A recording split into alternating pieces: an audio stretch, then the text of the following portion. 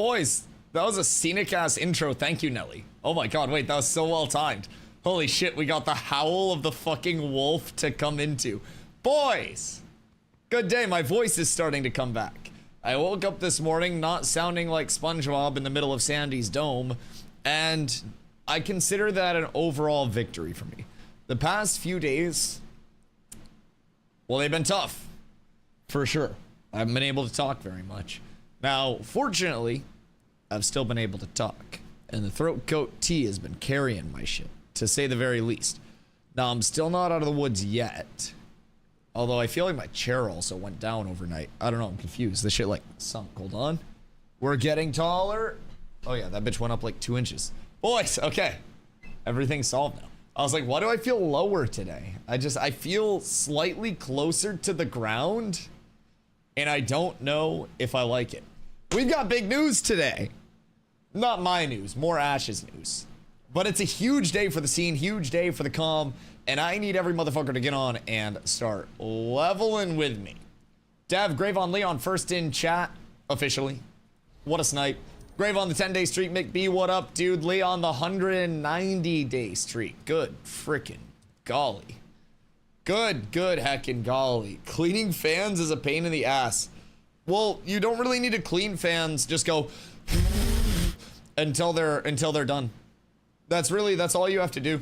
You just have to like blow in them over and over and over again, and then eventually they're all clean.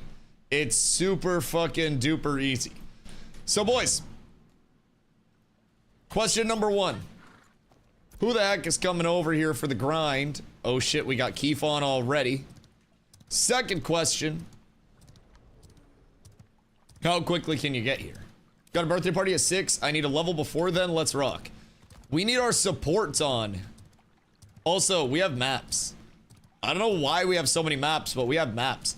We need supports. We need the clerks. We need the bards. Mr. Meta should be around. Scaper, what up, my boy? How are you today? We need everybody on. Scaper, are you in Zom's group or do you need a group? That's what I'm saying. You good to go? I got room if you're good to go. Then we just need our bards. Dude, I'm so scared, by the way. Because, like, hear me out. The invite to party and the kick from guild are right beside each other. Genuinely, I feel like I'm going to accidentally just kick somebody from the guild trying to invite them to the group very, very, very soon. I don't like the odds of me never kicking somebody from the guild trying to invite them to a party very quickly. And it's definitely going to be me that does it, right? Like, there's no real way around it. Like, I'm definitely going to be the one that kicks somebody. Actually, I should probably go over to Shorefoot, if I had to guess. Because it's gonna be cheaper to repair either in Shorefoot or Vexhelm. Would Vexhelm unironically be the fastest? I feel like we just go swim across the coast and then go to Vexhelm and then repair, because Vexhelm's a crossroads at 1% now. So that's probably going to be the repair play while people come over. I'm gonna sell my glint because I don't want to lose more of it today. I've actually got an okay amount of glint on me here. We're truly up tremendous. Nin, what up? What are you whatting? Made an alt bard late last night just in case the fighter hate gets crazy. Okay, well, I don't necessarily think it would be like fighter hate, right? I think it would be more so just like we need fewer fighters and more bards. Because I guess we have some bards. But we need mages bad. Like, we need mages, we need rangers, we need bards, and we need clerics. I feel like tank-wise we're set. I feel like pretty much everything we're set. Except for Elowood. Except for those roles. And if we get more of those actual, like, you know, mage ranger support roles, you know, on top of the mage ranger, that's going to fill us out really, really, really well. I definitely feel as though that is our weakest spot. Struggling to get mages, shocker. Is it because mages shock? Is it because mages shock? I see what you did there. Are you also struggling to get mages? I feel as though a lot of people are going melee heavy, and I don't know why. Maybe it's because of like the 1v1 validity of like melee versus mages and stuff. But I just, like, mages are real fucking bad. Hello. I'm going to repair. Please don't gang stalk me. Hello. Am going to repair. Please no killy. Am quick swimmer.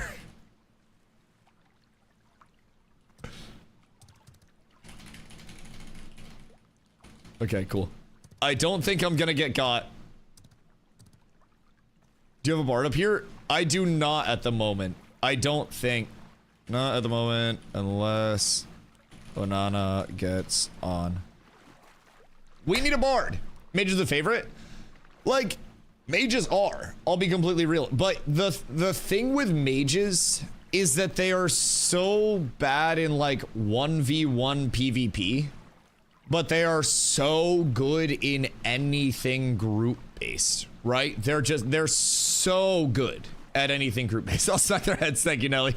This channel will be guarded by both of us today. It'll be a neutral, swimmable channel where people can traverse for the easiest repairs, so that way we don't have to go here or here. If you guys get God over here, let me know, we can pop over as well. 3v3 and we're good. Yeah, all a mage needs is a little bit of, like, functionality. And kind of support around it, right? The support enables the functionality of a mage, enables the kit very heavily, and allows a mage to cook in the manner that a mage needs to cook, maintain that space, free cast those combos to the point of actually having them successfully output. And it's hard for a mage to do that while they're getting pressured. So, like, that's the big thing. If a mage gets pressured, it goes from mage doing omega amounts of damage to mage running for its life and trying to cast anything that it can. But mage only has one movement ability and one CC break, and they're tied to the same thing. So if you do have to hit a movement ability out, you're also rocking your CC break. If you have to CC break, you're also rocking your only movement ability. So you tend to leave yourself pretty susceptible to things once you actually rock your blink. Now, one thing that what up, Grant? One thing that I've been trying to figure out, and I need to test this in a little bit of PvP once we are done our leveling prog today, and it won't actually be like PvP, but I literally just need to grapple somebody a few times and hog grapple them, basically like just spin grab and put them behind me to see if it positions their character facing further behind me, or if it faces their character back towards, you know, where I grappled them from. Because if I'm grappling somebody in, and then I say it's a mage, grapple a mage in, point them, you know, into my back line, but it faces them the direction they came from, they can just blink in a straight line and then basically like get around my entire grab. So, can hog grapple me? I thought you had to go. Listen, the grapple doesn't discriminate. The grapple does not discriminate. At all, I will say. The grapple is strictly platonic. Anybody can get the grapple. You will get hog grapped, but it will be strictly platonic. So it's now told by multiple people that Lineker is back. What? He like divorced his wife? Didn't he quit because he decided to have sex with his wife?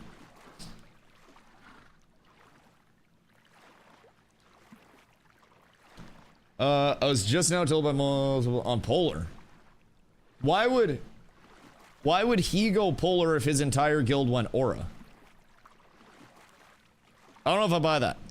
I think that might be a debate. Somebody might have stole the name. I don't know if Lineker is or isn't playing. I don't really talk to him much. Read at all. But could be possible. But I'm pretty sure most of Nova ended up merging into aura when Lineker, you know, steamed hams. So I'm not sure what's going on there. I mean, for all we know, he's just like, hey, fuck it, kid's yours. I'm not helping anymore. I always say anything could happen. Steven could shut down Ashes tomorrow. So maybe. But as far as we know, he's having a kid. I think another kid. Killed his guild, pissed off with Polar with a bunch of people, ex-novas. Is that confirmed? Or is that just theory? Cause like, I don't know if I buy it. Cause like, he stopped playing with Nova because he was having another kid. I don't think that's like a great debate. I think if he really wanted to just play with a different community that badly, he'd probably just be like, yo, fuck y'all, I'm out. I don't think he'd make up like a, I'm not going to play because I'm having a child, and then just play anyways. That seems kind of excessive. Like, if I wanted to go play with a different guild, I'd just be like, deuces, have fun, guys. Not that I'm ever going to, but like, I feel like you can just shut it down without this big thing. I wouldn't like walk around with a watermelon in my shirt or anything. Maybe anything, literally anything is possible. I think he didn't want people leading. Who knows, man? Who knows? I haven't heard anything else about that though besides today. So I don't know if that's substantiated at all or if that's in the rumor mill.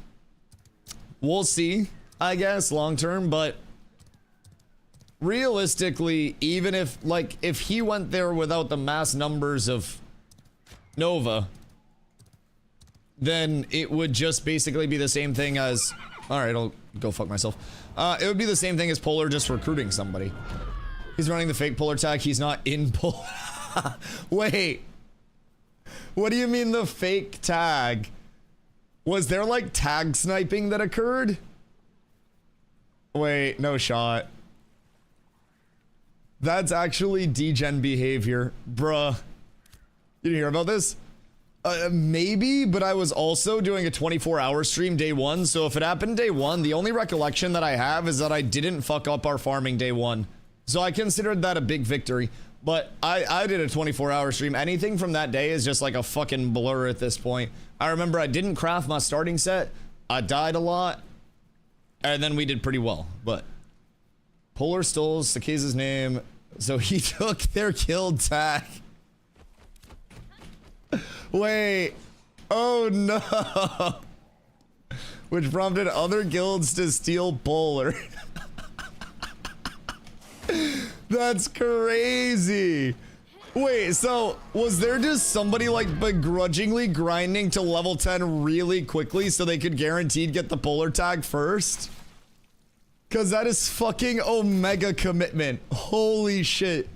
Cause that's not just something you can do for free. You don't just like fucking make your guild. Like you actually have to put input into that. That's dedicated hatred. I love that. I think somewhere in the anvils you could buy the guild seal. Oh, so you could just put it in quickly? Oh. Oh, is that how we did it? See, someone just gave me the scroll. One of my crafters just goes, hey, Dusty, you gotta make this shit.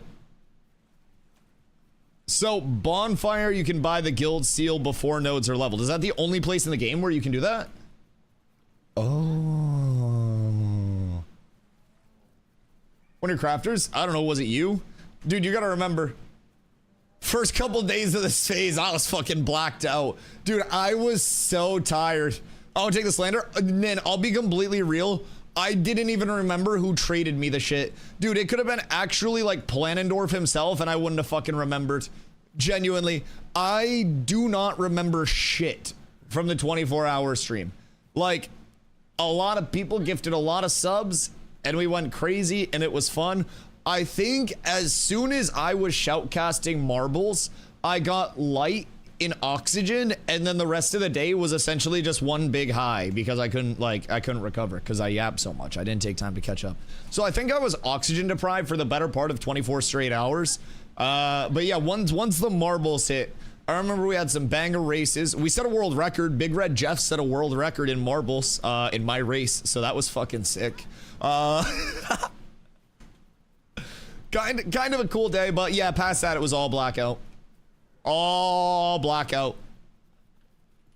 So you guys try to sell it back to them / make a deal. Polar guys were pissed, so Six said fuck it and is keeping the tag. So did he get the actual Polar tag? Okay, so he got the actual Polar tag, so now Polar is like spaced out. Okay, so I thought you guys were gonna have to go like Poyer Like with the I instead of the L. Oh shit. Okay, I'm glad the spacing actually worked. What would the third choice be? So say hypothetically, now that we know you're secondary, what if I get the, you know, spaced out guild tag in phase 4? Polar and polar. Oh, is it all cap sensitive? Wait, could we have cats with abs and then cats with abs? Oh wait, that's cool.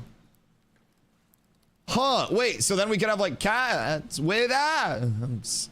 Huh, that would make it really hard to deck on us.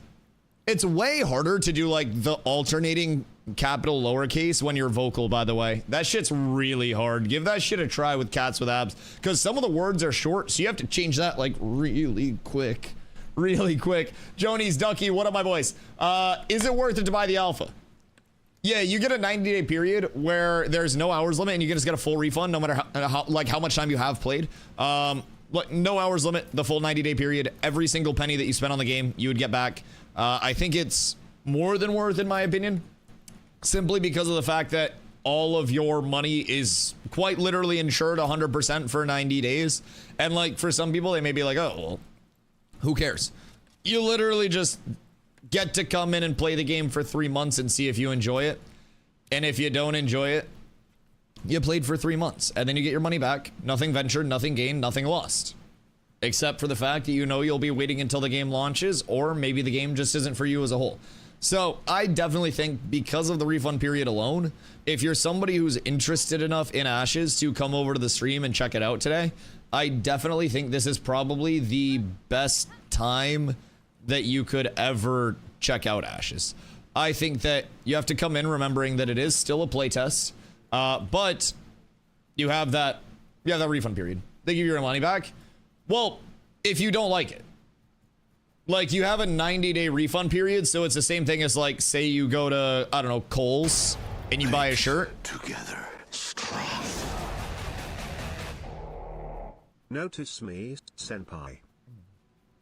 So say you go to Kohl's and you buy a shirt, and then you get it home and you're like, damn, I'm kidding. Jose! Thank you for the 8 months, brother. I appreciate you. I appreciate you. That banana looks so shiny. One more, and then it's Stream Baby Badge. Brother, I appreciate you. I hope you're having a good day. Hope you're not forced to work today all day. But yeah, so you go to the store, you buy something, you try the shirt on, and then you're just like, this doesn't fit the way that I thought it did. It doesn't look as good as I thought it did.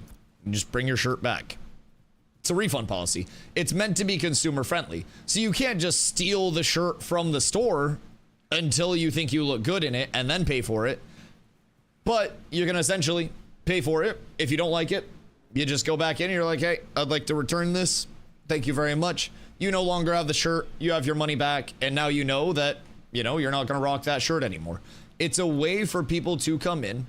And if they do enjoy, they're in the entire development process through launch, right? So it's not just like you have to rebuy or anything like that for another phase in the future. It is the entire development process that you were in for with the $100 purchase. So it still has that, that cost because you do still have to buy it. It is kind of like a coffee filter of sorts. If you're making a cup of coffee, you put the coffee filter there to keep the grounds out. The grounds are the players that would make the playtesting environment more of a detrimental place and not align with Intrepid's goals. So they've deemed that that's the cost. I don't really make the cost on anything, but I can say with 3 months to see if you do want to stay, that means it's about $1 a day while you're trying that out, just slightly over. And if you do like it, then you probably get 2+ years of content, because the game, in my opinion, isn't really coming out until 2028 minimum, like early 2028 is my guess. In terms of the full launch. But keep in mind, it is playable every single day, 24/7 other than updates, the entire time like that this phase is up, and as far as we know, past this phase 2. So just keep that in mind. $100 is definitely a lot for like a playtesting environment for a lot of people. I have the $375 pack. I totally get it. It is not cheap. But I played 2,000 plus hours on my pack already, and I didn't start playing until about 11 months after I picked up my pack because I wanted to wait and see, how everything shaped up. So I bought my pack, sat on it, and I was like, I'll definitely check the game out when it's launching, and then eventually just decided to check it out while it was still in development because I had seen a lot of progression that I actually liked back around phase 2 time. and I saw a lot of directionality that I liked in the development process. But I also saw a lot of things in New World, which I was playing at the time, that I did not like. So I decided to take my chance on Ashes, and, you know, I was past the refund period. I really enjoyed it, and I knew that I was either going to, you know, play a lot or just wait for it to launch. So, can I purchase the alpha, and even if I enjoy it, still refund, then just buy the alpha again? You cannot infinitely refund. Your account would get flagged for, like, the refund stuff. I wouldn't recommend abusing it. You can refund once and then buy back into our knowledge, but they do have the right to refund if refuse the refund if people are like refunding multiple times. So I wouldn't really try to abuse it, rather use it as like a goodwill gesture, right? It would be like if I gave you my credit card and said, "Hey, go to the gas station and grab me a drink and grab yourself something." And then like you filled up your car and then you got a car wash and then you bought yourself some snacks and a couple packs of cigarettes and then some lottery tickets, and you came back and you're like, "Oh dude, I ran to the store for you." Like, don't be that guy. They're putting it out there as like a very generous refund policy for the community if you genuinely like do want to take a chance on it. If you choose to abuse it, I think that's like, you know, that's up to you. But I would definitely err on the side of like, yeah, don't be that guy. It's there is like a very generous refund policy, and I challenge chat, anybody in chat, to try to find a video game that has a 90-day no hours limit refund policy or better, and it's Ashes. I've done a lot of research and I cannot find a single game that will allow you that long of a refund policy. You could play 12 hours a day for 89 days and be like, "Oh man, I'm a little burnt out," and then just get a refund. So it's genuinely, if you guys can find a more accessible and like consumer friendly refund policy, congratulations to you, because I have never in my life seen one, and I've looked a lot because I've been curious, because I yap about it a lot, of course. So like I tried to find them and I genuinely couldn't. So that's kind of why I think it's always a good time to check out Ashes. This is the best time because we have the new servers. We've got the phase 3 start. So main question is, can this game ever compete with WoW? I think that's asking if cricket can compete with baseball. They're two entirely different games. Yes, cricket and baseball are both sports and you hit thing with thing. But at the end of the day, they're two completely different fan bases, two completely different gameplay loops, two completely different sports as a whole. WoW and Ashes are both MMOs, but they're not really going to be competitors in the main sense. It's going to be more of a Venn diagram of populace, I think, where you have like, you know, your linear theme park enjoyers over on WoW, where they like the rails, they like the direction to follow, and they really like WoW. WoW's also an evergreen game for a lot of people. And then from there, you'll have your really open world enjoyers. And those are going to be like your social sandboxy players, like your Arcages, your Lineages, your Eves, and stuff like that. And then from there, you'll have that little carryover of both, right? Where they're like, I like a little bit of, you know, the on-rails experience, a little bit of the guidance, but I also really like the social sandbox elements. That's me. So I played WoW, I played New World, now I play Ashes. So I've definitely spent a lot of time around like different scales of like on rails and off rails MMOs. Ashes being the most off rails MMO I've played, meaning you can kind of like determine your own path, make your own path, carve your own route through everything. I didn't repair when I went back, did I? God fucking damn it. We still need bards. Meta, welcome home. I need bard. At least one bard. Very much need at least one bard. And if we get one bard, we're set. That's all we're worried about. I don't know how many bards are on right now. We have so many bards. Surely I can get one bard. Need mana, bitch, for Trops Farm PM. Okay, we'll find one soon. And I most definitely forgot to repair, so I should definitely go. Oh, God, fuck. I should go repair while I'm right here before we get into the grind, because I don't want to have to stop to go repair today. Anyways, yeah, I think WoW and Ashes are two very, very, very different MMOs. There are obviously, you know, some systems that are similar, but I think at the end of the day, it's, you know, comparing two entirely different types of rock music, from like alternative to death metal, and being like, both rock? Yeah, it's both rock, but it's also very, very, very different types of rock, both of which are not going to have, you know, synonymous consumer bases. So I think there's plenty of room in the MMO world for many different types of MMOs to actually succeed in the world. I think most of the healthier genres do actually have multiple titles that are all very well performing titles. From, you know, MOBAs having your League, your Dota, that big matchup. You've got other MOBAs that have been semi-relevant in the past too, with small come-ups there. On the side of your shooters, I mean, you've got a fucking handful of those. A lot of the genres that are doing really, really well right now are the genres where people do feel as though they have multiple very valid options, and they can kind of like go wherever they want and play whatever they want. So always keep that in mind.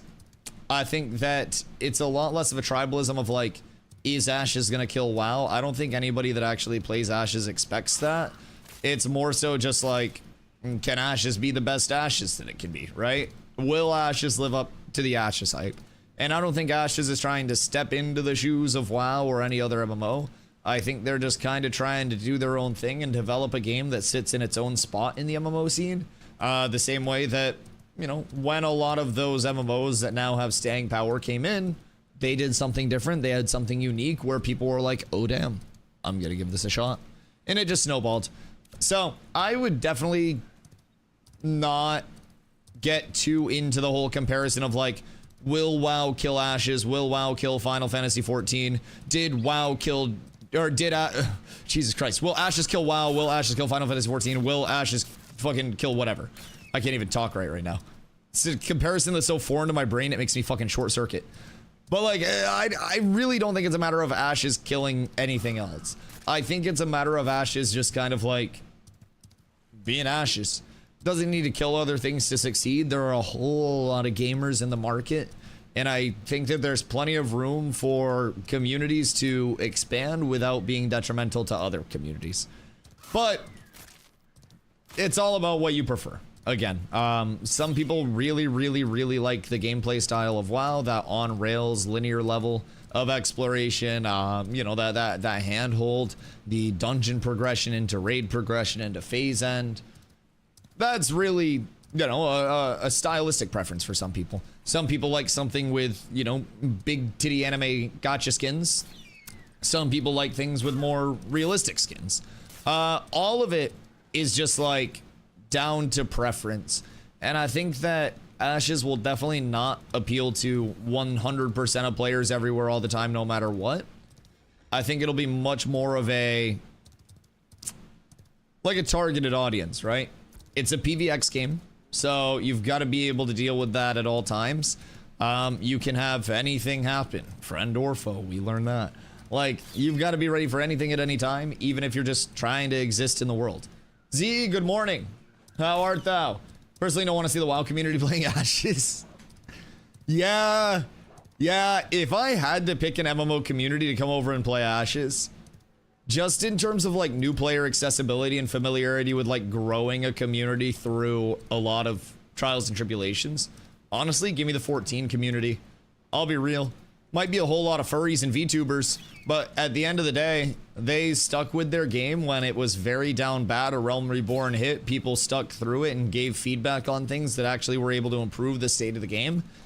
And they have very new player friendly systems over there as well that have helped with retention and growth of the player base pretty drastically. I would genuinely like, give me 14 in that bitch. Whoopsie! No more ads for Mr. Streg. He's safe. He's completely safe. Jesus Christ. He's been grinding the ads. Oopsie, thank you for the gifty Strad. I hope you're having a good day, dude. That guild message? Listen. My needs are very simple. I communicate them very well. Meta's hopping on. That's going to give us 6. And then we have room for 2 mana bitches. Or we have room for 1 mana bitch and 1 DPS. Either way, this group can succeed today. I'm going over to repair because I forgot to repair when I was over here before. Ran all the way back to the Trops and then realized I forgot to repair. Never leave town without repairing. I fucked up. But I do have over a gold. So the good news is Gravon's already here. All right, massive. Invite Gravon. Then we need 1 mana bitch. We literally just need a mana bitch. I can't find my papers. I just got them. Brother. Literally just... Birdie! What in the goddamn hell? Birdie, thank you for the 19. Jesus Christ. Thank you, thank you, thank you, boys. We've got a hype train on the way. They're trying to make me yell so much that I lose my voice today. I've been prescribed by my cartilage to not yell too much. My voice is so shot. I haven't taken a break. I never take a break. Boys, we need the Dusty W booties in the chat. If you guys just got one of the gifties from Birdie coming in hot, or you've been subbed to the channel, please throw some Dusty W booties in the chat one time for the one time. And we're one sub away from a hype train. So if you guys dodged all the gifties, make sure you check your primers. Primer, 100 biddies, or a T1, T2, T3 gifted or recurring will all kick off a hype train where everybody can get emotes that are only available during the hype trains, my dudes. I greatly appreciate it, Birdie. Thank you, thank you, thank you. Yes, 1,200 is a very pretty round number. I do agree. It looks much, much, much better. I have no complaints there, and I am extremely, extremely grateful. Thank you. Boys, the Punami, early to start the day. I forgot to repair, but it was a wonderful trip regardless. So, Meta, what you gotta, oh my god, that's a big one. Jesus Christ. What you gotta do, Meta, break the flower off, right? And then you just break it down a little bit, your little tiny nug, and then you pack it into a little ball, because you just got fresh flour, so it's probably gonna be pretty sticky. Pack it into a little ball, right? And you put that ball up your nostril. And then you take a very, very, very, very low heat flame, and then just, now you have to pull slow, or it is absolutely going to end up making you snort weed. Don't do that. That will hurt. But a slow controlled pull and you're up tremendous. That's crackhead status. Nose bowl is innovation. That's like saying eating with your fingers instead of a fork is crackhead status. What do you mean? No, I'm just using my God-given tools to smoke my God-given plant. What the fuck do you mean?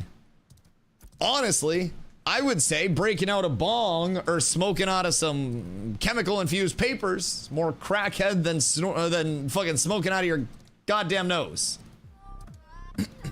Jose, coming in from Merc as well. None of the cats will see ads today. None of the cats. Nobody shall ever see an ad again. Hoofsy Birdie, thank you guys. You guys are my mount. I hate this game. I hate this game. I'm going back to Hello Kitty Island Adventure. I'd like to talk to somebody in customer service. I'm being harassed. Being gang stalked by the fucking wildlife out here. Brothers, we're actually down horrendous. I got some blue zigzags. Yeah, that definitely doesn't sound like a crackhead statement. Definitely doesn't sound like a crackhead statement. At all. That sounds more crackheady than me saying, hey man, I just ripped the nose bowl. Now, have I ripped a nose bowl? I'm not disclosing that. I got the idea from CDOS. DOS is my Canadian moderator. DOS is a visionary. DOS gives what we'd call trillion-dollar ideas to me almost daily. And DOS and I try to link up for the goodness of not just this community, but for all of mankind. Well, do you pull these thoughts out of? What do you mean? No, this is an actual conversation. Like I actually learned about the nose bowl from DOS. He was really drunk one day and hit a nose bowl. I think it might have been when his jaw was sewn shut, because he had like a jaw surgery or some shit, and he had to have his jaw sewn shut for a while. So he was blending up everything from like McDonald's to like healthy meals, and like coming into chat. This is when I had like 5-10 viewers. He would come into chat with his blended concoctions and then let us know how good the blended concoctions were. And then he was editing shorts for me at the time. And when he was on his painkillers that they gave him, they made him very trippy. So he got obsessed with literally just putting a single frame of the nun from The Conjuring in all of my shorts. So yeah, if you go through my old shorts, You can probably find the nun from The Conjuring. It's definitely in there. Definitely in there. Brother was absolutely getting creative with everything, man. It was a journey to witness him in the state that he was in, but holy shit, his creative juices were flowing there. You just smoke blood, don't really need papers or a rig. Yeah, literally. What if you just, I don't know, you got a socket wrench? You can pack that, that's basically a chillum but more durable. I guarantee you can break a chillum, you're not breaking a stainless steel socket. Maybe, but that's probably pretty safe. Now, is it safe to smoke stainless steel? I don't know. I'm not a biologist. I don't delve in those realms. But I will say, it's probably a lot safer than a chill. Done the socket in a Gatorade bottle as a fat kid steamroller. Wait, as a kid? Steamroller, Jesus Christ. I don't know why I read that as a fat kid. Maybe I am dyslexic. I just pictured you as a very round child just ripping the socket in the Gatorade bottle. When I was in college, we got creative one day. We had a bong, but we just got bored. And so we did like a plastic bottle with like an old pen tube as the down stem with basically like a metal socket as the bowl head that was like duct taped onto the pen tube. And I'm pretty convinced that killed half of my brain cells. And it's probably the reason why I'm in the spot that I'm in. There was a kid in my school that sold Lego rigs. Wait. That's actually unironically fire. What the fuck? Yeah. No, that's insane. It was sick. How much did he sell them for? And do you still have his contact info? I'd like to work out a sponsored stream segment. I need one that has like the motor turbine in it too. No, he's in jail. That guy was either going to be a billionaire or end up in jail. Unfortunate. How long is he in for? Because that's a really cool idea. Maybe we get on the wait list. Oh, wait. His commissary. A long time. Okay. Chat, anybody else know how to potentially build a Lego bong? Just out of curiosity. I'd personally enjoy that a whole lot. Man's got. Yeah, I don't know if I want to know what he got for, but also, Z, we need a mana battery. We need one mana battery. If we get any mana battery, then we're set to start grinding. But unfortunately, no mana battery, and it's going to be pretty rough. Just beat him to the patent. We do have a head start. Chat, who's really good with Legos?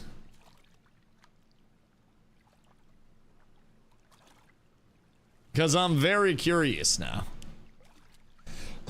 Who's extremely confident? Because I may hire you.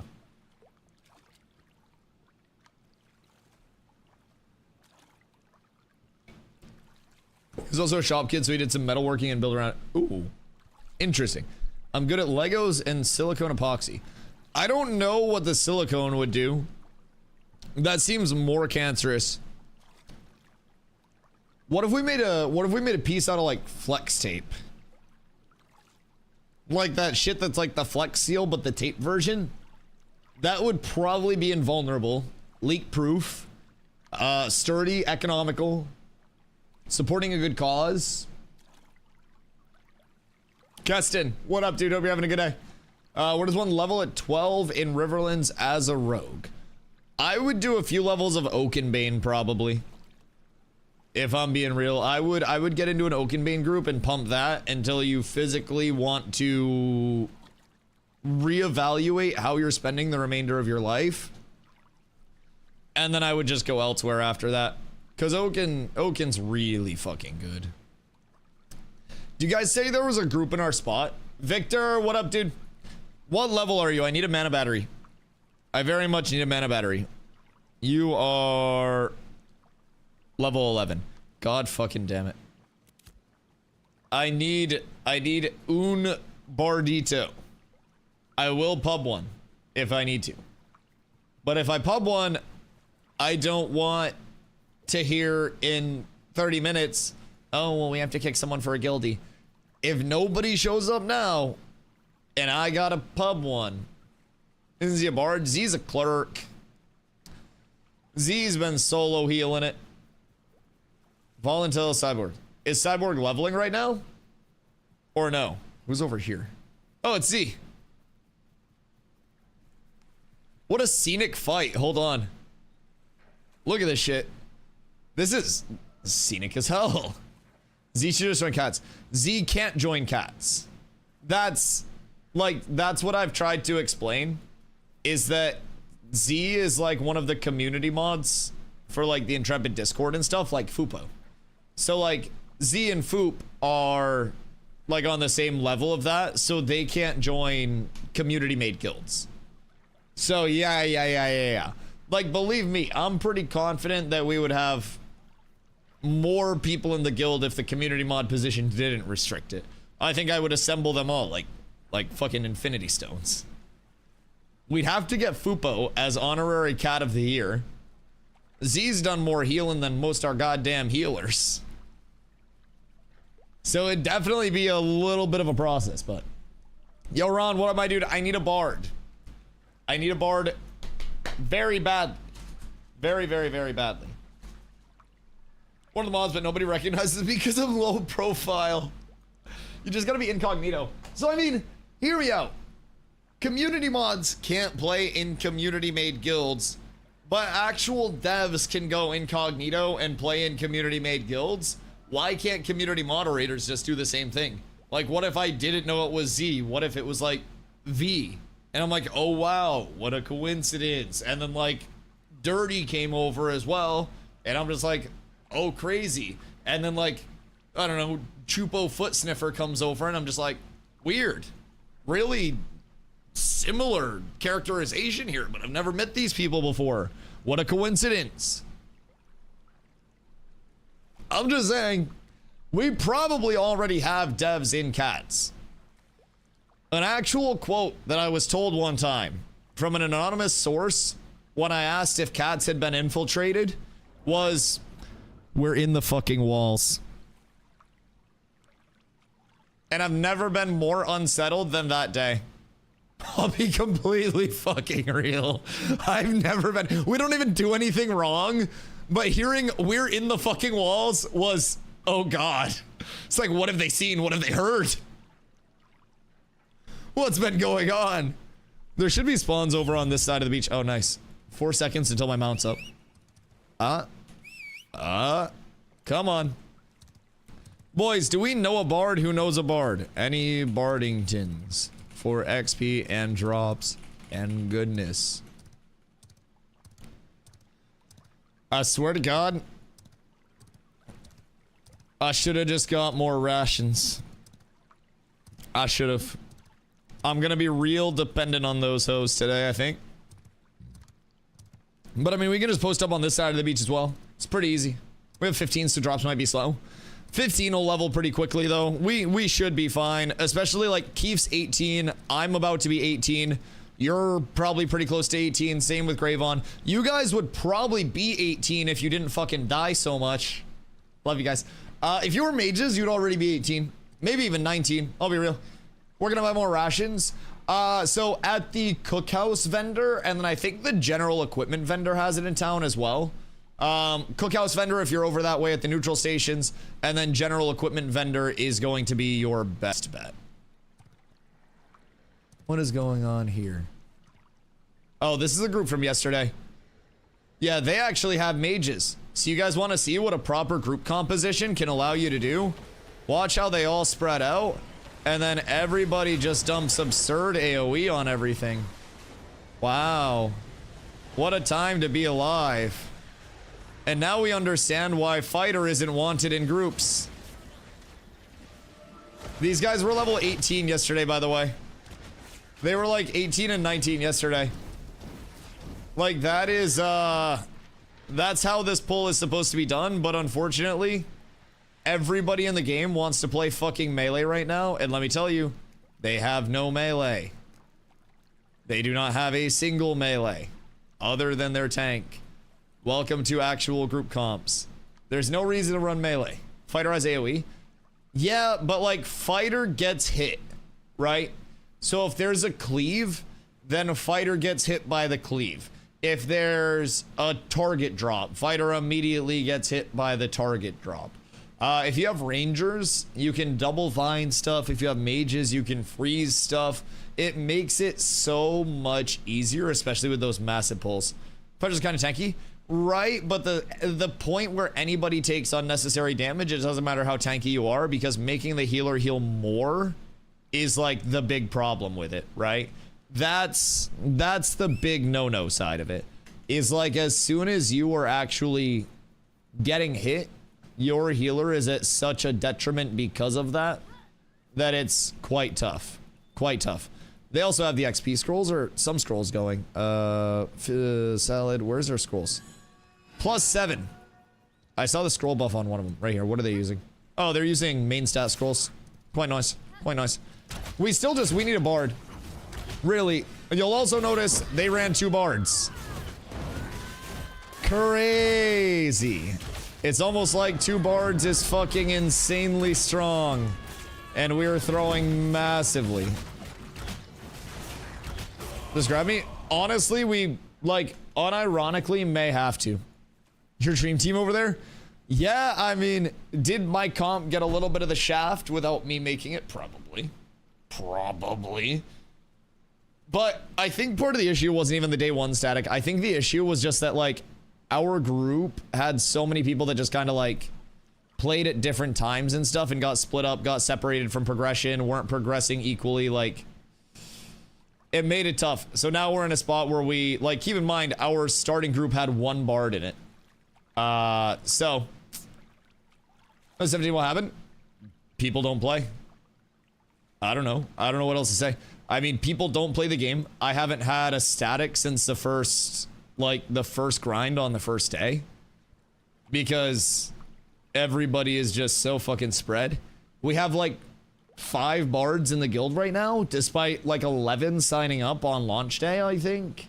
So it's been fucking unbelievably difficult to try to keep a static together and to get on stream and actively have a group there, because everyone's so spread. Like, we have 3 bards on. One of them's level 11. Oh no, we have a level 14, but they're not out here either.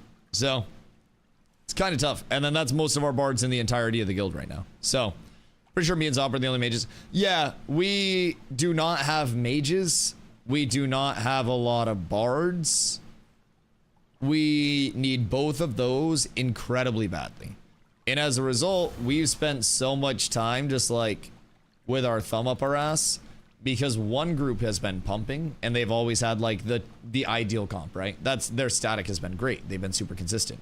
But we've unfortunately had this group that has been absolutely pillaged by people like, you know, naturally having jobs, having stuff to do. So instead of like redistribute the groups to keep both rolling, it's been kind of like one group continuing to push out further ahead than our other group, and then our other group just kind of getting cooked.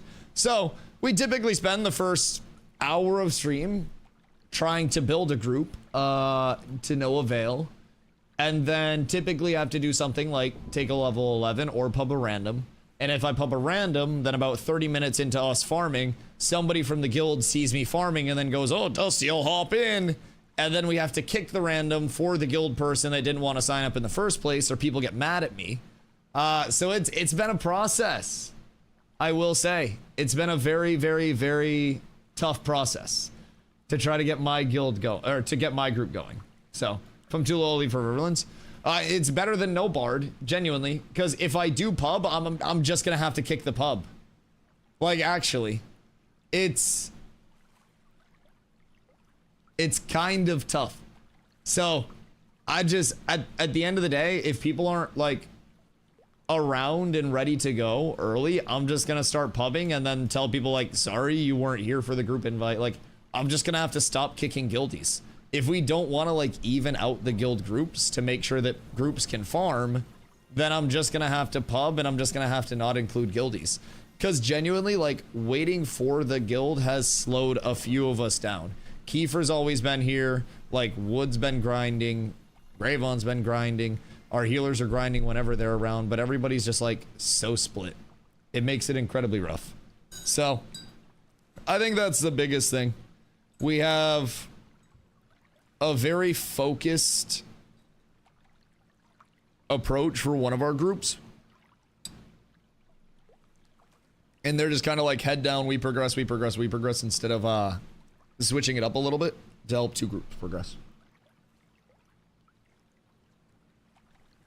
But it's the way of the road. I didn't make the statics. Maybe I'll be involved to help even them out in comp a little bit next time, just so we can have more distribution. But I know we're also pretty limited on some signups. You know, no, we legitimately, like, if you guys have 2 level appropriate bards, we have a level 11 bard that should probably be doing Oakenbane right now. Like, unironically, if we can find another person to even it out a little bit, if we have 2 bards out here that are level appropriate, it's probably in the best interest to redistribute a little bit so we can even it out. That's just kind of my take on it. I don't think having Victor here getting one-shotted is going to be worth. Isn't ours up to you? Have they not gone there? Oh no, I didn't hear that anybody was being sent up. I didn't get a message or anything. Is Iris even on? No, I don't. I haven't heard from a single person. Like, I've been here for an hour trying to ask for a bard. I'm not good at math. I'm not very smart. Yeah, I've been here for an hour trying to find a bard since servers came up, and we haven't been able to. That's what I'm saying. Like, if we just kind of set the groups up each morning for success, I think that would probably have both of us at like 20 plus at this point. Either way. Random question as a new player, my first bard crafted weapon, spellbook or short bow with magic? Crafted bard weapon? I mean, I'd honestly say a wand if I'm being real, but maybe people have shifted off of wand. Like, short bow can be solid, but I think like book is good for AoE pulls because you've got the 3 target like projectile bounce, but wand and focus gives you your res dump and like your wand extended finisher once you get that, which is huge for single target damage. I don't know what bards are choosing to run, but I've always seen either like a spellbook or a wand for single target. Like, why does Sword and Board have the best ability in the game now? Why did Firestaff get a 20% plague on the easiest ability to use? Why the fuck did I lose my grit? Everything sucks and nothing makes sense. You suck. And you're down 4k monkey bucks. Keep that in mind. Yeah, of course. I would say like any weapon is good. Just trying to find the weapon that's going to give you the most actual power scaling is probably going to be the best option. Probably going to be the best option. I'm a tank level 18. Oh, that's easy then. That's even freer of a cook than you on mage. You got earrings? Yeah, absolutely. I have every slot except for bards. I miss the good days. I don't need gear. I need people to play the game. Back when Bruiser like, very was simply put, clumps. I literally, I just need people to actually get on the game. That's my one wish. If I could just have people play consistently so we could pump. Oh, I already have those. I appreciate you though. Yeah, I got like really solid gear. I have full Mirewoven jewelry. I have good cape. I've got 20 shoulders waiting for me. We're pretty set. Oh, R.I.P. Carla. Oh my god. Oh my god. Yo, what a blacks. Exclamation Bardcore. Yeah, that's not the official Ashes music, I will say. That is, that's a Spotify cook. All right, I mean, the good news is Victor's gonna get 17 million XP per kill because he's level 11. Bad news is we're probably cooked. Where's Oakenbane? Oakenbane is west of Miraleth. So it's gonna be Miraleth here and then west over to Oaken. All right, let me go take good luck bong rip because I might need it. Do we sell glint to the equipment vendor at early levels to get silver and gold? Yeah, you're gonna want to probably sell your early glint, secure that silver and gold, and then I would recommend saving a portion of your glint as well, just smaller portions, so that way you can eventually run commodity crates, but that's not gonna be like a larger thing. Banwave already? Oh yes, we haven't talked about the Banwave yet because I've been too busy trying to find a fucking board! Hold on, I'll be right back. 1 sec. I hate boards.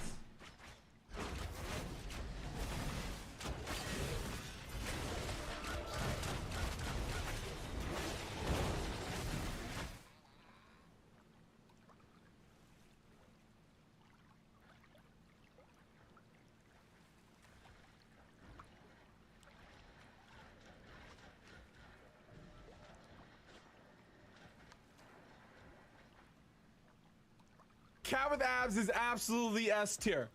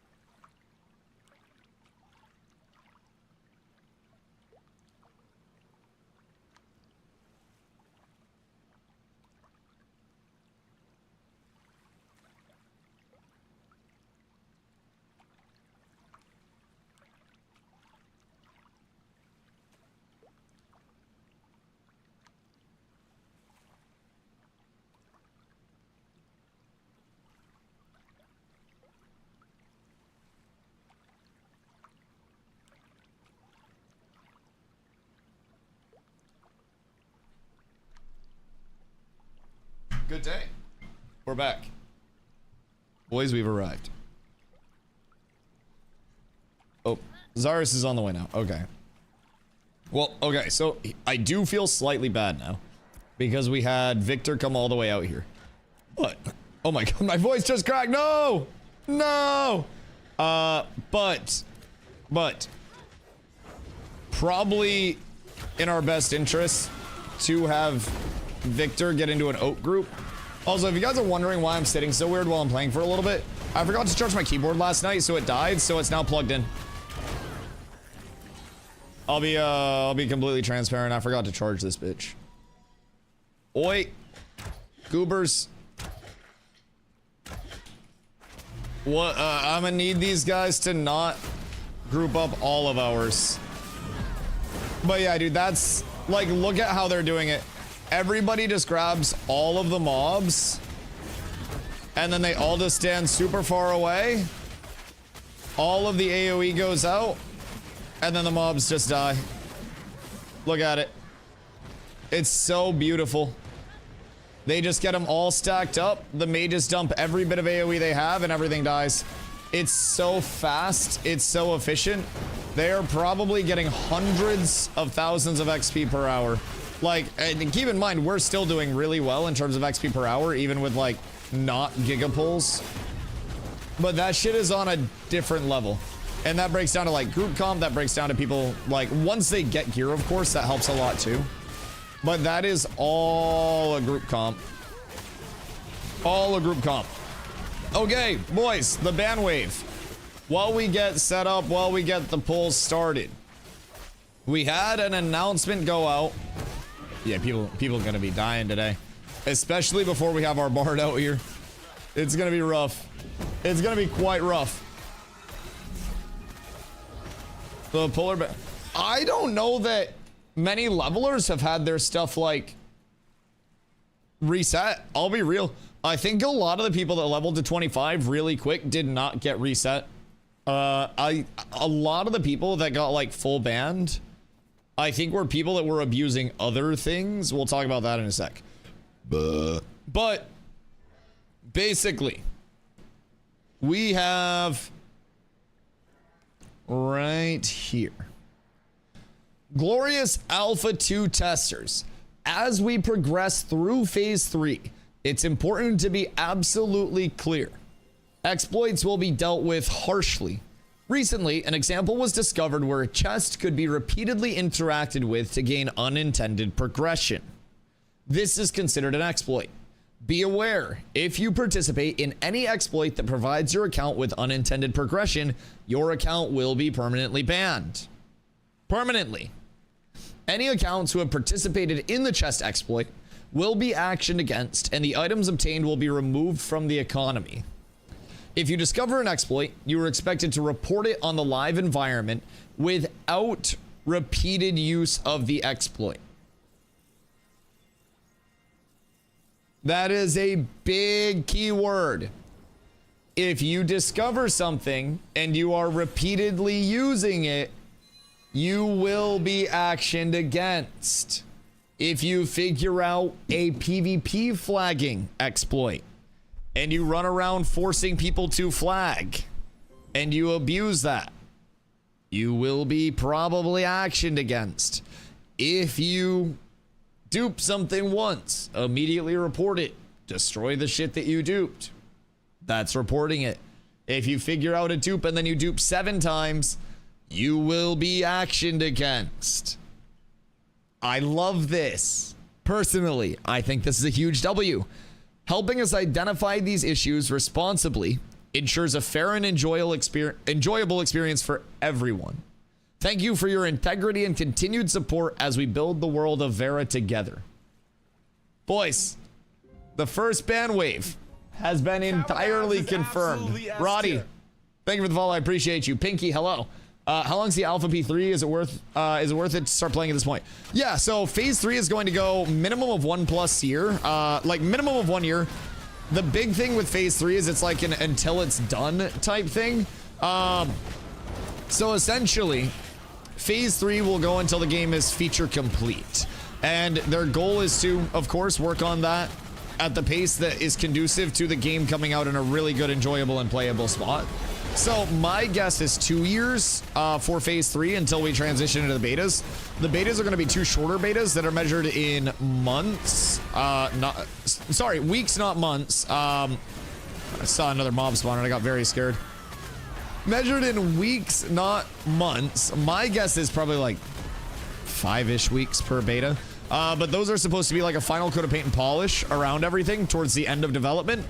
And once that is done, the game launches. So, you are getting access to the entire remainder of development for that $100. You don't have to pay anything else. You don't have to buy the next phase. You don't have to buy the beta. You don't have to do any of that, right?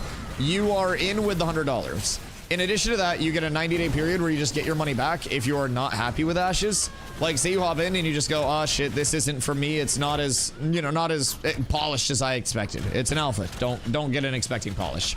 But essentially, if you hop in and for whatever reason you don't enjoy it, you have 90 days where you can just get all of your clams back. Every single bit of moolah. I think these guys are gonna leave us this little section to pull from. Nice lads. Hello, boys. Towards the end when we logged off last night, they came over to where we were farming. And they were like, yo, Dusty, we've been hanging out in stream. They're fucking pumping this area, man. I hope we can get some drops in place to be able to pump that fucking hard. Wait, Carla. Oh my god. Where did your points go? What the fuck happened? Oh no. This game I like it, but solo playing is too boring for me. Exclamation guild. We've got a community that you can hop into no matter how new you are. We've got our entire casual guild in place exactly for new players. So you can pop over to the Discord, you can get your roles through there, create your ticket, and then we'll get you set up in one of our guilds depending on what your goals are. The gambling odd tour? Oh no. Oh no. Carly, you've changed. Ever since you no longer had that point total, you become a different person. A completely different person. Oh my god. What's the gameplay loop after you level? It's very PvX. So it's like a PvX social sandbox, right? More or less, you're able to do quite literally anything that you want to within your roles. You can be a PvP-oriented player. To be a PvP-oriented player, you've still got to PvE. You've still got to get the gear. You've still got to level, get the materials for your, for your crafters, get the recipes. You've still got to go through all of that to actually get your best-in-slot gear all set up to PvP in the best way possible. So, if you want to PvE, you can PvE very heavily and you can help the PvPers get established, or you can gather refined craft as your focus. You can really do whatever you need to. But it's important to remember that with Ashes, PvP can pop up at any point, especially once guild versus guild declarations and stuff come into effect. It's going to be very easy for PvP to be anywhere. So you've always got to be, you know, open to that. You've always got to be prepared for that and recognize that nothing is really truly safe. Some areas are safer than others, but nothing is truly safe. So when we get past 25, we're going to continue to get our gear upgraded. Traditional MMO loop, right? You've got the hit shit and hit gathering nodes, improve your gear. We've got our world building, which is a really unique aspect here. So, oh shit. Winstead is 6% into village already? God damn. That's actually going fast as hell. Oh damn. Keef. That's a juicer for you. All right, so we can actually make those right now. So Winstead's probably going to zoom through. But basically towns, or the settlements as they're called, they're all of these little areas with the flags.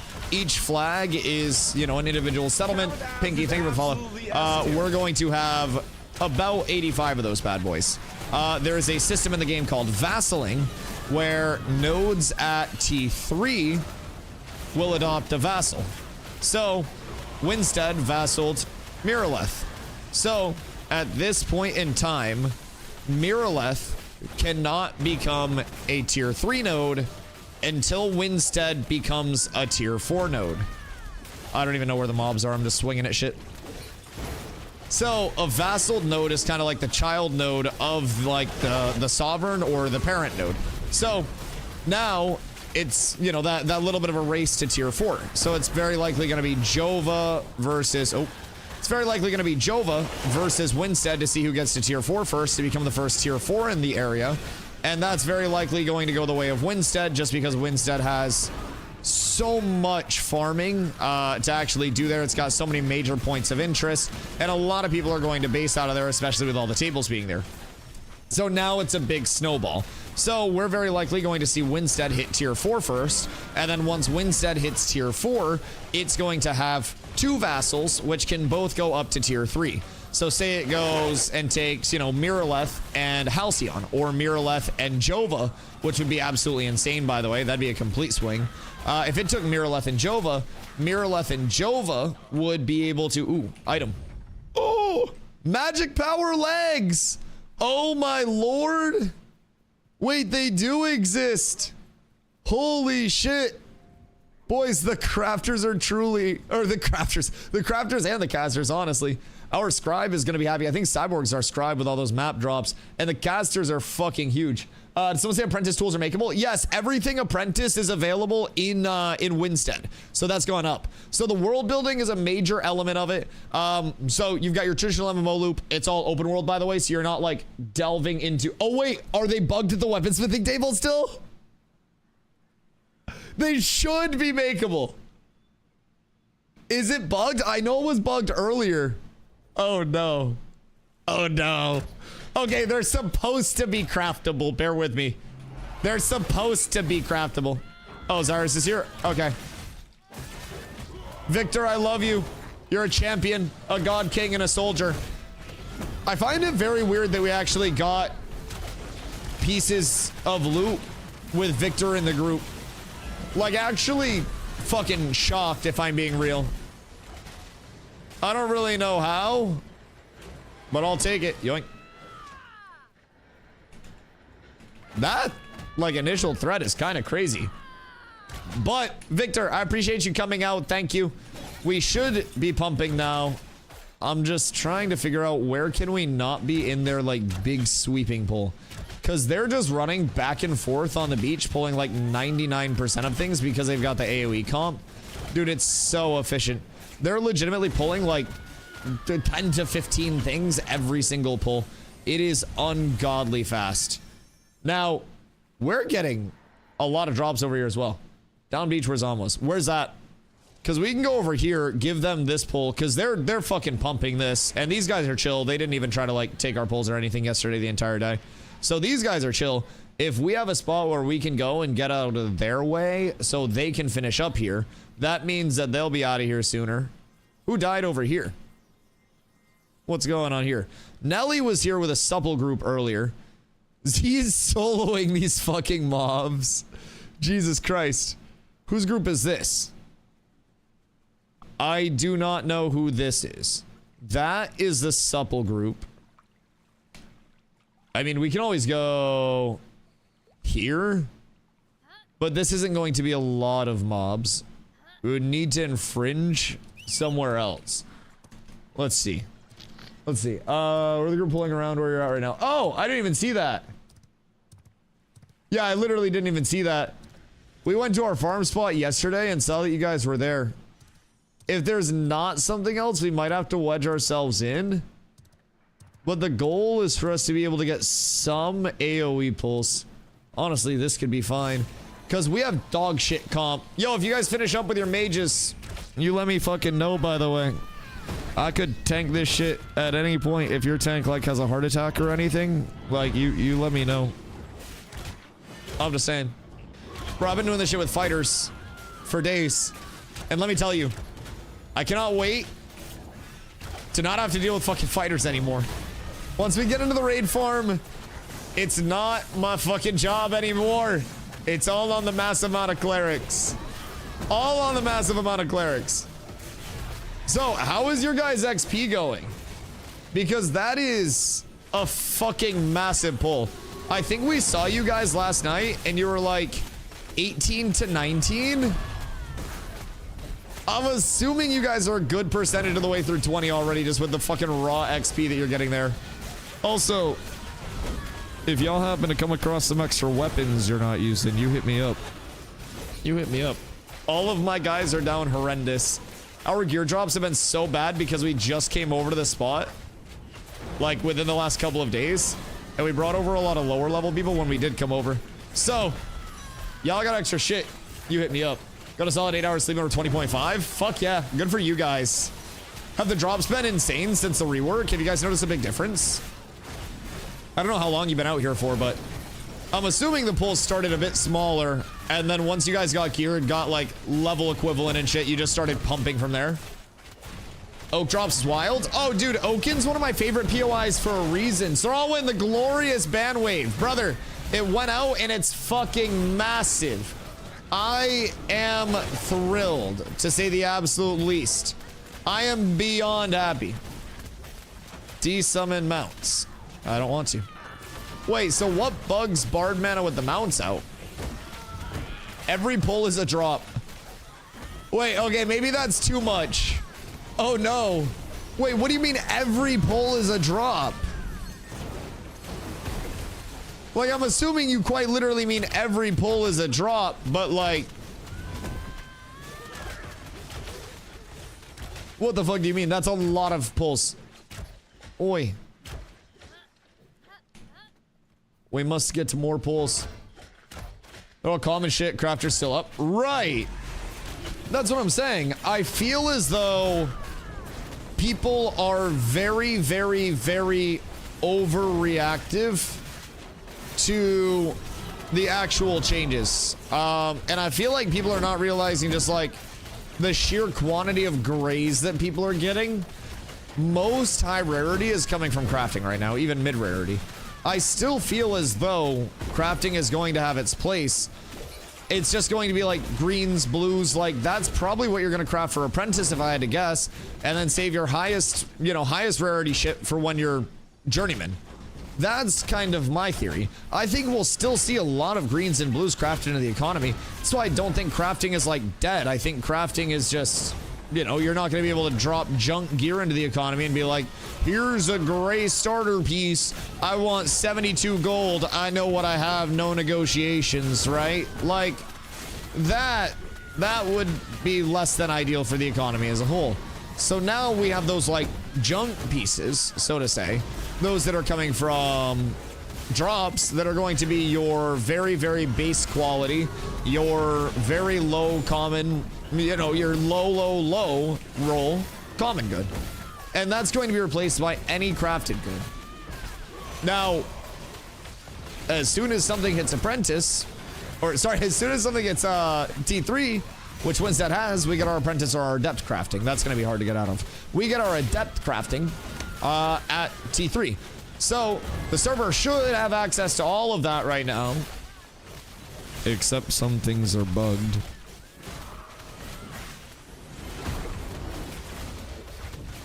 Is it all weaponsmithing tools, by the way? So, like, you can't get any tools that are made by weaponsmiths? Oh, no. Well, I mean, that gives me time to catch up. That gives me a lot of time to catch up. Does the alpha have a sub on top of the $100? No, the sub does not kick in until the full launch of the game, whenever that may be. My guess is early 2028 at the soonest. But the sub kicks in at the start of like the actual game. Nowhere in testing will you see a sub or have to pay anything more than the $100 to be here the entirety of playtesting. So one of the best parts about it, in my opinion, is that it's just that one time. And then from there, when the game launches, it's only the sub. There's no box cost, no DLC cost associated with it.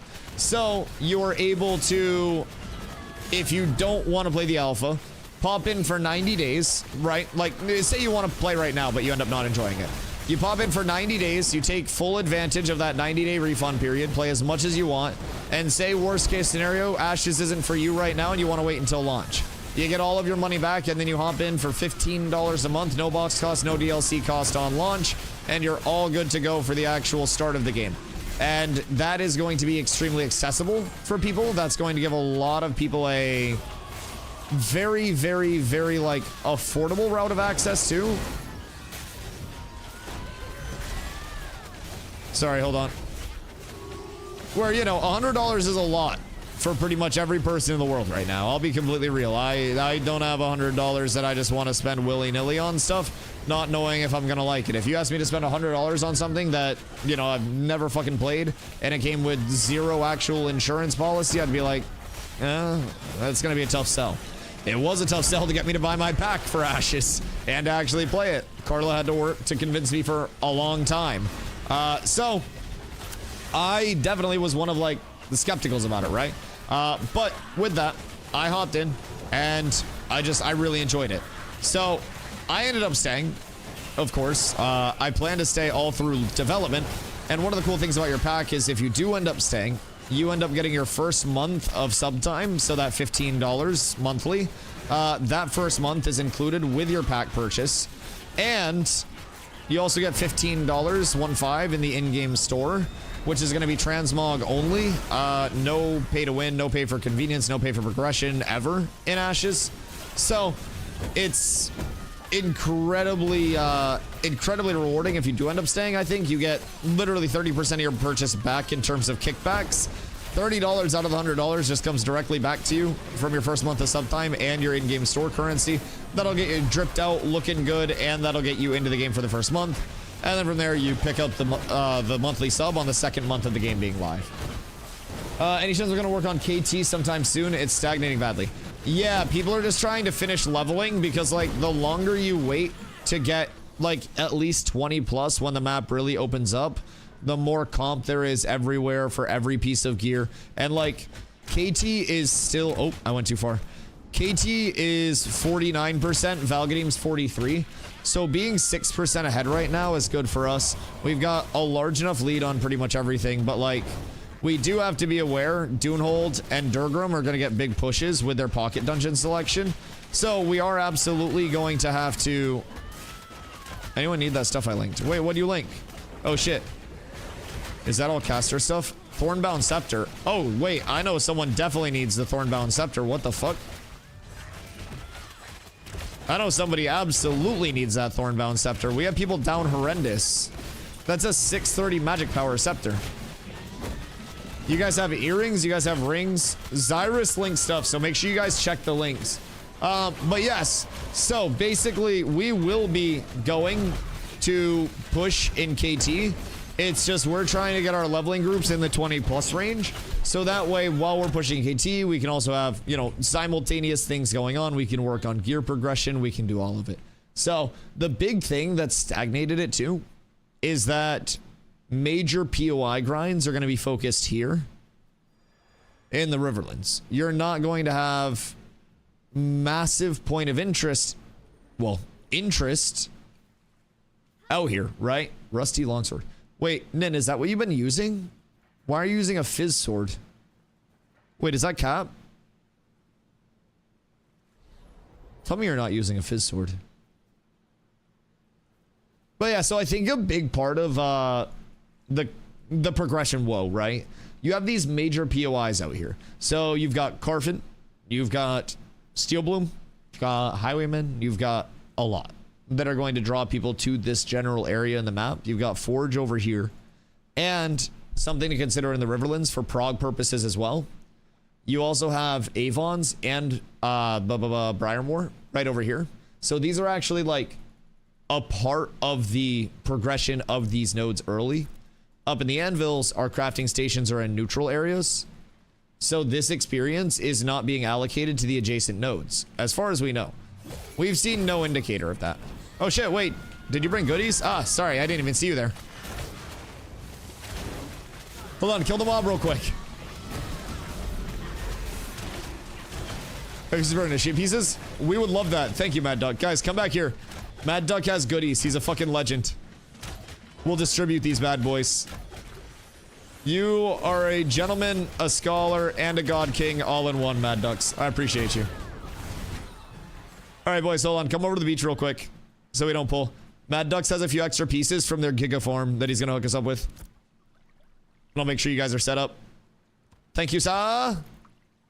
You're an absolute legend. All right, we got some helms and some shoulders, my boys. Free is free. Yeah, absolutely. Thank you, dude. All right, who doesn't have a helm yet? Because we have 2 helms, and then we have an extra pair of shoulders. We need the visual inspection. Nin, do you not have a helm? Scaper and Nin both need helms? Okay. I do have a couple extra pieces as well. So what are you missing, Scaper? You don't have both? You don't have helm or shoulders? Okay, here. Go there, and then what else do you need? Because I have a couple extra pieces as well. These are fizz pieces. Those are just starter weapons. But I have like a chest, boots. Where are your toes? Whose toes are out? Toes? No, you have boots. Toes? No, you have boots. Are you wearing Crocs? Are those Crocs? Wait, what? Hold on. Are those Crocs? Do they have the strap in the front? Chad, does he have on Crocs? What are those? Any toes? No toes? No toes. Toes? Toes. Toes. Sorry. Gravon, do you need boots? Something tells me Gravon needs boots. Or are those things just out all the time? Like, are those dogs just free roaming in the yard? Is that just like, is that a racial thing? Belt. You don't have a belt? I don't have a belt for you. All right. How much XP do the boots give? I just got a lot of experience from seeing those toes, I will say. I will say. A lot from looking at those toes. I feel like I just got a 50% XP buff. Those are some good toes.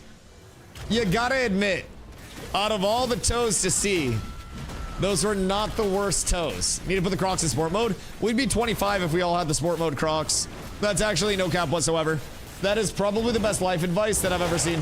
What do you even do with lawless trophies? You shove them up your... anyways. I think lawless trophies are the one that there's crafting recipe, and then you make them into a redeemable, and then you redeem them for guild XP.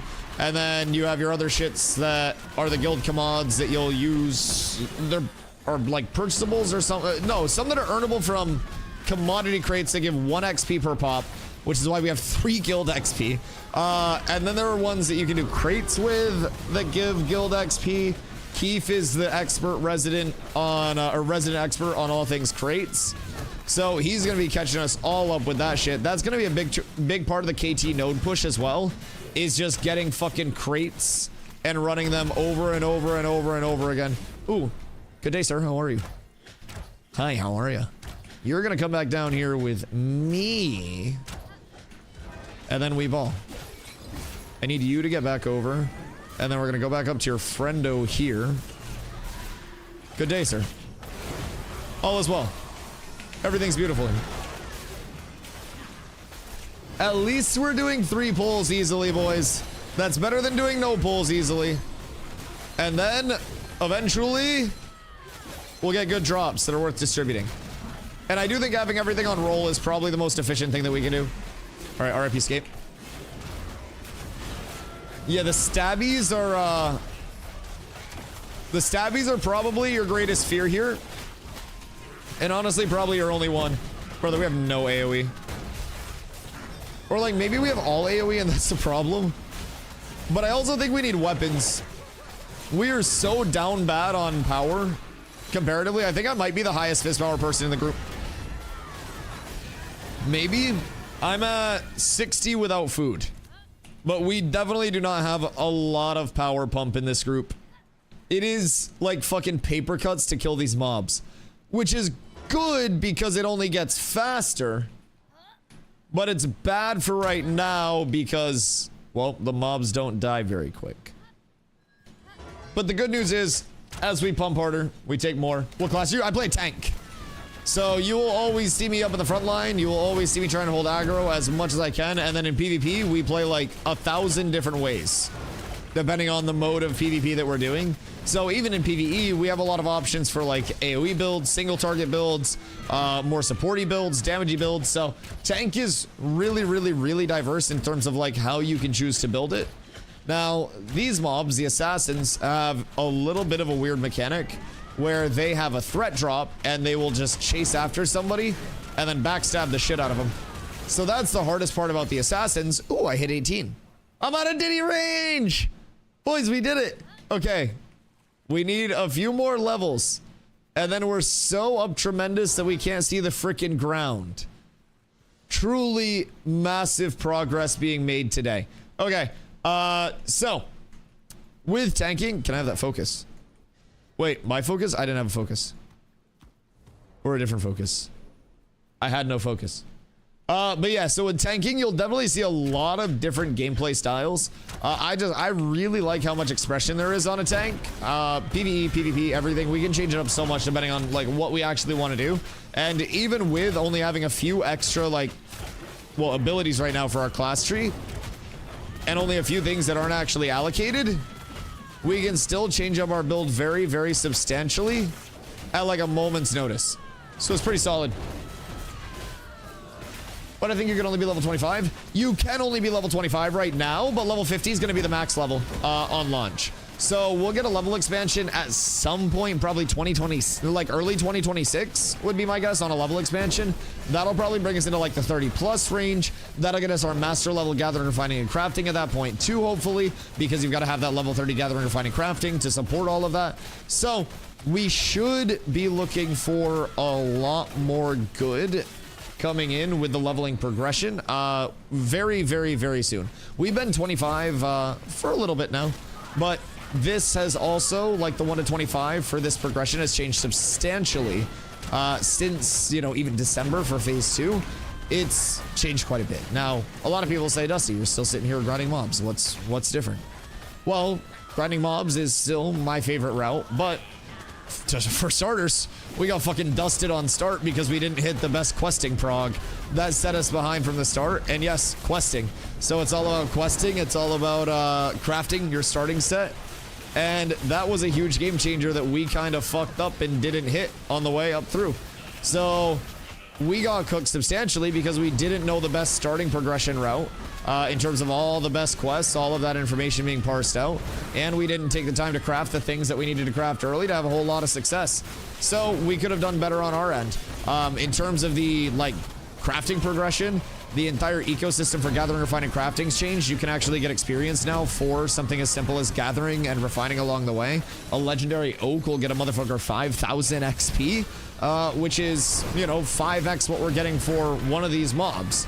So we have to do a pretty substantial pull to get the equivalent of what you would get from hitting one legendary oak.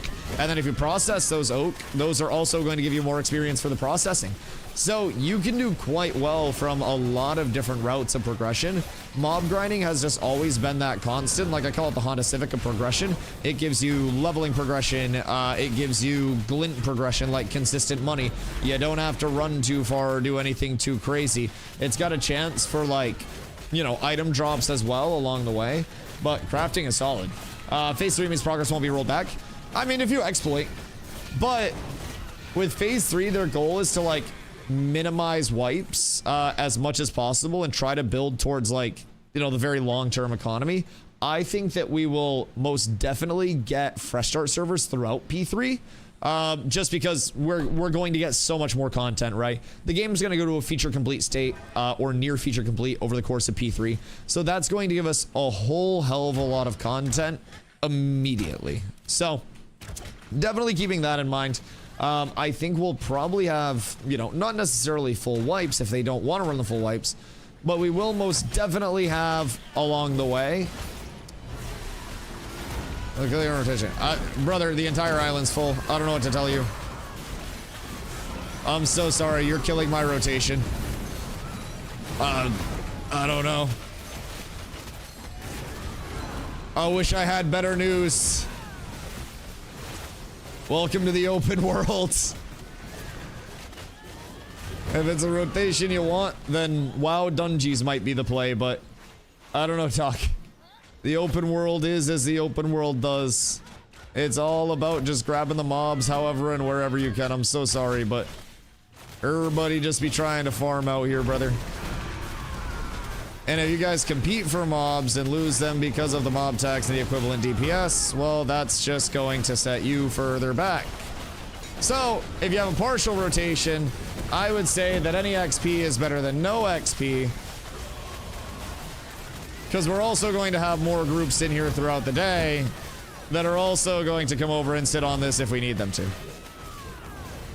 So let's say we all just go back to our corners. We all just vibe. We are getting all of the kill credits right now. Pretty easy. It's not too deep. And you guys are now farming 3 mobs with 16 people. 2 separate groups. Just for your perspective. This is not efficient for you guys. I would highly recommend just sitting where you guys were farming before and getting any mobs. Because this is just griefing you.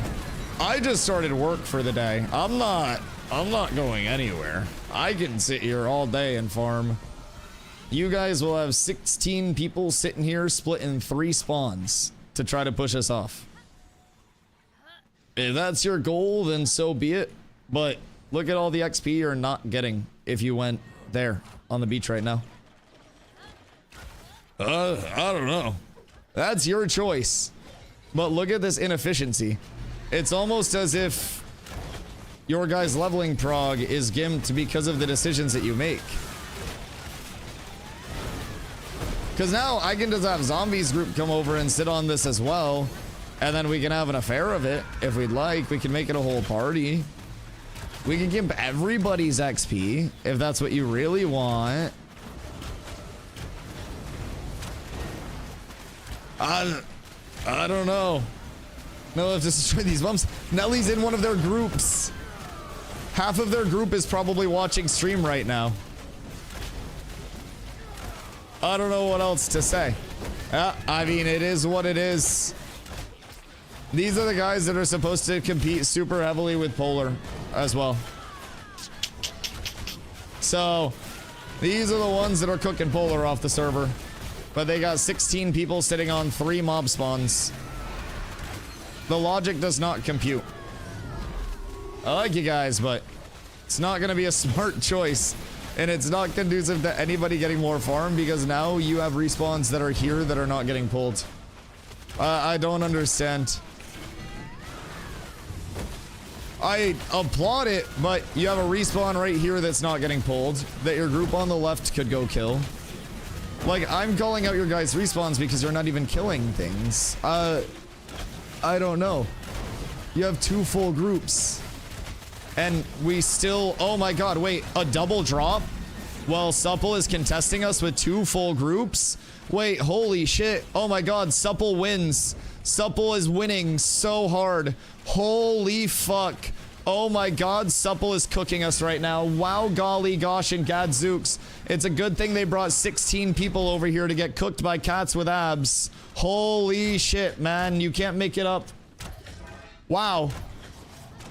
That is fucking wild. Yo, Supple, we are recruiting, by the way. If you guys want to have some decision making that doesn't lead to you griefing your own farm and losing drops, !guild discord.gg/cats with abs. So that way you don't fuck over your own progression and you can actually get some logical, you know, some logical leadership and some decision making at the top. Because that's 2 more mobs that just went our way that you were trying to contest again. Brother, just go back to the corner. There's another mob down on the beach right here that you guys aren't seeing because you're too busy watching my stream. Probably telling the rest of your group to also watch my stream. 3 mobs on the beach that I'm now going to get the tag on. And there are too many people hitting all of these for you guys to actually get the tag. So now we're coming back up with 3 more Mobbingtons. And now we have 4 Mobbingtons. And I'm going to group all of these Mobbingtons up. And you're going to help us kill these Mobbingtons. Yes, yes, yes, yes, yes. Yes, yes, yes. Oh, yes. They're actually helping us kill them. Oh my god, it's phenomenal. I do love me some ashes.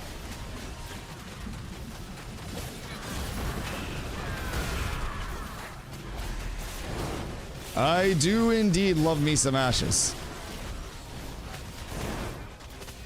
Because now, if you guys don't want to hit it, I just pull it back out to the beach and reset it. And then, if you guys flag up and grab ashes, well that's just a rough choice for you guys. I wouldn't recommend. I don't think that you guys have the all call on standby for it. So it might not be in your best interest at this point in time. But if you'd like to try it, you can. Zidus Mirror Alpha 3 isn't very different from Alpha 2. So there are some very solid differences, but Alpha, like Phase 2 and Phase 2.5 did include multiple core elements of like your actual core gameplay loop, right? So you had the node building system. It was just a watered down version. Now we have an extension of that and more functionality to that. You had the gathering, refining, crafting system. It was just a more watered down simplistic version of that. And now we have, you know, a little bit more to that. We've got some more region specific craftables, reworked all the recipes and the econ behind it, the necessity of crafting. The gearing has received multiple implementations to hopefully improve the state of it, the diversity of it, everything associated with that. So like, it's been a lot of building out like the foundation, right? So you've got what your core gameplay loop is supposed to be, your core systems that are founded upon, and then from there, it's literally just a matter of like extrapolating upon those more. Ooh. Zombie, are you seeing what I'm seeing?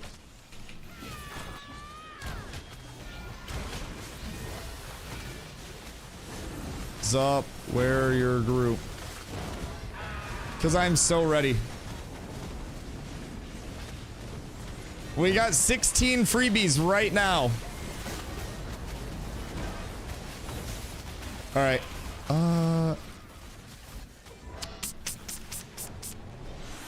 How are we flagging right now? Why are we flagging right now? What do you mean?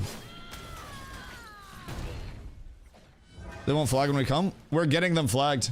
They'll stay flagged. Come over. Hey, wait, your fault? No, it's okay. Zom, come through. I guarantee they'll stay flagged. They've got 2 groups out here, brother. They will 1000% stay flagged. Why wouldn't they? They did it last time when it's even numbers, they just run? Come make it even numbers then.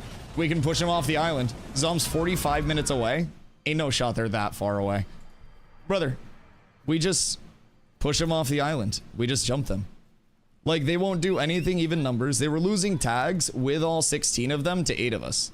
But unfortunately, Nin just jumped in with slightly ill-advised AoE, I think. So that was unfortunate. Slightly unfortunate. And then I went to wall them off and realized that I switched out my wall for taunt. Stupid PvE build. Stupid PvE build. If they stay, and they seem to want to stay on the island, Zom, we can absolutely just get them into flagging even numbers. And if they don't, then they just get made fun of again for running when there's finally even numbers. If that's going to be the supple legacy, then the entire community is going to see that. I'm fine with that, really. If the entire supple legacy becomes we run when we don't have numbers advantage, and then we pull 3 groups to barely beat 1 group, then so be it. That'll follow them. So I say we just pull up and control this island again today. And then just run them off of it, because they won't flag, they won't win tags, they won't compete for tags when it's even numbers. They'll just sit there and they'll watch stream. I don't know. Me telling the guys to play nice with you was BS, I guess? Nelly, it's an open world mob grind where there are 6 groups on this island right now. You need to understand that you cannot just stake a claim and then walk in with 16 people and be the good guy. You guys are being the assholes here by saying, this is our side of the beach. That's not playing nice. That's you guys saying we own this part of the open world. Everywhere is contested, and we moved off of 1 grind to fill that open spot.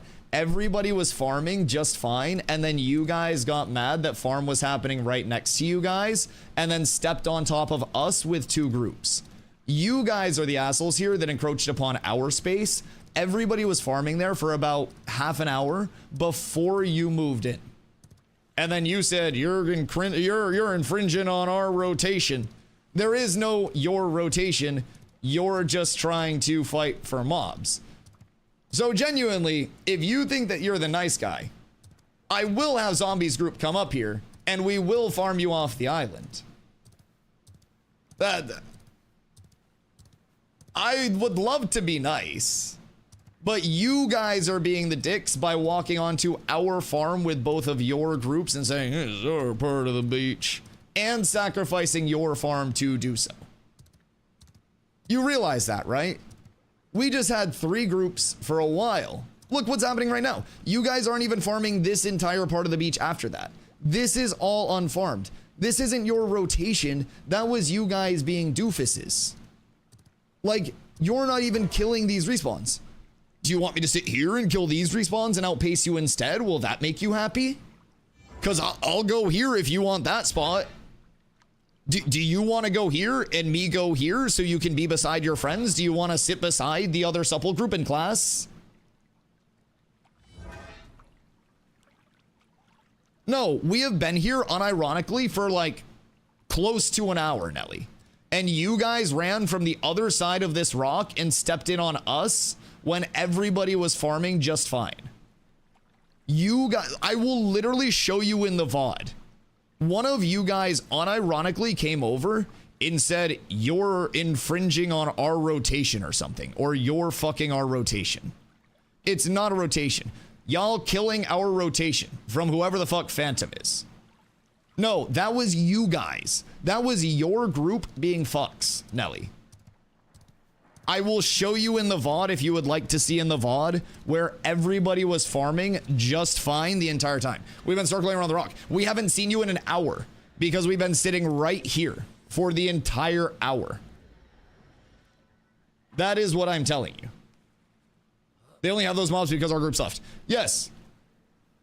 Would you guys like to 16v16 if I pull Zombies group over here, or will you guys all just leave the island and run away when it's even numbers? Because if I have Zombie come all the way up here, it's going to be belt to ass because he's going to have to travel 45 minutes. If you'd like to compete for the island, we can compete for the island. But Nelly, I can legitimately show you how delusional you are being. I will pull up my VOD right now. Do you want to see where we have been farming and how long we have been farming for? Hold on. Ready? Content, video producer. Don't pull mobs right now. Hold on. We started farming in this spot. Come on, Twitch. I believe in you.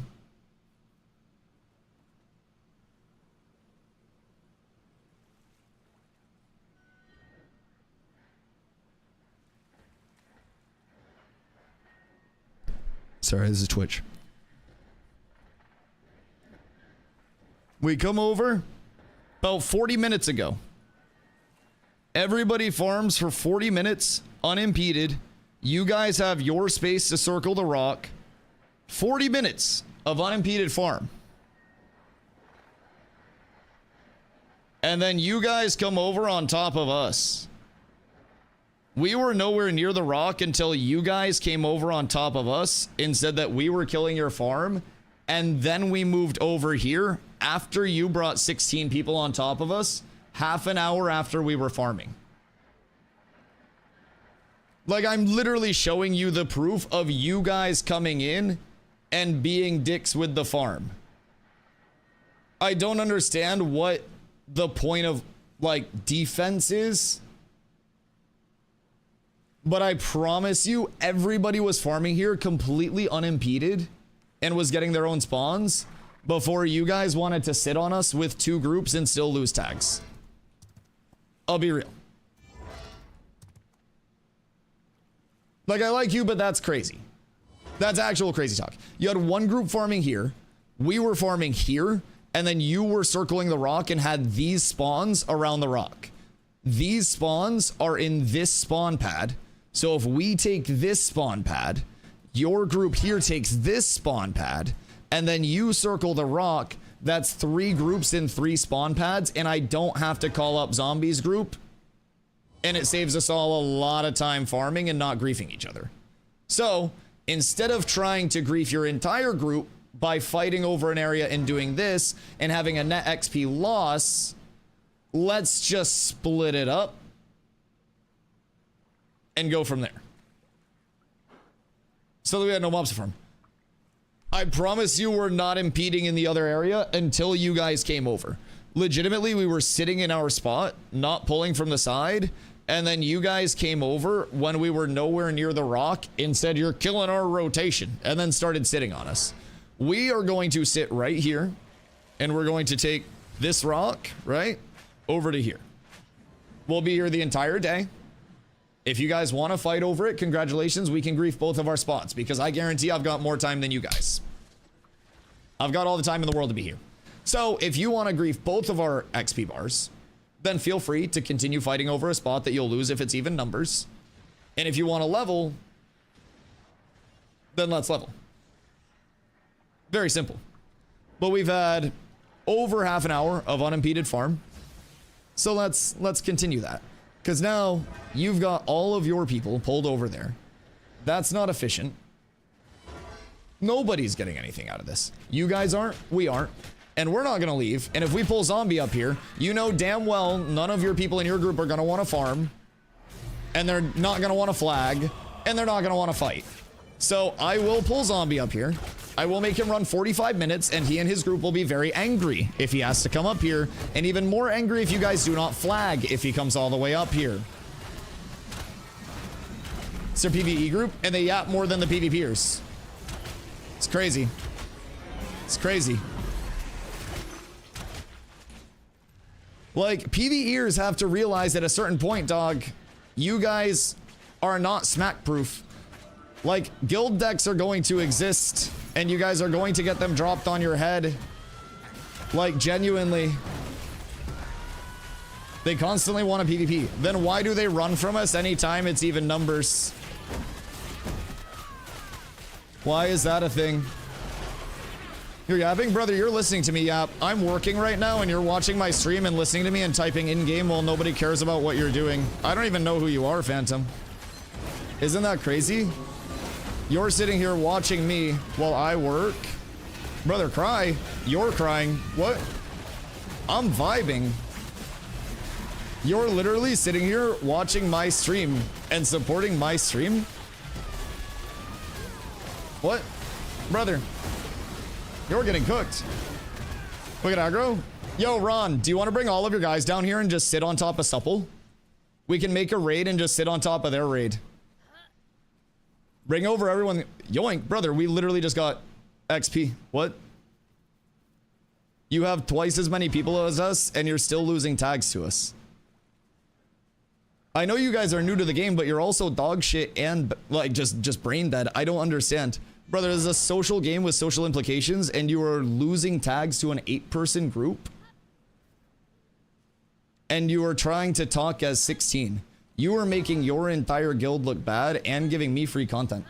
Is this New World Supple? Yeah, New World and Throne and Liberty Supple. And they came over here and tried to poach from a lot of communities and bring in new players, and people don't understand. We're just gonna make guild deck scrolls. And in situations like this, I'm just going to type in their name, and then all of their yapping just gets sent right back to them. This game full loot? Not full loot. But PvP can be enabled throughout the world in various different measures. So you can always have, like I mentioned, guild versus guild scrolls on you. So if they decide to yap and shit, we can just GVG them. Granted, I promise you, we just reviewed with Nelly as well, brother. You guys are being the fucking freaks right now. You know I love you. You know that I love your bald head and want to kiss the top of it. But brother, like, you guys are being weird as shit. I showed in my VOD the spawn pad that we were farming and not breaking out of for 35 minutes before you guys came over and stepped on top of our spawn with both of your groups. Everybody was farming perfectly fine, and then some brain dead fuck from your group came up to me and goes, "You're killing our rotation," and then both of your groups come over and start losing tags to me. I don't know who in your group is obsessed with me and is trying to ride my dick, but neither you nor Nelly wants any smoke, because if I call zombie up here, like I told Nelly, and you guys don't flag, I am going to make fun of you for the entire day. Just non-stop. You guys legitimately will not flag in even numbers, and you will refuse to. It's that simple. So I'm trying to avoid having to distract our other group that's free farming from having to come 45 minutes up here just to run people off the island that don't want PvP in the first place, unless it's double the numbers. So, as I showed Nelly in my VOD, we were sitting on our spawn for about 35 minutes. 35 minutes. Just everybody farming well, everybody vibing, everybody farming great. And then you guys come over with, by the way, an entire raid. This is not efficient. What you guys are doing right now is not efficient, by the way. I hate to break it to you. You have 16 people sitting here just farming this. This is not efficient leveling. You're griefing yourselves and you're still dying. How are you still dying, dog? What? How? Like, how? Brother, you guys are wiping with 16 people. How are you so bad? What do you mean? Brother, you have 2 groups and you're dying on a 4-pull. Just give us the spawn, brother. You don't want to do this today. You don't want to do this all day. You guys are dying with 16 people, brother. Level 10s came out here to farm this. What do you mean? How are they wiping? Brother, how? This is the feared community that's going to come in and run ashes? And they can't kill mobs with 2 groups? Brother, my keyboard's dead and plugged in right now. And we haven't even been getting cooked that hard.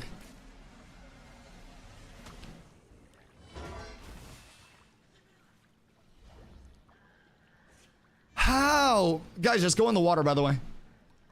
Just go in the water to reset mobs. Holy shit. I actually don't even know how that's possible. I have never in my life seen anything like that. Oh my god, that is so impressive. Like, actually more impressive than anything else.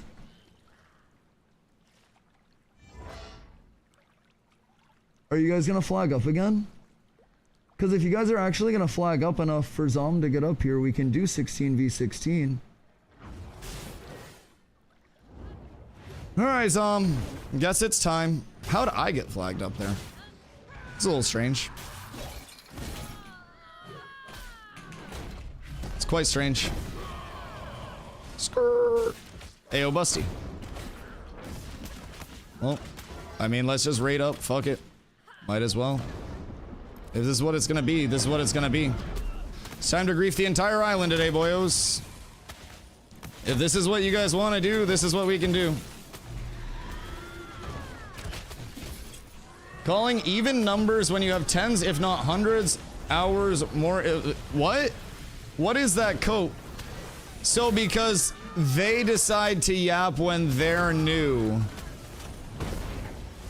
they should have double the numbers. What? What kind of brain dead take is that? What? What do you mean experience coming into numbers? Brother, everybody has relatively equivalent gear at this point in time. Numbers are like a very large... What? I'm confused. I'm very confused. Oh, wait. Weaponsmithing stuff. I was like, Busty, what you want, dog? I have so many. Let's see. And then up here we have... How many go when you win as a AAA team versus a AA team is cap. What are you fucking talking about, brother? You realize Supple comes in and says they're going to run the entire Ashes scene and has every bit of the heat that's coming their way because of their actions. They don't come in saying, hey, we're a new community, we're going to figure it out. Hi, guys, we're Supple. They came in saying, we're going to wipe Polar off the map. Keep in mind, we lose to Polar right now. If they're not fighting us even numbers and you're in here coping about us, what are they going to do when Polar comes in and just shit rolls them off the map with guild decks? They bit off every bit of what they're chewing, and it's with the entire community because they came in the way they did. That's like new player, old people, old player, anything else. Like, you can't say this, that, the other about numbers, experience, or anything. Creepy Bones, thank you for the T1. If I walk into a fucking bar and I go, I'm gonna kick everybody's ass in here, and then I get my ass kicked, I can't just be like, well, you got more experience fighting than me. Cat with abs is absolutely Creepy, thank you for the follow as well. I appreciate you. At that point, you just gotta be like, well, I kind of gotta play my role. Because genuinely, do you guys actually want PvP? Having an ego about beating someone when you have any kind of edge is lame. Experience edge is the same as a numbers edge. You are an absolute idiot in the most respectful way. Have you never played anything or done anything competitive in your life, brother? What kind of participation trophy, everybody get along type shit is this? You might be the softest motherfucker to ever come into my chat. Brother, have you played sports? Have you played games? Have you been in life before? If you lose, it's because you probably don't have an edge. And in life, in things that are actually competitive, if you lose, you can't just say, well, I didn't have an edge. If you talk and then you get humbled, then you need to deal with the humbling, and you can't say, well, I didn't have an edge. You've just got to deal with it. Right? And you can either say you didn't have an edge and cope, or you can say GG and get better. That's, I don't know, man. I don't know if that's new shit to you in the world, but you can't just say you have more experience than me. That's not fair. Brother, I didn't even want to win anyways. Yes. Some people are into edging, massively into edging. Voyle, also, will you tell your fucking PV ears to get the fuck off of my dick? Holy shit. Brother, I don't know if you got any reign over the fucking dogs, but holy fuck, they're so annoying. Brother, they have 16 people out here that were losing tags to an 8-person group. We got a double loot drop off one corpse while they had 2 groups sitting on top of us. I'm like, I'm actually having a fucking stroke because of it. Like, they are fucking chupaing me huevos. Chupaing me huevos, to say the absolute least. I don't even know if that translation works, but holy shit. Holy shit, it's a fucking miracle. I don't even understand how they lose tags at that point, but dog eat dog world type shit. It's all about the dog pound. Griefing or dumb? Both. Time to stand on the Windsward steps. Boyle, I'll see you there soon, brother. I'll see you there soon. How's your prog going? I reported you for the Banwave, so you won't win in PvP versus me anymore. Joke's on you. I reported you first, and I also included that I'm a streamer, so you're getting banned and I'm not, because I sent a carrier pigeon directly to Steven. Every content creator gets their own carrier pigeon. You don't get one because you're not a content creator, nor me. Bitch. Just a humble... What? You're fucking lying to me.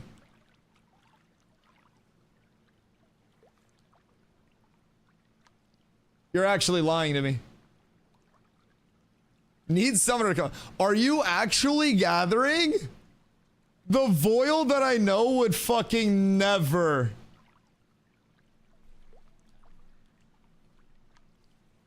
What?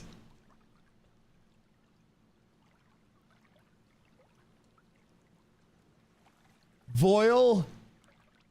I am fucking shocked. What? What a fucking development. Embrace crafting supremacy until class reworks. That's fair. That's fair. I mean, literally, I just want to get out of this clusterfuck that is hitting 20 and then just get to the point where I can just fuck off and lumberjack and lumber mill. Why'd I put myself through this shit when I can just get a recipe? Yeah. No, I feel you. Is that Vladis? Oh, someone else has a graveyard golem. It's like, what the fuck is Vlad doing out here? What in the goddamn hell? What in the Hellington? Oh yeah, Wood had to leave at 5, so we have a spot for another DPS too. Wood had to go do like dumb IRL shit. Some dumb bullshit. Unforgivable. So are you just like, are you full embracing the crafting loop? Or are you just gathering bot? What is your prog loop that you're going for? Do we have a date for this game finally? Release date? No. So we did start Alpha 2 Phase 3 earlier this week. It was on Tuesday. That is going to be a 24/7 accessibility point for hopefully a very long time. Should bring us to the point where the game is near feature complete, and then we go into 2 short betas, and then from there the game will launch. But it's not like it's not a set in stone launch date. Everything, they're very communicative, is like shifting, is evolving, is everything, right? So we could very well see the launch date just, you know, further back than we think, quicker than we think. But where everything is right now, I'm leaning towards like early 2028. But again, that's just my fucking guess. Literally just my guess based on like how progression's been, how much is left. I don't necessarily think there's any feasible way that we're getting out of development in terms of like phase 3 in a feature complete state anywhere outside of like 2 years. I think there's still a hefty amount of content to come. And believe you me, I love Ashes. I'm very excited for the future, but I'm also not one of those people that's like, it's just about there. Like, this shit's an alpha. The only thing that makes it, you know, really enjoyable for me is that I played an alpha in New World that wasn't supposed to be an alpha. So like my standards are slightly lower than your average bear. I definitely acknowledge that we've got our own flaws, we've got our own issues. And it's coming along at its own pace. Guess more 3.5 more years or so. Yeah, it could be anywhere, honestly. Like, I wish I had more insider info, but I'm not that important. Like, I'm not a big streamer. I just hang out with my community and yell at my friends, and then we all make up as friends after. Because realistically, the Ashes community is so small. Even the people that we yap at, it's basically like, Steph, thank you for the follow. It's like, you know when you have 2 dogs in the same area, and like, the dogs get too close, and then one dog scares the other dog, and it's like, "Arr!" And then the dogs are just hanging out later in the day. Ooh, item. That's a set. Ooh, fizz speed, fizz crit power. Oh, god damn. Oh, that's nice for the lads. I'm going to let one of you guys get that. Are you calling me a dog?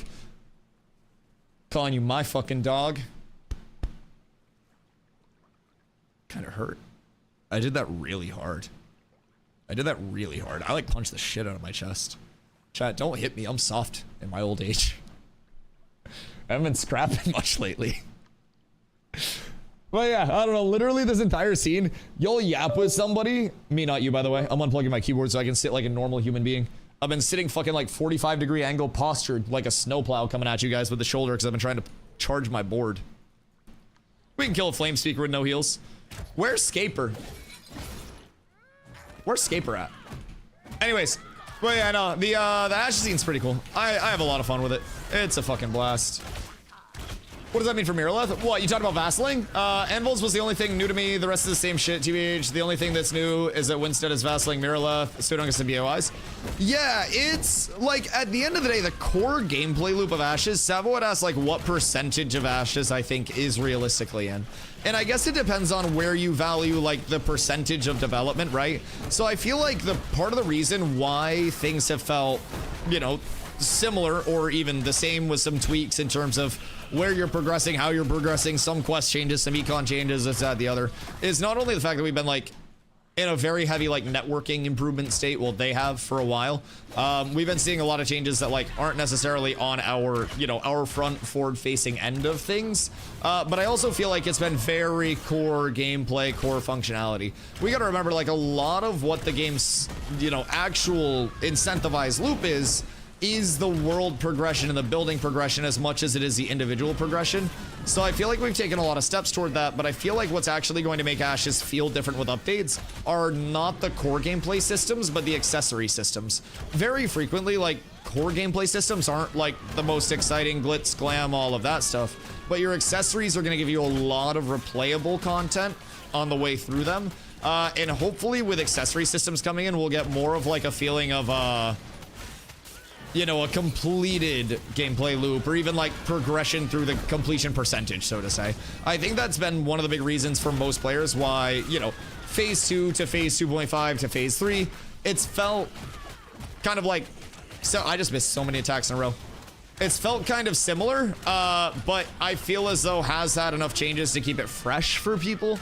But yeah, it's definitely more of a point of progressing that. Now, with that, I think with all of the system depth that Ashes is going to have, some people would even go as far as saying they have so much that it borders bloat.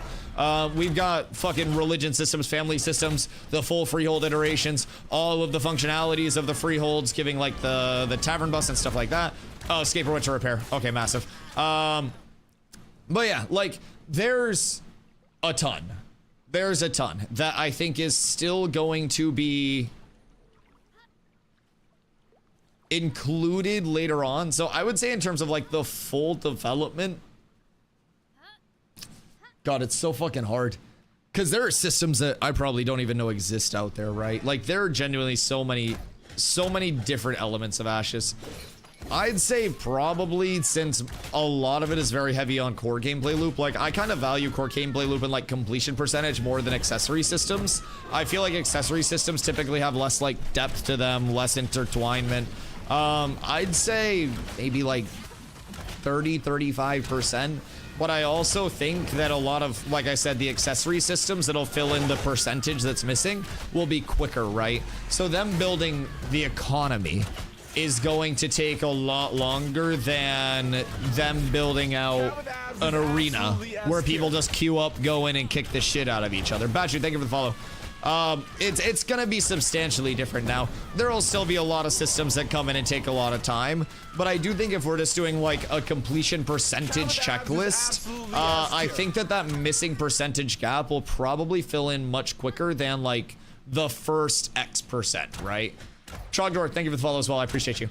That's kind of where I'm leaning. And that's not even like, I'm not trying to sound copy or anything, but I think core gameplay loop is always kind of one of the first steps in a proper build out. And one of the things that New World didn't do well, I think, was build out the core gameplay loop enough before they went into the accessories. So I'm happy that, well, right now in alpha, it may seem a little less glitz, glam, replayable content, a little less of that, you know, explorative feature. Mob grinding isn't going to be everyone's cup of tea, or honestly, most people's cup of tea. I'm convinced the reason why half of us are so angry is because we're all just sitting here mob grinding. I'm pretty confident that it just continues to get better as they get past the core element of like, all right, let's, you know, figure out how quickly we want people getting XP from various sources, gauge it with mob grinding because that's super consistent, adjust that, bring quests in on top of that, bring world events in on top of that can also proc experience, bring gathering experience in on that, bring all of those other systems that generate experience in on top of that. It still has a lot to go. So I think it definitely continues to get better noticeably. It's just, you know, in the time that it's getting better, is there enough for, you know, everybody as a player to stay entertained? For some people, yes. For some people, no. But I do think, personally, like, the percentage of gameplay completion that we do have does allow for enough of a loop for somebody to have fun if they're looking for something open world community based, build your own content type thing. If you're part of a community that's doing, like, you know, inward community events, your community's really engaged, having a fun time, then great. But I do definitely think a lot of people will burn out simply because there's not that element of, like, on the rails repeatable content just for everybody to access. Rip City, what do I go? Hope you're doing well. Johnny, are tanks tanky in this game? If you're playing them right, tanks can be pretty incredibly tanky. It's not like we're just these indomitable brick walls of fuck. Last phase, we actually were. This phase, we're definitely a lot more killable. They did a time to kill change on the way, like, into phase 3 on the PTR and then implemented for the start of these servers.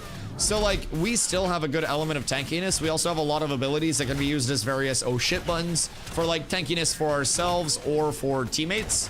And that can be a huge change. That can be a very, very, very large change. So if you're playing it properly, if you're utilizing all of your tools, I feel as though, I mean, like, we can have the highest mitigation, we can have very high HP, we can have a lot of it. Supple pop scaper. Brother, are we really gonna have to flood this goddamn island? I'm telling you, Zombie's not gonna be happy if he has to come all the way up here. They're not gonna be happy with you guys. And I don't think that you guys are going to want to come through and flag up. Onana, howdy. Would you like to hop on? Phoenix, the 50-day streak as well. I appreciate you, brother. Carla's making pasta as soon as she's home. I love that. Now that I'm done that big rant about kind of like what there is. Yo, Makaroshi, thank you for the follow. I appreciate you. Let's see here. Ooh, ring drop. God damn. Wait. Not too shabby to be finding those bad boys. I already have 2 of those, so somebody please feel free to take that. How are they going to keep the settlement build-up stuff relevant long-term? Won't cities just be built at some point and that's that?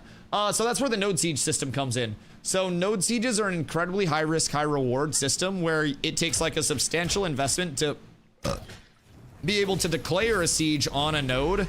But that's going to be like your very organized form, right? So if, say you are the mayor of one node, I'm the mayor of another node. And I'm like, golly, I really, really hate the fact that, sorry, settlement. I really hate the fact that this settlement exists in the way that it does. So my settlement then puts out, you know, all the necessary processes to fundraise to get the actual node declaration banner crafted. We then run that banner over to your node, bring it with us, and we plant it in the middle of your node in the marketplace. That banner then becomes the channel point for the node siege. So, long term, it'll be a multi-day spin-up process equivalent to the level of your node. As of right now, it is the next day at server peak time, with a minimum of 24 hours. So if I declare it at 7:59 p.m., it would be the next day at 8 p.m. EST, which is server peak. If I declared it at 8:01, it would be 2 days after because it has to have minimum 24 hours. Long term, like I mentioned, if you're sieging a T4 node, it's a 4-day spin up. As of right now, next peak time. So you do have a little bit of time to kind of like campaign for signups, attacker and defender wise, right? So keep that in mind. But if you fail to defend the siege, right? If I beat you, I successfully siege. Eventually, your entire node will be de-leveled. It will be brought down to ruin. It will have all of its buildings destroyed, and you will essentially have to start your prog as a node again. Well, as a settlement again. So there will be the building. There will be the race to max level. Vassling is going to prevent things from all reaching the same tier. So when a node hits tier 3, it takes a child node. No Diddy, no Drake, no Dr. Disrespect, allegedly. And that child node cannot out-level the parent node. So right now, one thing Voyle was talking about is over in the Riverlands, Winstead hit tier 3 village and took Miraleth as its vassal. So Miraleth cannot level to tier 3 at this point in time until Winstead levels to tier 4. But if another tier 4 node, or if another like settlement hits tier 4 before Winstead, then that's going to have a pretty substantial impact on the map, because then it could take Winstead at tier 3 as its second vassal. So tier 4 is at the top right now. That has 2 tier 3s underneath it, and then each tier 3 then has a tier 2 underneath it. Oh, hi, Fatal. Oh, hey guys.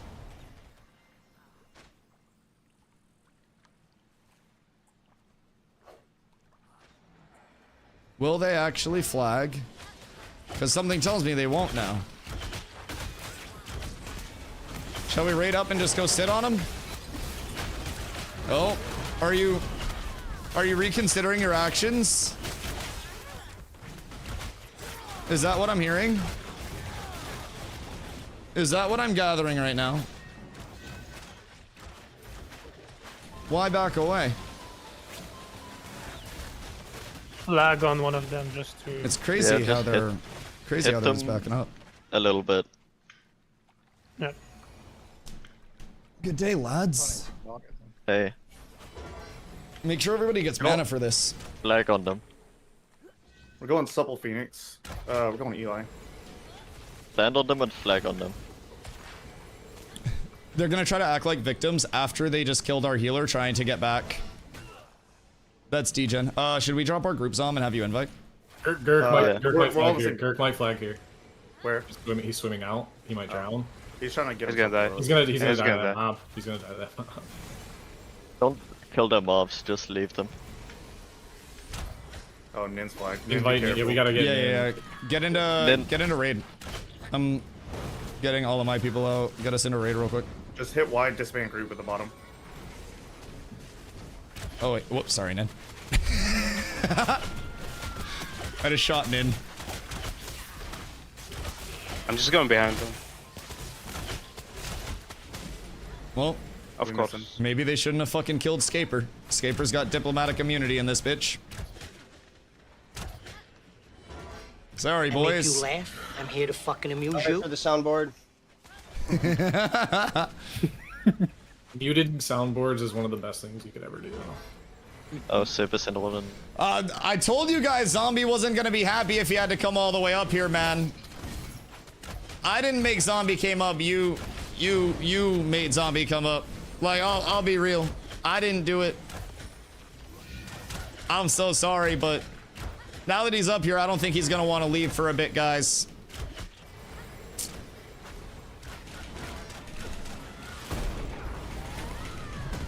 You don't want to do this. You are so brain dead if you're actually trying to do this. On us, right here. Right. Master Tau, Master Tau. Hunt I'm this on it, one. I'm on Hunt is dead. Good. Master Tau grapple. Master Tau. Yeah, I got him. I got a Master, trip on Tau. yeah. Got a trip on Tau. Got a trip on Tau. Spike it. Wall, Nice. Flat Still wall, master. flat wall, flat wall. Flat next. Yep. Nice. Dead. Look at Girk. Yep, they don't have their settings fixed. Yo, aren't you guys dog shit? Isn't that crazy how everyone's just getting fucking turbo wiped? Maybe you guys should just fucking leave. Maybe you guys should just fuck off. you're Save fine, Grenton. then you're Don't kill fine. Grenton. I like Grenton. Kill them out. Kill them out. Kill him too. Grenton's bald. He hasn't hard enough. I don't care. He doesn't have I hair. made a 45-minute trip. They all die. I There's like a rogue Grenton on the though. tip.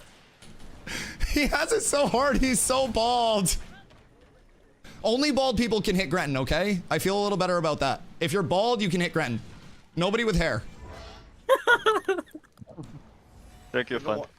Mobs. If you have mobs, leash them to the water. Yeah. Grenton, I'm sorry if they hit you. I'm a huge Grenton fan, I will say. I'm happy he's over here. Grenton, my dog. Only people without hair can hit Grenton. Please. Well, I told you guys Zombie wasn't gonna be happy if he had to come over. I don't know what else to tell you guys, man. You should have just farmed in fucking peace. I'm so sorry. But I tried to warn you.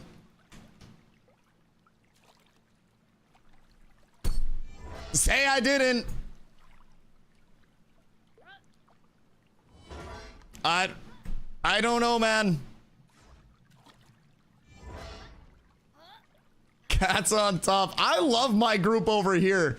Whoever you guys are getting VIPs. These guys have been farming the same island next to us. Came over to hook us up with a couple pieces of gear and we're like, hey, we've been running this rotation. Will you guys mind scooting over a little bit? And because they were dope about it, we did. And we were like, oh, fuck yeah. They came over at the end of stream last night and we're like, Dusty, we've been hanging out in stream. Love the stream. These guys are sick. I love these guys. They're polar. God damn it. I'm supposed to be mad at polar. Fuck. So is this the polar pull that they're doing? You love us? Mav's still banned.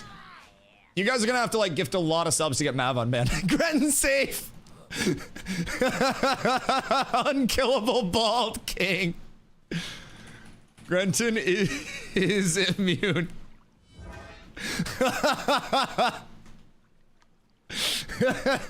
I'm so glad he actually lived. Only bald people were allowed to hit Grenton. Dude, if that's what Polar was doing, by the way, we got some people who farm there. Yeah, so basically they mount up and they grab all of these mobs and bring it down to the beach. And since they have a god group comp and people with brains and hands, they're getting like 15 pulls. And bro, I'm telling you, anybody that's saying TM exploit or anything like that, which is also kind of a banger nickname. I just thought of that. No one said that, but TM exploit is fucking fire. I'm just putting that out there. People had way more potential to throw shade. I don't even think they exploited, but if anybody thinks they're exploiting, look at this poll and tell me that it's an exploit, because genuinely we're killing 2 to 3 mobs and leveling like crazy here.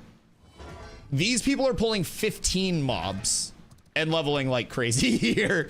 I don't think anybody leveling wise, well, I don't want to say anybody, but I don't think that those top couple of, it's an exploit because we aren't doing it. Yes, they had the tech and we didn't. So they're exploiting. Yes, exactly. Everybody in Polar bad. Yes. Everybody in Polar bad. But no, after, dude, seeing this grind, I was like, oh shit. That's a lot of XP. It's genuinely like a 10 pull. The group next to us is just fucking pumping. Yeah, we gotta get our group back up. Move over into your spot. Word. Which one are we taking?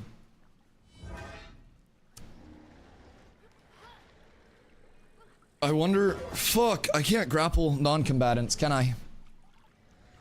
That's so sad.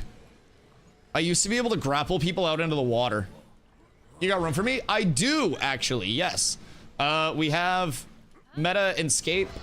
We can get you in as well. My group is down 1 and a second bard would be phenomenal for us. I'll be real. Because then we have fighter, ranger, and mage as our DPS core. So that's going to be pretty solid. Poor guy. Dude, in all fairness, did I or did I not say that Zombie was going to be very unhappy if he came down? I tried to say, I tried to tell him, I tried to show him, but unfortunately, I don't think they heeded my advice. And then they killed Scaper, who was just trying to get back out to us. And at that point, I think Zom was on the way out. I think as soon as Scaper died, it was GG. I don't think there was any going back. So unfortunately, it's probably going to be an all call or give us the island for the day, because I don't think Zom's leaving anymore. He tends to be pretty committed. And I just started stream. Carla's going to come home from work and cook up some delicious shrimp pasta. So I won't have to take a break to eat or anything. Oh, I'll be here. I'll be here. This island might get lit. Maybe they do all call. An all call would be fun. We could see everybody just piling out of the anvils. Just clocked in, just started the day. It's a beautiful day of work already, boys. Hope they all call. I do too. I feel as though we wouldn't be the only people waiting to give them the smoke here. As much as people may get into yaps with us and cats sometimes, I feel as though we would not be the primary target. What, Banwave? Cheaters! Steven posted in the Discord today that actions will be taken against accounts that are exploiting. So, somebody came in earlier and basically was like, well, that just means we gotta read Intrepid's mind. That's not true at all. What it means is that if you find an exploit that's a game-breaking thing and you report it, no action will ever be taken against your account for finding something and reporting it and not doing it. But they have game logs for everything, everyone, everywhere. They have all of your inputs. If I go AD, AD, AD, AD, AD, they see me going AD, AD, AD, AD, AD, AD. they can review that. They can review all of my inputs to see the timing on them, to see if they are very mechanical, like if they're like done by a bot on a super precise timing. They could see everything, right? They have all of that data. So if you're someone who finds an exploit and then continues to use it a whole lot, they have said accounts that exploit will absolutely be banned. You will be permed. I see guys reduce level 1. Wait.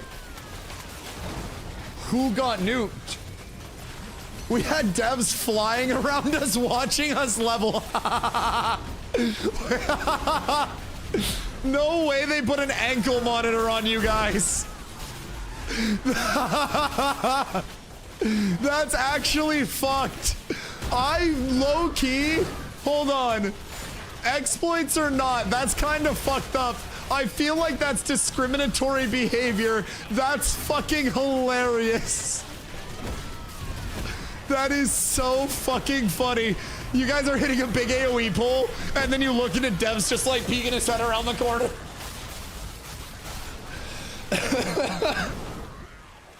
It's the final 24 to 25 stretch that you know of. What if they were just invis before then? Bro, you never know. What if you were hitting like a super fat pull and then they were just watching you and they're like, yes, we need to up the damage of this mob expeditiously. Like, what if it gets the thumb treatment? Brother. Oh, God. Oh, no. Also, how have Thoms been with the new changes? Because Thom Farm was like the juice from 20 to 25. But yeah, so there were, I mean, there are always, there are always going to be people that find stuff that they shouldn't find, right? But I'm sure there was leveling tech that was used. I don't think people are gonna get reset if they used fucking XP scrolls. I'll be honest, I did not use XP scrolls. Clearly, I'm level 18.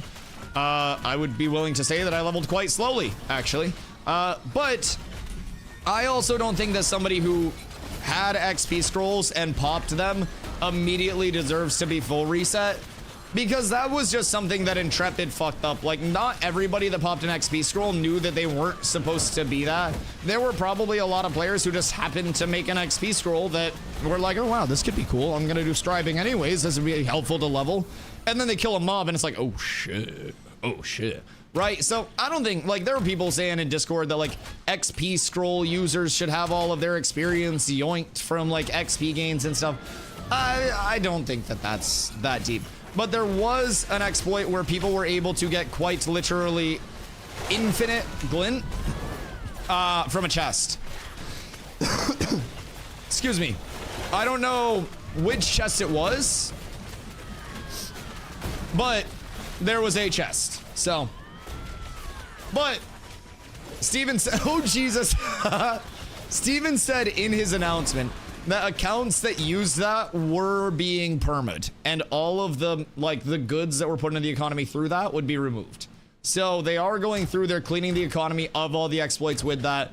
Accounts are getting permed if they abuse that. So if you do see somebody just happen to disappear, they probably fucked up and used an exploit multiple times and didn't report that shit.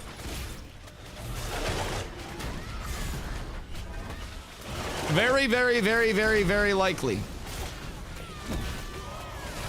So, I always tell people, buy tank. Wait. Did tank? No. Wait, did he actually? Oh no. Who got lost? Who are the soldiers that are gone today? That's not good. Who got hit the hardest? I'm curious now, like, who got knowingly reset? Were there any full prominent groups that got reset? Kaiser, what are your plans for today? You gear farming or you XP farming?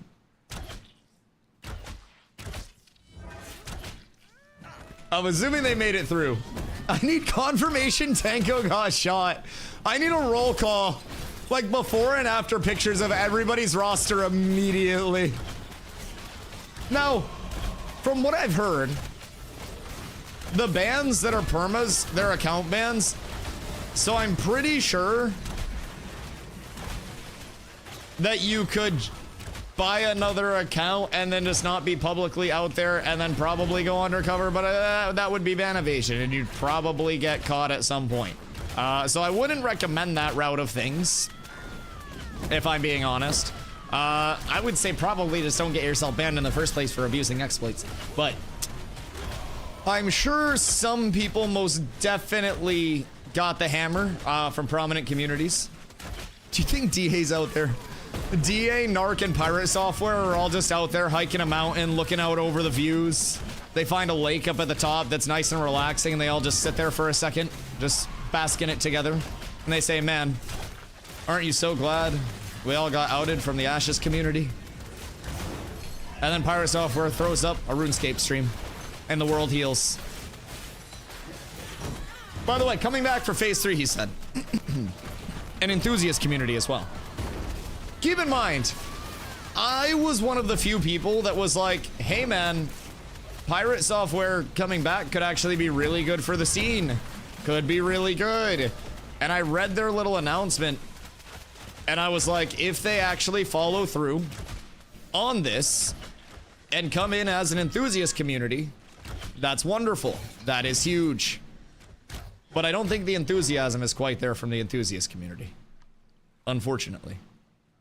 Wait, why are we getting good XP from these? Is it because we only have 8 in range? Because we could always just...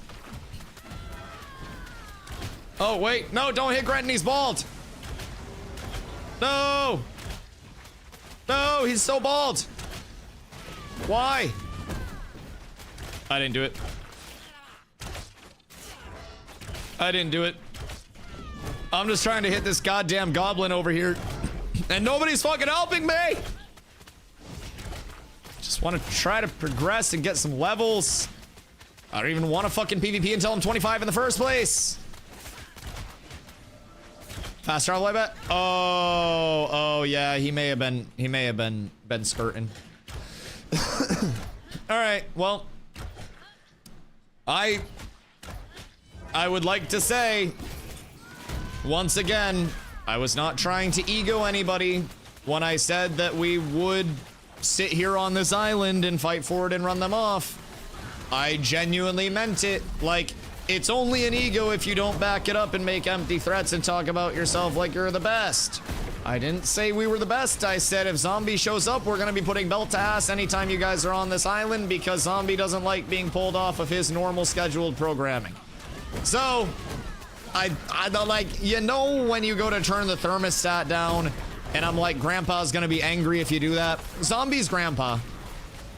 You touch his thermostat and he gets really fucking angry and he remembers that you touched his thermostat. And I wanted to, you know, just let you guys know that we could have coexisted, but you guys wanted to slash yap.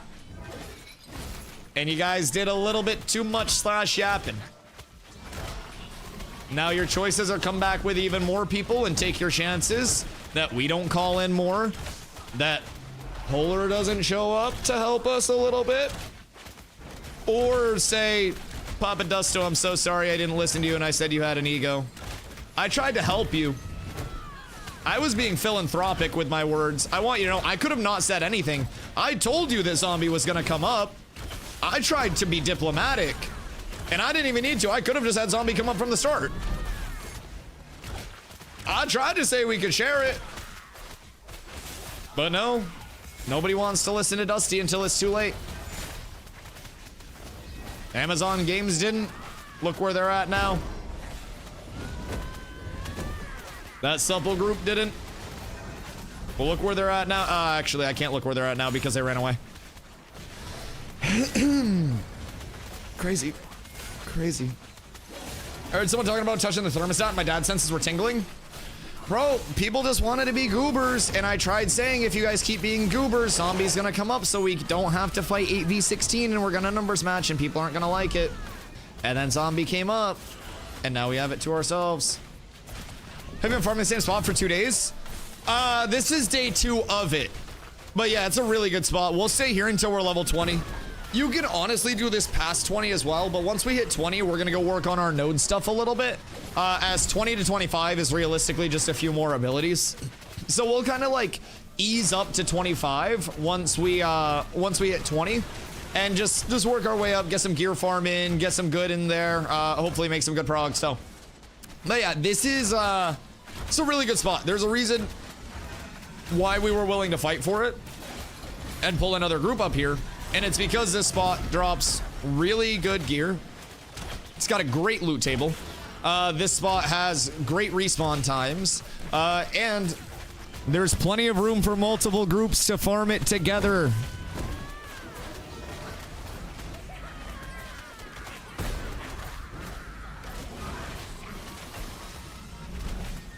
I'm just saying.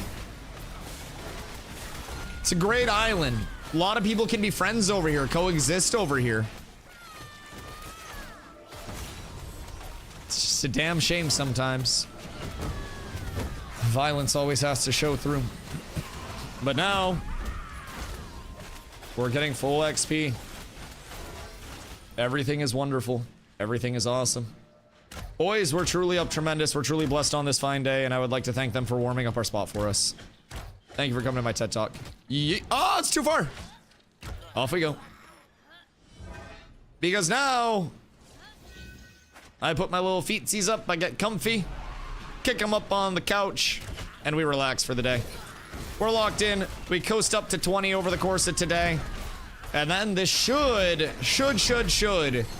be our last day of just mindlessly grinding in like one spot until we decide to mindlessly grind for our gear.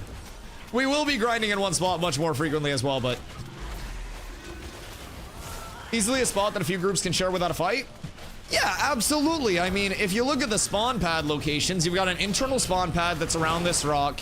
That ends with a border right around this rock where you have another spawn pad that goes until about here. Then you have another spawn pad here and spawn pads on the opposite sides of this little tip as well. So notice how zombies farming all the way up here and it's completely free. Notice how there's another group that's farming over here and it's completely free. It's almost like a lot of groups can coexist here all at once without stepping on toes. It's just crazy. So our 20 plus dungeon in the anvils? I don't think so. I think that legacy is the highest that we have, right? But we did hear in the we did hear in the interview that Copium Clinic did with Steven that starting areas will be intended to support level 1 to level 30 prog. But oh wait, Zombie, can you invite Z? Message Zombie Z, he's lead. I think Zombie might be okay. But yeah, so he mentioned that it'd be 1 to 30 for the starting areas. Other areas would be, you know, up to 50. Some starting areas could have pockets of like higher level mobs as well. That's not like just a fully, you know, fully deterministic thing. But we'll very likely see those starting areas cover up to 30. So excited about that. That'll give a lot of validity to stay in there. Now it's just a matter of one thing that was also brought up in that was like, what about the nodes that are less likely to hit max level? And that's where Steven was like, oh, well, that's where the siege system comes in. You might not be the first node to level, but you can definitely wait it out, plan a siege, like, go from there, right? What are your thoughts on the tank and cleric augments Steven mentioned in the Dr. Burns interview?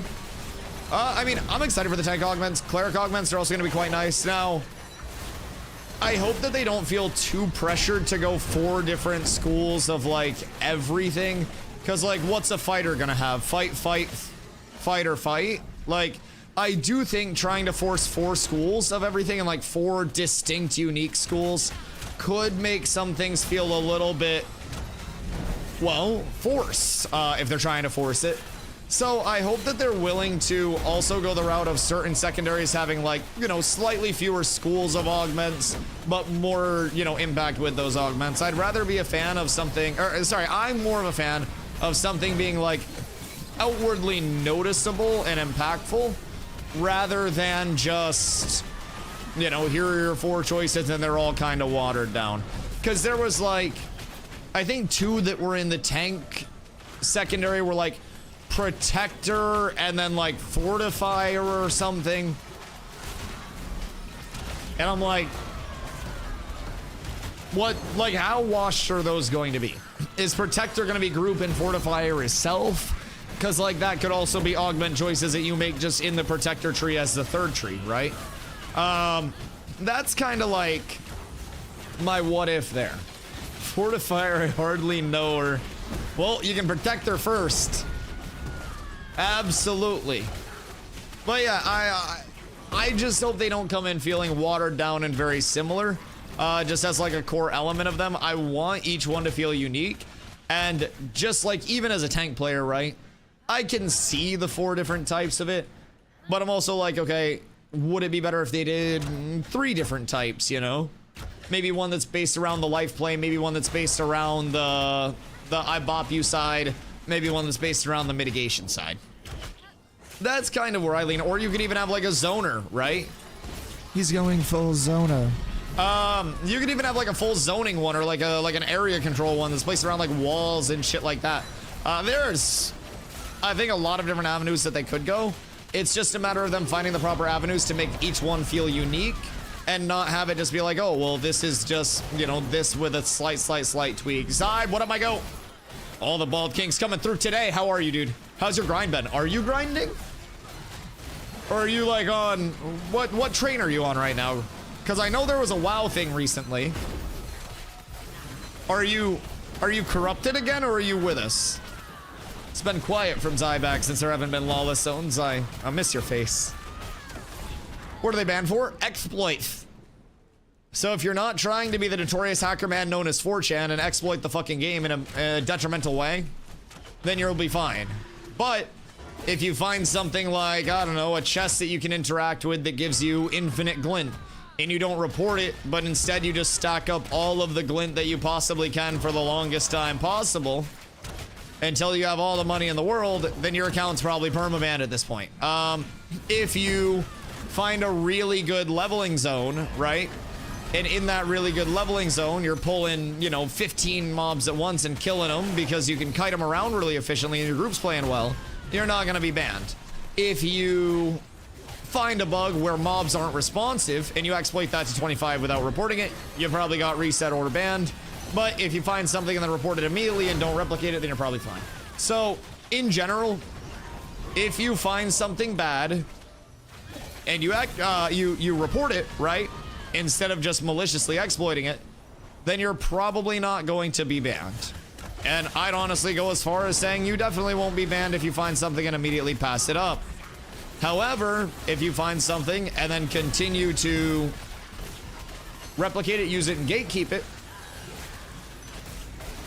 I've got bad news for you, buddies. You may have been cooked. And honestly, it might be bad news for you, but it's good news for me, because if we find out who it is, we can make fun of them for being dumb enough to not report something in a goddamn alpha that other people were surely going to find. That's the thing about it for me, is like, if you were exploiting enough to get banned, you were finding an exploit and then replicating it and replicating it and replicating it and replicating it and then not reporting it. What is the benefit of not reporting it? Do people actually think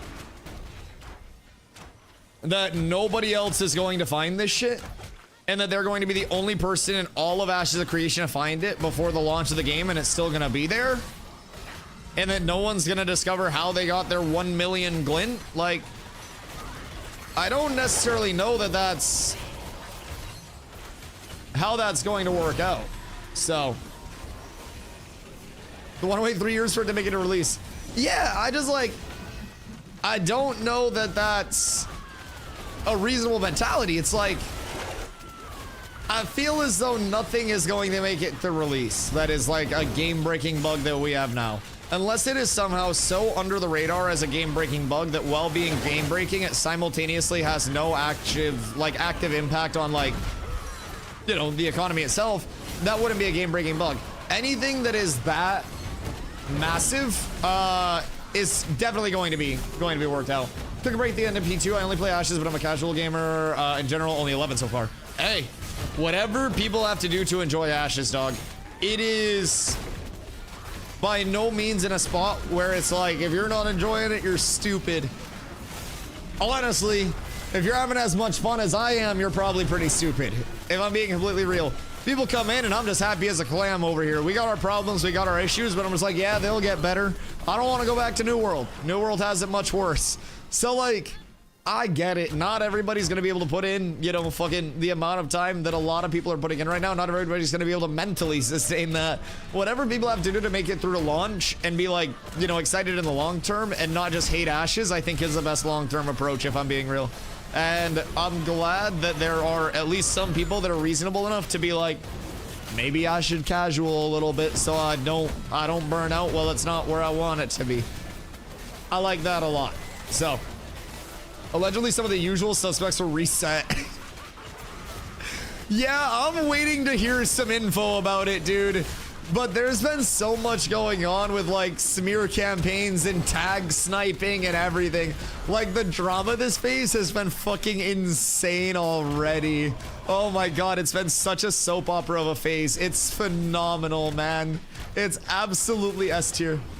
Chests in this game give XP as well, if I recall, so the chest bug was even worse. Wait, do chests also give XP in addition to glint? Oh yikes. Yeah, that could be quite bad. It could.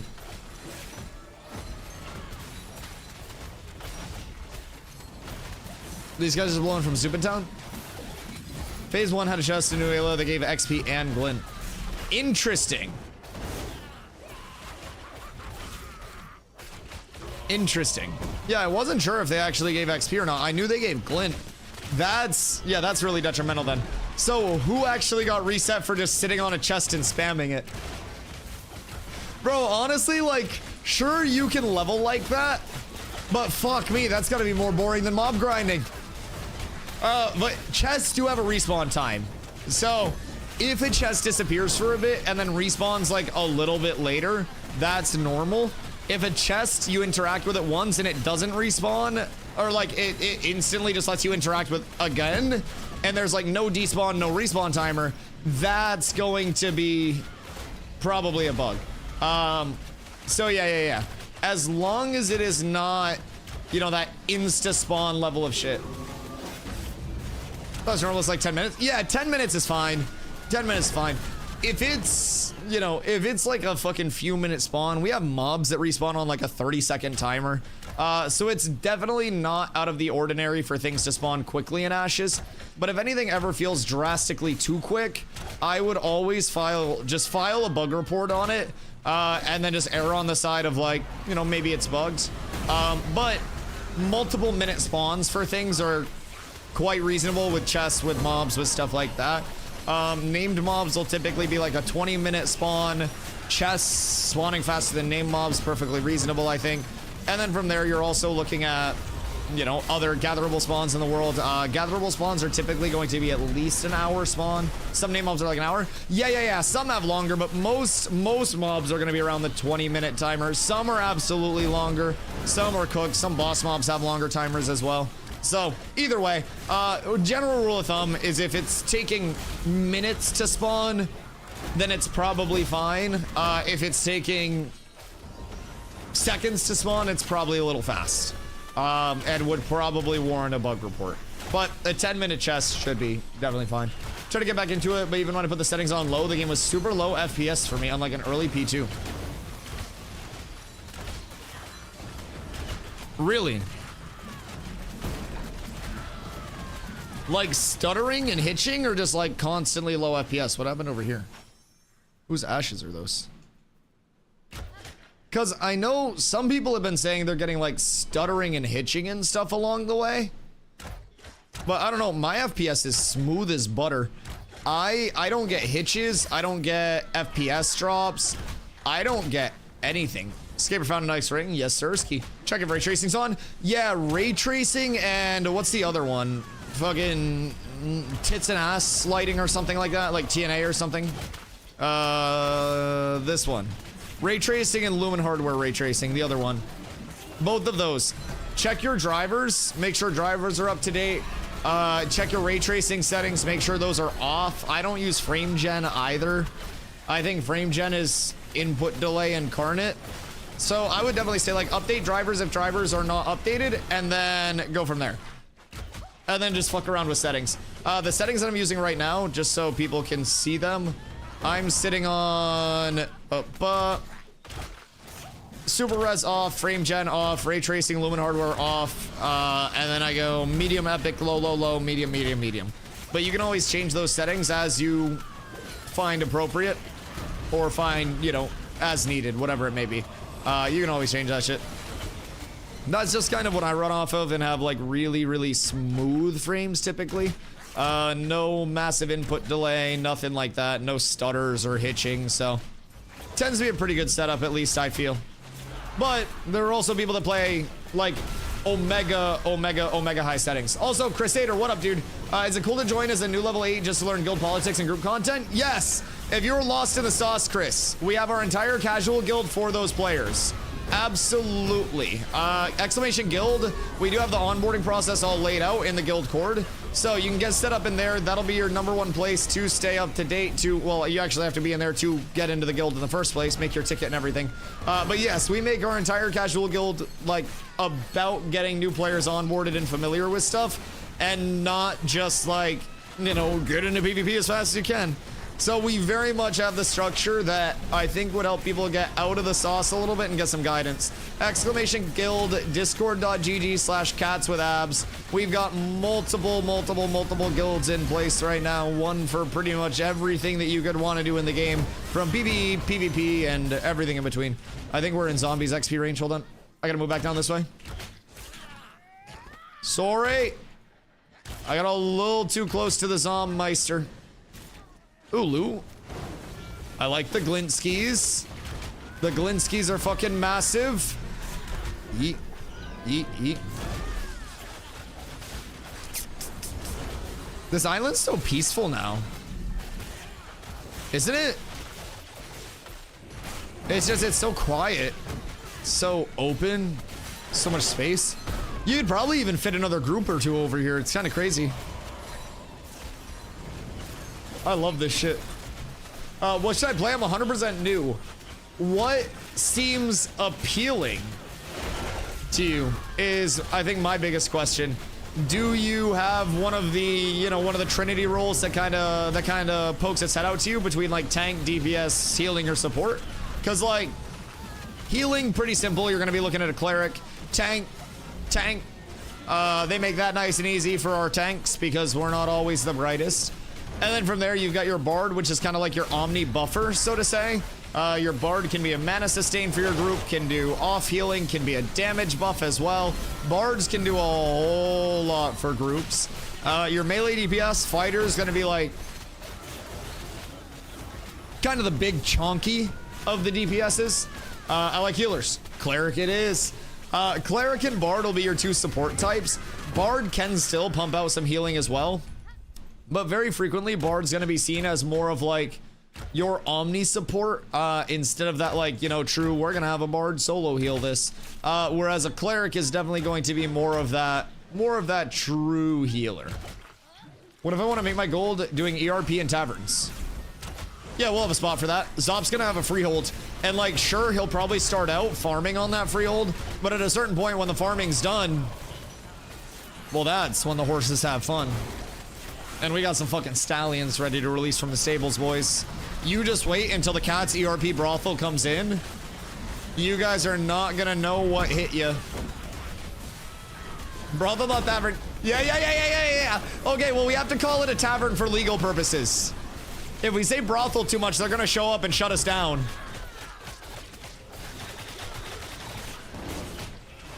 They can afford to ban people in this game? Yeah, in this development process? Yeah, they absolutely can. They have a pretty healthy active concurrent player count despite being in a, being in a development state. And keep in mind, since it is in an alpha, there's no emphasis on keeping player count up or anything like that because this is not the launch of the game. Development continues, development rolls on, and if motherfuckers be exploiting, they'll be absolutely smacked. Copies of Ashes sell every single day, and the player base grows, and more copies exist in the world. So it's only gonna keep going up, brother. And unfortunately, if you don't like ashes, I really hate to say it, but it's gonna be here anytime you come on this stream. So it's gonna keep growing, dog. Player base has actually been pretty solid, though, I will say. P3, I think, brought back a good amount of returners, and I think P3 is also something that'll get more players coming in as more aesthetic things come in terms of the systems, right?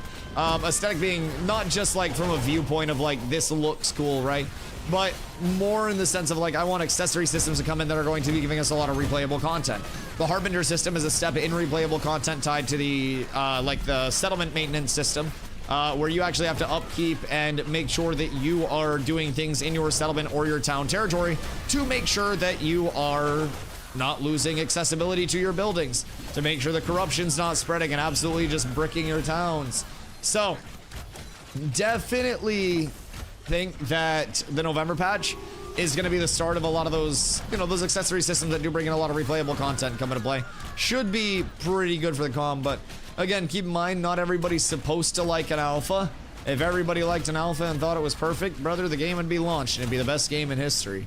But the fact that it's in an alpha and so many people still hear about it and know about it, I think that's a good sign. Oh, there's a 4 flame speaker pull. Please be careful. The XP's cooked. Weren't we only getting like... Oh no, we were getting like 50% more, huh? Yeah, we were getting like 1700, huh? We probably need to go down to an 8. Unless people show back up. And then we just raid up again. But yeah. Dossington. Buongiorno, my boy. What you doing today? Are you on your grind as well? We need everybody on their grind. Papa Jesus, what up, brother? Are you EU or NA? We are on NA, but we have an entire EU guild within our structure as well. So if you have, you know, the EU time slot, if you want to play with EU players, you can absolutely join the community still. You can have a very active EU community, full dedicated EU, like, leadership, everything. Oh, guys, careful of the reflect, please. You goobs. That's a quad reflect that people are hitting. Nin. They're fucking cooked. Ni hao, ni hao, ni hao, ni hao. Man, no. The reflect be hurting. Ni hao win. How you doing, my boy? Yeah, you guys be hurting yourselves on the reflex.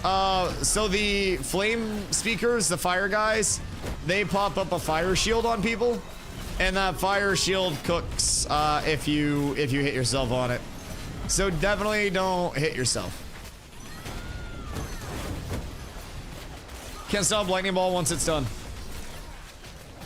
Why don't you just go catch it? Just run in front of it and stop it like you're stopping a fucking moving car.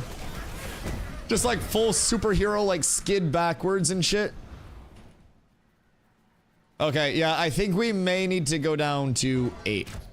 I think the island is safe for farming for right now. But we are kind of gimping the XP. I think it's like 50%. Z mesh a zombie? Where does zombie need a fill? Because that'll be massive. Because I think zombie only has 1 cleric in his group, so he might be able to get Z into Zom's group. And then keep that rolling. I don't need harbingers, just give me the ocean fishing life. Yeah, but like, what are the ocean fishers gonna do when like they're fishing on their boat and then pirates pull up and they want your swimmers? Like what? I fear for the ocean fishermen. You're gonna need an escort because like there will be pirates roaming, dog. There absolutely will be pirates roaming. It's not gonna be safe out there. But the active fishing and the active hunting, oh, just give me those bad boys alone. Holy. I would fucking love that. What are pirates gonna do with my sperm? I don't know, that's Thor. Probably put it on his walls. If I had to guess. Oh wait, brother hasn't played over here in a while. He's playing RuneScape now. It wasn't confirmed to come, by the way. They never tasted it to confirm. You can't confirm anything without a full, like, you know, smell, feel, taste. Come adjacent. Ew. was definitely come adjacent, but there's no way to confirm. It's like you're getting into your car and you see a liquid on the ground under your car. Is it, you know, coolant? Is it oil? Is it cum? You never know, really, until you get down there and you give it a little saltier than my usual oil. You know, you never know when there's going to be a serial cummer just going around and targeting cars. So it's a crazy world out there. Crazy world out there.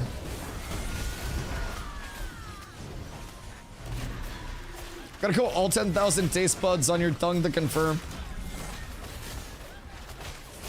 Jesus Christ. Speaking of pirates, they quit again. Oh no, we suck again. So, I think they fucked up. I'm gonna be completely real. I think them going to EU was like just going into a church and being like, I love fucking Satan. I worship the devil, baby. Woo! Like, he wanted to stop killing games, which was an EU thing that was very near and dear to a lot of EU lads. And then decided to go over to EU expecting a warmer reception than NA. A lot of NA people actually didn't really care that much. And realistically, we're gonna let him live his life pretty normally over here. Every EU player that I talked to was like, "Oh, we're gonna farm him off this game." He wanted to stop it, and I quote, "This is dog shit. Eat my entire ass. This is so bad that not only am I going to not support this, but I'm going to actively tell everybody to stop supporting this as well." Yes. Yes. He wanted to actively weaponize his community to take out Stop Killing Games, and he said Ross was using used car salesman tactics and didn't even understand like what the purpose of Stop Killing Games was in the first place. Like, brother, you know you are down horrendous if you've been in controversies for 6 months already, and then Moist Critical makes a video about you in another controversy. Like, at a certain point, you just gotta fucking stop trying to stop killing games and stop trying to take L's, man. Like, holy shit. But yes, basically tried to weaponize his entire community against the Stop Killing Games initiative, and then from there rolled on EU, where the Stop Killing Games initiative was based out of, and basically went directly into the doghouse with meat strap. Like, you know Lady Gaga's meat suit that she wore to the Grammys that one year? He walked into Michael Vick's dogfighting ring with Lady Gaga's meat suit on. It was real bold. I think he would have had a better experience on NA. I'm being honest. I talked to a lot of... I'm out of touch, but I feel like this is pirate software. How do you know? Yup.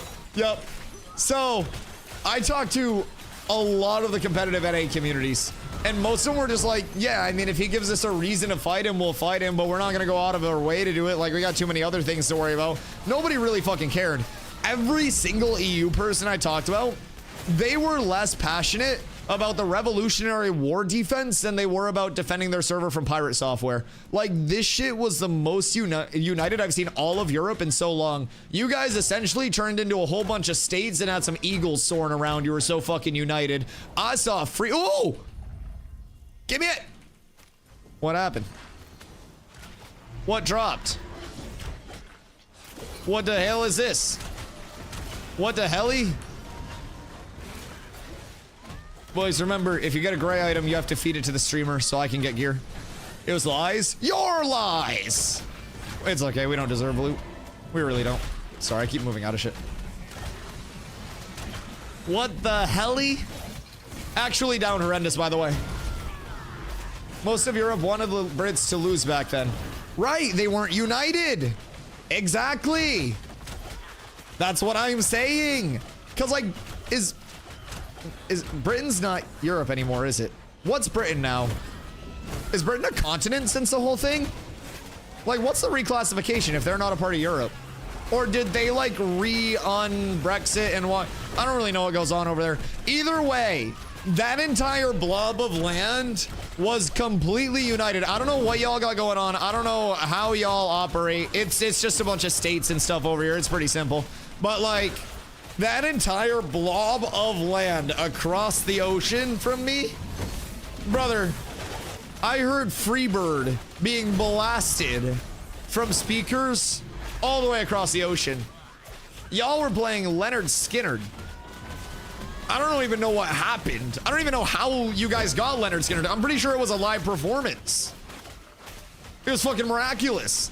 So yeah, I don't think Virus Alpha is gonna come back to Ashes for a while. And I just, if he does, bro, just come back to NA. Like, genuinely. The smell of PBR, domestic violence, went up exponentially as soon as Pirate Software went over there. Honey, you gotta get off the game, bitch. Sorry. We're not allowed to joke about that stuff. That's gonna get me canceled. I've been told I need to be more empathetic and I can't make as many controversial jokes because it's not marketable. And I'm also supposed to stop calling bitches bitches. Words. They're all meaningless. It's all just a word. Bro's just a lolcow at this point. Aren't we all? To a certain extent. We're all somebody's lolcow. A bitch is gonna be a bitch? Yeah, and you don't even have to be a bitch to be a bitch. You can be a bitch without even being a bitch. I know a lot of bitches that aren't even bitches. Exactly. That's what people don't understand. I'm not just calling every bitch a bitch to call them a bitch. I'm calling a bitch because they're being a bitch. Yes, thank you. Thank you. Somebody that finally understands. Stragma. What you darn? Strag mob training. Oh my god. Oh my god. It's the Strag train coming through. Choo choo. This fucking Cats Guild. Imposters. Second rate cats. Despicable. Despicable. Birds can never fess up. Ego takes too big a loss. All he's been doing is losing. Bro, Ed. Like at a certain point, all you have to do is say, yeah, that was my bad. I'll be completely honest. Like, sometimes all it takes is going, yeah, dog, my bad. Oh, fucked up. Can you imagine if, even if he roached in WoW, highly faded, thank you for the follow. Say, even if he roached in WoW, right? Okay? He gets out of the instance and goes, yo, that's my bad. I panicked. I just wanted to save my character. I'm gonna re-level with you guys. I'm gonna relog and help you pump up. Can you imagine how different the entire situation would be? Bro, he would have been seen as like someone who realized his mistakes and then immediately fixed them. That would have been such a big move for him. Honestly, if I ever go play hardcore WoW, I'm gonna wipe my group just so I can do that. So it gets posted on Reddit. People will be like, oh my god, Dusty's so virtuous. He's such a philanthropist. He's so based. Like, bro, why didn't you just do that? You could have just sat there making so much money. People would have been like, yo, Pirate, good on you, dog. If you need help, like, you know, just with anything mage related, please, like, reach out. Like, people would have been very receptive. People would have been like, okay, dude panicked. He didn't know what he did wrong. Let's help him, right? But ego's a hell of a bitch. Like Nomad said, ego's a bitch, dog. It's like how you stay in a relationship too. Yeah, sometimes you just gotta be like, hey, my bad, I fucked up. Like, with friends, with your significant other, with anything, man. It's just a social interaction that I think not everybody is a perfect human being that thinks out every single decision they make, you know, thoroughly. It's not like we're all Doctor Strange, just parsing everything a million times over, seeing the best possible outcome. We're reactive sometimes. I stream 12 hours a day. If I said that I never had a reactive moment on stream where I, you know, didn't go, oh man, I was being a little bit of an asshole, like, I'd be lying to you guys a lot. I've been snippy with my friends. I've been snippy with people that aren't my friends. Like, it's part of being a human. But when people fail to acknowledge that they're human and have those those elements of, you know, I did nothing wrong, I can never do anything wrong, I'm perfect all the time, brother, you literally lose your humanism, and we're all just people. Everybody fucks up. It's just about being able to say, hey, I fucked up, I acknowledge it, and I'm sorry. And people can't do that, bro. We had a big thing a couple nights ago on stream where somebody made a bonehead decision, and instead of being all up in arms and fucking kicking them out of the chat and stuff, and we literally sat here and we talked about it, and they were like, hey, I understand, I fucked up, my bad, dog, I won't do it again. And everything was awesome. Awesome. Is this pay to win? It is not pay to win in any way, shape, and form. And pay to win, pay for convenience, and pay for progression will never come to Ashes of Creation in any way. The only form of pay to win that you can even consider is gifting me a shitload of subs and then asking me to help you with stuff, which honestly may probably increase your odds of me helping you with stuff. But other than that, no pay to win that Intrepid actually allows. But you can definitely gift subs if you want to. But no, it's for the testing all the way until launch. Keep in mind, we just started new servers back on Tuesday for the last phase of the alpha test. This is going to be a very long server, probably a year plus. I think we'll get fresh start servers, new servers throughout the time that we're in this phase, but that's speculative. But it's $100 USD one-time cost to pop in now until the remainder of development is done and the game launches. Hoofsy! Hoofsy said, I'll take the opportunity. Moyu, no more ads for you. Truly up tremendous. Hosty, my goat, thank you. Thank you, thank you, thank you. I like hitting trees in Ashes. Have you seen any of the trees yet, Tarvo, that are like spring-loaded? That's my favorite bug. When you hit a tree and it's like, yay, and just jumps off. Like you hit one and just, pew. I don't know if that's a bug that's still in the game because I haven't hit a lot, but in P2, you'd be smacking trees and then all of a sudden you send one into the fucking stratosphere. Made me feel so good. Bro, if it happens, you will know. The trees will start like breakdancing like Sergeant Stomps at TwitchCon, man. It is insane to see, but it's so fucking funny. They may have fixed it. It might have been a 5.3 thing with the last version of Unreal that they were on, but dude, it was so funny. But yeah, so Scam. You do get a 90-day period where you get a full... How crazy is it, by the way, to be telling somebody named Scam about Ashes of Creation? Just the beauty of it, you know?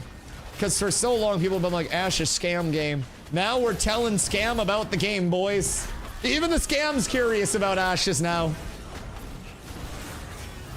Anyways, it's $100 to get in for the remainder of development all the way through launch.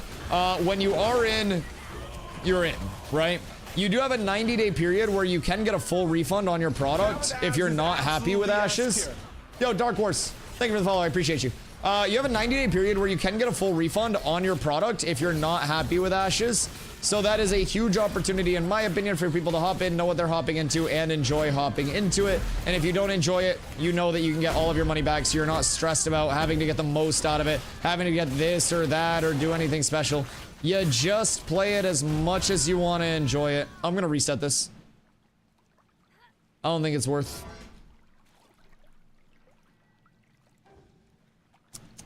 I'm just gonna pull it out and reset. Everybody just get in the water and then we'll be fine. No, you, Mr. Marauder. Okay, 90-day period. When the game launches, like full launch, it is going to be $15 a month, $15 a month. No box cost, no DLC cost at any point. You will only have to pay the $15 a month to actually, you know, sub to the game to play. And then there will be zero pay to win, zero pay to progress, like I mentioned. No pay for convenience or anything like that along the way. So, really consumer forward like pricing, and with the no box cost, no DLC cost, like I mentioned, you won't have to pay for updates, won't have to pay for expansions if they do come out. It's literally just a monthly sub. So that monthly sub doesn't kick in again until the full launch of the game. You get your first month of sub time included with your pack purchase, and you also get $15 in the in-game store when that does come out. The in-game store is going to be again, no pay to win, no pay to progress. It is just skins, just strip. Gonna have better deals. $100. It's $100. Like, are you talking like on the sub? I don't know if they'll do like a big one-time sub pay option. We haven't heard that much about the long-term subby. In terms of like the alpha access, it's just $100 for all of development. It doesn't stop at like 1 year or anything, no matter how long dev goes. If it's 10 years, you're in for 10 years with that $100. So long term, I'd be surprised if they didn't do like if they didn't do that for the bulk fee. I think they said that, but it was years ago for the sub fee, 100 per year. Okay, huge. That'd be great. Yeah, I haven't heard I haven't heard anything on that recently, so didn't want to misspeak on it. I'd rather just say I don't know than lie to you. But yeah, I mean, it makes sense. Like $15 a month, $100 per year to save a bit. That'd be pretty reasonable. And I think even if it's not $100 per year, like to think that there would be like a bulk sub purchase, right? Like a 6 month, a 1 year, stuff like that. Definitely think that's within the realm of possibility too. But cost of entry being, you know, what it is for people, if somebody wants to check it out, on launch, having no box cost, no DLC cost is huge. Up $100 gives you stuff for free. Yeah, 1 month of free sub time. So it's not like lifetime or anything like that. But 1 month of free sub time, $15 kickback there. And then you get $15 with the in-game store as well. So kind of like $30 of kickbacks for you. Yep. And then different packs, like older packs, did come with different periods of game time. So I think my pack has like 6 or 9 months or something. I have the $375 pack from January 2024. So I have the last pack that actually had skins and stuff in it. So that'll come with a little bit more game time. But wishing I joined FaZe earlier for those amazing mounts everyone's running around with. Those are, yeah. The skins are insane. The mount skins go so hard. Voice sounds a bit better tonight. Yo, Quantum, it does, doesn't it? It's getting there, man. I think a couple more throat coat teas at the end of the day, and we'll be truly up tremendous. We're on the way to healing. Today, like, my vocal cords felt tired when I was talking. Like previously it was actually like hurting to talk. Like I was having to get off stream and just not talk because it hurt to talk. I was losing my voice so much. But now it more so just feels like my voice is like tired. Like it's a little bit more labored. It's like I gotta push the breath out more, right? So I'm hoping the vocal cords get a little bit better there. Drink some hot tea with honey. Yeah, I got throat coat tea. So like I don't lose my voice from being sick.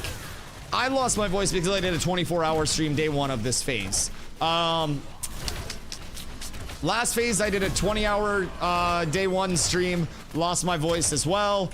So I may be the only person that you guys know that yaps so much that I lose my fucking voice. It is an actual character flaw. It is possibly the best and worst thing about me as a streamer, that I never shut the fuck up. You should probably do voice exercises. What do you call this? Brother, I'm voice exercising for a fucking 12-hour day each day. If I lifted weights this much, I'd be the fucking mountain. I'd be benching 7 people. All right, so you saying I gotta get on stream and hit like the me. Like we gotta hit that shit? We gotta hit like the scales? Like how do we exercise this? Maybe like different animal noises. I go and I just become like a master of communicating with the neighborhood birds. Squeak-caw! I'm already getting pretty good at it. I might have just summoned a few. Yeah, I mean, I could just become like an opera singer. Like Iron Mouse does opera singing, and a lot of people like Iron Mouse. So like realistically, is there like, you know, a non-VTuber dude counterpart that's doing opera singing as a gamer? I don't think so. Lots of big streamers have taken voice lessons so they can sustain the app for long periods without so much strain. Well, I'm not a big streamer, so I'm not taking voice lessons. Don't call me a big streamer. Not an influencer. I just sit in my little corner of the internet, man. I'm a small streamer, and I'm always gonna be a small streamer. I can have 10,000 fucking viewers. I'm gonna be a small streamer. If I don't look at my viewer count, then it means that I don't have a lot of viewers, and I'm still a small streamer. A small streamer with a big hammer? Dude, I'm hung like a field mouse, brother. I'm 6'5", but it's kind of like you see a car with a really cool body kit, and then you're a car guy, so you look under the hood, and you're just like, damn, that's unfortunate, right? You might see me on the outside and be like, damn, Dusty's handsome, he's 6'5", he's good at video games, he's eloquent. What is wrong? And then, you know, you're a really, really big peen guy, and you look under the hood, and you're just like, I understand. I understand. I get it now. So, you know, we can't all have everything. I can't really do math that well. All balls, no cock. And just sometimes annoying to people depending on the time of day. I don't really have an off switch once I start yapping. So sometimes people have to hit a little bit of a... Dusty, I gotta head out, Doc. So, you know, we got some character flaws over on this end, but... I don't want to do voice exercises. Like, sure, it saved my voice, but like the voice sounds fine. And I also feel like I just need to warm up a little bit. Like I get on stream and I'm like, voice. And then over the course of stream, it gets better. Like my voice sorts itself out, it improves. I become a little bit less raspy. But yes, the bong rips do help the voice, by the way. The bong rips keep me sounding sultry. Anyone want a sub? Oh, take one. I beat everybody to it. Nobody else gets it. Nobody else gets a sub, boys. That's mine. Sorry. Also, boys, if anybody hates ads, I believe Quantum's throwing down the gauntlet for an offer. But everybody might be stuck in an ad right now. Holy shit. Chat, who doesn't have a Dusty W booty? If you have a Dusty W booty, let me check. Let me see the Dusty W booties. And if you don't have it, I need to know. I need to know. We should be able to spend channel points on a mute timer. Dude, that would give me so much anxiety. Unironically, like, I have an irrational fear that if I stop talking while I'm streaming, somebody is going to come into my channel and they're going to spend their first 30 seconds going, man, why the fuck does this guy have viewers? He's not very entertaining. I want people to have the same experience in my stream no matter what time they join in at, which is a very high expectation because it means I need to carry a conversation 100% of the time that stream is up. You will never be able to find a point in this stream where I'm going a minute long without talking. I always say if you can find a spot in my VOD where I'm sitting here and not like actively locked in PvPing or anything like that, and I'm just, you know, doing some chill shit, and I'm not talking for 30 seconds, I'll VIP your shit. I have a very irrational fear that somebody will come in and they'll just go, kind of boring in here, man, and then they'll just leave. Obviously, when I go out to pee, I can't be conversing with you guys. I mean, I guess I could, but you'd hear the tinkle stream. Do you drink water? I do. We have a hydrate command. I drink water. I drink coffee. I do like warm Dr. Pepper as well, but water's phenomenal. Yeah, I'm a huge water guy. Honestly, mostly water. So, you know, we tend to get along pretty well. Bye, zombie. Where are they going? Skip through one of your VODs before challenging you on that. Sometimes it's an emotional roller coaster. Why? Because you click onto a spot and you hear silence, and then it's just me in between words. You're like, boys, we finally got him. And then it's just me thinking of something to say, and it's like pondering a thought, and then you're like, fuck. No, believe me, I've VOD reviewed my own streams a lot. It may sound weird to say, but I've legitimately like watched my own streams just to see if I'm being entertaining during them. And I think that's a big thing. I mean, I VOD review my PvP to see if I'm fucking up in PvP. VOD review your streams to see if you're fucking up in your streams. GG. Your streams are now better because of it. That is one of the easiest tips that I can give somebody. If you wouldn't watch your stream, why the fuck would somebody else? And I can put one of my streams on and I can follow the entire conversation with everybody all the time. I can put it on as background music and I can be like, oh shit, this all makes sense. Like sometimes I'll pop on a stream VOD and I won't even remember what the fuck I was talking about. I like black out during half of these convos. Streams a product, you should review it. Yeah, I mean, I just try to put out as good of a stream as I can because you got to keep in mind too, like I'm multi-stream on YouTube. I posted a video on YouTube 5 months ago. I don't like YouTube. I think YouTube is slop. I think YouTube is literally just algorithm bait, engagement bait. I think live streaming and content creation is where it really shows through if you were able to maintain an audience, work an audience through that in a non-curated format. And YouTube's great for growth. I personally don't like it. I think it's an engagement farm. I don't like engagement farming. I don't like drama farming. Like, if it pops up, I'll do it. But I don't like the slop. So I'd rather just chill over here, hang out with my community, maybe have slightly fewer viewers, and people come in all the time and they're like, Dusty, why don't you post on YouTube more? I love your YouTube content. And I'm like, I don't like making YouTube content because I could have a YouTube video that's 98+% upvoted, but doesn't get an algorithm push with, you know, 6,000 views on it. Somebody that says, is Ashes a creation bad? And sparks a discussion in their comment with a dog shit ass video where they're just sitting in front of a camera with no effort whatsoever, can get into the algorithm and then pull up like fucking, you know, 200k views. Then you pull a fucking a drama tuber react or one of the MMO tuber reacts, and out of nowhere, your fucking subscriber count triples. But guess what? That slop video, that's not going to be the subscribers that you want, because then you're going to wonder, well, why is my community so toxic? Why is everyone always fighting in my comments? Why am I always dealing with toxicity in my chat? Well, because as a content creator, you get out what you put in. So I'd rather just not engage with the slop side of things and make my own content and curate the community coming in to those that want to see my live content, then get a lot of the slop that comes from YouTube. Like, people have asked me the same thing. It's like, why don't you post more on YouTube? I'm like, I don't like YouTube. They're like, why don't you multi-stream on Kick? I'm like, I'd rather shoot myself in the foot than stream on Kick. The only way you would ever see me streaming on Kick is if Kick offered me millions of dollars. I grew up in a trailer. I'm still poor to this day. I'm a small full-time streamer. But holy fucking cannoli, if you saw Kick offer me a few $1 million, I'd be over there in a heartbeat. Other than that, I ain't doing shit. Kick super shady? Yeah, the only way, like, I wouldn't even multi-stream over there. Keep in mind, multi-streaming costs nothing. I could literally just check a box and my stream would output to Kick as well. Oh, shit! Max mana, disable accuracy. Kind of poo-poo, but still not bad. The mitigation's probably going to be a huge step. The disable accuracy would be big. I'm going to roll on them, but I'm going to lose anyways.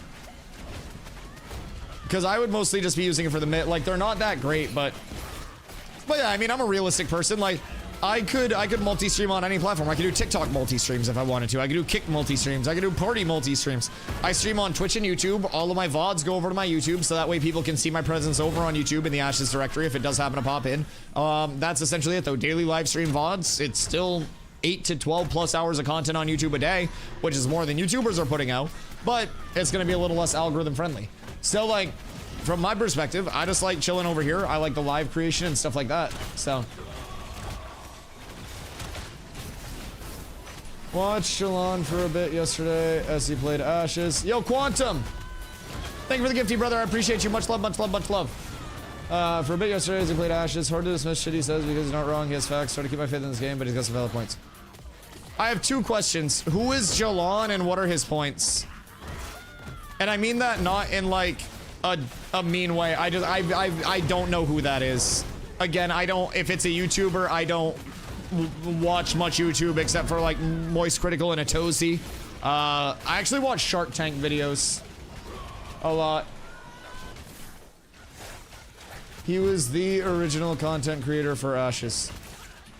What do you mean by the original? So he was somebody who just pressed go live early in Ashes? I don't really think that builds anybody's credentials. If he's the original content creator for Ashes, but he hasn't been here actively making content in a long time, then that holds no weight to me. Somebody could be Michael Jordan is not beating LeBron James now. Like, I don't know if he's been gone for a while. I don't know like what the takes are, but I need more credentials other than like he's the original content creator. That means nothing to me. In like a respectful way.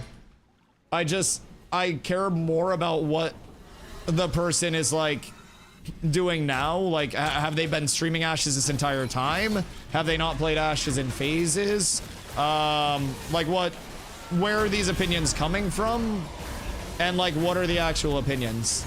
Because yes, everybody can have opinions that are correct. I could say questing is bad comparatively to where it should be. That's an opinion that's correct. Questing is definitely bad comparatively to where it should be, and I think Intrepid would agree. I think that that's fair, but I also think that that's not a take that's really revolutionary or filled with drama. And I think some people think that they have these revolutionary takes by saying something in Ashes is bad, when a lot of things in Ashes are bad compared to what live services have, what Ashes will have. We're in an alpha. An alpha isn't even typically like... Whoops, I got distracted, my bad. An alpha isn't even typically like open at this point in time. I gotta read over look over to reach chat and I get bops. Like, we have to remember, we have so much access and so much transparency to everything on our end now that I think it's incredibly easy for anybody with a camera and a microphone to just sit here and take any system. Why aren't freeholds up to par? Oh my god, this is terrible. Why aren't guild castles in yet? Oh my god, this is terrible. Why isn't, you know, the hunting minigame mode in, right? I think it's definitely easy to bring up critiques and be correct about them. I don't sit here saying Ashes is a perfect game and a perfect... Oh, damn. We getting a lot of that set. Holy shit.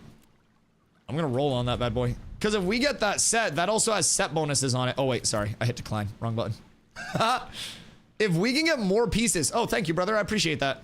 You were a fucking legend. Here, I have this for you. Handmade, small business, you're supporting their non-GMO, all organic mana salve. This is some of the finest salve that you'll ever have. It is, of course, a little bit more expensive per salve, but just supporting those small businesses is, I think, something a lot of people can really get behind. Also, who would be willing to condense that 2-piece of the chest and the gloves that we just got, or whatever it was? What was the last piece? Because if we condense that to a 2-set, that's 50 more strength and a lot of mit. That's a lot. I could probably give somebody my pieces for that. Although, would it be worth dropping the 95 max HP? Because then I'd have to grind up for 4 as well. But that set's huge. I think we should definitely try to get that 2-set, like, on somebody. Okay. You'd have to watch some stuff. He no longer streams it or produces content for it. Him and Steven had a falling out because he would call Steven on his lies. See, I kind of have a hard time believing that. I don't think that people holding Intrepid accountable and stuff would be a falling out. You have to realize I've critiqued Intrepid's changes and I've bitched about things multiple times. And like, I also don't really talk to Steven, I'll be completely honest. Have I talked to Steven before? Yeah, like I literally, like, he popped into my chat one time and we had a conversation, but like, do we talk every day or even close to it? No, absolutely not. Absolutely not. Ashes is trending in the MMORPG subreddit. Interesting. Games and stuff. Thank you for the follow. I appreciate you. But like, I definitely think in terms of like people having falling outs with Intrepid over this, that, the other.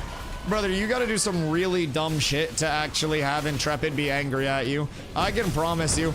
Like, Planendorf is a team lead that works on lighting. Anytime there's a flashbang, we make fun of him for it. Like, not in like an actual, like, Planendorf, you suck, get fired. But, like, we give him shit for it, and he comes in and, like, he literally jokes about, like, flashbangs being in and how they're gonna fix them and stuff. And, of course, like, he's taking it very seriously. But they're aware of the levity that nothing's perfect. It's not really a matter of, like, if you call them out and you're like, hey, where's this? They're gonna be like, hey, fuck you.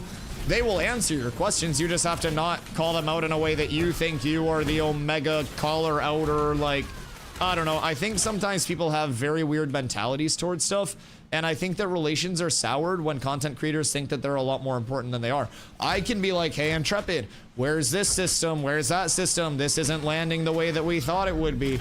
And it's going to come out in a very different way than like, Steven Sharif is a fucking liar and a scam artist because they took freeholds out and they're not in for the start of phase 3. Like, it's completely different, right? Just genuinely.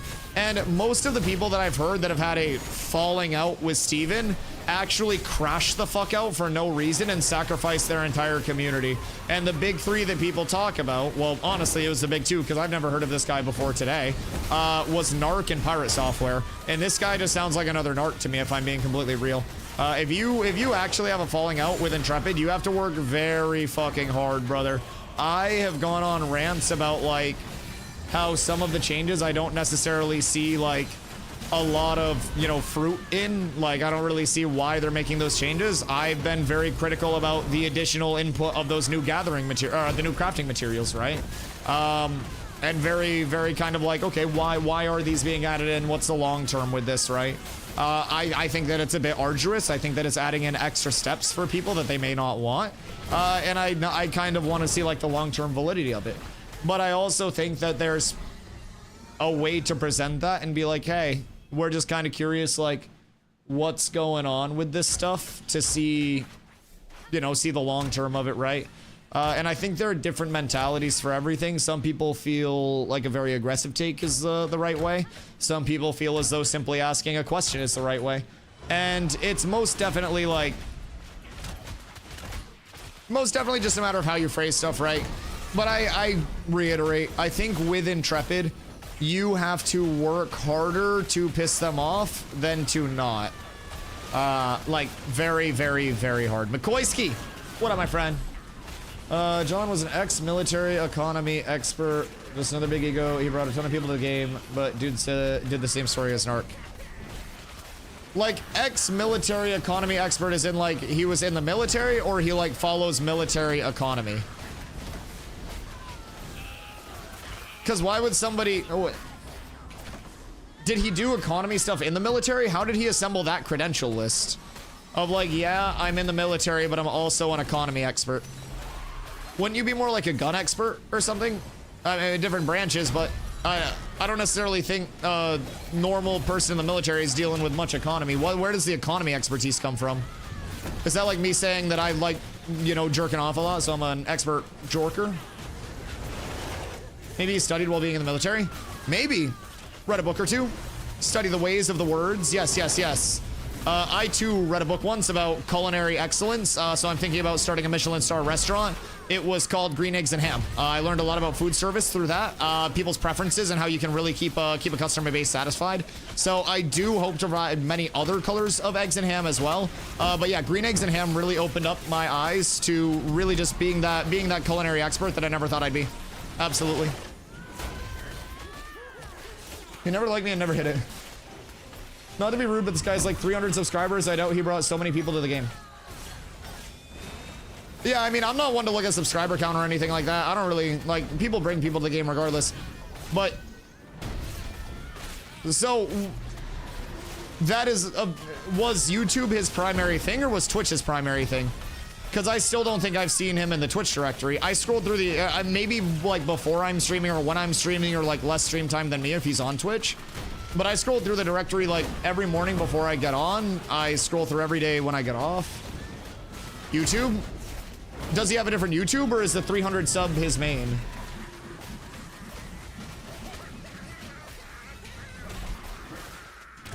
Because that seems like a second account, right? Maybe he live streams on a different account? He does more political shit now on Twitch side. Oh, God. Yeah, that just sounds like an intolerable person.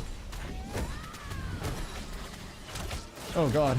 Jillian was good at helping build and explain lore and wiki stuff. He was on Twitch a ton doing Q&A. Interesting. Interesting. Yeah, I just don't know why motherfuckers crash out as much as they do. Genuinely. I think just relating back to, like, Asmon Bronze. Genuinely, I think relating back to, like, the original crash out and, like, having a falling out with Steven or this person or that person. Like, brother, I promise you, you gotta work real fucking hard to do that over here. If somebody had a falling out with Intrepid, I promise it was something they did. You can directly, like, reach out to Intrepid and be heard at any point and give valid critiques if you're not happy with stuff. But, like, I think there's a way that you can present stuff all the time. Swarm pins yourself? Yeah, no, honestly. This is something that I tell my community a lot as well. Like, we definitely got to remember that just because man on the internet with camera and microphone says that something is good or bad, it doesn't necessarily mean it's good or bad. I don't like licorice. Some people in chat like licorice. I don't like CSGO and Valorant. Some people in chat like CSGO and Valorant. I don't spend a lot of my time crafting. Some people in chat spend a lot of time crafting. Good or bad as an opinion? Yeah, absolutely. Absolutely. I think that people need to be able to formulate their own opinions though and not just base it off of like what a content creator says. I absolutely think that everybody needs to, you know, maybe use content creators as reference, but not as the end all be all. Tony, thank you for the follow. All right, for the primer. I appreciate you. Absolute fucking legend.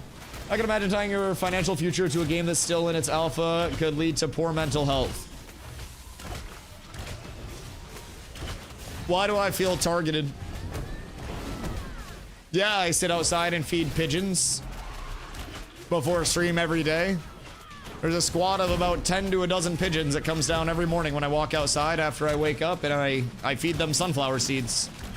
They're very friendly with me. They don't even get scared when I walk amongst them anymore. What do you mean, brother? What do you mean bad for your mental health? I'm going fucking insane! No, I mean, I totally get it. I think, it's definitely a big risk to get involved in the content side of Ashes and have a heavy investment in Ashes right now. Also, we need another Bard, I think, chat. Or another DPS. Either way. Bard or DPS, one of the two would be absolutely wonderful for everybody involved here. And by everybody involved, I primarily mean my group. Thank you for coming to my TED Talk. If anybody wants to come through. You walk out and call to the pigeons? Oh yeah, I talk to the pigeons all the time. I walk out and they sit on like a roof next door because that overlooks like the door that I walk out of, right? And I walk out and I go, y'all want some food? And then they'll start like flying down. Reset this poll. Reset this poll. Reset this poll. Reset this poll. Everybody dip. We got like 150 mobs. I think we just pulled like actual 7 POIs worth of mobs. Devious, boys. Devious. I think I need some perspective here after testing the game for a few days. I don't mind traveling in other MMOs like WoW Classic or New World, but the distance in this game are insane. I feel like 80% of the game are riding on my horse. Love the combat, but I'm not sure anymore if the game's for me, and I'm not casual. Isn't it crazy to think the differences far apart? You need to be given them out during your first quest, just so you can move around the starter zone. So that's supposed to be a core element of Ashes. So for perspective, you mentioned New World. I played New World for about 7,000 hours before I switched over to Ashes. I played a lot of New World. 3 years from launch, all of that. For perspective, New World has more fast travels than New York City does Starbucks, and the entire New World map is the size of the Riverlands. So just for perspective there, like, it's not like you were on a New World playable area. We already have multiple New Worlds in an alpha. So part of it is with the map being so large, that's meant to be like an anti-Zerg mechanic to a certain extent. You're also supposed to have different options for content in the world, depending on what you're looking for, both aesthetically, both functionally, and tier of content-wise. So some biomes or some areas will naturally, keep in mind we're looking long-term here more than kind of the immediate. Some areas will develop slower or faster than others. Some areas will be more contested, less contested, have more PvP, less PvP. Rustdog, thank you, I appreciate you. So like, there are most definitely a lot of things that are tied to the world system, and in a lot of games, right, you're meant to be a citizen of the entire world, right? So WoW Classic, you don't really have a citizenship tying you down. New World, you can have 3 different houses in 3 different areas of the world, and you primarily use them as fast travel and storage. In Ashes, your entire account can be a citizen of one area, one town. You can get a house in that. There will be different types of houses, but those houses, Shadow Rider, thank you for the follow as well. Those houses will have different benefits. Some will be more finite than others, some non-instant, some instance. So the housing system is one of the many incredibly deep systems. So in Ashes, you're meant to be more of a citizen of one part of the world rather than the entire world. Could you use another tank? I mean, shit, if we don't find anything else. If we don't get anything else, I'd rather fill the spot than not fill the spot. I would definitely prefer to have the double bard, but with that being said, we definitely just have to remember all of the systems in Ashes are intended to be, you know, putting you in a spot of being a citizen of an area, not the world. And when you're traveling out into other parts of the world, that's going to be dedicated, well thought out travel that you're allocating your time to, you're allocating your gameplay to. You may spend one of your entire days traveling entirely across the world, but if you're doing that with a purpose to spend 1 week farming that area until you get enough of X or Y thing that you need, then that's going to be a worthwhile trip. When I was a kid, I grew up in a 4,000 person town. We didn't have a Walmart. We didn't have a McDonald's, right? We had a small little convenience store and that was it. So when we wanted to go to Walmart, we packed up, we got in the car, and it was a day trip for us to go to Walmart. So I think of it like that. If you live in the boondocks, you live in the willy whacks, then you're going to have to calculate how far you want to go. You're gonna have to see, like, you know, what the big city convenience is versus what the convenience of just staying where you're at for the day is. So definitely a very large world, but a lot of functionality is tied into the size of it too. So I would say don't feel as obligated to like explore the entire world and cover every area of it right immediately. Rather think of it as a very large living world where, you know, any part of it could change at any time to give you the content that you're looking for. Each area serves a different functionality, everything like that. So, good to see my friend made a character on the opposite side of the map. I can't get to him with level 15 mobs rushing me across the map. What am I supposed to do? What level is your friend and what level is your character? I would just kind of remake, if I'm being honest. Like, if you guys just made your characters, I would just remake. The first time user experience, level 5 each. Oh, bro, level 5 takes legitimately 10 minutes in the anvils. Yeah, that shit's so easy. You can get, like, level 5 in legitimately about half an hour. I'm not even kidding. So, if you guys want to start in the Riverlands, you just remake in the Riverlands. You do Sweat of Your Brow, you get your mount, you deliver that either to Briarmore Farm up here, or you go over here to deliver it. I think towards this way. I don't even know where it is out here. But either way, you deliver that, that's gonna get you to level 3. You could craft your starting set if you haven't done that already, transfer it over via your friend if you haven't done that. But level 5 will legitimately take you, if you mob grind, maybe 25 minutes of mob grinding, even as a duo hitting non-elites. Like the first time user experience in the anvils, I got to level 7 in about like 35 minutes. With all the quests that were in the mountain itself. So 5 is definitely like nothing. It gets exponentially longer, just for perspective. So I would say, like, if you guys are definitely set on like playing together, it doesn't take long to get squared away. Still level 6. Well, that's fine. You're a first-time player. I don't expect you to, as a first-time player, want to or have the capacity to be on a world first leveling pace, right? Or is that we don't want to mob grind solo? Yeah, definitely don't go that route. Now, if you guys are looking for a good start, I would recommend, like, with a duo, honestly, like, the anvils is fun and it's a great first time user experience, but getting out of it is hell. I would go the Riverlands to start with 2 people. Do that first Sweat of Your Brow quest, and make sure when you do Sweat of Your Brow and run down into Lionhold or to Samia's, I like going over to the Samia's side. Right where you talk to the trades manager to grab your mount quest, there will actually be a commission board, and that's all gathering commissions and like crafting commissions. So those are all like gathering, refining, crafting associated, and then you also have your commission board where it's like little quests to go out and kill stuff. If you do just a few commissions, you will be fucking fuming early on. Very, very, very fruitful. And honestly, there are a lot of quests that you can grab in Riverlands too. So they're crafting commissions. Yeah. I don't know where they're at in Lionhold, but you can go to Samia's and they're right by the person. And then also, like, Second Sword Outpost is a really good questing hub early on. Can we take a food break? Can you eat your lack of motivation? Surprise, thank you for the follow. I appreciate you. So yeah. I would say, like, first time user experience is huge. If you guys are starting in the Riverlands, do Sweat of Your Brow, turn that in, that'll get you level 3, and then both of you should craft your starting sets. If I had to guess, that'll also help with a lot of early progression. Drops are better now, but they're nowhere near perfect. Lionhold's right as you're walking away from the starting area, commission NPC right beside it. Okay, and that's for the gatherables, or is that for the kill quests? Because there are 2 separate boards in Samia's, so like all of these are from Samia's right off rip. So like you got your kill quest and like Harvest Eastern Hemlock. This is 2,464 XP for cutting 20 trees. So you're going to be getting the XP for the trees themselves. If you get a legendary tree, you're going to be getting like 5,000 XP as well. So kill gatherables is just across from. Oh, okay, cool. So they should both be right there, but yeah, definitely make sure you get those commissions right off rip. That's gonna give you a very, very, very early bit of progression. Guggen, hope you're having a great day, my friend. What's the mountain quest in the anvils? Which side did you go to? If you went to Bonfire, you're gonna want to talk to fucking what's her name? God damn it! Why am I blanking it? You go down, Hema, yes. Yeah, it's Hema. You talk to Hema, she's standing right near like the circular fountain.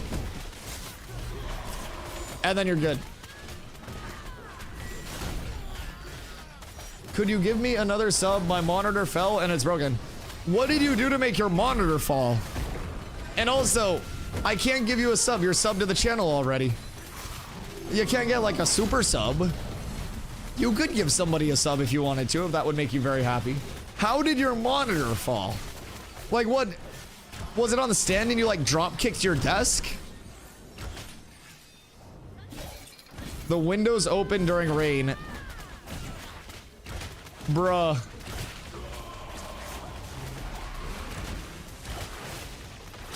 You left your windows open during the rain next to your monitor. Oh, that hurts the soul. Oh, that hurts the soul. Yo, Mike really be working that thing on the sub. I will say. I will say. Just have your ranger bring them to you. Yeah. We had one person leave, and then I think we're also taking a quick food break. I think people need 5 minutes to get food. They're weak. But we need a fill when we come back. I don't know. Room for one. I stood still for 2 hours. The zombie way. If I'm being real. The absolute zombie way. I actually don't think any mobs have made it to somebody when they've been pulled. I'll be completely real. I think the only time mobs have made it to somebody is when they immediately go into a fixate. But anytime somebody pulls back, I don't think we've lost anybody pulling mobs. This has been incredibly smooth. I'd also be willing to argue that I'm paying way more attention than most of the DPS in the group. If we talk about it realistically, Keith, I've probably been paying the second most attention in this group the whole time.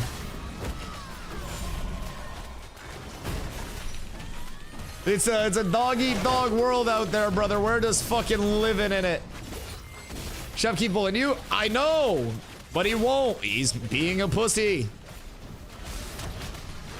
He thinks that simply because he's pulling, he will die. Maybe if he doesn't fucking camouflage himself. Just say the best sushi rolls I've had in a while. Oh, don't. I'm so jealous. That's so heinous. Also, people want to take breaks. Keep in mind, people asked to take breaks like a few minutes ago, I think. So I think we're gonna stop the pulse and let people take breaks for a second. I'm down to keep going, but people had asked about something dumb like a food break or something. Like, Dusty, can we please eat? We haven't eaten in days. You've been working us so hard. Well, maybe we'd eat when we were 25. Just maybe. Who needs food? That's what I'm fucking saying, bro. They're weak. They're soft. It's fucking insane. What class do you want? Bard or DPS preferred?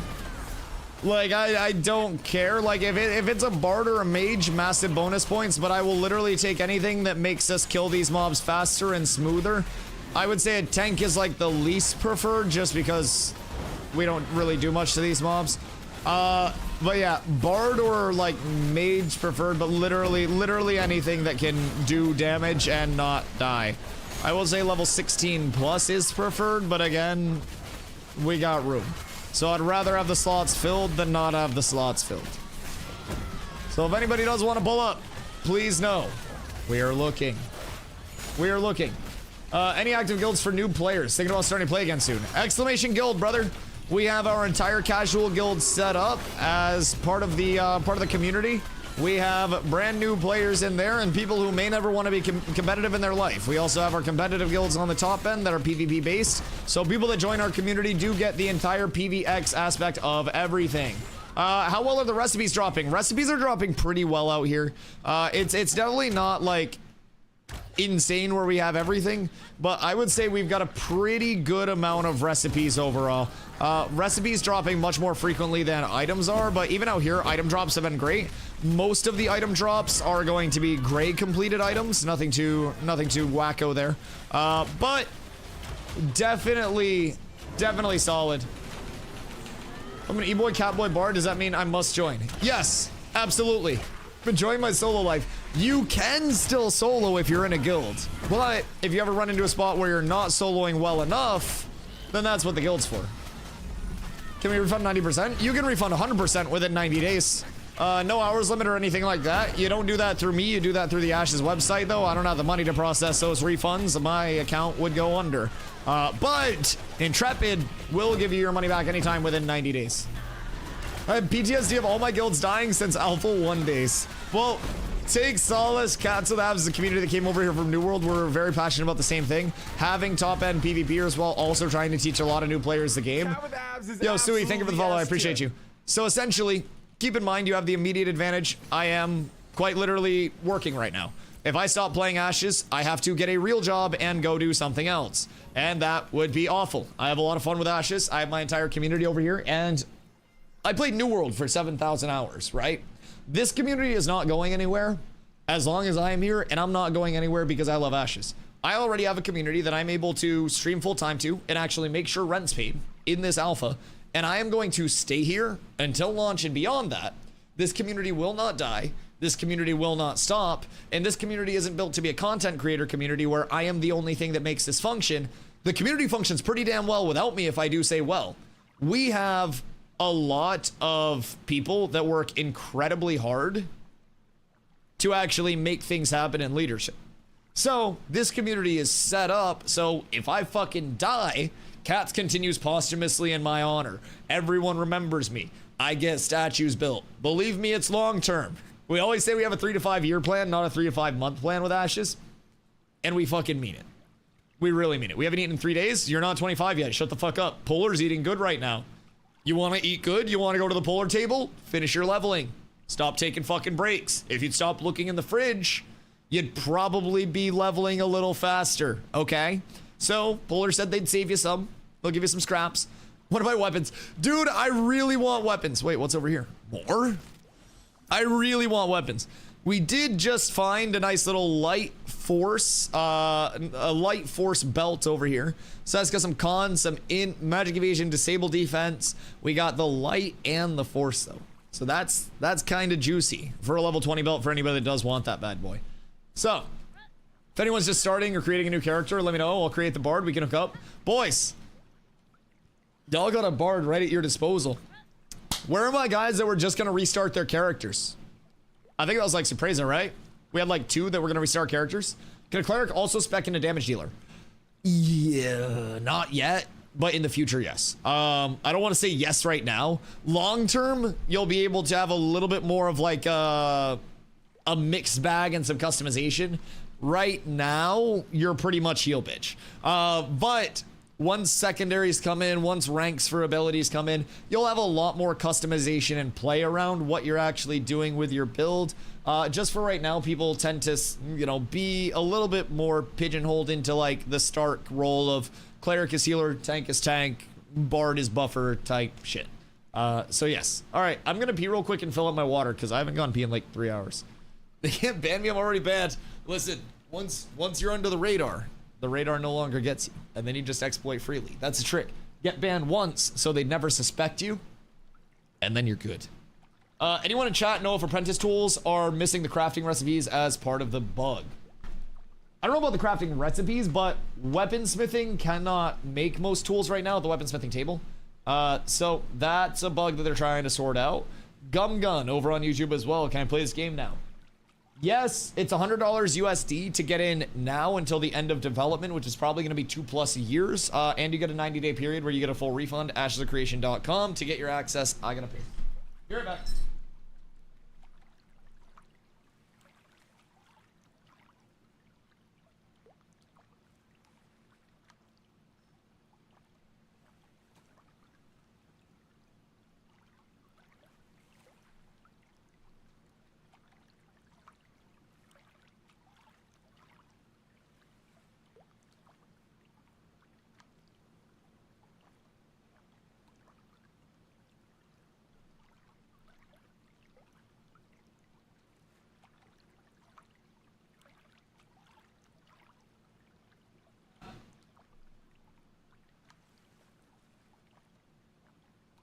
Cat with abs is absolutely S tier.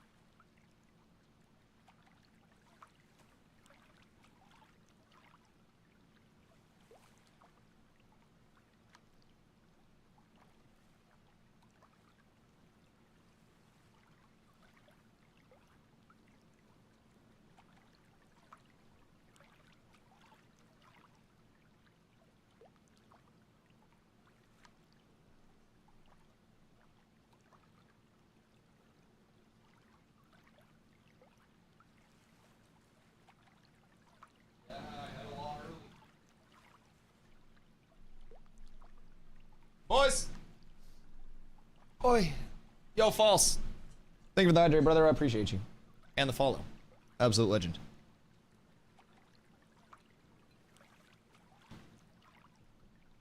All right, we're up.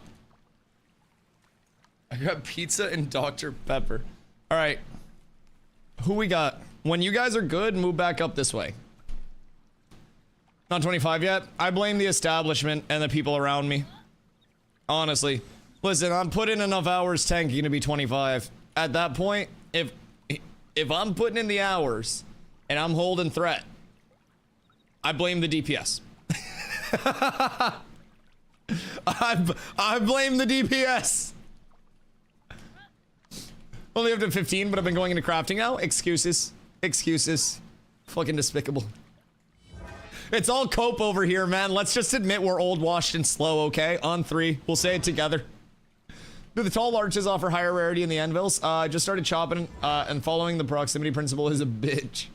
So, there is a trick to see which trees are actually higher rarity. There's kind of like a pseudo way that you can tell. Now, every tree that's pre-rendered in from afar is very likely going to be common. There will be some outliers, but if you are running along and you notice a tree that just kind of like pops in a spot, so like this tree, if I run up to this tree, since this tree just popped in, this one's very likely going to be uncommon rarity or higher. So like pre-rendered trees are going to be all your commons, and then there's a theory that when a tree pops into render distance, that's when it's going to give you that like that uncommon plus. So like this tree, I believe, popped in. So we can also check that out. Now, this is also something that's more of a theory from people. It could be all hubbub and hullabaloo. I don't fucking know, as I haven't tested it enough. I don't really care about it that much. But I don't remember which tree it was, because we just ran over here. But I think it was one of these two. If I remember correctly, it was one of these two. We'll chop this one and the one next to us. And one of these should probably be green or higher, if I had to guess. We'll do a little live testing. Oh. Yep. Well, so what did I tell you, chat? So, that one rendered in. You skip it. Look at my view distance border. We'll wait for trees to pop in. So if we go back, we'll see if any pop out. Alright, so we got one that popped over here. Which one is it? That looks like it's not interactable. But that's also... Is it interactable? Yeah. I might not be able to get that one though. Can we get another one to pop in? Maybe like over this way? You basically just have to be looking on the edge of your view distance. And then once something pops in on the edge of your view distance, that's what you're looking for. So I don't know if I can actually gather this tree. Or not. Let's see. I think this is like... Oh no, this is good. So, if pop in is accurate... people are on food break right now. I'm waiting for people to get back. I'm doing science. We're fine. I hold it out. I finished the cast. Farming. And then... Dead. Fucking idiot. Blue. So... Congratulations. Your entire gathering experience just got a lot better. Oh, the view distance trick is so hard. I swear you need a potato PC to see it regularly. I mean, I have nowhere near a potato PC, but these are the settings that I run on right now. I think it might work better if you lower your view distance. Perhaps. I don't really know if there's tech to it, but I just went 2 for 2 with an epic and a blue off of that. So like, I don't want to say it's confirmed, but like, you just wait for things to pop in. Do you know that if a resource is isolated from anything similar to itself, it tends to be high rarity, hence proximity principle? Yeah. So this, I don't know how it works, but I go based on color for ash and oak. Wait, what do you mean based on color? Like the color of the tree? That seems very intriguing. What do I lose when I die? So in your materials tab, you can see, if you go to your paper doll, like your character, miscellaneous, resource drop and resource delete. So under your materials tab, you'll drop a certain percentage on your ashes, 25%, and then you'll delete 25% on death as well. So there can be ways that you can reduce that, ways that can be increased as well. So say you're corrupted or something, that can also be a big thing. But yes. So 25% on your ashes, 25% on the ground. Anybody can loot your ashes. They flag up for PvP if they do loot your ashes, but other than that, good to go. Chat, I need DPS. I need a DPS or a bard, please. Por favor. 1 DPS or bard for XP farm. Please. If we could just get motherfuckers here, we'd be so up. Is everybody here to start pulling? Or are people still AFK? Because I would love to even start pulling if it was just like small pulls. That would be great for my mental health. Because we're pumping. Big shout out group 2. Nin's lead. So surely Nin will be back soon. I'd assume death is never worth it unless you got nothing in your pockets. Yeah, I mean, and on death, you're also going to get experience debt that you'll have to farm off. So that'll be a little bit of a thing too. What level do I need to farm there? What level are you? You're 16, aren't you? 14?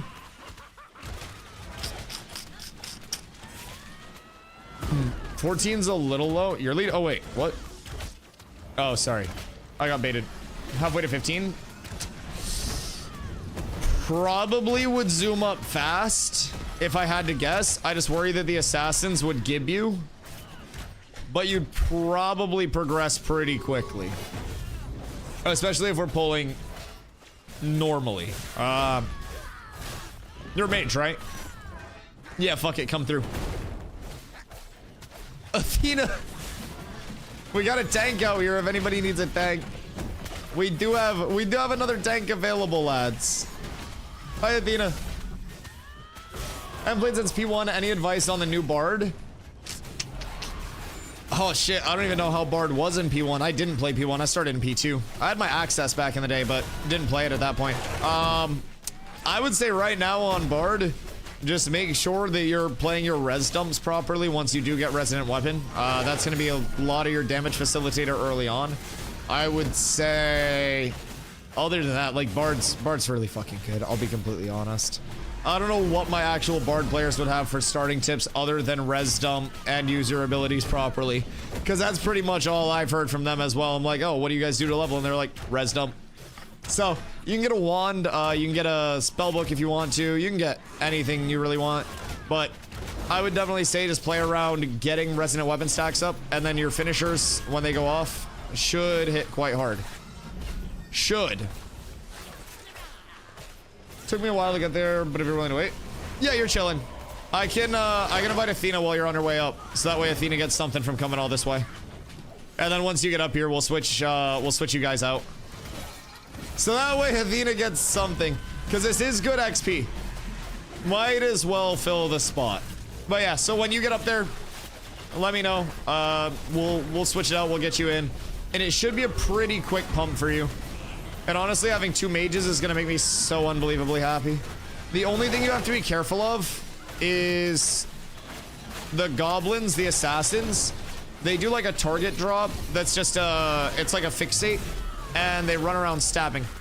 So if you don't want to get stabbed, then do definitely be careful. Keith, let me put a mark on your head, so that way I can see you easier. I'm giving you diamond. I don't know whose mark that is, but now I can see my Keith.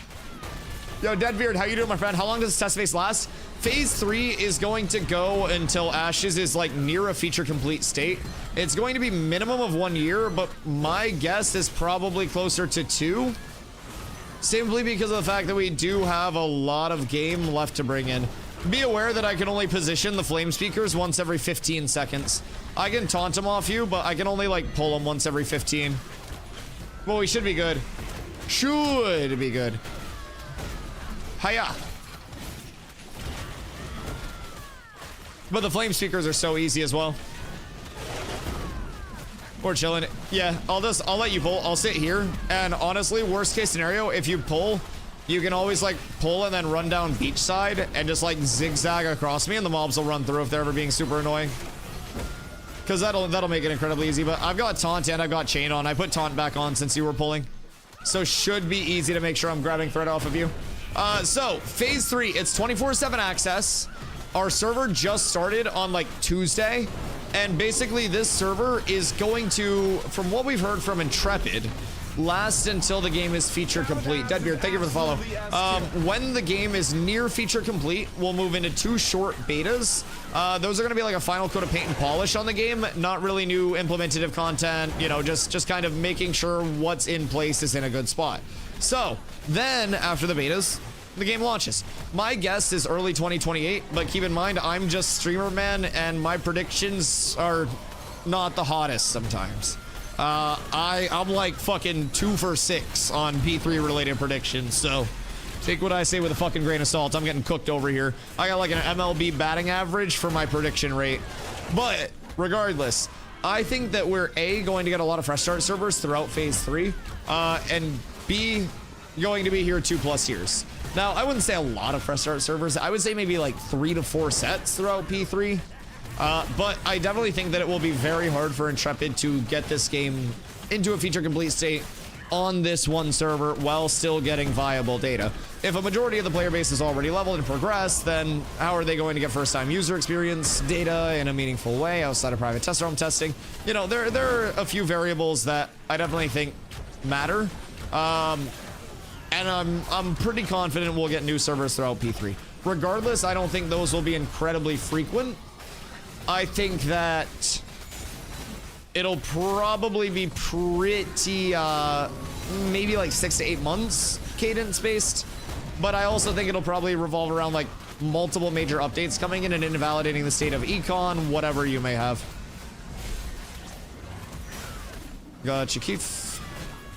Easy peasy. On this day, I'm thankful for taunt and diagonals.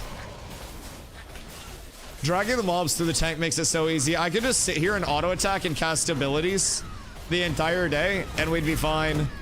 Oh wait, do I have my weapon buffs yet? Soon.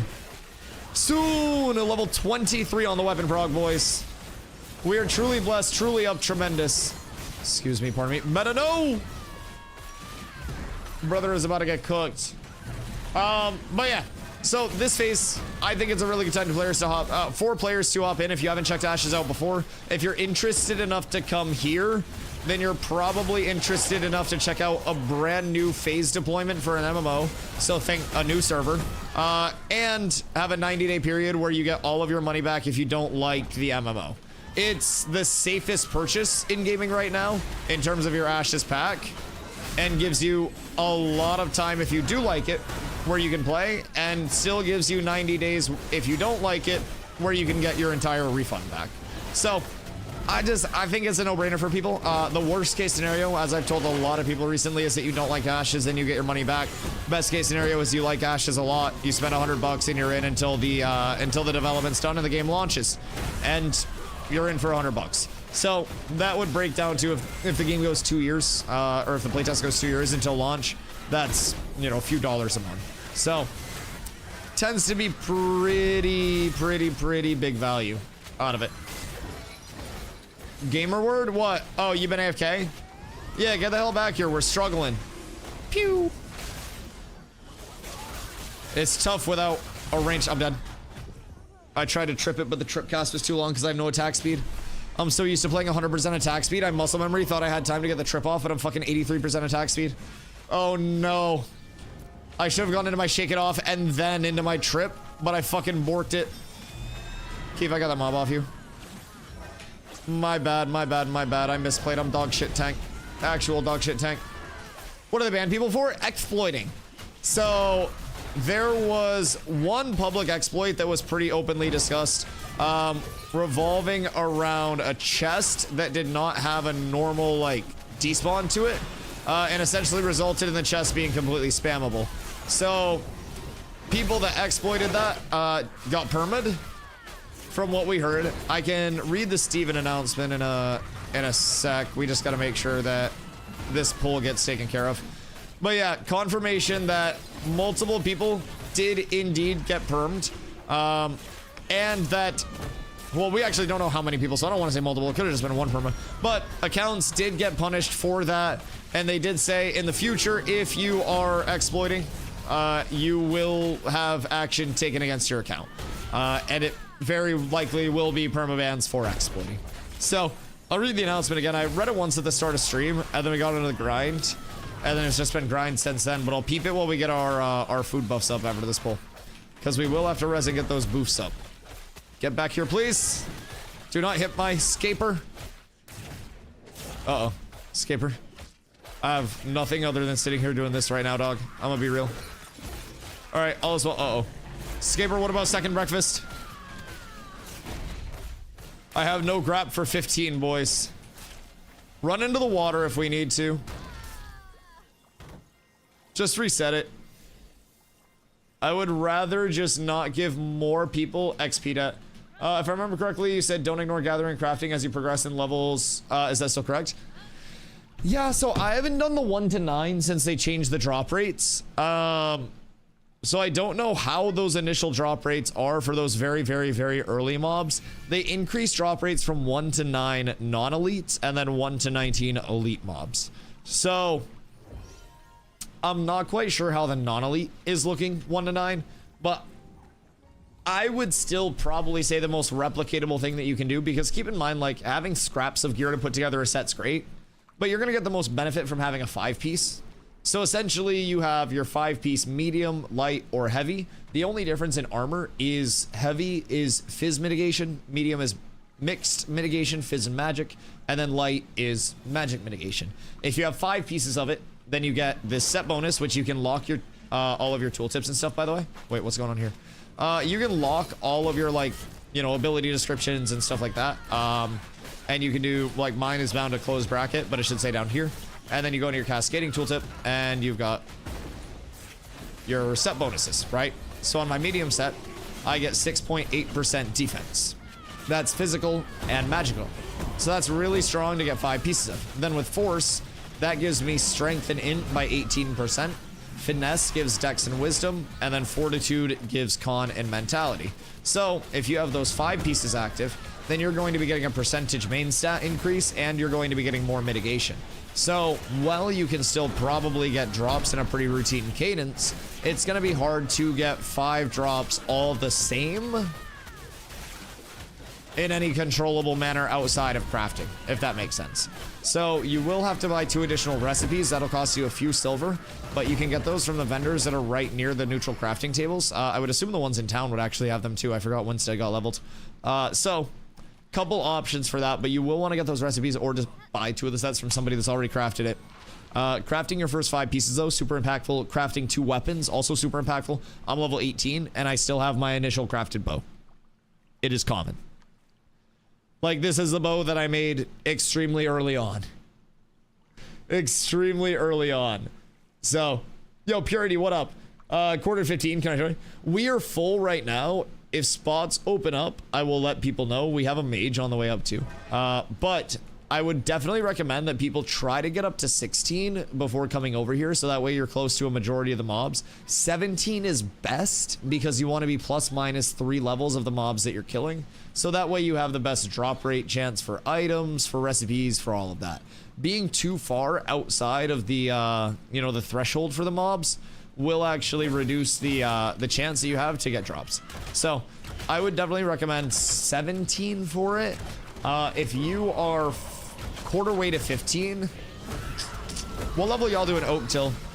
I usually do oak until 15. It's just so good. It's such a good loot spot. It pumps loot. Oakenbane can be really solid. And then once you're done with Oakenbane, you've got a few options. If you hit, you know, 16, 17 and you're looking to travel, you could go to Ursine. That's up here. That's killing bears and shit. You have remnants of Ceph. Ceph is pretty solid as well. Steel Bloom groups are very good around that level. And then we're up in the tropics. And like I mentioned, if you hit 17, this is a really good place to come to. Goblins, part of the reason why Oakenbane is so good. Goblins have a very, very broad loot table. We call it a blanket loot table. where it just covers like a ton of potential drops, right? So while you don't really have anything, getting anything is good. And since you're not targeting anything in particular and you're just trying to fill out every piece with something decent for everyone, having a very broad loot table that includes magic pieces, fizz pieces, healing pieces, tank pieces, it can be quite good for people having a good chance to get upgrades. So I would recommend Oaken, maybe for another level or two. Like, genuinely, the first time I leveled, I did Oaken until 18 because I liked it so much. It's such a good area, but I would say, like, you know, 16 is probably the highest end of what you'd benefit from Oaken.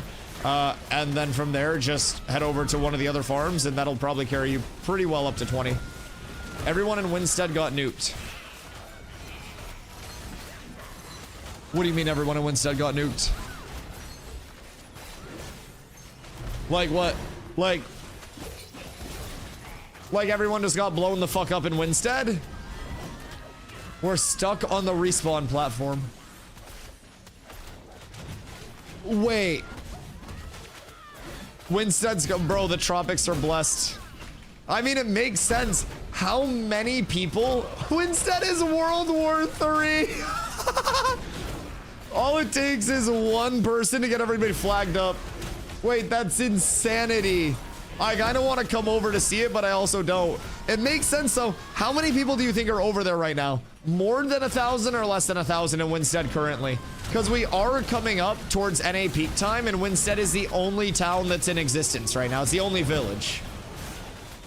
What are we estimating for numbers in Winstead? Also, dynamic gridding, baby. Let it out of the cage. Let it fucking eat. The beast is biting at the bits, man. The whole node just blew up.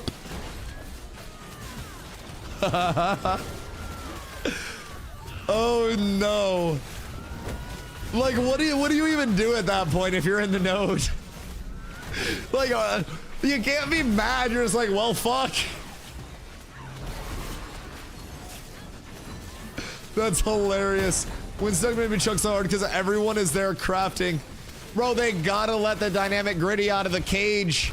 We gotta start calling for it. We gotta riot in the streets for it, man. With dynamic grittying, this wouldn't have happened. Our Lord and Savior, the Gritty Goose, wouldn't have done this to us. Man, RIP Winstead. Now, how does this affect LeBron's legacy? And by LeBron, I mean the race to T4. Uh-oh, something worked. Uh-oh. What is the best place to farm early on? Like 8 to 15. We did Titan's Ring Minotaurs early on, but like there are so many options. Once you get up to like 10, 11, you can sneak over to Oak, and Oak is an absolute echo chamber of drops and experience and thumage. It's really, really, really phenomenal. I would recommend spending as much time in Oakenbane as you can if you can get a group for it that actually gets a spot. Other than that, I started at Titan's Ring over here, sorry, and Miraleth, because that gives Minotaur spawns, and Minotaur spawns are also another really good source of drops early. So, Titan's Ring in Mira is going to be really solid if you have a group. That's going to give you a good drop rate, some good elites. Once you hit 10-ish, you do also have the opportunity, like I said, you can go Oakenbane, or you can go... RIP meta. We gotta get him some tanky pieces. Poor lad. You can either go Oakenbane, or you can go to Desert Minotaurs. Minotaurs up at the top of this river are really, really, really good to farm. They are like 2-star level 12s, if I remember correctly. They may have changed since things do change depending on node level. But I believe they should still be 2-star level 12s. Winstead is cooked. Don't go to Winstead. And do not go to Winstead. Winstead is absolutely fucking borked. Noted. Chat. How many people are cooked in Winstead right now? How many people wanted to craft? Cut one crafting station into 4 grids. Wait, that would be fucking phenomenal. That would be such a good design. You've got like a front grid and a back grid for it all? Would that not cook? You just gotta like wall it off, put the people where they need to be, guide them, and then it all just sorts itself out. No, my indom didn't go off before my banner. That's so sad. Yeet. And then you are already dead. We're pumping now, kind of. This is good. I mean, 959k XP is a lot. But we do be pumping. All is well. The 2 tanks really isn't bad. Unironically, this is not bad. I think the double Grapinski's helping a lot. Also, I feel like a raid wasn't cooking our XP as much as I thought it was. Like, it was taking us down to like 1,900 a kill. But like, it wasn't really that bad. But that was also only 9 people. I think we're due for a server restart with Winstead exploding. All zones are messed up. What? Fuck Winstead. Streamer's not in Winstead. What's in Winstead that matters? I'm vibing. I don't know about y'all, but I shouldn't have been standing there, in my opinion. Maybe if you guys allocated your time better, stop lollygagging around in town, got out into the wilderness like a real man, y'all wouldn't be stuck in Winstead right now. But this generation of gamers, man, they all just want to sit in town and craft their life away. And it's those damn video games and politics that are getting to y'all. No one knows how to go out there and just hit mobs anymore. And I say you did it to yourselves. Fuck a server reset. Let them learn. Living my life over here and it's great. Yeah, fuck it. I got no problems. I don't see a need for a server reset. I can look all the way around me 360 degrees and see no reasons for a server reset. Just sent a pic of Winstead at the moment in Discord. Media or guild chat? Which one? Must make sure I don't die. And that my puller doesn't die. I'm finding it. Don't worry, Keith. I'm still looking, even if it doesn't look like I'm looking. It's like when you see a mother texting and driving with a baby in the seat next to her, but then you realize that she's probably a really good driver, so it's not a big concern. I'm looking. I'm watching over you. Don't worry. I'd never let anything happen to you. All right, hold on. We're scrolling down again.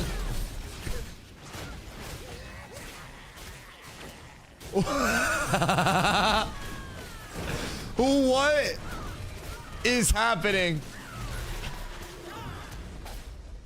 What do you fucking mean? So if you step off the platform, you die? What is this? What happened? How did we get to this point? If you take one step, you fall. All right. So Savo, I need you to talk to a rogue right now. You need a rogue and a bard on that not a rogue, sorry, a ranger and a bard. A ranger and a bard. Chat, do we have a ranger and a bard on that platform? You might get banned, but I have the best opportunity for you to create content ever. So what you're gonna need is a thorns. You're gonna cast it on a random person. You're gonna have somebody else attack that person while flagged up for PvP. It'll flag the person up with the thorns on them for PvP, and then that's going to spread like wildfire, and then you have the bard get off the stage. And then you sacrifice people. They need blood for the blood god, and I'm not condoning exploiting, but holy shit, I might be here. It might be the one opportunity where I'm like, fuck it, just send it. If you get banned, you got a good story to tell. I'll pay your lawyer fees. Not actually condoning exploiting, by the way. I think Dusty is correct. I didn't say it. That was narc, but yeah. No, I think it's actually a really good idea. Whoever came up with that, like, genuinely low-key smart. What do people get banned for? Exploiting.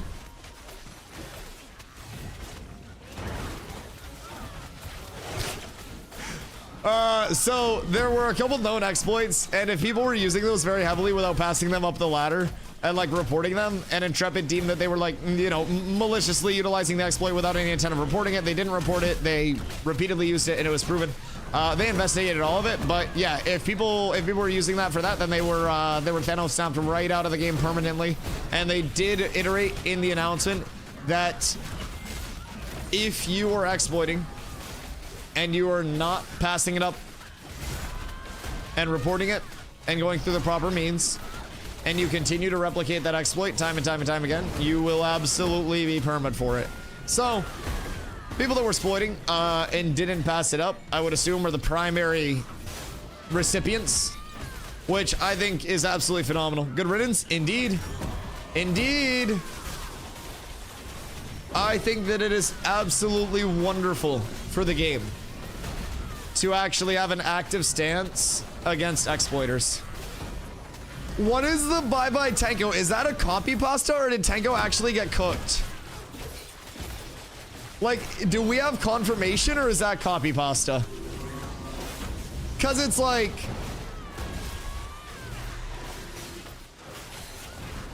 Is there a non-zero chance that motherfucker found a chest and just went, ooh, shiny, and then just spam that bitch? Yeah, absolutely. I probably would too if I'm being real. That I'd be sitting here going, oh shit.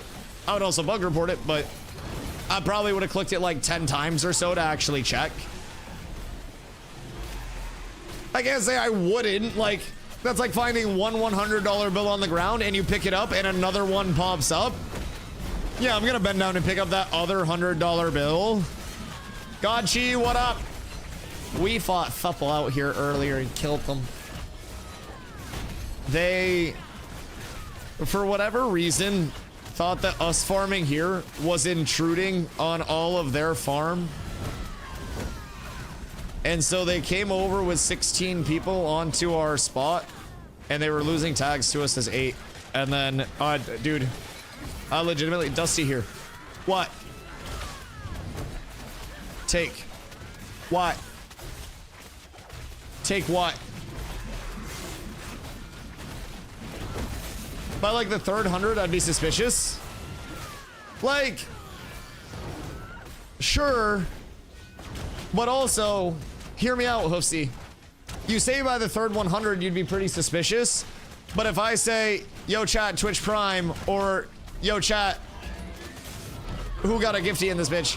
Sometimes it works. It's worked way more than 3 times. Now, am I suspicious? Absolutely. Do I keep doing it? Yes. It's like Pavlovian conditioning at this point, or whatever the fuck it is. I don't know which author it was named after, but like when you ring a bell or something, it's like good things happen when I say Twitch Prime, so I keep saying Twitch Prime, and me saying Twitch Prime and good things happening makes people happy, so I say Twitch Prime. I like saying Twitch Prime. It works well. Some guy said, why are there so many people here? Then he took a step, fell, and found out. Hey, Twitch Prime. See? See? It all works out in the end. It all works out. Oh, wait, sorry, I forgot. Wait, oh my god, did you just pick that up? Meta, what the fuck is that? Oh my god, wait, that's juice. Holy shit.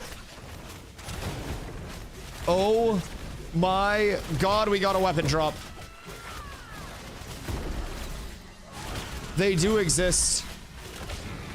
Oh my lord. Should I put it back on so we're rolling off all the grays? Get that to a ranger pump. We should just roll it off, honestly. I'll put it back so we're rolling off the grays, but we should also roll it off. Do that because it'll just make it simpler. Fupo! How you doing, my friend? I'm finally starting to get my voice back. We're almost up tremendous. Almost up tremendous.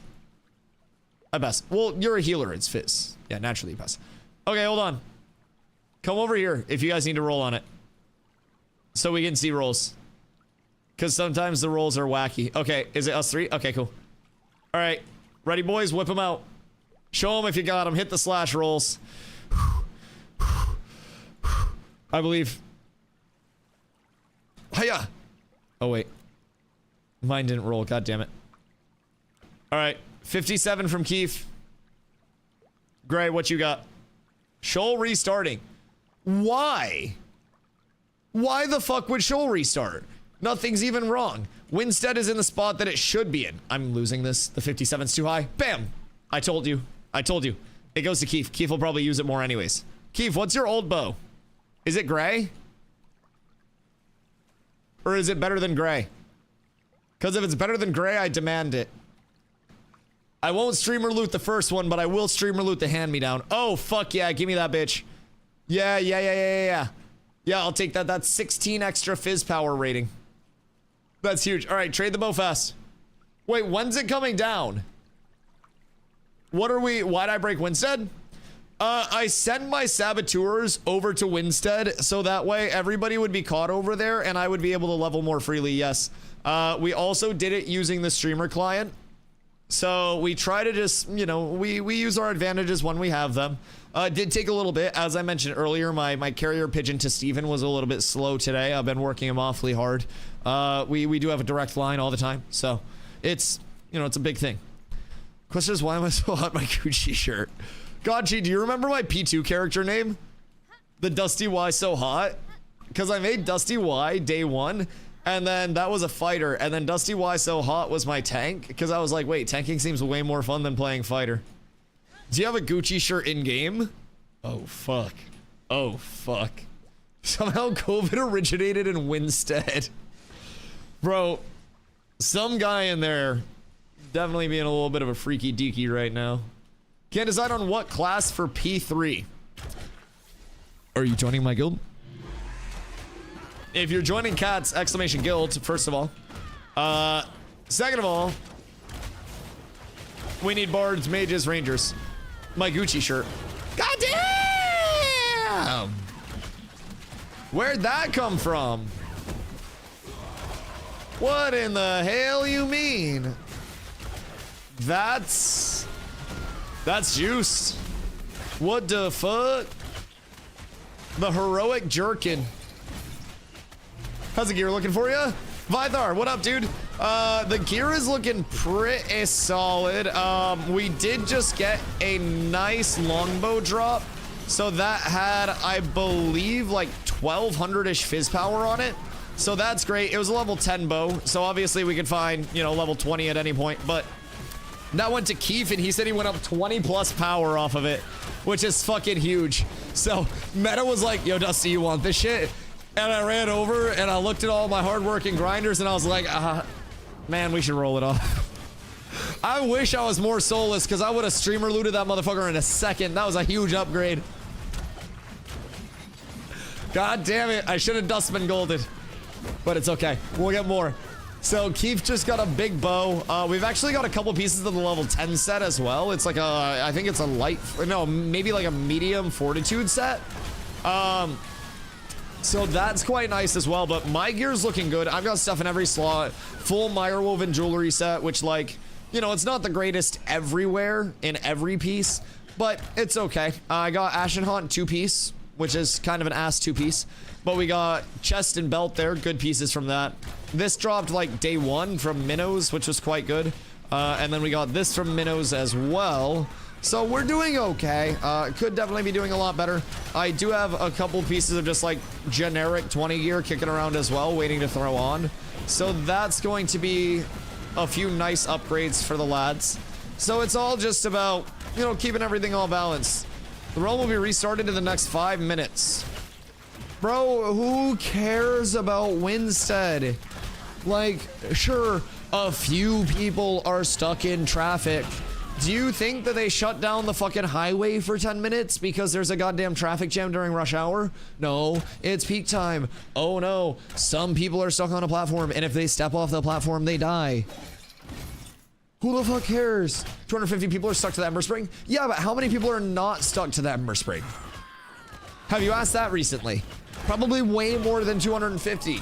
So like, let's, would you kill one to save 1,000? Would you kill Winstead to save the streamer? My answer is yes. Now, I may be biased as the streamer, but wait, yes, Nin, I want that. I want that really bad. No! No! Give it back! Down with Winstead, please! Just kill everyone. They don't matter. I'm farming. We're pumping. I hate this. That was not 5 minutes. That was literally me saying I'm gonna nut in 5 minutes. The announcement came out late 9:15. We went down early 9:16. That was legitimately like an I'm gonna give you 5 minutes. God damn it. Are most of the attacks physical or about 3/4 with magic? Depends on your class. Every weapon has a physical and a magical scaling counterpart. So if you're playing something that's magic based, like a mage, like a cleric, like a bard, you'll want like a spell longbow, for example. If you're playing a tank, fighter, rogue, ranger, you'd want a longbow. And that is physical versus magic. Excuse me.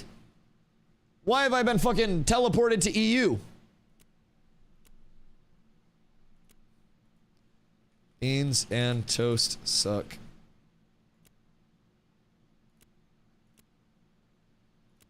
I have one goal. What? I'm going to smoke. I'll be right back.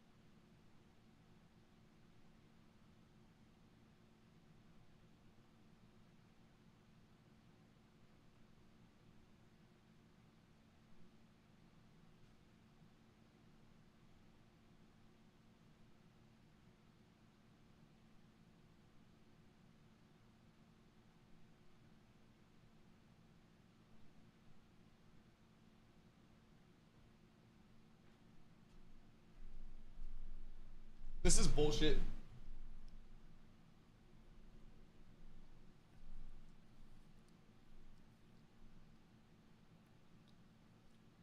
I'm pissed. Like, why? Listen. If you guys are in this picture, you're the reason bad things are happening. Like, why does Sword and Board have the best ability in the game now? Why did Firestaff get a 20% plague on the easiest ability to use? Why the fuck did I lose my grit? Everything sucks and nothing makes sense. If you're one of these people, consider being a slightly different way in the future. Like, maybe just don't. Farm him, reaped. Dead. Fucking idiot. Maybe, like, I don't know, wait for pirate software to be streaming and do it on EU. I don't know. Maybe any other fucking time other than my stream slot. Assholes. Wait, I don't want to wait. Almost out of Germex. Chat, anybody else keep hand sanitizer on their desk? Dusty, is that all exploiters? Wait. What if this is every exploiter that's about to get banned? Wait.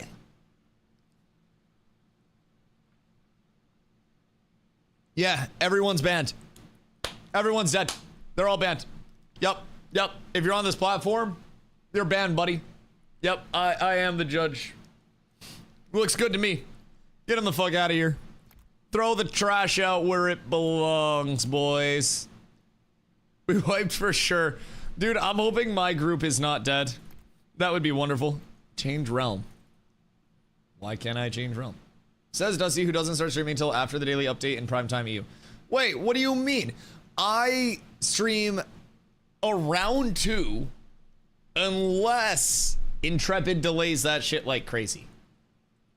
Then I start when servers are about to come up. Then it's when servers are gonna come up.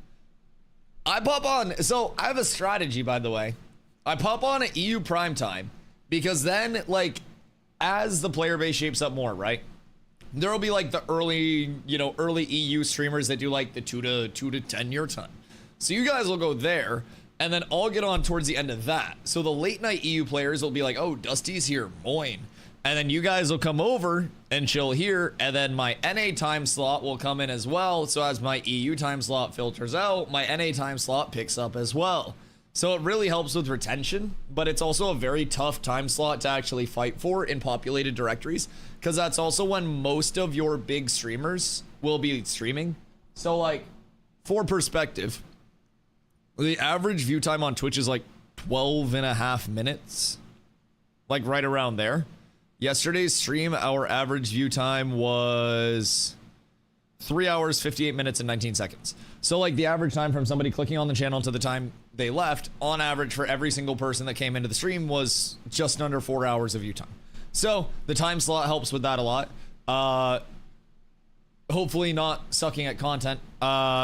If, some people will think that I do suck. That's fine. But hopefully not sucking and making content that people enjoy will also help a bit. But yeah, we tend to do really well with retaining people and keeping them actually in here. So I'm above average. Yes, I need all of my above averages to balance out the people that come in when I'm talking about peens or something, and they're like, all right, wait a minute, I just want a game and stream, and they don't know how it goes. What's the Banwave about? Good time for me to read it, I guess. I got no reason not to. Okay, hold on.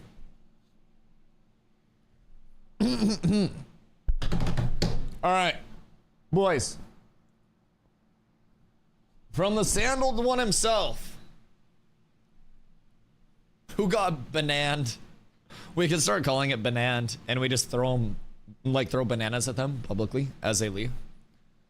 All right, Glorious Alpha 2 testers. As we progress through phase 3, it's important to be absolutely clear. Exploits will be dealt with harshly.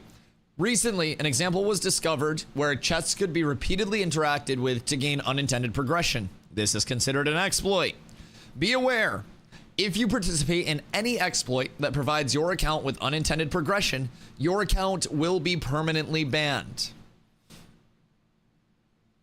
Any accounts who have participated in a chest exploit will be actioned against, and the items obtained will be removed from the economy.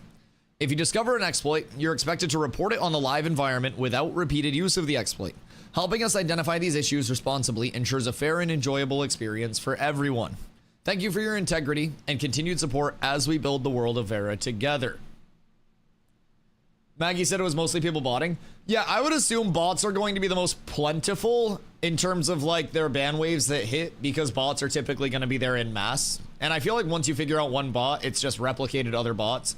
I feel as though this is going to be like way fewer actual cases, right? But probably more impactful than just bots existing. Now, hear me out. What if it was a Venn diagram? Bots, people exploiting, bots exploiting the chest. Have we considered that? What if the bots found out about the chest before we did? That, my friends, is terrifying. Like, imagine, hold on. You use an auto hotkey, and don't do this because you'll get banned, but you use an auto hotkey to basically set yourself at a chest on a timer, and then just interact on X cadence, and then you basically have yourself WASDA with the auto hotkey, and then jump a couple times, so that way you don't AFK out, and then you just keep interacting with the chest.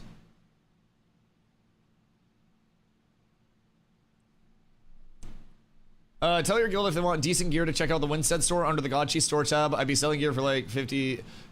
Gotchi, I have a deal for you. You bring me out a couple of weapons for my group, I'll give you promo. You send me product, I give you exposure. It's the content creator way. You give me product, I'll plug your store, baby. Whoever gives me the best product gets the sponsorship. I got a lot of new players biting at the bits for some items, boys. I can send quite a few people your way. When did the stores go up? Winstead hit tier 3 earlier today, so Winstead is now a village. And as you can tell by... Wait. Jesus fucking Christ. Who did this? Who the fuck did this? This is absolutely absurd. No, this is insanity. Who did this? Fuck. That is so fucking good. Keep post. It's in our Discord. I just saw it in the Cats Court. It's in guild chat. Jesus fucking Christ. Boys, this is fucking 10 out of 10. Oh my god. With rapidity as well. Holy shit.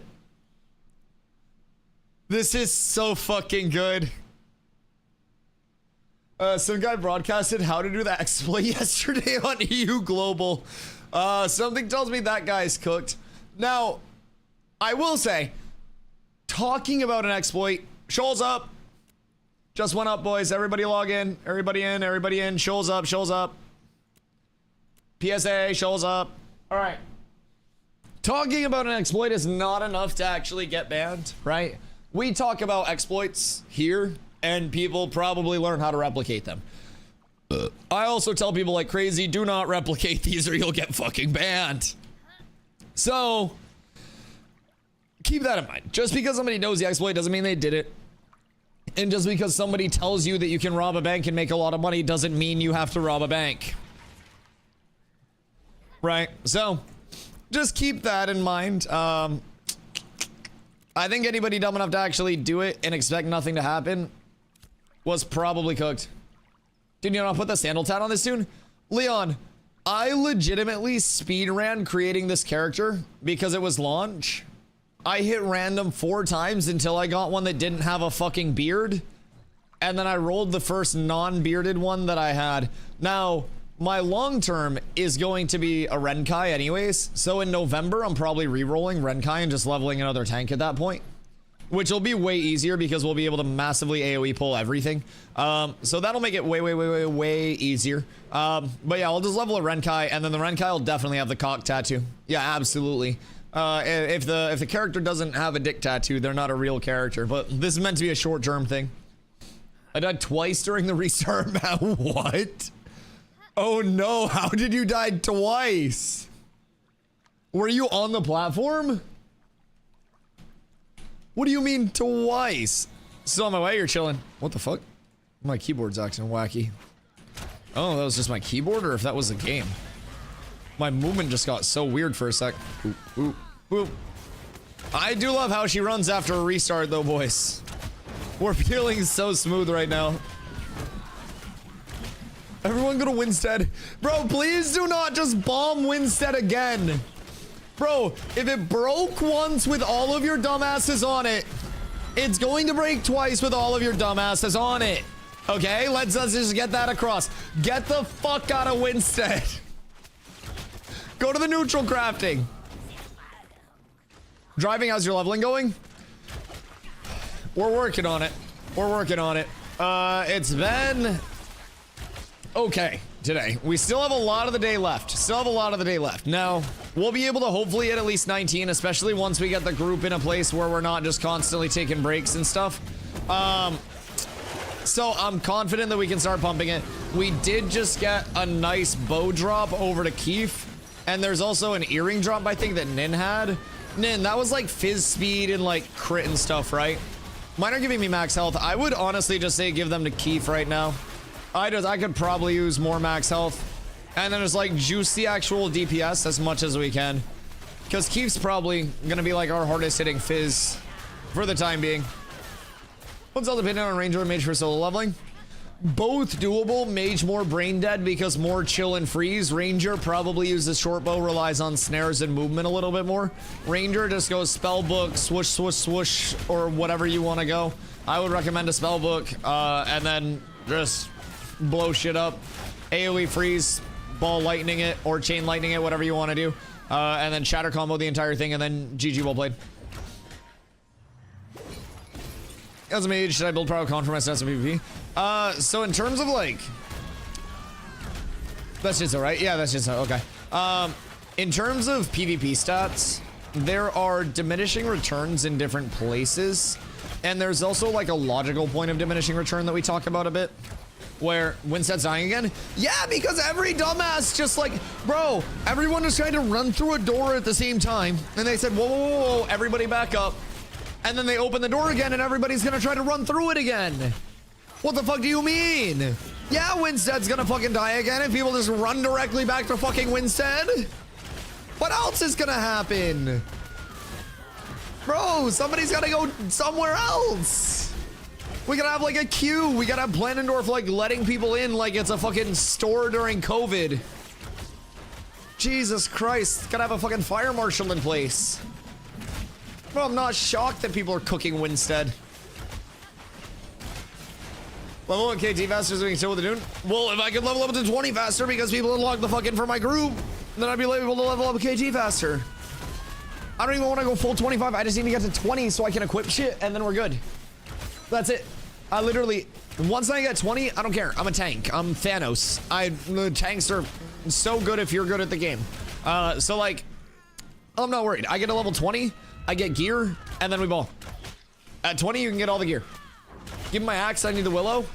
Yes, we also need our crafters to get our hands on that shit. Because with the usage of like the lower tier materials as well, we have to keep in mind that like we're going to be able to put out higher rarity apprentice or adept level stuff earlier.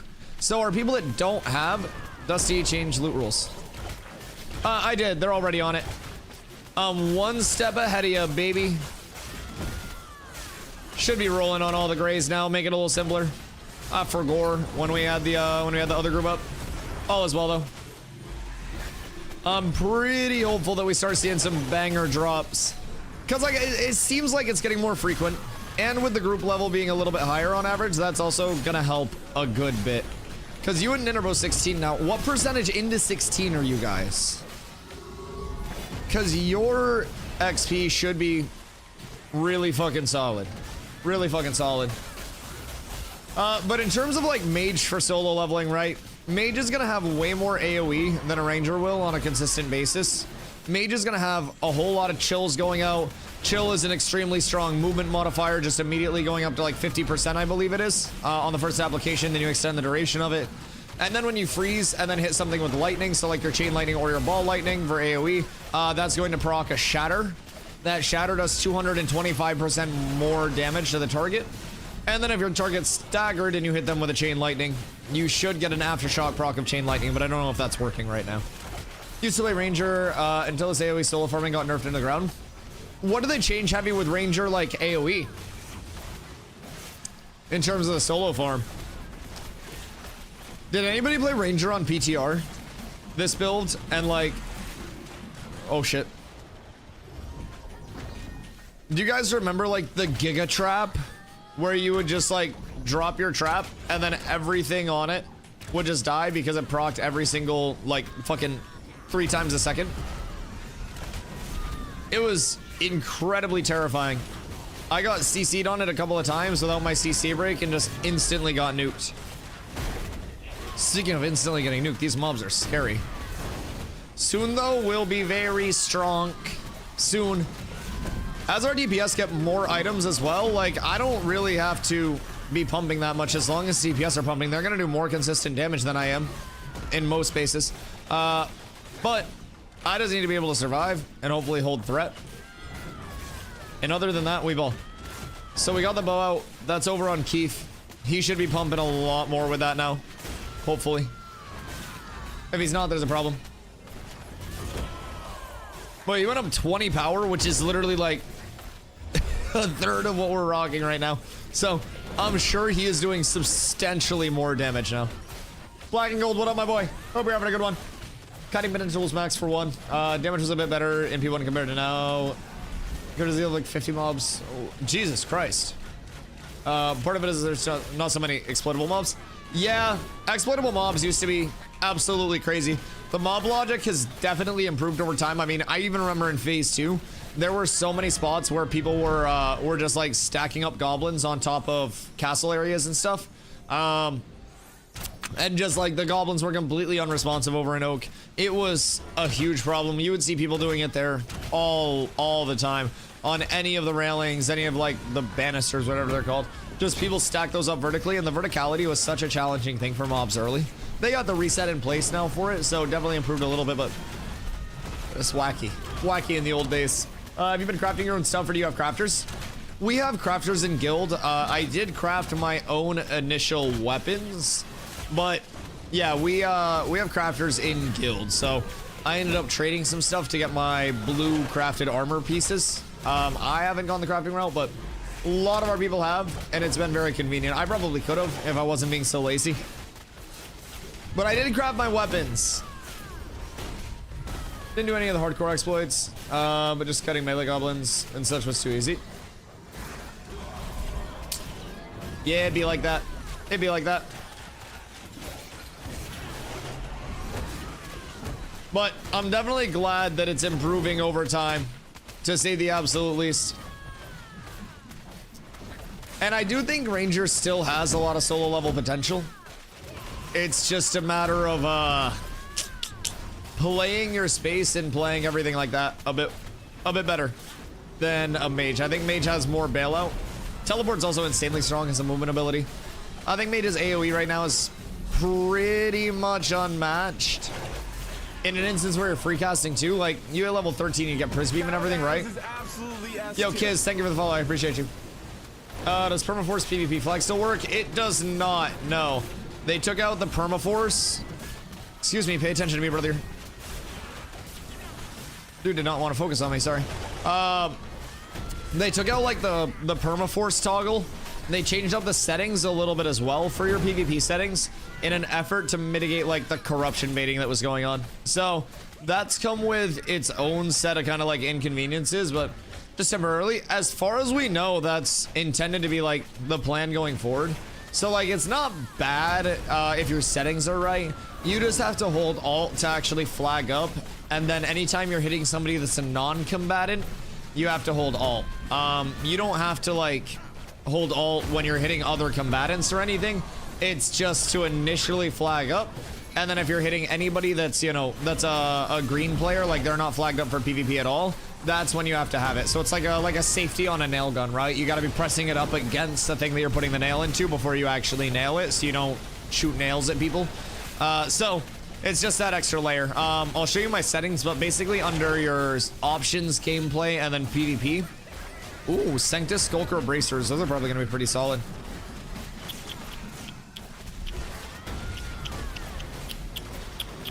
Maybe not. Maybe not. But yeah, so you'll want unchecked, checked, and then unchecked again in those settings if you're PvEing. And then you'll want the bottom one checked if you're PvPing. So if you're, I'll show you in a second, so it kind of makes a little more sense while they res Gravon. Who else are we missing, by the way? We're missing Gravon. And who else was healing? Our other cleric. Where's my other cleric? What the freak? Yeah, where is Scaper? Scaper! Escape. Logging in. Okay, cool. I was like, who the fuck are we missing? Because we have 2 open slots, and I was like, one of them was the fungi tank. And then I was like, I wouldn't make meta solo heal this. Is it already a level 3 node? Yes. So Winstead is level 3. It has taken Miraleth as a vassal. So Winstead hit village. Miraleth at T2 is now locked at T2. cannot go to T3 until Winstead hits T4, if Winstead hits T4. So we could very well see Winstead just, or sorry, Miraleth staying T2. Looks cool on the map as well. Oh, dude, and one cool thing as well. Every node, every settlement, sorry, now has its own unique flag. So kind of cool. And then if you hover over with the vassal, keep in mind it's got a vassal network that highlights. Yay, Scaper. So if you hover over Winstead, it highlights the boundary of Winstead and Miraleth, showing you that vassal boundary. So it's pretty cool. You can see how everything's all like linked up before even going over there. It's pretty neat. The UI's come a long way. Having to hold Alt or any key wouldn't let me use my skill. I had to change the keybind. In PvP? As long as you are game options, gameplay, combat, PvP. So require force PvP to use harmful abilities. You want to have that unchecked because that's on combatants. So if you have this checked, it's going to require your like alt input or your force PvP input anytime you want to use something on another combatant. You don't want that. Require force PvP to use helpful abilities on unaffiliated combatants. Check that. Otherwise, like if you're tanking, you may find yourself intercepting onto other people and giving them the shield and stuff. So that can be a bit of an inconvenience if you don't have that proper. And then the bottom one is include. Oh, we're jerking it. Oh my god. That is a god piece. That's raw power. Oh my god, boys, we're jorking. We're jorking. All right, I'm not winning this, but pray for me. 100. Huh. 30. Congrats, meta. That's a huge piece. That's so much con and power, and it's light. Oh my god, that's an actual nutworthy piece to find. That's level 20 as well. Boys, we're finally into the drop range. Liquid are doing it. So, if your settings are correct, the bottom one includes combatants in AoE effects. So if you have that, oh, it's untargeted combatants, I'm so sorry, in your AoE effects. So basically, if you have that unchecked, then unless you are targeting somebody, even if they're flagged up, none of your AoE should hit them. So if you're PvEing and you want to not get like baited into flagging, then you're going to want to have that unchecked so your AoEs do not go on people. If you are looking to PvP, you'll want to check that so that way your AoEs are actually going to hit the people that you want them to hit, and you won't just end up dropping single targets on everybody. Keith, I got you. You're good. Meta's good. Everybody's good. Trip that. Taunt that. Loot that. Damn it! I thought we were gonna hit the trifecta. Save 2 lives, loot something, get a pretty juicy piece. That would have been fucking phenomenal. My goodness. Okay. But yeah. Black Bull, what up, dude? Hope you've been well. If you had to say the biggest pro of this early phase 3 and the biggest con of this early phase 3, what would be each of them so far? It's a good question. I would say the biggest pro is the incentivization on like player-made goods, the emphasis on like lower rarity things typically dropping from mobs in most instances. Like, you can still find heroic shit, but it's gonna be incredibly rare, and things are very heavily weighted towards being gray off of mob drops, so crafting does still have its relevancy. Then we also have the huge added benefit of the new node scaling, like the settlements, sorry, I don't want to get in trouble. The new settlement scaling, right? So there are only 5 tiers now. They took out T6, Metropolis, to hold it for a later date, RIP the Metropolises. But basically, we're looking at the newest tier of towns, tier 4. Those are going to have way more building plots than the previous tier 3 towns, villages that we were stuck with in phase 2. And even now, due to the rework of the like tier structure, villages, instead of having 4 building plots, have 6. So you can put more in a village. You can upgrade a village past, you know, the village state into a town state to have even more building plots, even more space. Vassaling is active, which is a huge system that implicates like how the world is going to shape up and forces the regions into the world itself. So, for example, we've got Winstead that just hit tier 3. it took Miraleth, which is tier 2, as its vassal. So Miraleth cannot level up to the same level as Winstead can. But if Winstead goes to tier 4, then Winstead would take 2 nodes as vassals, and those 2 vassals could each level to tier 3, one under the parent node. So that's a huge system that's going to have some implication on how the world shapes up. And in the nodes, well, the settlements, I'm so sorry, the settlements, the towns, as soon as one hits tier 3, all of the tables that are in the marketplace, which were previously novice, which is like tier 1 crafting, are now immediately apprentice, which is the level 10 crafting or T2 crafting.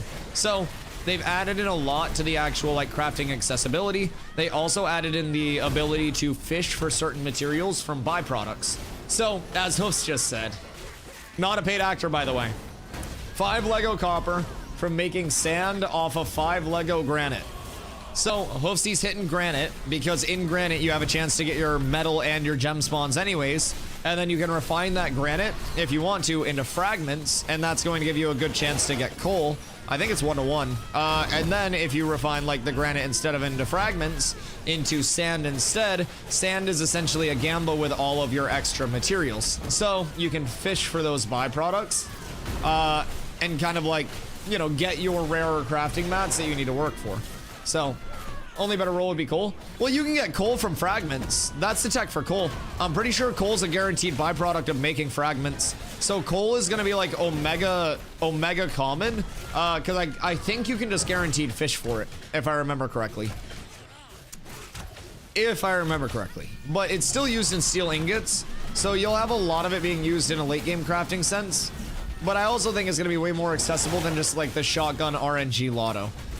So ton of different functionalities to like the gathering, the gearing, pretty much every system of town progression, which is a huge thing.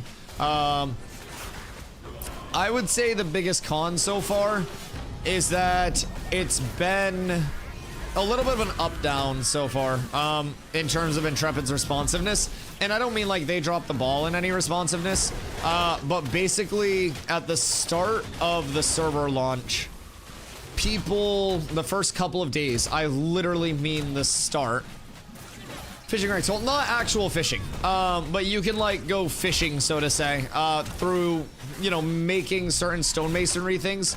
So like the byproducts of making granite into fragments give coal, so it's just a chance with it. Okay, it's just a chance with it.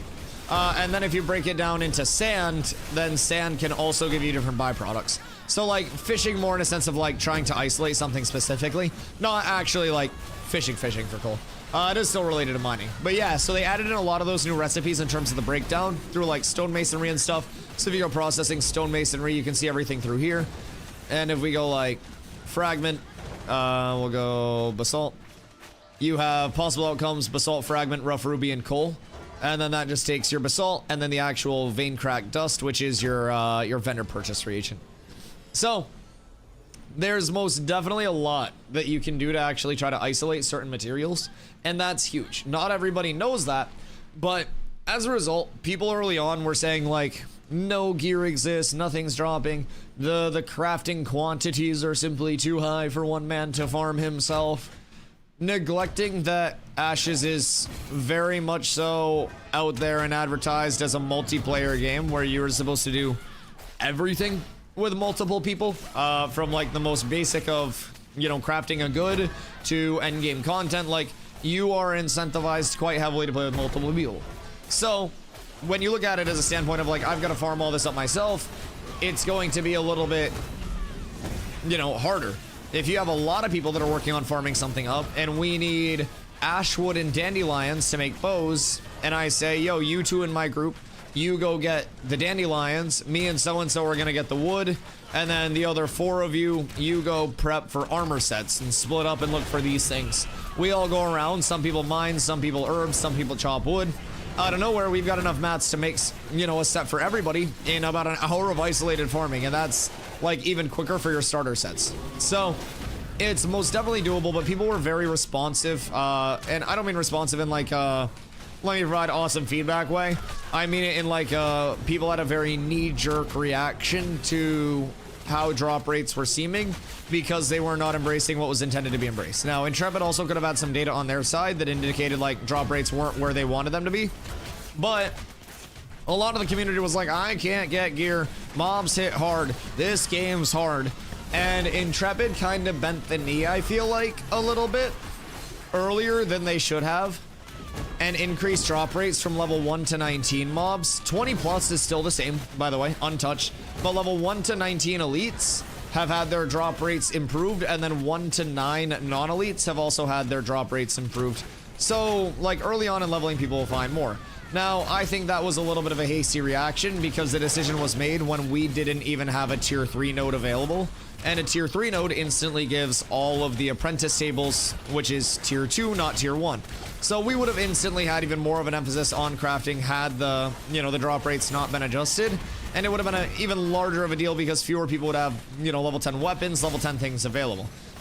I think the community made a little bit of an uproar about it. And I personally think Intrepid responded a little bit too hastily. But again, they also could have wanted things, you know, on their end to go a little bit differently and be lined up a little bit differently. We never know what they saw internally. So I would say the biggest benefit is, you know, all of the improved functionality to crafting, to processing, to the towns, to the progression of that actual living world, because the living world is a lot of the gameplay loop of Ashes, building that up, shaping that how you want it to be, trying to influence that, whatever it may be. Biggest drawback is Intrepid listened to the community a little too well. And I know that sounds really weird to say, but like, I don't know if they had data on their end where, like, you know, drops were really so scarce that they didn't want them, you know, to be that low. But, oh, Jinso, you're on the island, huge. Like, we had found day one multiple pieces of level appropriate gear. By day 2, we had level 10 weapons that we had found, albeit it was like 1 to 2. But we had found them. So, we've seen a big drop in the player base. Their retention emphasis isn't player base though, right? Like they're not trying to like retain everybody that they can. They've said that multiple times. That'll be more for launch, right? So they probably had some data about like this many drops do exist, blah blah blah blah blah, like the ratio's not looking good. And probably just wanted to Swebby, thank you for the follow, dog. Probably just wanted to, you know, listen to the community, be outwardly responsive of something that a lot of people were portraying as a pain point. But I don't really think it was that big of a pain point, and I think they were like too quick. I can also DM you. Wait, what happened? Did you break something? What? Is it an emergency? People pulled more. Do I need an AFK? Yo, Brady Ritchie, thank you for the follow as well. I appreciate you. So yeah, like, I think the largest problem, at least from my standpoint, right? Keep in mind, I'm not too like beat up about like, oh my god, crafting this is expensive, crafting that's expensive, right? I like that there's a lot of input. We have a community that's built around like a multiplayer aspect for a reason. We have people that have been gathering and refining pretty much their entire existence in Vera this phase. So we also have people that are trying to level their crafting as quickly as possible, and they can help out however they can there. We have the entire infrastructure to plan around that. Get in the water, just reset. We have the entire community in place to build around that, right? And really like play into that. You know, you need a lot of people. We have a lot of people willing to do what it takes for us to actually get established, which is really big. Makes it much better. Oh. What? Oh yeah, hold on. I'll be right back. Gonna go blow my nose and make sure Carla's okay. One sec.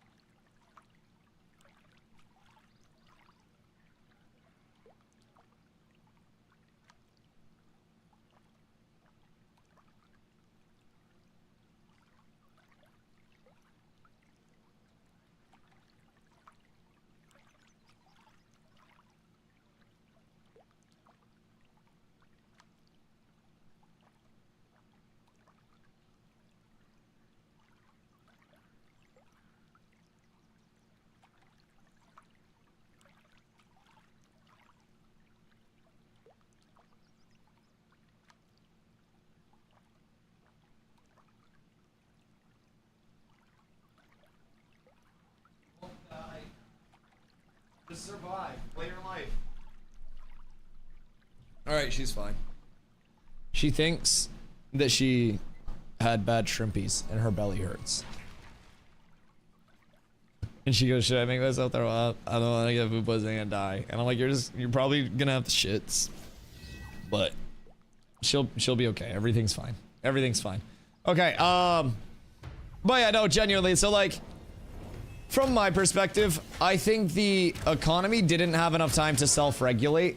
So I would really like to at least hear kind of what they had for data on their end that really like predicated the change as early as it came out, because I know a lot of my crafters were really excited for the validity of, you know, crafting everything from, you know, super common goods to the higher rarity goods all the way up the ladder and having them be viable options for people. And hear me out, I do still think that crafters have a lot of validity. I don't think it's as bad as the community is making it out to be. I don't think the drop rate increased. Keep in mind, we've been farming here 2 days and just got our first level 10 weapon drop. Like, it's not like we are just out here rolling in the drops at this point. So, I don't think it's a huge thing. We're just so naked day one. Well, yeah, day one we're gonna be naked. The crafted goods don't exist. Like, it makes sense. And with a heavy emphasis on crafting, like, I think the economy just needs time to populate, right? It would be like starting a store and then closing your store the first week because people weren't coming into your store, you know? It's like you throw up a stream and people don't watch your first stream and you're like, damn, I suck at streaming. And then you stop streaming. Like, you gotta give it time to regulate. You gotta give things time to settle into place, I think. And I don't necessarily know that the update had time to really settle into place. Yeah. Day one gear should have been a lot cheaper and available to craft. Day one gear was really available to craft. It took a combined like 10 minutes to find the stuff to craft like a bow and another weapon. Cause it was all just like ash and dandelion and shit. If you weren't just looking at PB poo poo, that gear was dog shit. Well, yeah, it's intro gear. Makes sense that the dog shit gear is the easiest stuff to craft and it's readily available and very craftable, and then like the better stuff is harder to get. 16-20 silver for the bow. Yeah, no, I agree the econ of it was probably a little off, but also a pretty readily farmable amount of glint through like early questing, especially depending on where you go. I think the Anvil's first time user experience probably gives a little too much money, and the Riverlands could probably give a little bit more glint just right off Rippington. The Anvil's has you fucking Mr. Monopoly coming out of that bitch, I will say. You got like 30 silver just coming straight off Rip.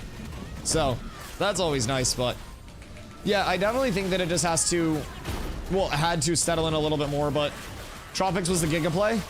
Tropics is wonderful. If I tell my mom I love her, I'll tell your mom I love her. I won't let her know the pain of a loved one leaving. I will protect your mother. I will keep her safe. Hiya. Greet all. Why was brother's voice just so like in my soul? What the fuck? You guys heard that shit? Brother just like moaned in my ear like crazy. That was odd. I'm uncomfortable. That actually gave me the heebie-jeebies. This goblin just like fucking moaned in my shit. I'm scared. That was so bassy in my headphones. Okay, do settlements demote? Because if not, what's the point of growing nodes? Yes, so node sieges are a massively expensive mode where basically one node can declare a siege on another node, and from there, if node that's defending loses the node siege, then their node gets entirely de-leveled. Buildings get brought down, player storages become lootable, it becomes a lawless PvP area. Now they are in the process of like still implementing that full node death period, but with the long term you will have, you know, kind of like an ongoing living world, right? If there is a node that is, or god damn it, a settlement sieges. So if there is a town, I'll say, that is just really well loved by the server and it's very impactful. Maybe it's a trade hub, maybe it's something like a religious node at max tier, so it has a procedurally generated dungeon underneath it that no other area has. Something super impactful like that. and it's owned by somebody that, you know, the server really likes, maybe the actual spin up would be very heavily defensive for that siege, and the defender wins and the attacker loses the investment of time, effort, everything else along the way. Maybe somewhere along the lines, you have a node that's just owned by a tyrant, right? Or a town. And people are just like, we gotta get this guy the fuck out of here. And everybody just signs up for the attack side of it. You can then push that node back down, free up all the vassals, and allow the server to dynamically shape up. And with it being, you know, the entire regionality of everything, you could see that entire region completely shift dynamically and reallocate itself with a T3 going to a T4, stuff like that. T4 going to T5 eventually too. So sieges are going to be like that living thing for the settlement system, the towns, as well as your guild castles. We'll have 5 guild castles on the map, each of which will have weekly automated caravans that come out. So guild castles will oversee 1/5 of the map. And each week you'll have caravans that come out with tax money on it from your nodes that your castle is overseeing. If you can get those automated caravans to your guild castle nodes, you get the tax money for it to build out your castle, prepare for the siege, so on and so forth. Once monthly, nodes or towns have their re-elections, settlements, I guess. And then from there, once a month, guild castles are sieged. So those will be like your 2 dynamic living things within the world. Well, the re-election will change hands of towns, settlements. It's gonna be so hard to get used to settlements. But the re-election process once a month will change the hands of settlements or keep them in the same hands. And then your siege modes will really shape up the living world in terms of like an exchange of ownership, progression differences, stuff like that. John, what up, dude? Where are you still playing this? Genuinely asking. I have fun with it, personally. It's an alpha, so it's definitely not going to be for everybody, and I don't necessarily expect it to be. But I have a community that we've grown here that grows every single day. I have a lot of people. Ooh, gear! Ooh! Crit chance, crit power. Damn, that's a double whammy. That's nice. Crit chance, crit power is real solid. I'm giving that to the DPS though. I don't need to do damage until later on. I don't need to at all. Just give that to the DPS. Make them hit harder, please. As God, she said our DPS sucks. It's real bad. We need, like, not the players, but like the gear. We need weapons. We need pumps. We need a miracle. Your damage is dog. Brother, listen, I'm out here chunking, I will say. Look at this, ready? Blammy. Big 135 times 2, brother. That's fucking huge. But yes, you understand why I said run me out some gear, some good gear, and I'll promote your store. I will unironically pay you an exposure. I will direct everybody to your player's store. I'll let them know what to search up. I'll let them know the keywords. But it's gonna cost you. So in terms of the game, John, like, Ashes grows quite rapidly and progresses quite rapidly, in my opinion, right? There's a lot of game left to actually bring them out. There's a lot of Ashes still to come through. A lot of systems are baseline or pretty early on in their iteration right now, but that doesn't mean that they're bad. Not everybody will enjoy them. I happen to, and I guess, you know, I'm not necessarily going to be your average experience with it. I was playing a game I didn't enjoy. I came over to Ashes when I saw things that I did enjoy with Ashes, and as a result, I knew what I was getting into when I got into it, and I've had a lot of fun since then. I've really enjoyed my time, and I think if people are coming in knowing what to expect, knowing that it is play testing, it's an alpha, it's development, right? It's a really commonly used trope in the scene where it's like, you know, something sucks and people just go, well, it's an alpha, it's supposed to suck. To a certain extent, yes. To a certain extent, no. Not everything has to suck because it's an alpha. But yes, it's definitely better for things to suck in an alpha rather than in a full launch of a game. So I'm kind of like looking at it long term, right? I think Ashes has a lot of potential to do quite well in being the type of MMO that it wants to be. I think it has a very good core foundation. I think it has a very passionate team working on it and making it. Very passionate team, and I think that shows through. It's probably one of the most, like, passion-driven projects that I've seen, personally, that I've played. I know there are a lot of passion projects out there that are absolutely phenomenal projects. But, like, in a world, especially where MMOs are very commonly, you know, very corporate driven MMOs at this point, with very poor direction, a lot of shifts, a lot of changes, a lot of monetization stuff. Like, it's refreshing to come back over here and have the Ashes developers be like, hey, there's not going to be pay to win, there's not going to be pay to progress, there's not going to be pay for any of that. It's going to be your time input and your skill input, and like you impacting what you get. Who needs caster food, by the way? Oh shit, did I pull that? I really, really, really like that. It's returning to the roots of like MMOs, where, you know, you actually have to participate with multiple people, right? Not every system, like I mentioned, is fully polished and fully ready to go out or anything like that. But I see the long-term vision and I like it. So I don't expect everybody in the world to, but you know, if you look long-term and you're not really playing something that you see a long-term future in right now, it's kind of like why people invest in certain stocks, right?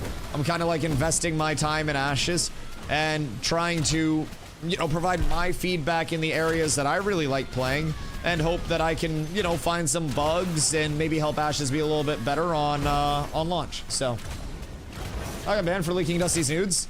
Yeah, probably because no one wants to see that shit, dog. I don't even know why you would keep those. That shit's disappointing. I haven't done anything mildly athletic in months. I think if I jumped right now, I would tear a meniscus. Like minimum one. Yusha, how you doing over on YouTube, Go? Appreciate you coming through. Hope you're having a beautiful one. All I get is a wear. Yeah, I mean, at the end of the day, hey, I wouldn't blame you. I wouldn't blame you. Maybe someone out there would give you like $1 you do for them. I'm not that important though. But again, much like Ashes, getting my nudes leaked to you is an investment. So maybe if I do blow up, they'll actually be worth something one day. You know, you see the long-term vision and you believe in it. You believe in this community. You try to get pictures of my asshole so that way if I ever blow up, you can sell them back to me at a higher price. Yeah. Yeah. No, I mean, we're talking. We're talking. This is, you guys see it. It's not always going to be perfect along the way, but we'll get there. But I'm so glad I have a realistic community. Yo, Divine, how you doing? My feedback is I think it'll be an MMO. It's way too hard for 90% of MMO players. Maybe I'm wrong, future will say it. I mean, I do also think that a lot of the casual systems and kind of like the casual accessibility is something that casual players have to be okay with being a casual, right? And I think that's also kind of like a throwback to older days of MMOs, right? When MMOs were actually immersive and fun. And if you were a casual player back in those days, you'd be walking around in your little Timmy gear set that's not really doing too much, and you'd see somebody walk past you with a big old chunky raid weapon, and you'd be like, damn, what do I have to do to get that? And if you can't do the content to get that, you don't get that, right? And at the end of the day, some casual players won't be willing to accept that they won't be doing all of the top-end content on the highest level PvE and PvP. But some casual players will also not expect that, and they'll say, I'm a casual, I just want to get immersed in the world. And in a living dynamic world as a casual player, I would be willing to say that, like, as the world expands especially, right, things can be pretty invasive. I mean, less so now since the map is pretty large, but when it was just the Riverlands and these 3 desert nodes, brother, let me tell you, there was nowhere to hide. If you didn't want to be in PvP, you were just not a citizen of a node, right? So I think, like, temporary invasiveness of systems is definitely something that will alleviate itself as the map expands, as the world expands. People that want to avoid PvP, people that want to PvE more, people that want to be, you know, casuals, whatever it may be, don't necessarily have to be in the most populated node just to play the game. God damn it, the most populated settlement, just to play the game, right? So I think that casuals just have to be willing to give it a shot as a casual and not necessarily hop in expecting rank 1 output.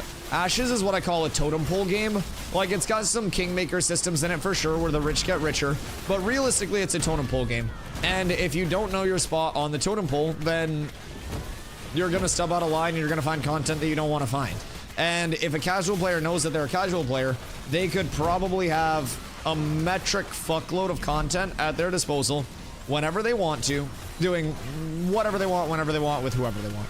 It is truly that sandboxy. You could have an entire group of friends where you guys break off every day and spend X amount of time gathering materials, and then you come together and refine those materials as quickly as you can, and each day by 9 p.m. you try to have your store loaded up with all of the latest refined materials. And every single person knows that Woodchuck's Wood Shop is the way to go, right? So your entire thing is going around, gathering, you and your friends, funnel all the mats into one person, they have a store, and you guys split the payouts. Your guys' entire loop is built around doing that, saving up money, trying to buy an apartment and decorate the apartment. Then you sell the apartment because the real estate system will be entirely deed-based. So you'll be able to buy, sell, resell, whatever it may be. It's a real estate system. So you save up your money over time. You take your apartment, sell that, take some of the lump sum you got from your store, and then bada boom, bada bing, you buy a house. Now you have a standalone house. Non-instance, it's on a corner. You got a beautiful view of the marketplace from there.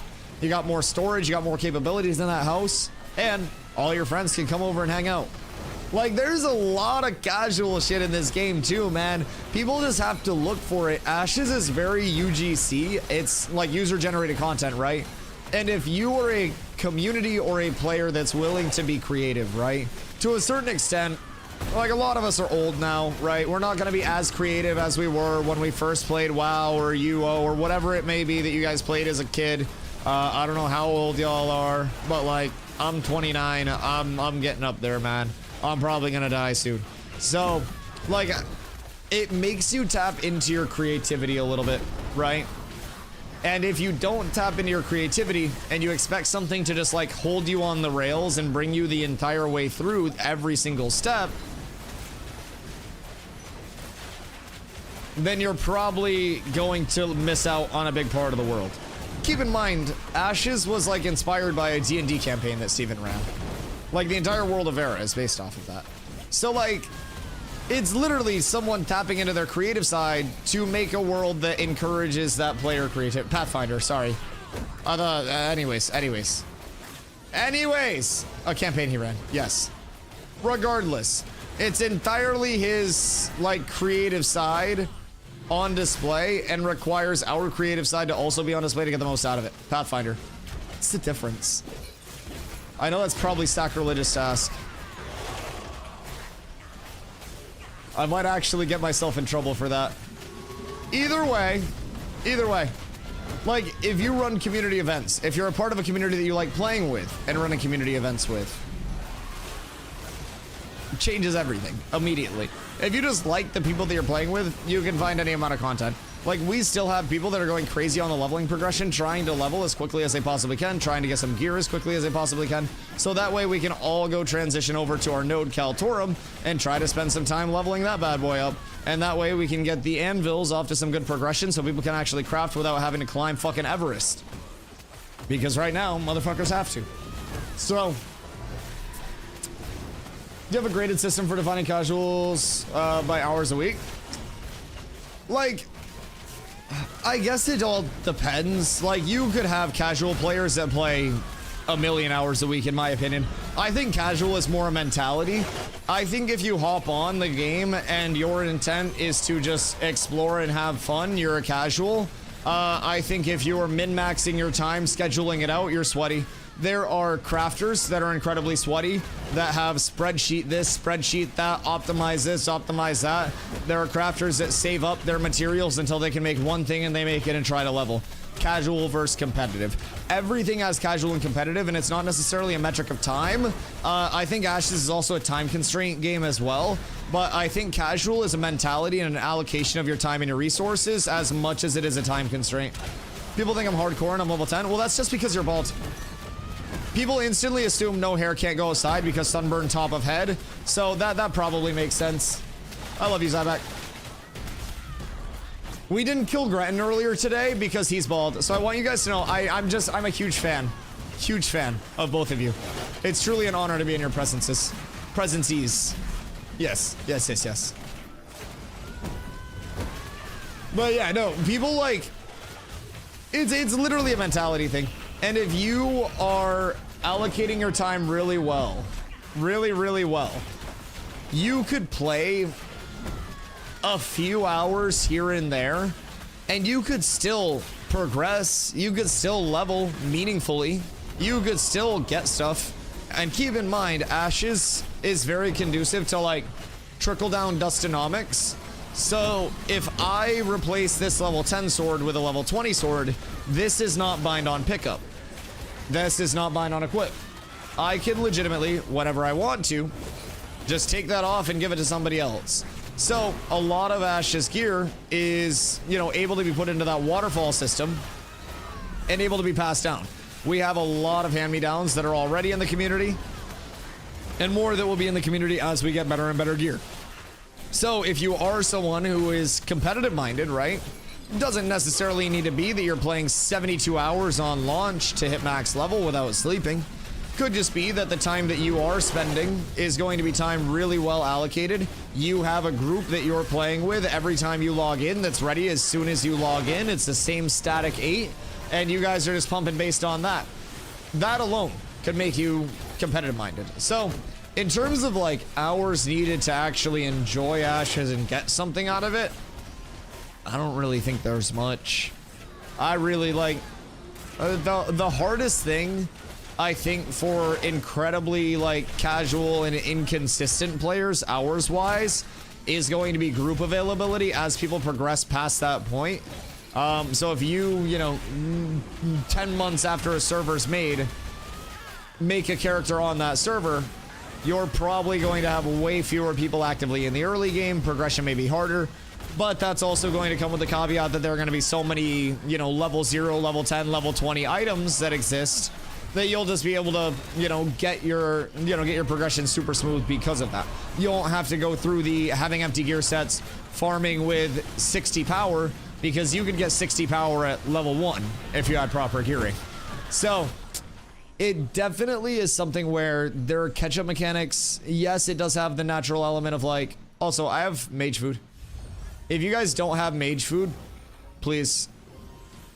And all the spots will be uncon? Yeah, spots will be open.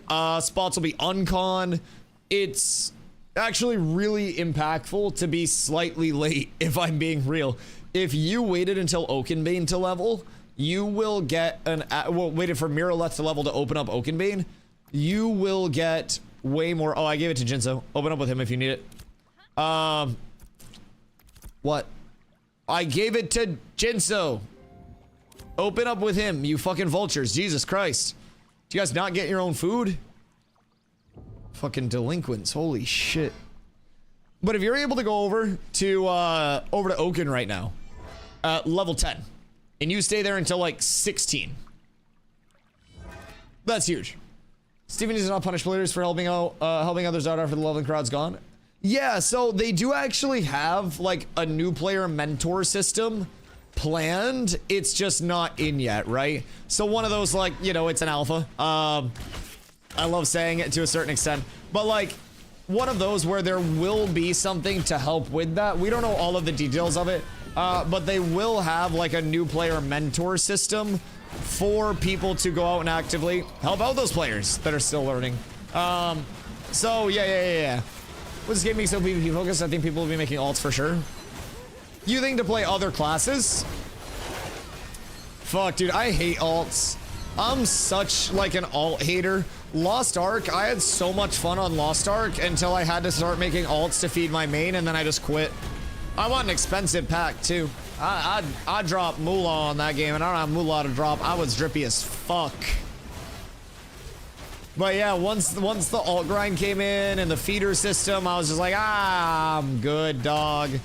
But yeah, I definitely think like people will take this shit very seriously. Very seriously. People will make alts. You'll always have players coming in as well. With a live service, you naturally pick up new players. You atrophy players over time. So like, say we start a phase with 5,000 players and end it with 4,500. That doesn't mean 500 players have left and nobody's bought the game. That means that players have left. That means that players are purchasing. That means that, you know, it is, you know, an in and out revolving door of people coming out, people coming in all the time. Now the goal is with a content cycle to lose fewer people than you gain each content cycle, right? So if you have a little bit of a drop off in your player base, that doesn't mean that nobody has bought the game in that time, right? From, you know, phase 2 to phase 3.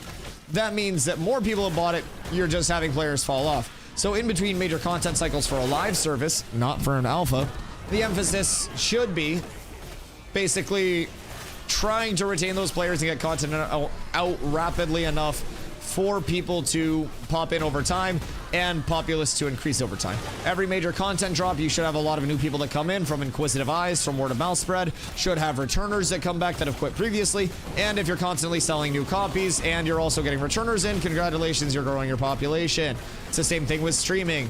If you're able to bring more people in than you lose every day, congratulations, your stream goes up. If people are leaving the channel faster than they're coming to it, congratulations, stream goes down. Ashes is very volatile for player base, for streamer base, for viewership base, for everything. In the past couple of months, actually, you take the past 3.5 months since May 1st, we went from 200 to 250 average viewers, back down to about 50 average viewers, back up to where we're at now. And it's all because of the content cycle. The content didn't change. What I was doing didn't change. It was the same Dusty, same schedule, same everything. It was just the interest in the game wanes and flows, and you've always got to just try to bring more people in each time. And hopefully Ashes will be able to do that. Not everything will be a #1 hit first implementation, but long term I think is always the focus. We preach long term here a lot, and that's kind of why we like Ashes so much. So. A lot of you had vacation time. Well, the vacation streams were still fucking sick. Yeah, I mean, I didn't take a day off a stream. I still streamed every day. I even played Ashes in Iceland. I was an international player. And caused the May apocalypse. If I was here, people wouldn't have left. Yes, you're right. You're right. Also, like, not that it's correlated or anything, right?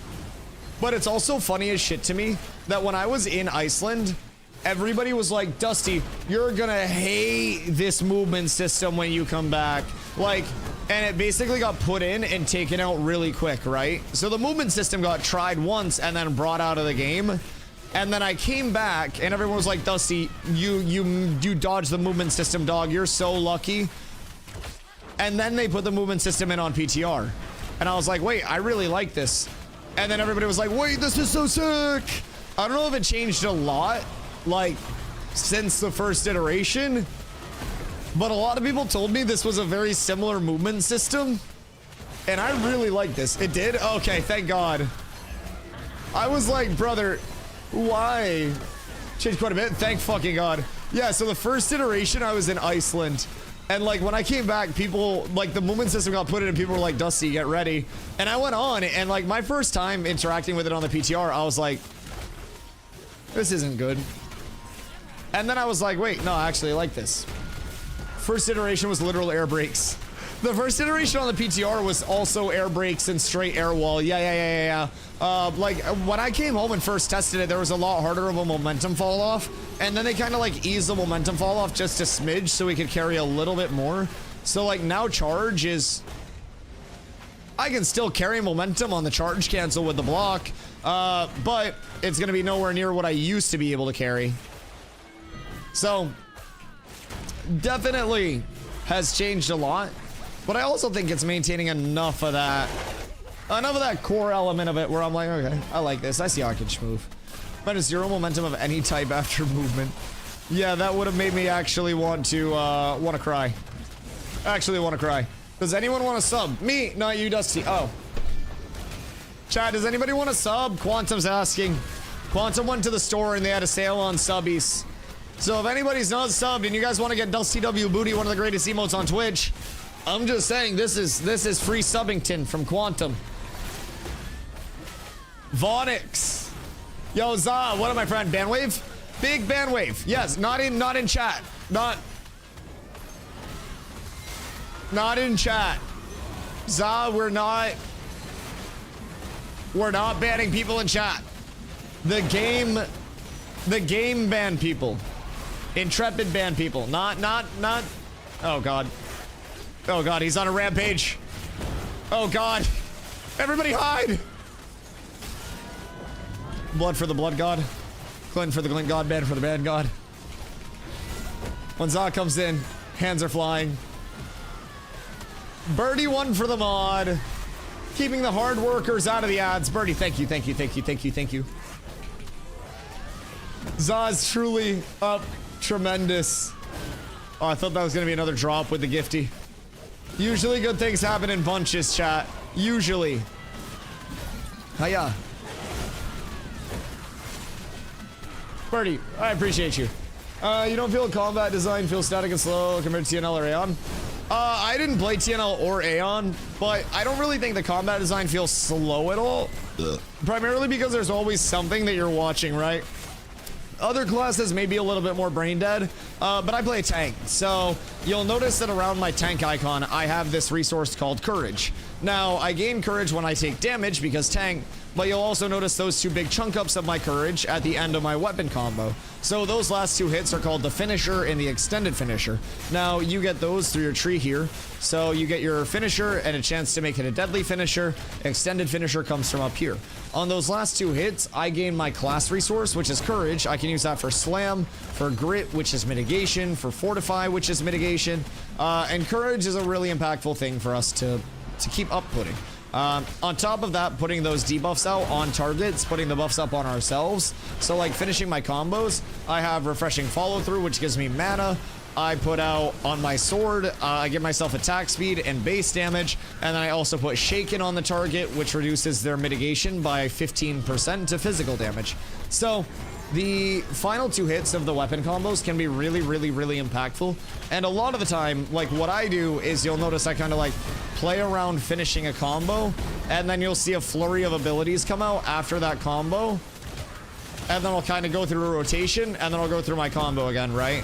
And then we'll go through with another flurry of abilities based on what's on cooldown. So in PvE and PvP, it's definitely a lot of maintenance of resources, at least as a tank. Oh, I thought that was going to be something juicy. A lot of maintenance of resources, a lot of watching your combos to know when that timing's going off. Because like with Fortify, my shift 4 that I just cast, if I cast that without any Courage, that gives me 10% mitigation. Yeah, 10% mitigation for 10 seconds. If I cast it with full Courage, it gives me 20% mitigation for 10 seconds. So that can be pretty strong. Quantum! Thank you for the gifty as well, Vonix. Congratulations, my friend. Quantum, an absolute legend. Birdie, an absolute legend. Thank you guys for the gifties.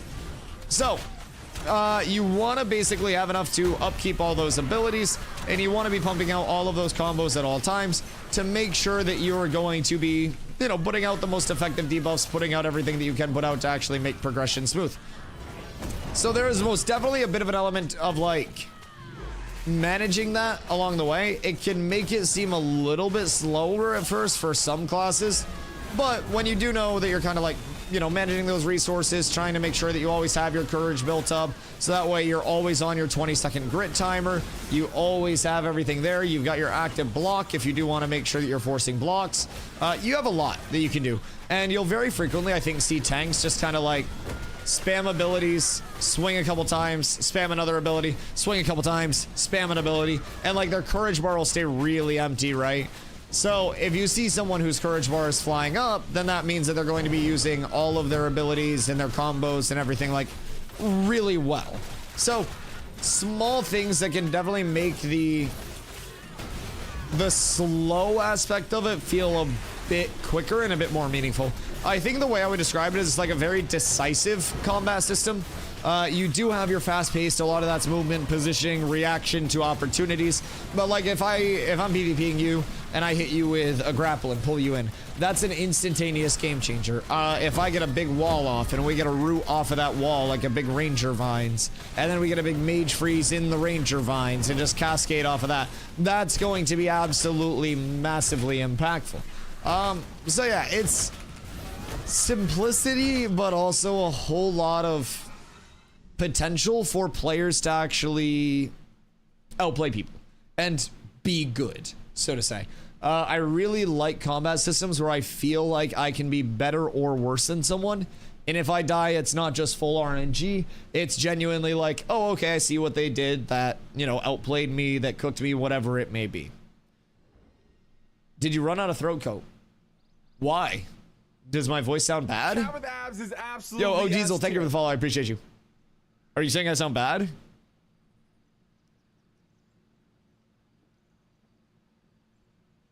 I still have throat coat. I'll drink some tonight after stream. I just haven't taken time off stream. I've been streaming like an average of fucking 13 hours a day since the servers went live. Now that is carried by a 24-hour stream, but like, you don't have much time to recover when you stream fucking daily. I don't even give myself a day off because that would Thanos snap my streak before 800 days. I would not like to do that. I would not like to do that at all. So the streak must continue. The streak must go past 800 and it must blossom as it always does. But yeah, no, my voice is fucked. Dude, I woke up 2 days ago and like, you know SpongeBob when he didn't have water in Sandy's dome? That's what I sounded like. I tried to like roll over and talk to Carla and I was like, Killer Oscar, thank you for the follow. I appreciate you, dog. It was fucking awful. Awful. I've never felt so like, I don't know, helpless. That's when I lose my voice. Cause like, my voice, it's like 80% of the whole thing, right? Like, the gameplay helps because we're not absolute poo-poo, so that's pleasant to watch. But like, imagine how hard it would be to stream the way that I do without my voice. Some streamers don't fucking talk, so that'd be fine. You couldn't even tell if half the people lost their voice in the first place. But you come here, you can't get fucking silence. People here probably have to mute their goddamn tab anytime somebody tries to talk to them. I don't know how you guys do it. I probably wouldn't be able to listen to me this long. Dusty's my ringtone. Which soundbite would it be as the ringtone? That's the question. What would the ideal Dusty soundbite for a ringtone be? And would it be like a text notey or like a full ringtone? Yo, Roxanne, thank you for the follow. I appreciate you. Boys, if anybody else is new out there, by the way, I appreciate y'all coming through. My name is Dusty. I do stream Ashes every single day, starting around 2 p.m. EST, 7 days a week. Ni hao, ni hao, ni hao, ni Yo, hao. ni hao, Tashi. How you doing, my boy? I have a couple thousand hours in Ashes since December, and like I mentioned, stream daily around 2 p.m. EST. I've streamed almost 800 days in a row now. Streak continues every day. Community grows every day. We do have multiple in-game guilds here, so if you are interested in playing with the community, whether you're competitive, casual, or anything in between, exclamation guild. Our two top-end guilds are all about the PvP. We've got casual guilds for gatherers, refiners, crafters, people that just want to hang out and chill and learn the game, and we even have an entire EU guild over on NA for anybody that wants to play under an EU time zone. So, let us know if we can help you in any way. Let us know if you have any questions about Ashes. More than happy to yap your ear off about anything you guys could possibly wondering. I probably know it or know somebody that knows it at this point. Unfortunately, this game takes up more of my time than IRL does. But I very much love what I do. I would say unfortunately for people that like seeing me IRL. But fortunately for me, Discord has all this info as well. Yeah, most of it. Most of it. Are you talking about in terms of like the Ashes stuff? Like the guild setup and all that? Guild Discord is definitely going to be the place to go for anything like direct Ashes related, because we do have the guild Discord. Ooh, Emerald Ring's a banger. We have the guild Discord, and then we also have like the community Discord. So the discord.gg/DustyWhy is the community Discord just for like general stream things. Cat's Discord kind of doubles as that, honestly, at this point, because everyone just, you know, knows that Cat's is here. So either Discord, but if you guys are looking for Ashes specific stuff, definitely discord.gg/catswithabs. Carla can die to her shrimp. No, Carla will not be dying to the shrimp. Carla feels perfectly fine. The shrimp will not conquer her. She's stronger than the shrimp, and the shrimp will not consume. She will persevere. She will overcome, and I believe in her immensely. Immensely. Also, how much XP is it for you, Nin, at level 16? So, like, 16 to 17. I'm intrigued. Because I feel like it was, like, half of this, right? No, not per kill, like, total XP. Like, what do you need to level? Because we're sitting at 995k here. Is a lot. This shit is harsh. 5? Wait, 500k is like your total level? Bruh. Wait, that's insanity. Oh, 5 to 17. Oh, wait, so what's your total? No, like, what's the total experience you need for your level? 16 to 17. Like, I am 959k. But, like, how much actual experience do you need to go from 16 to 17 as a whole? 664k. That's still a big jump. Jesus Christ. Yeah, so it's going up 50% in 2 levels. Ah! That's a lot. But we should hopefully start killing faster as people level, dying less. I think the big thing is going to be dying less. Because dying is such a big setback for not only like progression speed, but also for people's actual like leveling cadence. Because you gotta farm off the XP that people are losing their glint.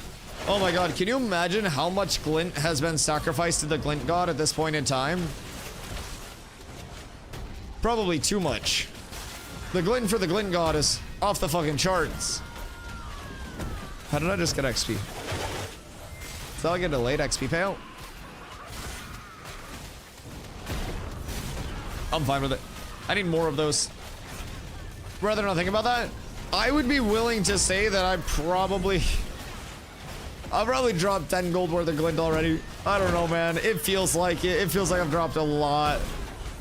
I'm sitting on a little over a gold with some repair bills, and then I got a good amount of glint on me right now.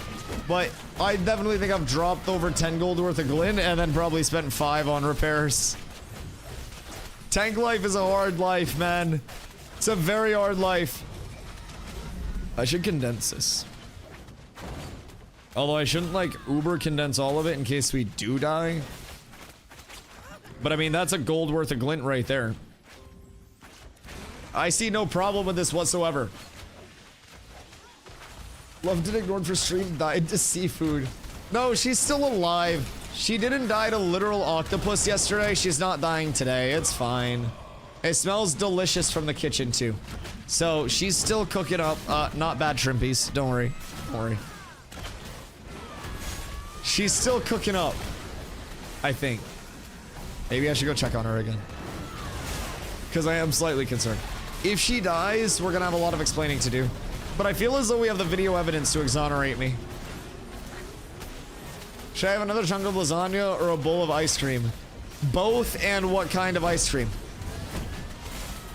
I don't need to know what kind of ice cream, but both. Like, no matter what kind of ice cream.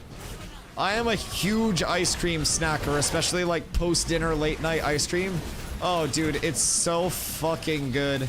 Carla always tells me, like, Dusty, you're lactose intolerant. You can't have ice cream right before bed. You always fart in bed.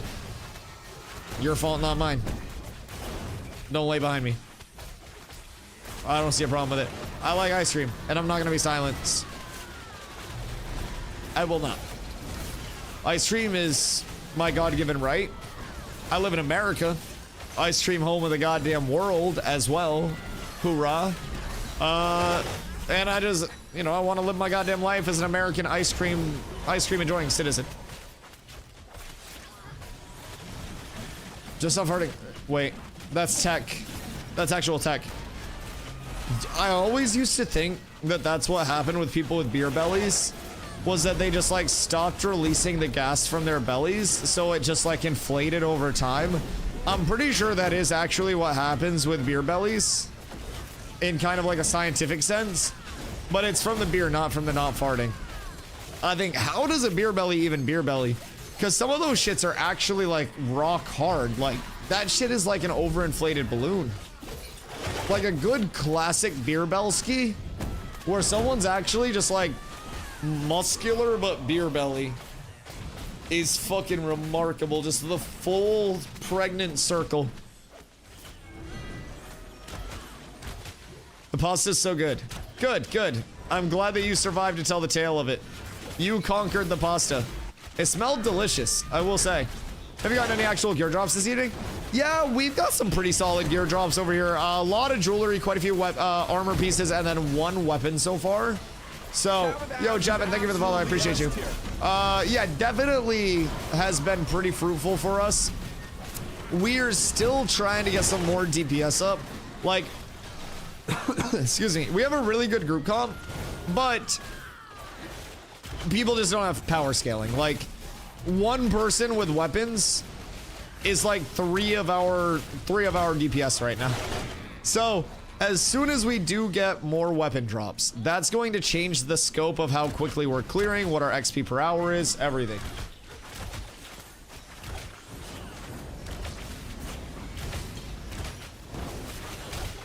Oh wait, Jinso's level 14. I forgot. Yeah, so that might be why we... no, we found stuff with Jinso in group, haven't we? I definitely feel as though, we found stuff since Jinso's been here. Spent way too long trying to find Daffodil. I had really good luck north of the neutral area. If you go, like, north of Avon's, I want to say it was, like, up in this area towards the Jova Lake. A lot of Daffos on those little lake regions. We found the helmet. Okay, yeah. I mean, shit, as long as we found something, drops still existing while you're here is fucking hype. As long as they're in the table, I'm motivated. Now, we're 18.5 right now. I would definitely like to keep pushing through, try to pull more and more. We just gotta keep people, like, auto-attacking, basically, so mana stays up. If mana stays up, then the pulls don't stop, and Keith keeps a nice, consistent flow coming in. We don't even have to do it too crazy pace. We just gotta be able to live it, and people gotta be able to do damage. Hopefully. But levels will help that a lot. Gear will help that even more. Every single weapon that we find is instantly like 20 plus power for the people that are putting it on. It's fucking insane. So we just stay grinding, we try to find our weapons, and we try to go from there. Codex shows we can find it, but herbs do change out. Yeah. Some of them are more dynamic now. New alien Nexus stuff is good for DAFs. Yeah, everybody will have their own little spots where they like them. Realistically, just try to find an area that has nobody near it.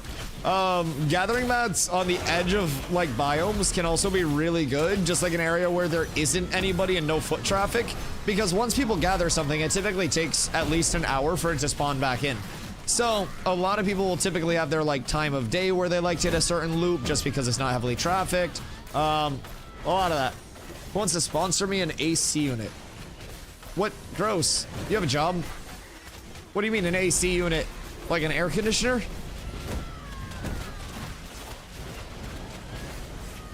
What do you need that for? You can go cool off when you're done leveling. It's 52 Celsius in my room. Okay, it's 70 in my room. What's Celsius? And why? Doesn't that seem like really hot? What is 52 Celsius? A lot. That's like 120 degrees Fahrenheit. I call cap. I call Cappington. 125.6. Yeah, I call cap. Where the why open a window? What do you mean? If you have an AC unit, just open a window. I will go get the thermostat. It's gonna be like fucking 80 degrees. I swear to God, it'll be like 80 Fahrenheit. Heat wave outside. How hot is it outside? And where the fuck are you? You in like the fucking desert? It's 60 degrees here and 9 p.m. Can it? Are you sure you're not on a wildfire? Like, are you actively on fire? Oh shit, meta leveled. Meta's 17. Nin getting closer. Scaper getting closer. What percent is Scaper at? They've been on fire the last 5 years? Yeah, well, that's what I'm saying. Like, is it heat wave hot or is it like fire hot? Because I feel like 125 in your room is like, oh, everything around me is burning.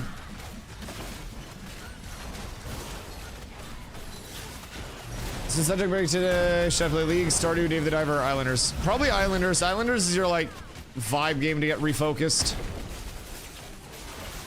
And then we'll be balling. You'll be so refreshed for tomorrow. Are you off tomorrow? Or do you work again? Because the next day you're off, you're being like taped to your chair until you grind. You're off? Okay, cool. Yeah, you're actually like, you're not allowed to leave your chair shitting in a bucket type shit tomorrow. I'll bring in the bucket. We had one for my 24-hour. We'll have one for you. It'll work. PoE2. Gross. Gross. But yes, it will be all grind all the time tomorrow. There is no other option. Failure is not okay. I don't have the 5 points for that until next level. But soon. Soon. Because we just go there, there, there. I got 4 points right now. Next level is the 5th point and we're up tremendous, boys. We ball. Alright. 1 league game into Islanders. Why League? That's disgusting. League is so fucking awful. I literally would have rather heard that you were doing Fent. It's 44 Celsius or 111 Fahrenheit in my... Do you have a fan? Like, surely a fucking fan. No. Why do you not have a fan?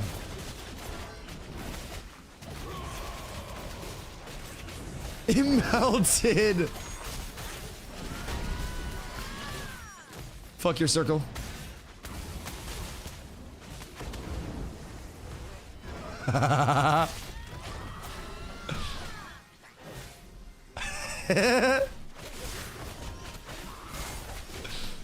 Listen, I didn't need that circle. That one was an extra circle. Hiya. Sometimes... Oh, well, I was doing it intentionally. Believe it or not, it almost started a fire. Bruh. What? What do you mean it almost started a fire? Skaper is healing you and make him say "Arnar." Why? Is he British? Wait. Because if he is, then we can make Z and Skaper just say "Arnar" back and forth to each other. He's bootleg Australian. It's the same thing. They're literally the same thing. That's fucking awesome. So Z and Skaper, both Brit-Australians. It fell over and the generator started pumping and melted a spot on the carpet. My brother in Christ. He's a New Zealander? Well, New Zealanders are just Australia's criminals. And Australia is just Great Britain's criminals. So they're basically all just British. It all just boils down to beans and toast. That's why they like Vegemite. That shit is awful, by the way. I don't know if anyone in chat wants to try to defend Vegemite for existing in the way that it does. But that shit, Jesus fucking Christ. Like, I think Vegemite is delicious. Yeah, you're fucking lying to yourself. You're lying to yourself. Although, maybe that's like me seeing like a big greasy burger and being like, oh yeah. And then somebody from like, I don't know, a healthy eating country seeing a big greasy burger and being like, oh my god, American shit. Like, maybe it's just a cultural difference. But Vegemite actually looks like poop. And tastes kind of like poop. Isn't it just like a bunch of decaying vegetables or something like that? Because I feel as though that's the entire Vegemite lore. I lather my bread in Vegemite. Oh god. Oh god. Oh dude, isn't it such a strong taste though? Vegemite is a dark brown salty spread made from yeast extract popular in Australia. It's typically enjoyed on toast with butter or margarine. Known for its strong umami flavor, it's rich in B vitamins and is often considered an acquired taste. Yeah, an acquired taste just means it's dog shit the first time you have it. If you have to acquire a taste for it, it's not a good food. If you went to a restaurant and the restaurant was like, no, it's an acquired taste, you have to come back a few times, you wouldn't go back to that fucking restaurant. I don't really understand. I don't know where people are trying to justify that like acquired taste bullshit. Vegemite's like you deep-throated a tree covered in dookie. Gross. My algorithm's gonna be real weird after saying that. We're gonna get some freaky shit. Cheese is an acquired taste. Yeah, if you have a bad taste. Cheese fucks. What do you mean cheese is an acquired taste?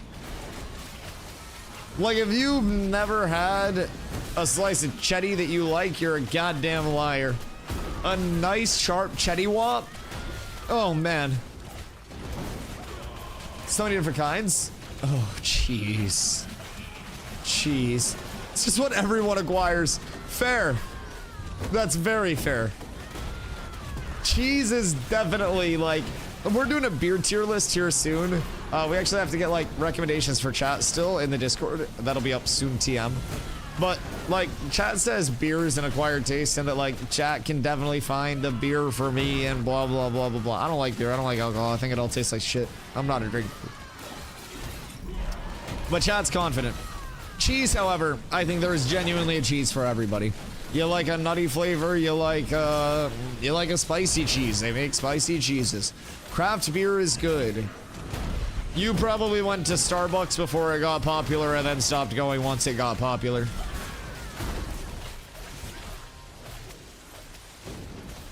I'd move back to Arizona if Dusty started actually drinking beer.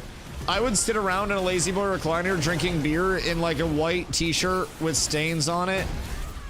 And I would just call Carla mean names all day. That would be the evolution. Arizona's awesome. Maine's awesome. I like Maine. Second best state. Second best state other than Maine. Craft beer definitely better than most of the water shit that exists. Yeah, I mean, that's probably fair. At least it's like made with love. I get that. But I think that like you can put a lot of seasonings on a piece of poop and it's still gonna taste like a piece of poop. I don't necessarily think that just because craft beer is made with love means that you can make anything that vile taste any better. L opinion been here too long. Fuck Phoenix. What's your least favorite thing about Phoenix?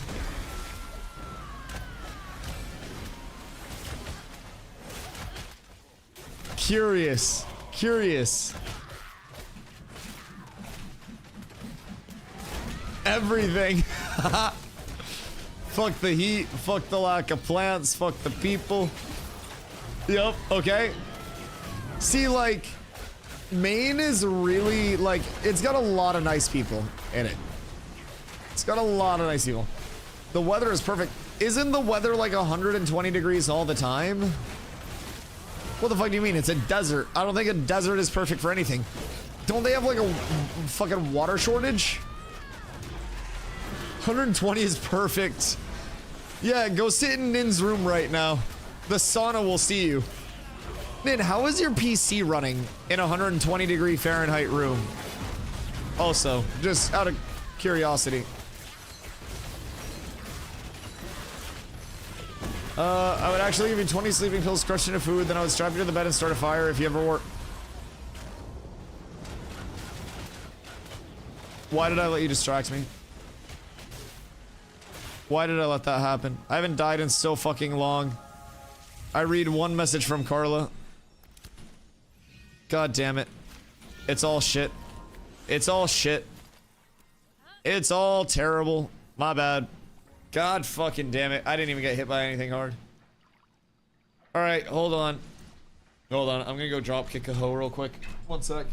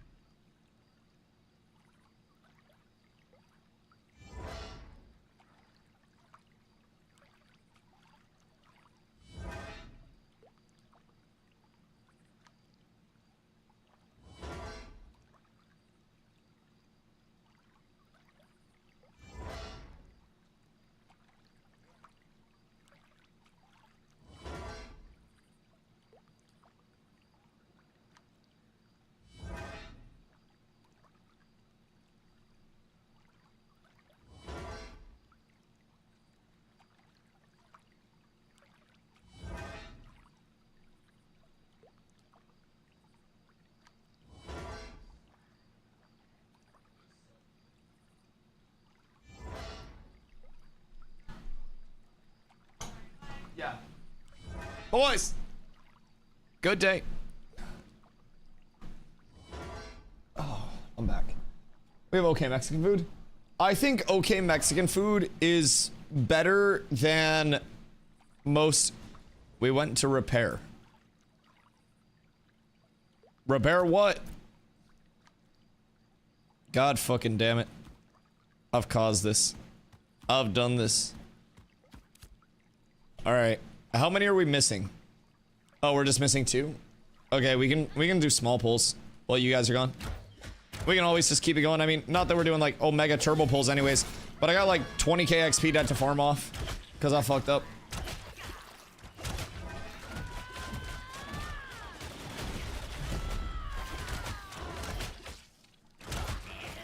What is this coordination?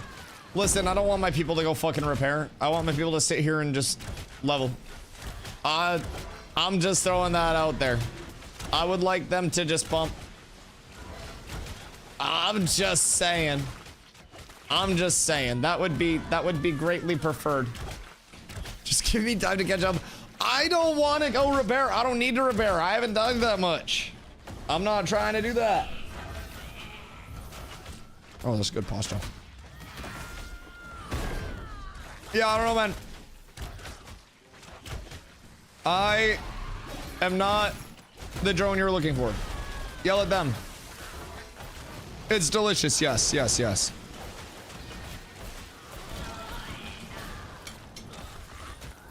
Zom may lead his groups with an iron fist.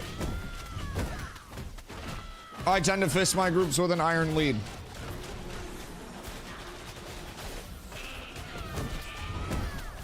If they gotta go repair, they can go repair.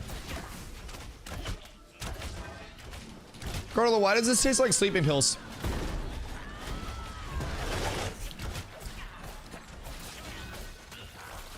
Very familiar taste.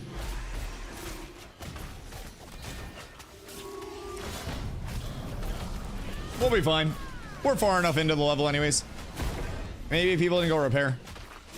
Bro, they're gonna hit like 26 before I hit 20. If I sell, I can repair. Otherwise, what's the gear for? Wait, are you fully broken? Have you died that much?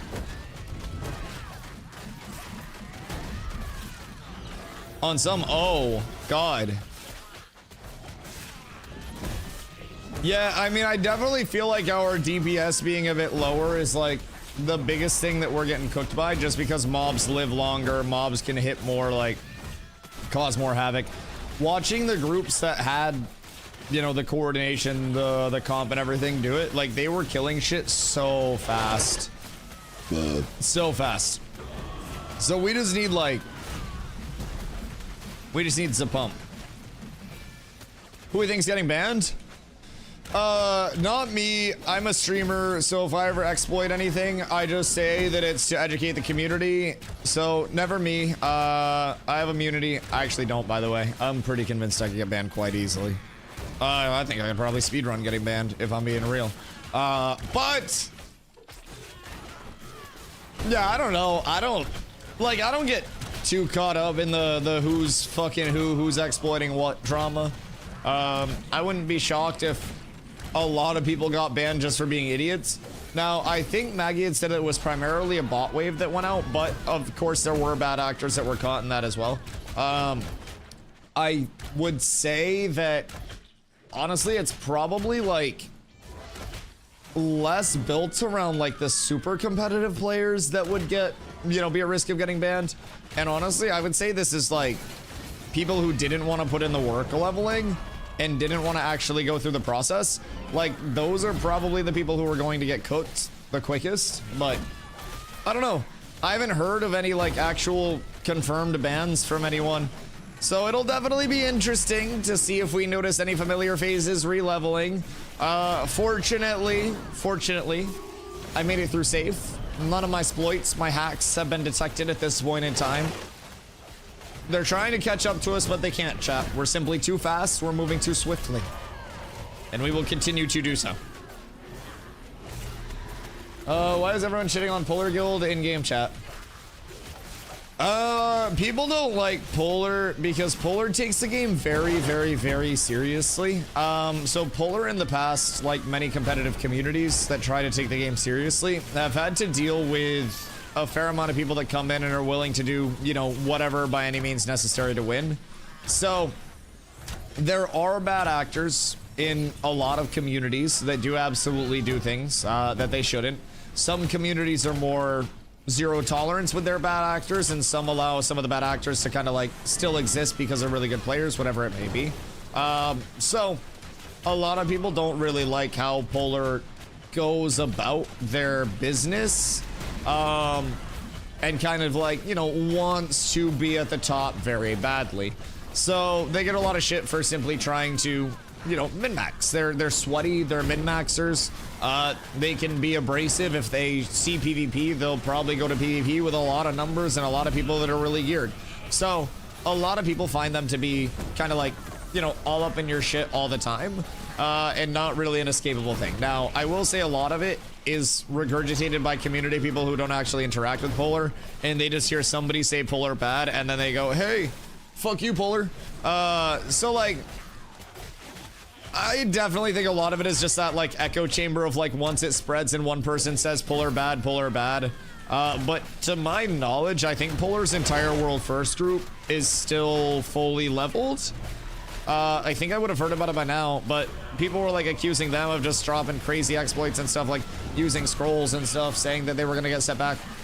To my knowledge, nobody from their core leveling group was set back.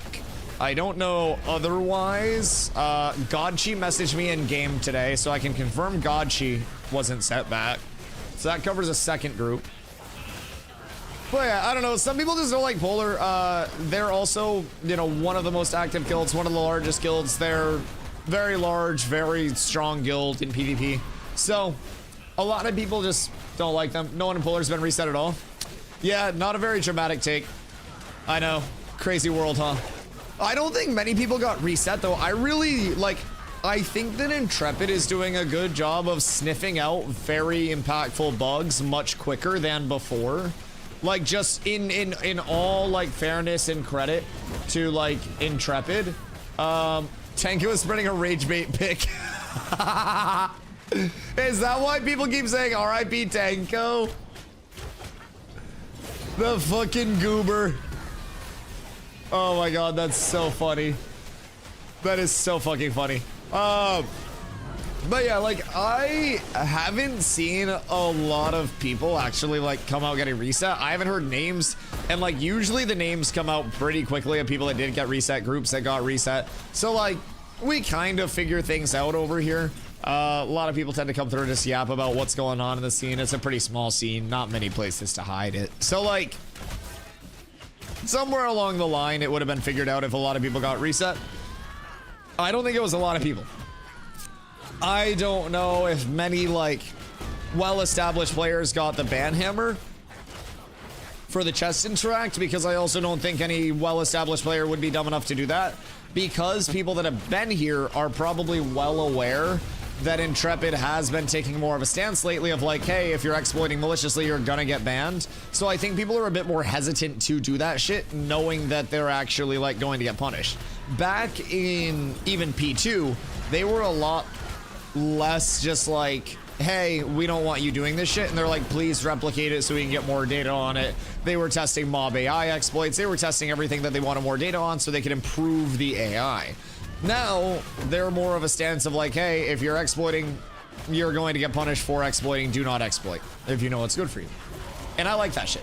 So I'm hoping that a lot of people who do actually like, you know, want to be on the competitive side of things are, you know, across every community, right? Because it's by no means just Polar in terms of like large competitive communities.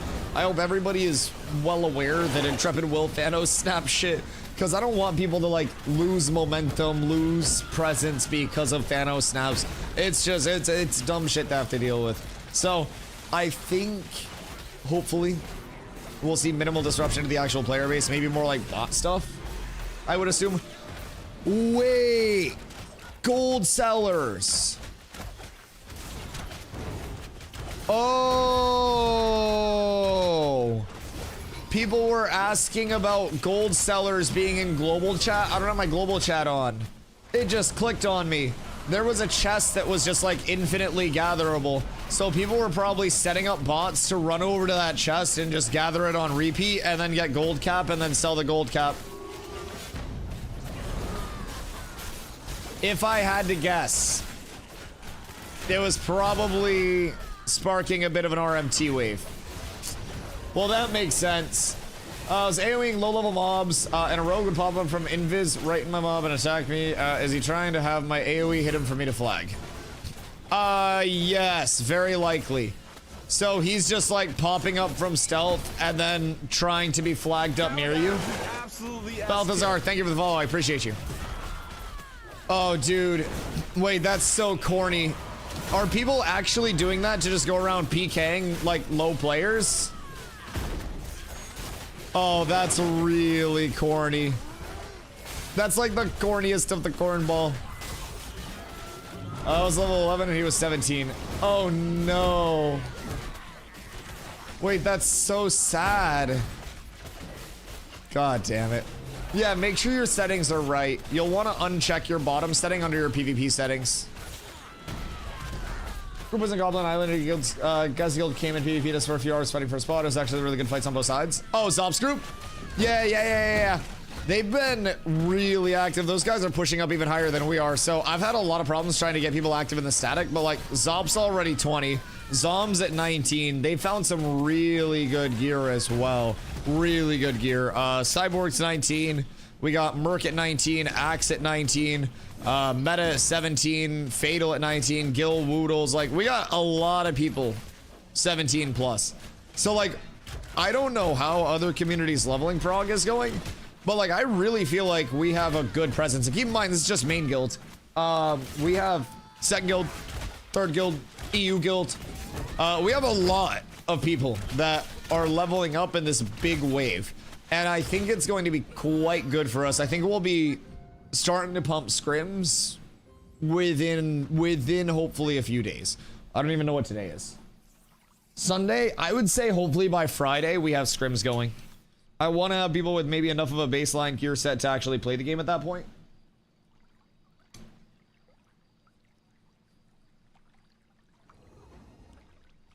They're only past you because you were looking at shoes? I wasn't looking at shoes, I was looking at toes. Don't get it twisted. I was not looking at shoes.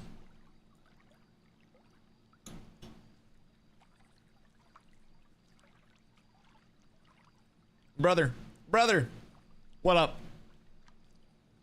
I'm waiting for my group to res. I'm still ready to keep bowling. I'm always here trying to keep bowling.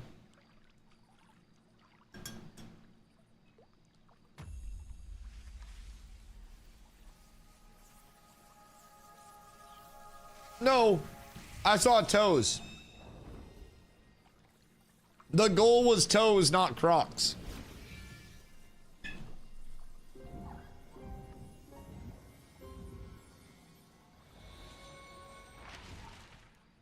Does everybody in your group know about the Flamekeeper and Assassin mechanic? Are you talking about the reflect damage? I'm hoping at this point we've been here for 3 days.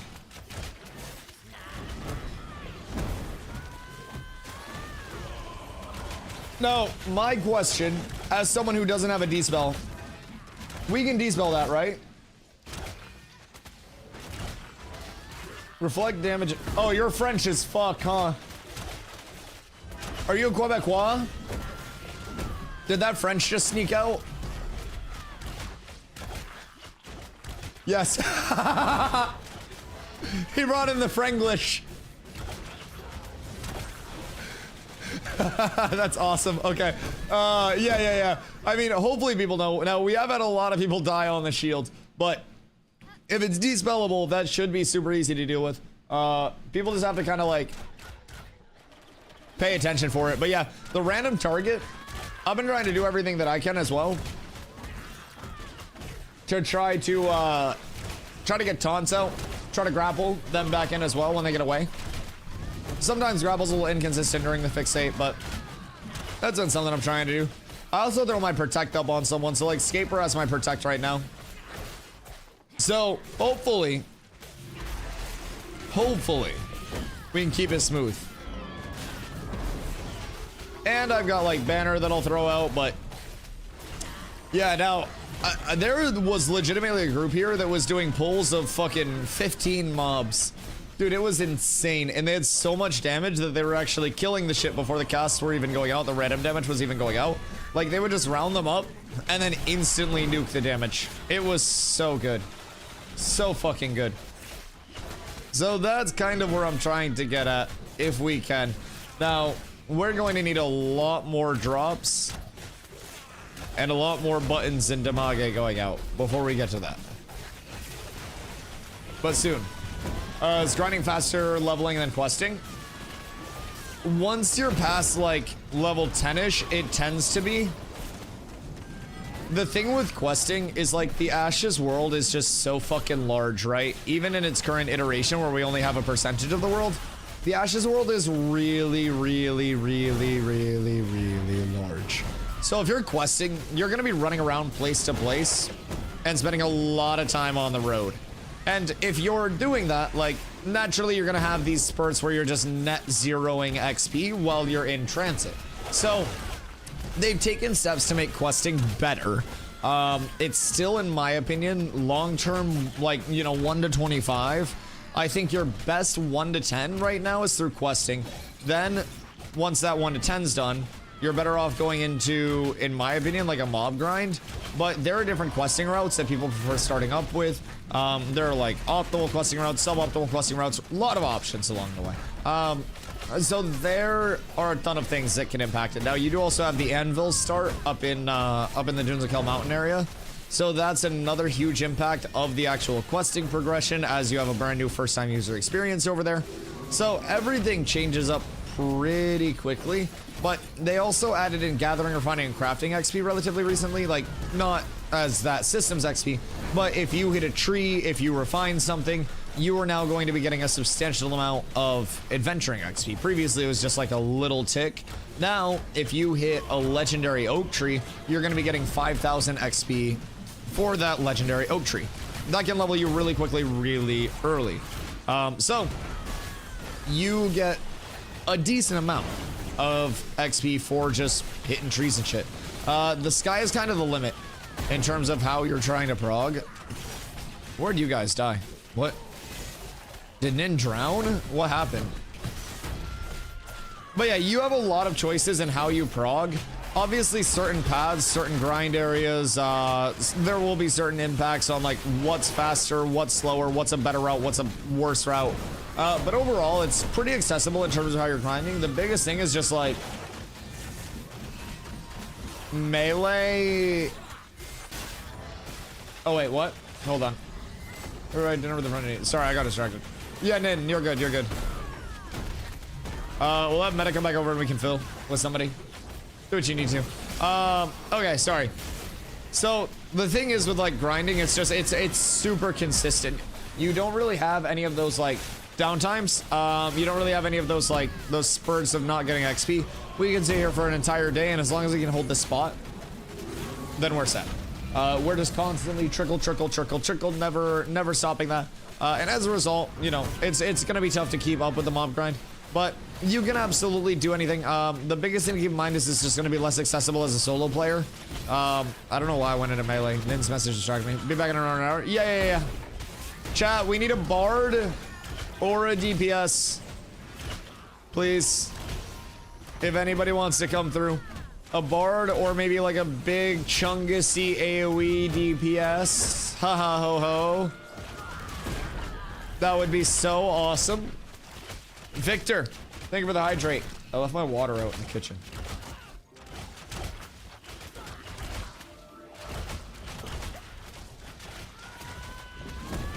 Kiwi's a ranger. Are they guild? And what level are they? Skirt. He's cat. Okay, cool. What level? 15. How close to 16? That's my question. hear that undertone of rogue loathing and then ask, no, I don't want a melee. Dude, I don't want another melee. I hate melees. Just give me fucking mages. Give me rangers. Give me anything. When meta gets here, I'm going to vendor. You guys are so soft. Yeah, bring the ranger over. Fuck it. Just get somebody in to fill the group. That's my ask. That's all I'm worried about. Yeah, have him come over. Wait, want a 15 bard? If one more drops, then we'll get you in. 15 bard. Are you... Uh-oh. God damn it. I'm assuming praise you, right? Pray more? Okay, dope, dope, dope. I will hit you up if a spot opens up because I always need bards. Like, ideally, I want to run 2 bards in my groups all the time. It's just been so hard for us to find bards. I've been going on rants every single day. Have Jivo message me in game and I'll invite him. But yeah, I've been going on rants daily about how I can't get 2 goddamn bards in the same place at the same time right now. It's so good when you can. The group functions so optimally. But I don't know, we've just been lacking bards and mages for some reason. Fighters though, I mean, I get you 100 fighters at this point. I don't know what it is. I don't know what made every single person in existence want to play fighter. But my god. My god. I respect it. Everybody wants fighter to be so good. And still, I hate it so much. Zombie has 3 bards. I bet he does. I bet he does. There's a reason we're over here on scraps. And it's because we indeed do not have 3 bards. I've had 1 bard like most of the day.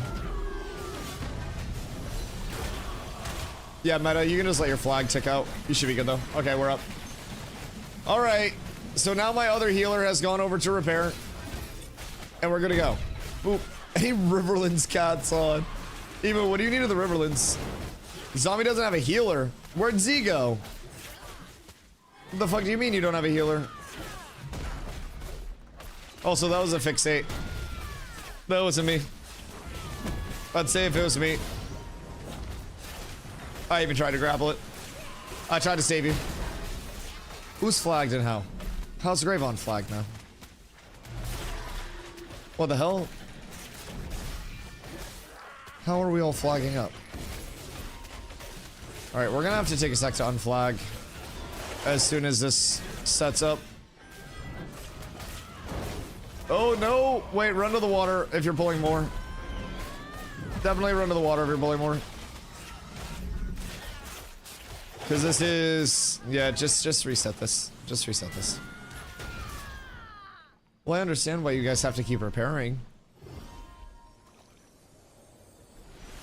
So... is there a certain way that I can position the range players relative to the mobs to increase their odds of survival? Because I feel like people just get stabbed. Jivo, good day. And then when people get stabbed, they die.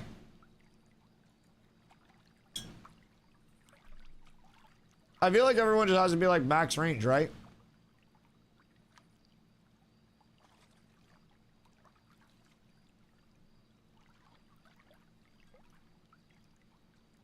Just set max range if you're not melee? Yeah. That's what I thought. People are probably just getting too close. And then the lock-on comes, and it's just stab, but I feel like we should be able to tank a stab, no?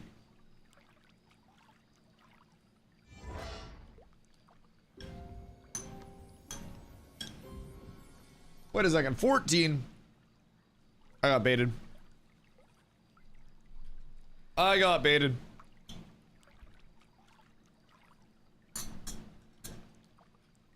It's okay, he'll pump.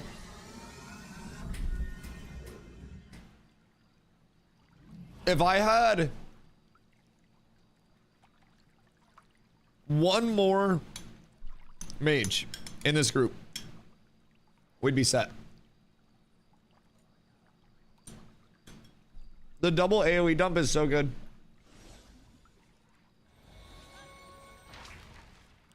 No, it's okay. He can stay. He'll level fast enough. And it's better than not having a spot filled in the group.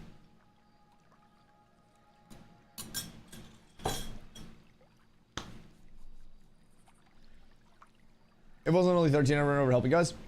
You should be an Oakenbane. Oakenbane is your home until you hit like, honestly, maybe 16.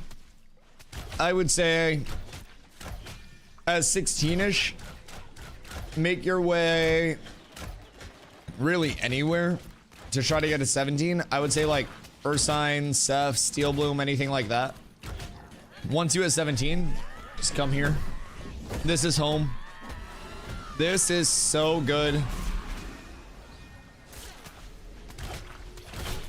Like, this is unironically probably one of the best farms that you can get right now. You just have to be able to AoE pull it. Obviously, to get the most out of it, right? If you're pulling 2 mobs instead of 1 mob, you're doubling your XP. 4 instead of 2, doubling your XP again. Doubling stuff at 15, and then when you're at 17, massive. Yeah, if you come over with a full 17 group, you'll also very likely get a lot of drops very quickly. Because it's just based around like the relative average level of the group. Comparatively to, did Scaper leave? Yeah, Scaper went over to repair. He's not like leaving, he went over to repair. But yeah, so like, if your group average level is 17, then that's going to be, ooh, Woodle's just leveled, massive. That's going to be like the ideal ±3 range with all of these 17 to 20 mobs. So your group will be in the highest like drop rate range, as far as we know. It's kind of theory crafted, kind of hypothetical, but we try to pull that up enough.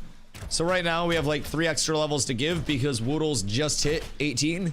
Distribute those 3 here. You got 17, and then we're still a little under. So might need to level these guys like once each, and then we'll be in that ideal range. But we should still be in a close enough range where we're not seeing completely reduced drops. But outside of ±3, we do think that there's less of a drop rate. So we always try to tell people ±3 of mobs anywhere you're grinding, even if you're a few levels over. If you were just pumping it, it's worth saying. Like, say you're level 20 here and you were just killing 100 mobs a minute, stay here, right? Stay here until like 23, get all your drops, and then get the fuck out. It's part of the reason why I like Oak so much, man. Oakenbane has an ungodly loot table, a massive blanket loot table with a ton of spawns in it, like a ton of item choices, and it brings so much validity. It's such a shotgun as well. When can we expect an update on Summoner? So they gave one during the dev stream that happened on Friday. The dev stream was primarily focused on like post phase 3, and they give us a little glimpse into the November patch, which they're going to be starting like development and work on when they come back from the 3-day weekend here. So our November patch is going to bring in, chat, does anyone happen to have the graphic from the November patch by chance? They do have a graphic out that talks about it in a pretty concise way, but it'll bring in a lot of changes, including the Summoner on November 18th, the Harbinger system being introduced on November 18th, as well as many other things like an active fishing system. So you'll have like your sport fishing minigame mode for open sea fishing and freshwater fishing.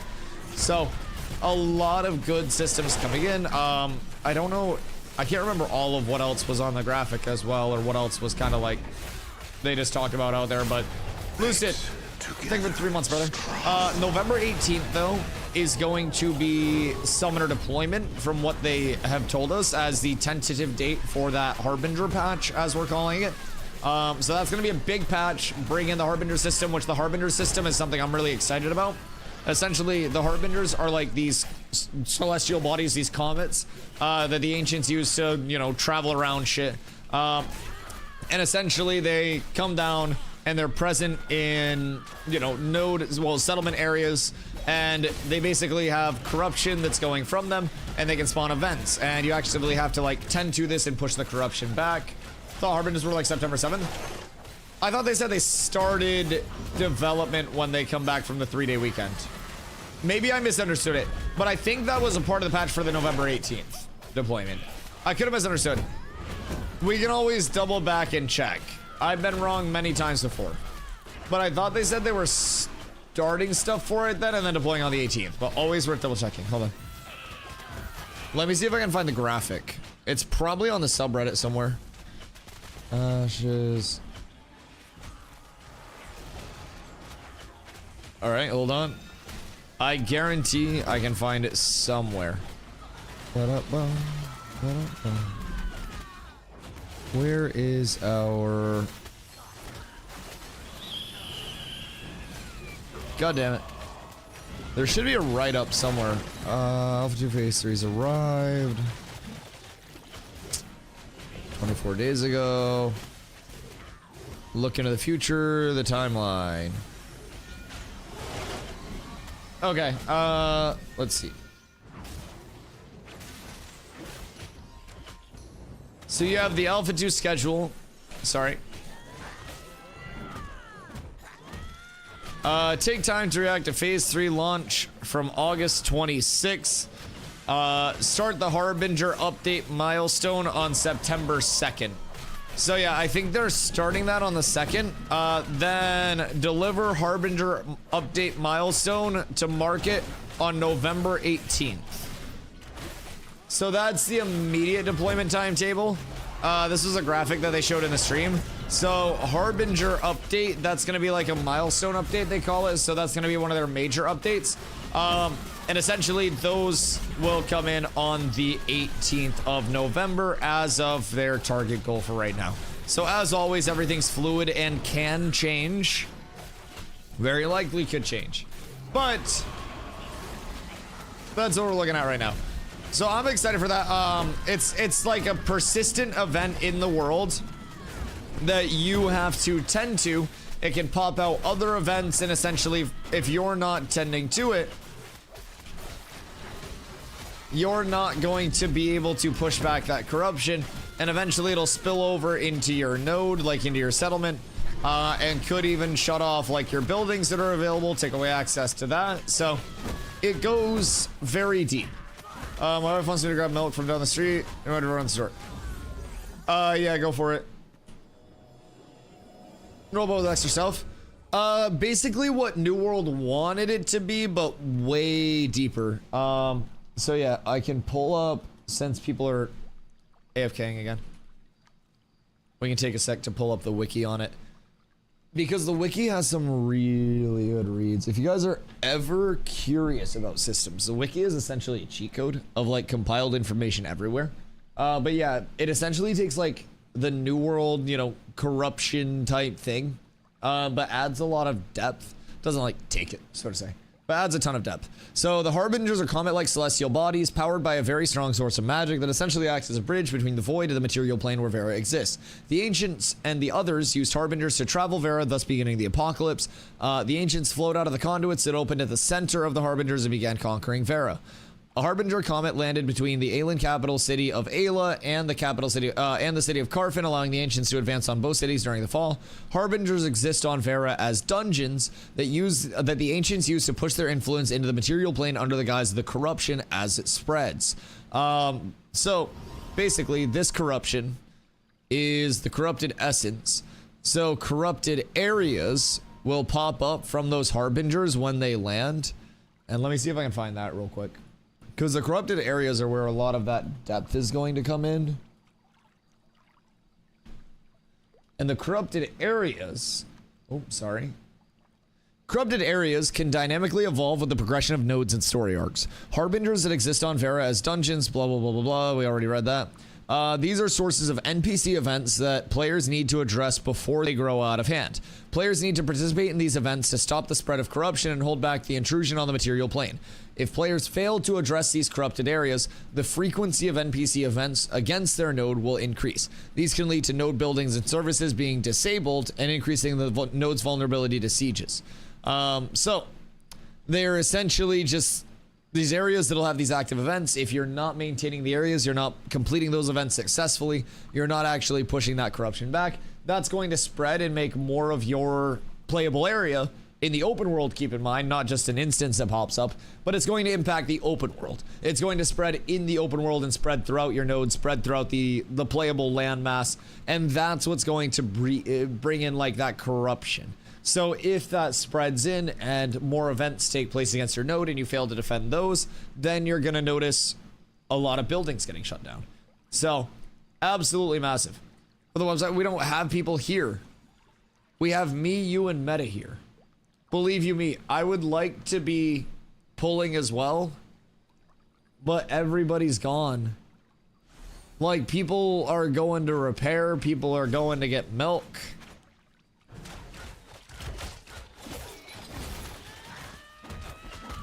I'd love to keep pumping. We can do 1 pulls. Like, it's better than nothing. Shot from in the car. What'd Goaty do? Goddamn. Goddamn. Goaty, I'm so sorry. Nin came in with straight chat. Does anyone want to bail Goaty out of 10 minutes in jail? Goaty ain't even do anything wrong. Jesus Christ, Nin. Jesus, you're fucking absolutely menacing. Goaty ain't even do anything, dog. Goaty was just asking about the systems. This is absolutely fucking ridiculous. That is about it. I mean, yeah, but is the DPS about it? That's the question. Will these mobs die or will the regen be too much? Uh-oh, Nin. Uh-oh. Nin, what's your counterplay? Do you have a counterplay? My repair costs 1 gold, 90 silver. Wait, why'd you go to the harbor? Brother, go to the node right next to you. You goob.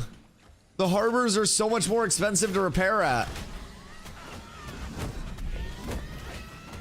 There's no shot.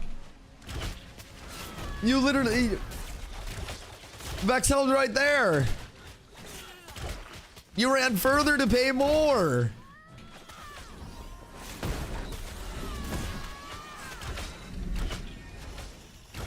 What?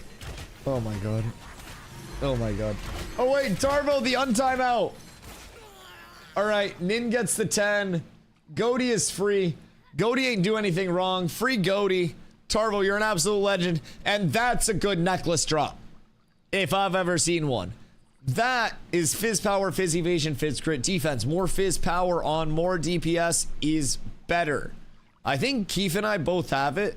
So I'm gonna grab it to give to one of the fizz if Jivo's not here yet.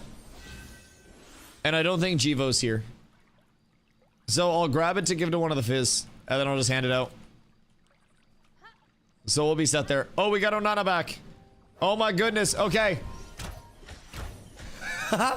Goaty, you ain't do anything wrong. I just want you to know that. You are loved.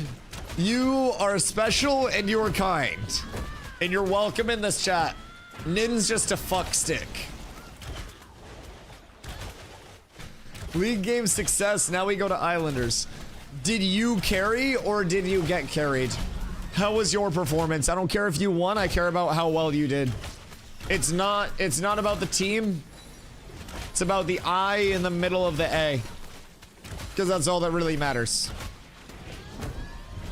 I went 9, 1, and 11.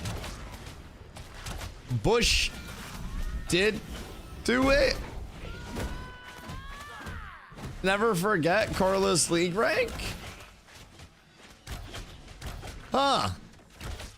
Well, that's intriguing. Oh no.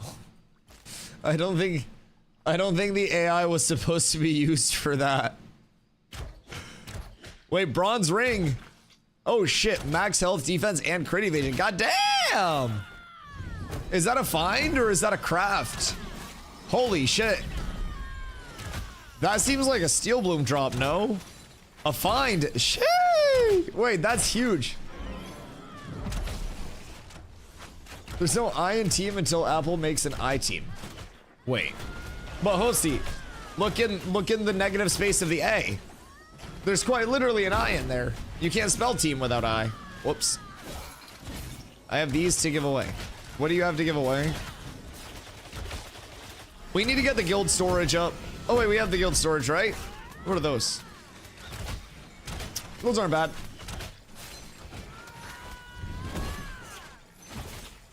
Tim?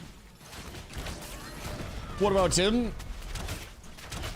Why did Carla randomly just like Tim the Tap Man? Tim! What? I think there was more to come with that message, but I think Carla just timmed. Should I? Tip. Tip. Come.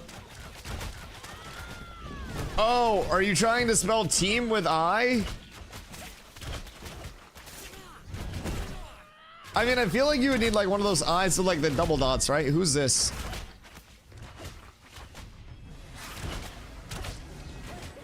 Hey, yo, zombie. Zombie, you thinking what I'm thinking?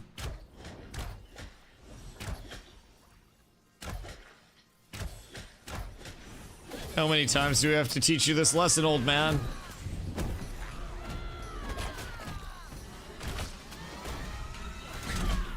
I dropped an Islanders rank by 100. Oh no, wait, you're absolutely cooked. You're down fucking horrendous. What are you gonna do? Why are you even playing? You might as well just get on Ashes and level. Oh no. What a terrible set of circumstances. Oh no. What are you gonna do? I guess you'll just have to grind like crazy over here. Right? I feel as though that's not too ridiculous of a take. Chat, who has level 10 weapons? I'll actually do disgusting shit for level 10 weapons. Oh no, you're not stuck on an island. You're living on an island. Do you realize how many people would pay for this beachfront property? People would pay out the wazoo for this shit, brother. Let me tell you immediately. This is premier property. Some of the finest real estate in all of Vera. What, a couple weapons on this island? Yeah, we found a weapon today. We just haven't found enough weapons. There are not enough to go around. And it's testing our mentals. Like, if we had 4 weapon drops instead of all the extra armor and jewelry that we've got, Jesus Christ, then we'd be so fine. We'd be so up. But unfortunately, we do not. We do not at all. We have a lot of extra basic gear though. So that's cool. Just no big chungy weps. And that makes us sad. But it's all okay because very soon we're gonna get all of our weapons and we're gonna be clearing twice as fast and we'll get 20 weapons. I'm pretty optimistic. We're gonna get some good RNG. We're gonna hit on the big boy 20 webs. Easy. Easy. No contest. Also, Stomps, you asked about the Banwave. Big Banwave. Yes. Now, we don't know how many people were banned. They're not out here like 16 people were murdered in the making of this Banwave or anything. You can drop level 20 items. Yeah. We found a couple of level 20 items, just no weapon rolls, unfortunately.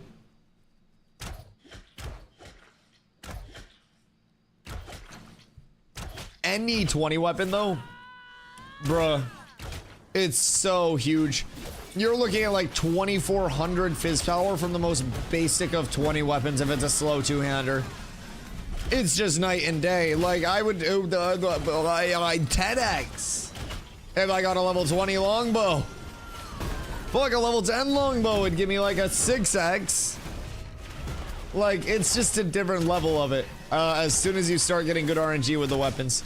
And I don't know like how everyone's leveling groups have done, but I can almost guarantee the groups that are having like the smoothest times are those that are just shitting out weapon drops and like not even realizing the drops are more scarce. We have not found much in the realm of weapons at all, but could always pop off. Good things happen in bunches, And all you have to do is find one, which we found our first here, so now it's just a matter of finding a lot more than one. And I'm confident that it'll happen soon. We've just gotta keep plugging. I mean, at this rate, I'm gonna be here for 4 more days. Gallows Gate dropped us a lot of weapons. Really? All 10 stuff? Weapons are so impactful. Like, I would rather have a weapon than anything else right now. If I could just drop a really chunky longbow and get my hands on it, instant power upgrade. Like, a green is gonna bring me up probably 85, 90-ish power. So, monster 14. So, where do we feel like the anvils really just peters out? I feel like it was that 17-ish area. I mean, do you think we could force to 20 in the anvils if we really, really wanted to? Because I'm assuming it's just not going to be optimal. Sean, say hi to Gallows. If you're in the anvils, like, the pocket dungeons are the place to be, I will say. If you're starting up there, it's definitely worthwhile to head out to the pocket dungeons. There aren't going to be a lot of groups out there contesting the best spots. Zom's group went out there in the anvils, started in the anvils, did a lot of pox in the anvils. They had great luck with drops. Really, really, really solid drop tables for them. They got good weapons, they got good gear, they got good everything. We've had a few groups level through the anvils, and honestly, it kind of seems like the anvils, on average, are giving better loot than the Riverlands groups are seeing. I don't know if that's anything like, you know, correlation, not causation, all of that good stuff. But definitely feel as though our anvils groups are just coming out like geared to the fucking teeth, and then our Riverlands groups were just poverty. The good news is, once the gear exists, it exists. It's not fucking going anywhere. It's not gonna go out of the economy, at least until we get rid of it. We'll probably decon it at some point, but we'll see what the need for that actually is. Uh-oh. Meta, no. No. I can't let it happen. Alright, you're fine. Everything's fine for Mr. Crow. What's over here? Hold on. Yeet. Steel Bloom's dropping tons of gear. Some of our people are almost full sets of 20. God damn, really? How packed is Steel Bloom? Cause like, I wouldn't be opposed. Cause honestly, we have 2 groups at this point. We could go over to Steel Bloom and get XP. Even in a raid. With how quickly you kill over there. Pretty sure Winstead just died again. Bro, I swear to God, if you guys get my fucking server reset again, I am going to stop vouching for crafters in all of my recommendations. And I'm just gonna like, yeah, crafters really say that they want a lot more material input. Much more vendor input. They love the vendor mats. Every crafter that I've talked to is saying the vendor mats add so much to it, and they actually want more vendor mats. I swear, I will use every fiber of my being to spite you. If you crafters are crashing my goddamn server, I just want to hit 20. Stop breaking Winstead. Fuck. Just control yourselves until a second settlement's leveled. I want to call it a fucking node, but I can't say it. Can anyone else confirm that Winstead is dying? It's a node? Man, the node lives on in my heart. It very much so does. It lives on forever in my heart. I will always miss it. Yes. Fuck. Fuck. What happened to Winstead? You want to know what happened to Winstead? I'm at 89, I'm leaving at 19. You're not saying until 20? I need a carpenter. Oh shit, wait, are you not leveled for carpenter? Oh no. Crash Law's there, haven't been able to get back in. Oh no. Yeah, so earlier, previously on Dragon Ball Z, Winstead was looking like this. So basically, something happened, and anytime somebody stepped off of the respawn, like the platform, they just died. So everybody was huddled onto the platform. Everybody was fucking terrified to move. And apparently, this is where we're headed again. So I don't know what happened over there, but I've been just vibing out here in the tropics. I'm trying to live my goddamn life. But I blame the crafting community, man. Always griefing me, the simple leveling man. I'm just trying to live an honest blue-collar life. Rid the world of goblins one at a time. Now, it's always a losing battle. They just seem to keep coming back. But I'm doing what I can, brother. Bad luck strikes again. Oh, no. Brother, you lost an entire storage already. What do you mean bad luck strikes again? Lost 10 Lego large timber, 30 epic, plus a bunch more Lego stuff because I had to unstuck with the Thanos snap band-aid.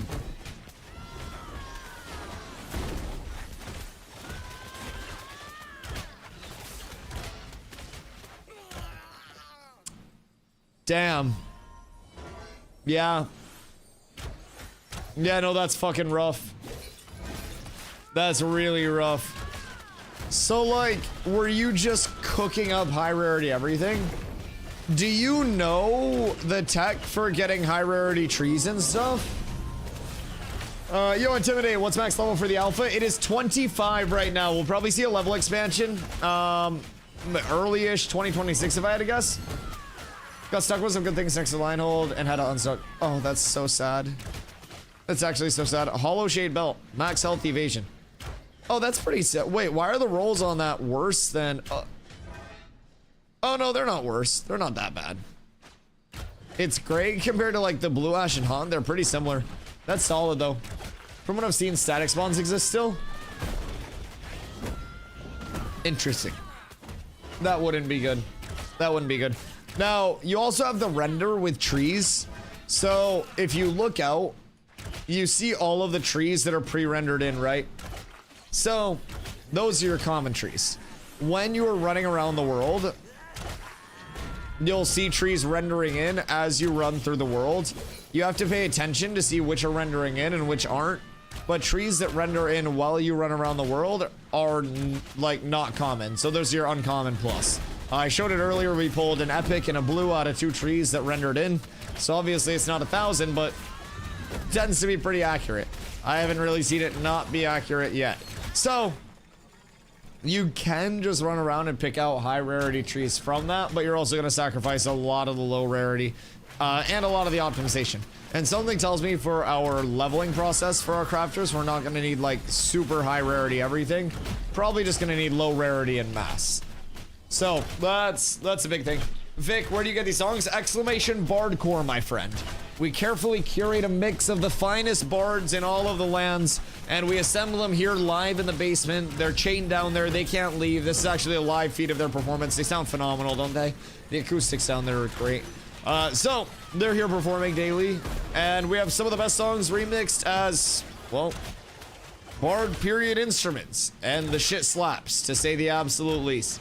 It's like the best background music for MMOs, because it's like a mix of bardcore, and then I also have some like actual video game-esque music, like in the background too. Like, so it's all a mix. But with the bardcore, it's like it's MMO enough to where people are like, oh, okay, it's some background music. It makes sense. And then people are like, wait, why the fuck do I recognize this? What, wait. It's kind of a perfect balance. If they're chained, no wonder you can't get more than one in your party. Makes sense why no others want to join either. Some of the bards want to pretend to be about the musical life. Me, I'm gonna hold them accountable. Whoops. Why did I not have Spring Step? Wait, how did I not have Spring Step yet? What the fuck? Why and how did I not have Spring Step at this point in time? I've legitimately just been playing without Spring Step, and it felt so weird. I thought that I just got it long ago. Oh my god, it feels so better. So much better now. I feel like a man again. I can actually dodge! Game definitely has a long way to go, but this is my first time in years, so I actually feel invested in the game. I feel like for years now, I've been trying to satisfy that itch. Yeah, a lot of people have definitely been roaming in the gaming world, to say the least. Not really happy with kind of like what they're playing, seeing what they're playing change up substantially. for me with New World that I was playing previously, it was just like a massive shift from how it was on launch to how it is in its current state. Nothing really progressive was happening over there in any sense. And so with Ashes, I feel that sense of like long-term progression in place. I see the growth in the progression of the playtest as well. And I also like the long-term of Ashes a lot. I like the vision on launch. I like the PvX aspects of it. I like the community building aspects of it. So for me, it's definitely been refreshing. I mean, when I play something, I play it on stream. I'm yapping all the time. I'm investing a lot of time into it. And I really like, am pretty susceptible to burning out if I don't like what I'm doing. Before I left New World, I was very burnt out on it, and I was legitimately just logging in, going through the motions, and just, you know, doing what I had to keep viewers coming into the stream. And I came over and, you know, finally decided to take a chance on Ashes and just loved it, stayed with it every day. And I feel like it's growing at the point where I feel as though I can always get more information. I can always become better. I can always help the community get more established. And as everything continues to progress, wipes are naturally going to come in. Systems are going to change. And I like that. I look forward to it because I can solve more. People ask, is this game good? I don't know how to answer that. But when I ask myself, am I having fun? The answer is 100% yes. Yeah, that's like very simply it. I tell people, if you're asking about it as a game, right? Ashes as an MMO right now, if it came out, it'd be like a C tier MMO, right? Wouldn't be completely unplayable, but it also probably wouldn't make the waves that it would like to make and be in the spot that it wants to be in. If you're looking at it as an alpha test, something that is typically incredibly gated, something that we typically don't have access to at this point, or any, you know, any communication around anything, it's really, really, really good. If you compare it to like, you know, like term products that are in the same stage of development, what we see about it, what we know about it, what we can actually play about it is so out there and so visible comparatively to so many projects that are not. I think there's really no reason to not at least acknowledge that Ashes is doing a lot better than some people thought it would. And some people still to this day are just like, scam game. I'm like, brother, how? How at this point in time do you still think this shit's a scam? Like, you may say you don't like it. You may say development's too slow. I don't want to play something in progress, like in development. But like, to say a scam game at this point, that take is so cooked. There is no feasible way that people can actually say that this shit is a scam when it is a completely playable live product that we are able to have 24/7 at this point, other than downtimes for updates.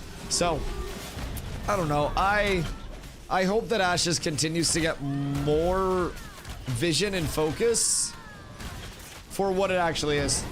Just got DC'd from the server. Have you been interacting with any chests lately? Code 37, gang. Are you guys in Winstead? Something tells me you're both in Winstead. Oh, Farmaholic. I've spent hours and hours chopping trees and killing wolves in New World. Listen, we need a whole lot of Farmaholics and cats over here. We need a lot of them. So, Keith is our guild carpenter. He's going to need a shitload of trees to level his carpentry. Once he hits level 19, he's gonna duck out, so we're gonna have another spot in the group. So, actually, where's our other bard? Prey! If you want to come up this way, we could have room for you. I'm level 13 only from gathering. We got you in the guild Discord already, right? I'm gonna just double check. Because at that point, you don't have a choice. You're in now. If you're not, somebody set up a ticket. We need to apply when I'm higher level. Come as you are. At least hop in the Discord. There's no application or anything like that. Nobody gets declined. We have our like main guilds for PvP, but we also have our casual guild set up for anybody to just hop into at any level, any experience, anything like that. So as long as people have an active ticket in the Discord and we can be like, hey, are you guys trying to, you know, are you still playing? It's definitely perfectly fine if people are leveling slower.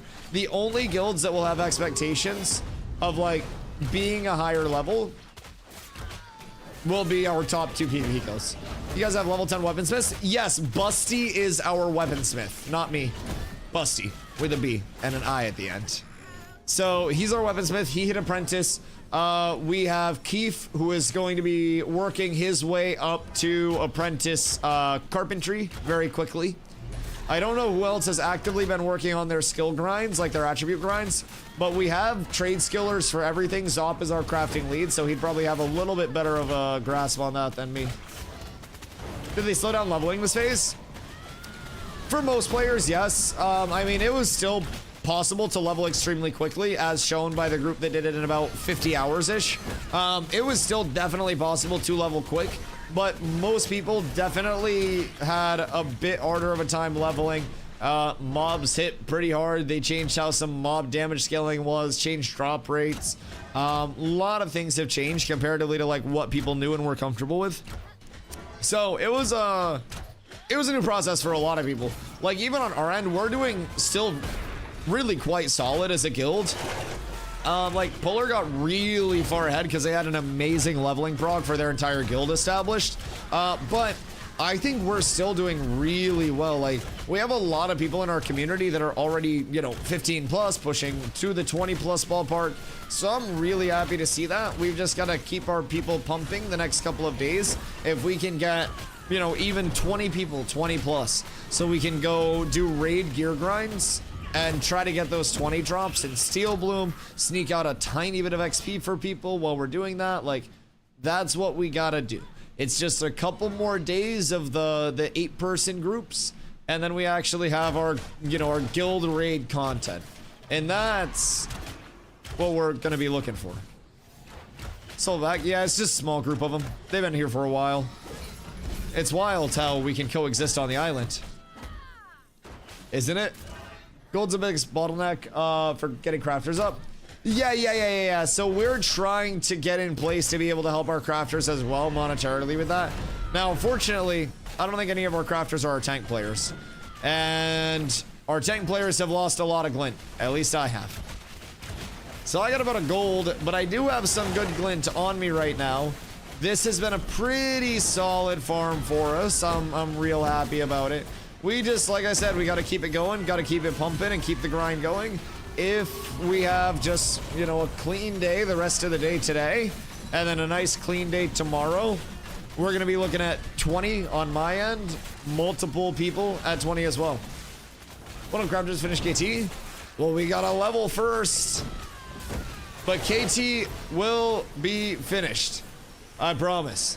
KT will be pumping. We have a lot of cats out there. Having people that are actually 20 plus and farming up 20 gear is going to be fucking huge as well. Start looking for a bard.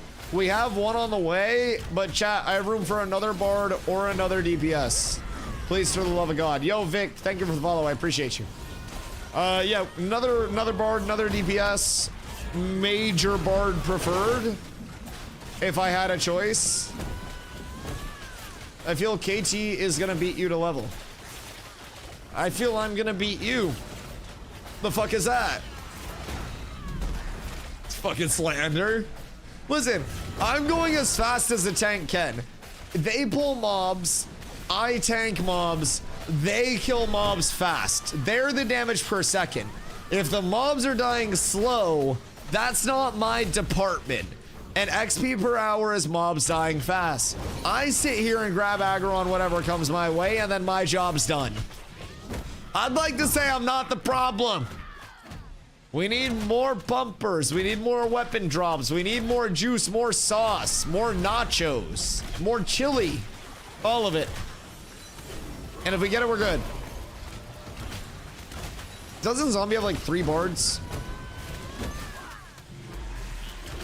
What if he gave me one of his bards? Got a level 11 group. Where should we farm? Riverland. Oaken is too busy. Go down to the desert under Miraleth at the top of this little river split. Around the river, you're gonna see a whole hell of a lot of minotaurs. Sorry, Keith. Level 12, 2 stars. I was missing. This is my favorite Dusty time.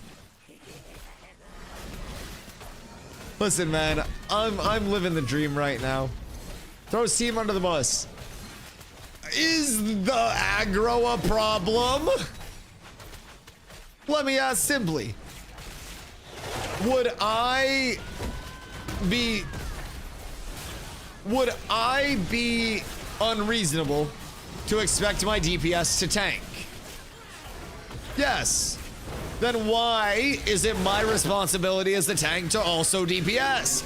I think that's on them. I don't think that's throwing them under the bus. I think that's called accountability. If somebody's job is to wash dishes and they don't wash the dishes and I gotta wash the dishes, then that means that the dishes ain't washed. I also blame the weapon drops, not the players. Everybody's pressing their buttons, but we're hitting for like 10. You gotta understand, we have fucking starter weapons. We're so down bad, dude. Please help. People are pressing their buttons. The buttons just don't do anything. It's like they're fucking muted. See a server reset in your future, bro. You don't see a server reset in my fucking future. There is no server reset in my future. There will never be a server reset in my future. You're absolutely capping. You're making that up. Why would they reset the server when it's literally not impacting me at all? I don't understand. Good day, boys. Tank's job, hold aggro, Dusty does, or those Crocs. They look like Crocs! Did they not look like Crocs? They looked exactly like Crocs. They just didn't have the holes. Do you think this is the extent of the PvE content in Ashes? As we move forward in development, do you anticipate combat getting more interesting or pretty much find your area and grind mobs?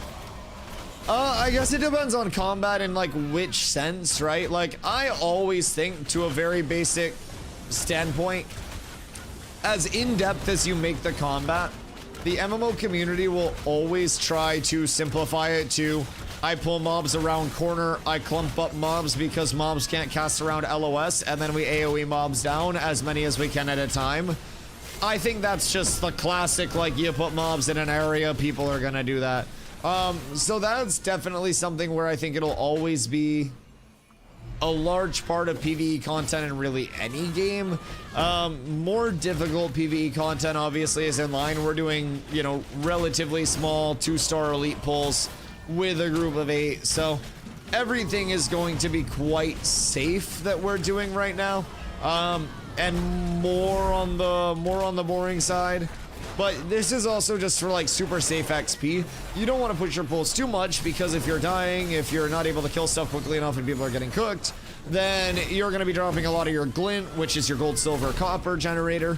You're going to be dropping XP debt. Like you're going to be tremendously down bad because of the almost like impatience of trying to push something harder, push too much, you know, pull too much, whatever it may be. So I try to keep that in mind just as we're progging, but I think simplifying the like difficulty of progression is just something that's naturally going to happen with MMO players. Yeah. Auto as much as you need. No, I should have never left the tropics. Yeah, no, you fucked up. You fucked up. The Trops is beautiful. You just gotta stay where the streamer server worker's at. If you go away from the streamer server worker, you're gonna get cooked. No, Woodles, it's okay. You're doing amazing. We love Onana in this house. And we do have another bard that's on the way up. So they may have to solo mana battery, but... What's are we losing? It's just you, right? I don't think we have to switch anybody else out. We have 8. We lose Onana. And then we get another bard. Okay, yeah, we're good. 8 minus 1 is 7 plus 1 is 8. If I lose 1 bard and I get 1 bard, then that offsets the cost. I have as net 1 bard. Well, as net 0 bards actually. But total I have 1 bard. All is well. As long as I don't go down to no bard. I'm at Vex Helm now? Okay, huge. Make sure you grab the MB and Vex Helm as well. There's an Ember Spring over in Brine Barrel too. But Vex Helm is going to be your best repair spot. It is very, very, very convenient to get over to. Has Winstead recovered? I don't think so. It's like the ARPG community does try to burn the 1-button builds out of the game, but the theory crafters will find new ones. Yeah, and I don't even think it's necessarily like one button builds to a certain extent. Like, Ashes has mechanics and stuff, but like as a tank, right? I don't necessarily need to try to do things too crazy because all I have to do is sit here, make sure mobs are on me, and not die, right? And if, oh, Chivo already leveled, that's massive. So he's 15 now. That's fucking huge. Everyone is 17 from the earlier crew. So much faster, he said. All right, good. Jinso should be leveling pretty quickly as well. So as long as people get 16, like, that's going to be this. That'll be absolutely beautiful. We've just got to get everybody up to 16 minimum. So, how long do you need for one level? Depends on, honestly, a lot. So, like, different mob grinds have different, like, XP output potential. Different group comps will impact it. Like, if you have a super juiced, super progressed group that has a lot of, like, weapon drops and shit and you're AoE pulling like crazy, you could do a level in a couple to a few hours on the higher levels. Maybe like 2 to 3 hours for a lot of them if you're really pumping optimally. You could pop on and pump for 12 hours suboptimally and get half a level. So part of the big kind of like swing for groups is experience stat. If someone dies, they get a pretty substantial percentage of experience. And I think it's like 3%, 2 or 3% of a level. So if I were to die right now, I would get about 20k worth of experience stat that I would then have to farm off, which is just over 10 mobs. It's like 13 mobs. So over the course of each death compiling, if you die 50 times while you're farming an area, that means that you're going to have to farm an extra 650 mobs just to kind of like pay that off roughly. So it's definitely a large matter of avoiding XP debt at all costs. And even if you have to kill slightly slower, not dying is fucking huge. So the number one group that like pumped to 25, which is a current level cap, they did it in about 50 hours of time played. They were also so far out ahead of the curve that they had like every area that they could have possibly wanted completely to themselves with nobody around them because they were just so far ahead, right? So there's also an element of like if you're caught in the thick of everything, if everyone's contesting the area that you're at, that's going to also impact things. So I have zero excitement for this gameplay. Well, the good news is this isn't necessarily supposed to be the most exciting gameplay. That comes once we're actually leveled. So like chasing the big drops, getting into the PvP and the scrims and, you know, all of the guild versus guild stuff, that's what we're shooting for. But doing the, I don't know, the arduous right now, so to say, right? As I was talking about earlier, simplifying mob grinds and just getting it to a simple level of like, can we pull mobs, kill them safely and constantly? Yes, no. If yes, continue doing it until you're leveled. So like, that tends to be, you know, the kind of the emphasis for us right now. As we level to 25, right? We're gonna have PvP up in this bitch. We're gonna be fighting over like contested areas. We'll be doing big raid groups, so it's huge AoE pulls with loot flowing out, and we'll be in comms with everybody and like having a blast. Now, right now, it's literally just like we're sitting here on this one little spawn area, pulling these goblins over and over and over again, and we're trying to rotate people into the group until everybody's leveled, everybody's geared, right? So that's the big thing. Anytime somebody's like, Dusty, this shit looks boring, I'm like, brother, believe you me, if I didn't have chat to talk to, I'd be falling the fuck asleep right now, dog.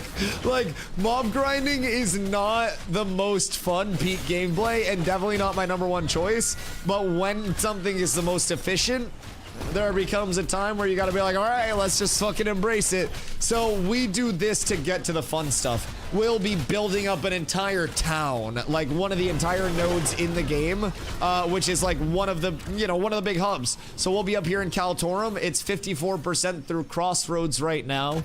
And that is going to be a massive step once we do actually get that up to our village state, because that's gonna give us a lot of crafting.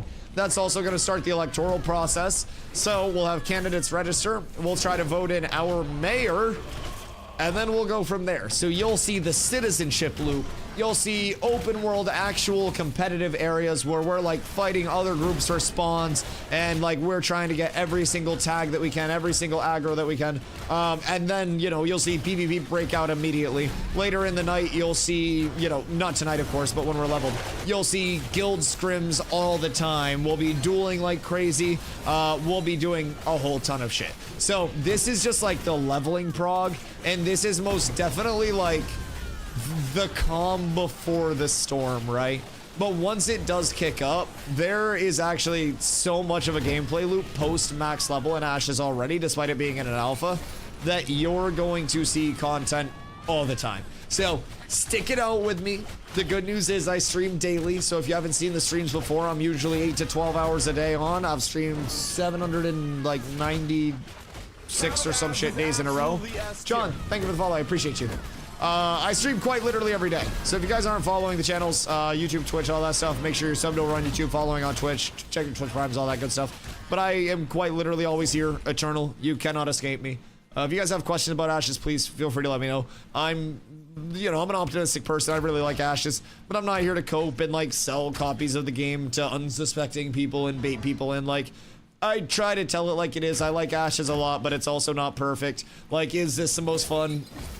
No, like there are more fun things we could be doing, but this is leading to the fun stuff. So, still on Shoal, yeah, fuck everybody that got disconnected. I'm the best. It's a streamer server. My carrier pigeon came back over with a note from Steven that said, "You good, dog?" And I had like a fist bump drawn on it. So like, we on that streamer shit. I'm kidding, by the way, there is no streamer server. There is no streamer server, chat. It's just a conspiracy theory. Also, I'm gonna need my new bard on the streamer server to my intrepid agents that are in the chat. We got an ET on the board. He was over at Vexhelm, so should be here anytime. Anytime, very, very, very soon. And like, I would really love to be able to finish this level. I'm 70% in, and if we can finish it, then we're great. We started today at a little bit under 18. And it took us a few hours into stream to actually hit 18. So like, our pace has not been bad. And if I'm able to get squared away and hit 19 tonight, then we're good. Banwave? Yes, Banwave, exploiters. I don't know why I said that's the word. Exploiters, big bot Banwave as well. So a few big things, to say the least. Now, I love the Banwaves. Anytime bots are ridded from the economy, every time exploiters are taken out of the economy, I like it a whole lot. Elijah, how you doing, my boy? Is progress going to carry over into the full release? No, it will not. No progress from playtesting carries over into full release. The only thing that you take with you is the knowledge that you've learned, but full release is just going to be that, like, you know, clean slate for everybody. The game will also be very substantially different in between now and then, but we'll probably see multiple wipes in between now and full release. It's always susceptible to wipe at any point. Like, you could see it. It's always liable to happen. It's not frequently gonna happen. We don't really have like out of cadence wipes. We haven't had one since I've been here. Now, they did have to do a rollback one time because of the Glint Apocalypse when they first added the expansion to the desert. Every humanoid mob was dropping a few gold worth of glint, so that was kind of bad. But nothing is going to carry over in terms of your character progression, in terms of anything like that. Now, some packs from back in the day, like, had skins with them. Obviously, you take your skins with you, but those are just transmogs and just visuals anyways. Other than that, it's information. It's transmogs. If you don't play the alpha testing, you can still watch streams for free. And then when the game does launch, it's $15 a month for a sub. No box cost, no DLC cost. So you can do whatever you'd like in between now and then if you do hop into the alpha testing with that $100 pack. It also comes with a 90-day refund period. So, tends to be the easiest decision for me in terms of like, is it worth it for players to hop into? Hell yeah, no reason not to. So, what was the answer? Yeah, we're still on Shoal. I think just Winstead is worked on Shoal if I remember correctly. What's the Banwave for? Why you sound sus about it? What you been doing?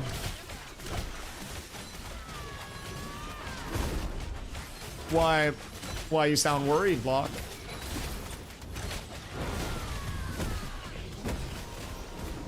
You sound awfully worried. So there were a few exploits. A couple known exploits. One revolving around like a chest that was just infinitely interactable. And then from there, been prepping for a wedding. Yours or somebody else's? But yeah, one like infinitely interactable chest. And then there were like a lot of bots that were banned as well. So, yeah. They banned people that were abusing that chest and shit. And they like... They gave a big notice. If you are exploiting, your account is going to have action taken against it. It's going to be permed. Like, Steven posted in the Discord and was like, hey, just remember, big warning, if you are exploiting and you're not reporting it and you're repeating the exploit, you're gonna get permed. So I wouldn't recommend it. Actual bans are on the table now. I mean, they've been banning people. It's just been for a lot worse stuff than like abusing an exploit. A lot of people in the past have been able to abuse exploits and just get a slap on the wrist. And now they're actually taking the steps of like, hey, you're not able to do it. How many permas so far? I do not have that information, and I wouldn't want to lie to you and act like I did. If they release a number, I'll definitely have it ASAP, no Rocky. To my knowledge, they haven't released any number about like how many accounts have been banned, but I'm definitely intrigued because fuck it, ban them all. I don't care. Like, playtesting and development continues regardless. Games funded, shit set. Ban everybody that's abusing exploits. Ban everybody that's being a detriment. Fuck it, make playtesting better. I'm cool with it. As long as they're confident that everything continues rolling regardless, hell yeah. I think that it makes the entire environment better, and it establishes a precedent that, like, you guys are here to playtest, right? I'm here to playtest. We're all here to playtest. And some people are thinking that it's too heavily about that, like, competitive part of it, and losing sight that the competitiveness comes in its most true fashion when people are not abusing bugs, exploits, and other shady things to achieve a level of competitive play. And hopefully Intrepid continues to maintain that stance of like, if you're over here, you're testing for us by our rules, and if you're violating our rules, you're not going to be playtesting. I think that's fucking awesome. If I'm being real, I think too many devs are afraid to put their foot down and just be like, hey, you're cooked. And it's great. I mean, you're perfect. Onana can actually sleep. Onana's been fucking falling asleep, but we're pumping on this end. Everything's good. Even if we're just chaining off these pulls, everything's set. We'll get the quick switch out. I do not have any more caster food, by the way. Does anybody have extra caster food? People seem to forget Steven was the leader of one of the biggest guilds in Arcade. You didn't get there without abusing exploits. He knows all the bullshit. Oh, yeah, and he's a billionaire. And if you think that people would know that a billionaire is leading a fucking guild and not want to play for him and win for him by any means necessary in a game where there's pay to win, brother, what the fuck do you mean? People want to come play Ashes for me, and I most definitely cannot promise that I'm going to be able to, like, give them the strongest, biggest guild. Yeah, absolutely. Brother had Omega pull. Absolutely, he was the aura farmer. Like, who wouldn't want to play for him? Make sure you unsummon your mount, Prey, so it doesn't fuck with songs. Yeah, I guarantee he has been through the ringer a lot. Wait, who else did we lose? Were we down a person this entire time, or am I tripping? Oh wait, Keith left. That's who else we're losing. Chat, I need another bard or another DPS. Onana's gonna be leaving Prey, so you're gonna be on mana. And then we're gonna be trying to go from there. But yes, one of my favorite things about Intrepid is that they're actual gamers. They're not just these like suit developers that were like, yes, I went to college for game development and I played 10 hours of an MMO one time. Like, these motherfuckers live and breathe MMOs as much as we, the player base, do. You have to realize a lot of the development team works on Ashes all day and then goes home and watches or plays Ashes all day as well. There's probably at least one person from Intrepid just lurking in here right now going, damn, maybe I should go watch like CS or something. But genuinely, these motherfuckers are obsessed. And that is what I like. They are gamers that want to make a game that they would want to play. Steven has the vision, he has the idea, and he knows that he wants to execute that. And they're willing to bend along the way and work with the community much more than most developers, but they're also willing to be like, hey, like, we're doing this our way, you guys are gonna be here for it, you're gonna strap in, or you're just not gonna be a part of it. I love it. They're so involved. They're so realistic about things. They say, you know, RMTing is gonna happen. It's a cat and mouse game. We're just trying to do whatever we can to combat it. So, strap in and strap on. What are you strapping onto, Kando? Or is something being strapped on to you? And if so, what? Why is this being done on a monthly mod meeting? Mouse with abs, sister guild when? We run like caravan exercises with that. The Cats Guild has to chase down the mouse caravans. Could be big for the state of progression. All right, we have one spot. One spot, Trops, Farm, TPS, or Bard. Chat, anybody? Some Tom and Jerry type shit. Scrim Nights would get very intriguing very quickly. But I don't know, it's really refreshing to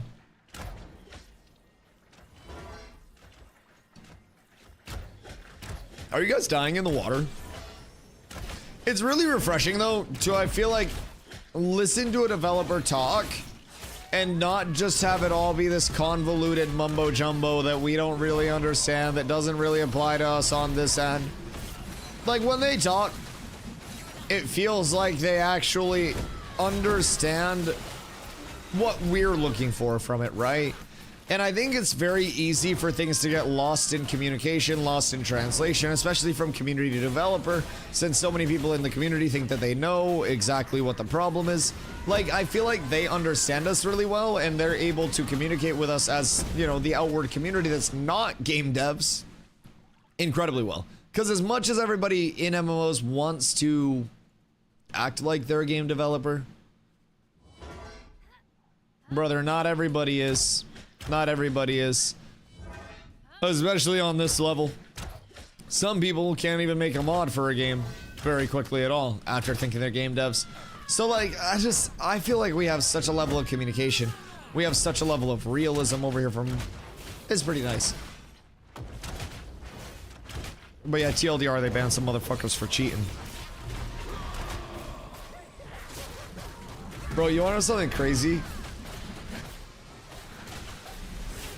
When I was playing New World, other guilds had dummy accounts, they were called, or like fly-in accounts, where they would just give the login information to somebody else, like me, and have somebody like me log into the account and play wars for them on the account where we didn't have like a character in their guild, to avoid like the mercenary rules and stuff, because you could only have so many out-of-guild people in your wars. And I would stream those wars frequently towards or at the top of the directory, openly not on one of my own accounts. The accounts that I was on never got banned. I never got in trouble for it. Just literally we would talk about the accounts that were passed around, how bad the gear was on the loner accounts, everything. I would literally switch over to the other accounts on stream. Not a single thing was ever done. And it was blatant account sharing, which was a huge no-no with the TOS. It's nice to actually know that they're taking shit seriously over here. From the most basic of infractions to something as serious as econ breaking exploits, botting, those things, like, it's just fucking refreshing. A rule that isn't enforced isn't a rule. Yeah, no, a stop sign's only a stop sign if there are vehicles coming. Exactly. Yeah, 100%. Or if there's a cop on the side of the road. But if they're not actually, you know, there's no cop on the side of the road near a stop sign, that sign's not fucking stopping me. I might slow down and hit a rollie on them, but like, I'm not stopping there. Sorry to any cops in the chat. Your signs do nothing. They have no power here. They have no jurisdiction. But yeah, I feel as though as things have shifted, right? From the elements of like earlier alpha testing where they were more, I don't know, open to exploiting? I feel like open to exploiting is such a weird fucking way to say it.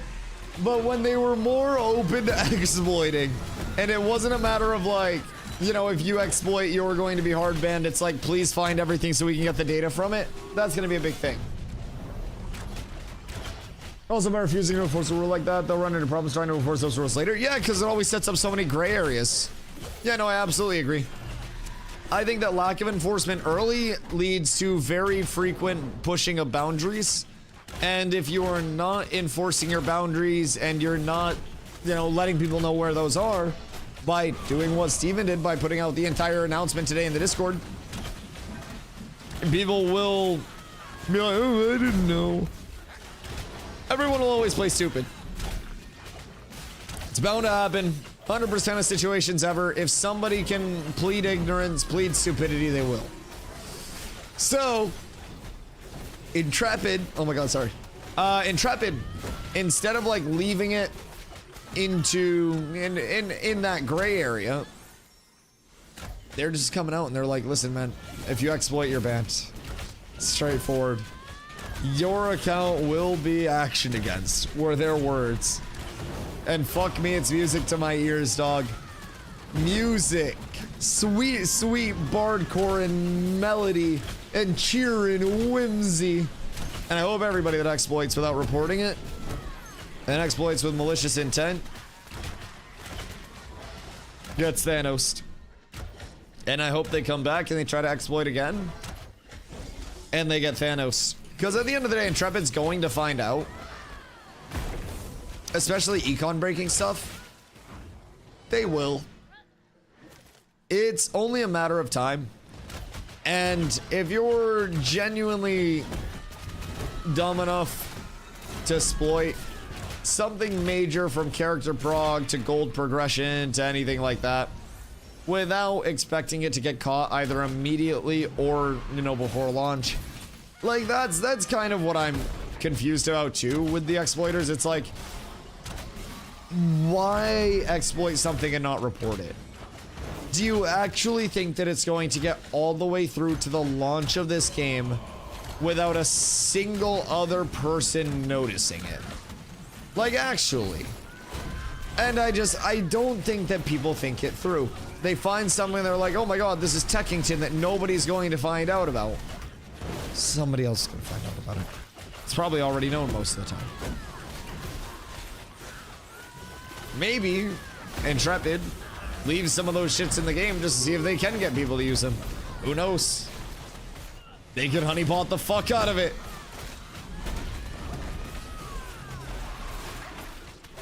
I'd be fine with that too. And trap people, like if they're dumb enough to actually exploit it, we don't need them here. We don't. Grave on RIP. The reflect. Oh, also, so on the flame speakers, when their fire shield goes up, try to, if we can, wave cutter two-hand magic mace. Okay. Somewhere, Busty is nutting because this is huge. Holy shit, wait. That's really fucking good. Wow. 453 power, 453 crit power. Boys, are we on something right now? Is buying gear with surplus coins still a thing? Not entirely. So they remove the surplus coins and a lot of the vendor acquired pieces and replace them with either, you know, immediate rewards or the accessible crafting, quote unquote accessible, in that like first time user experience-ish area. So basically, you still have safe, fast, and sure. That will give you 3 pieces of armor, but I would recommend doing safe, fast, sure, Get your 3-piece armor set. You grab that from Darlata at the north side of Lionhold as you're going out, if you are in the Riverlands. Then I would recommend just saving up some glint, selling, trying to get some good silver, about 50 silver worth.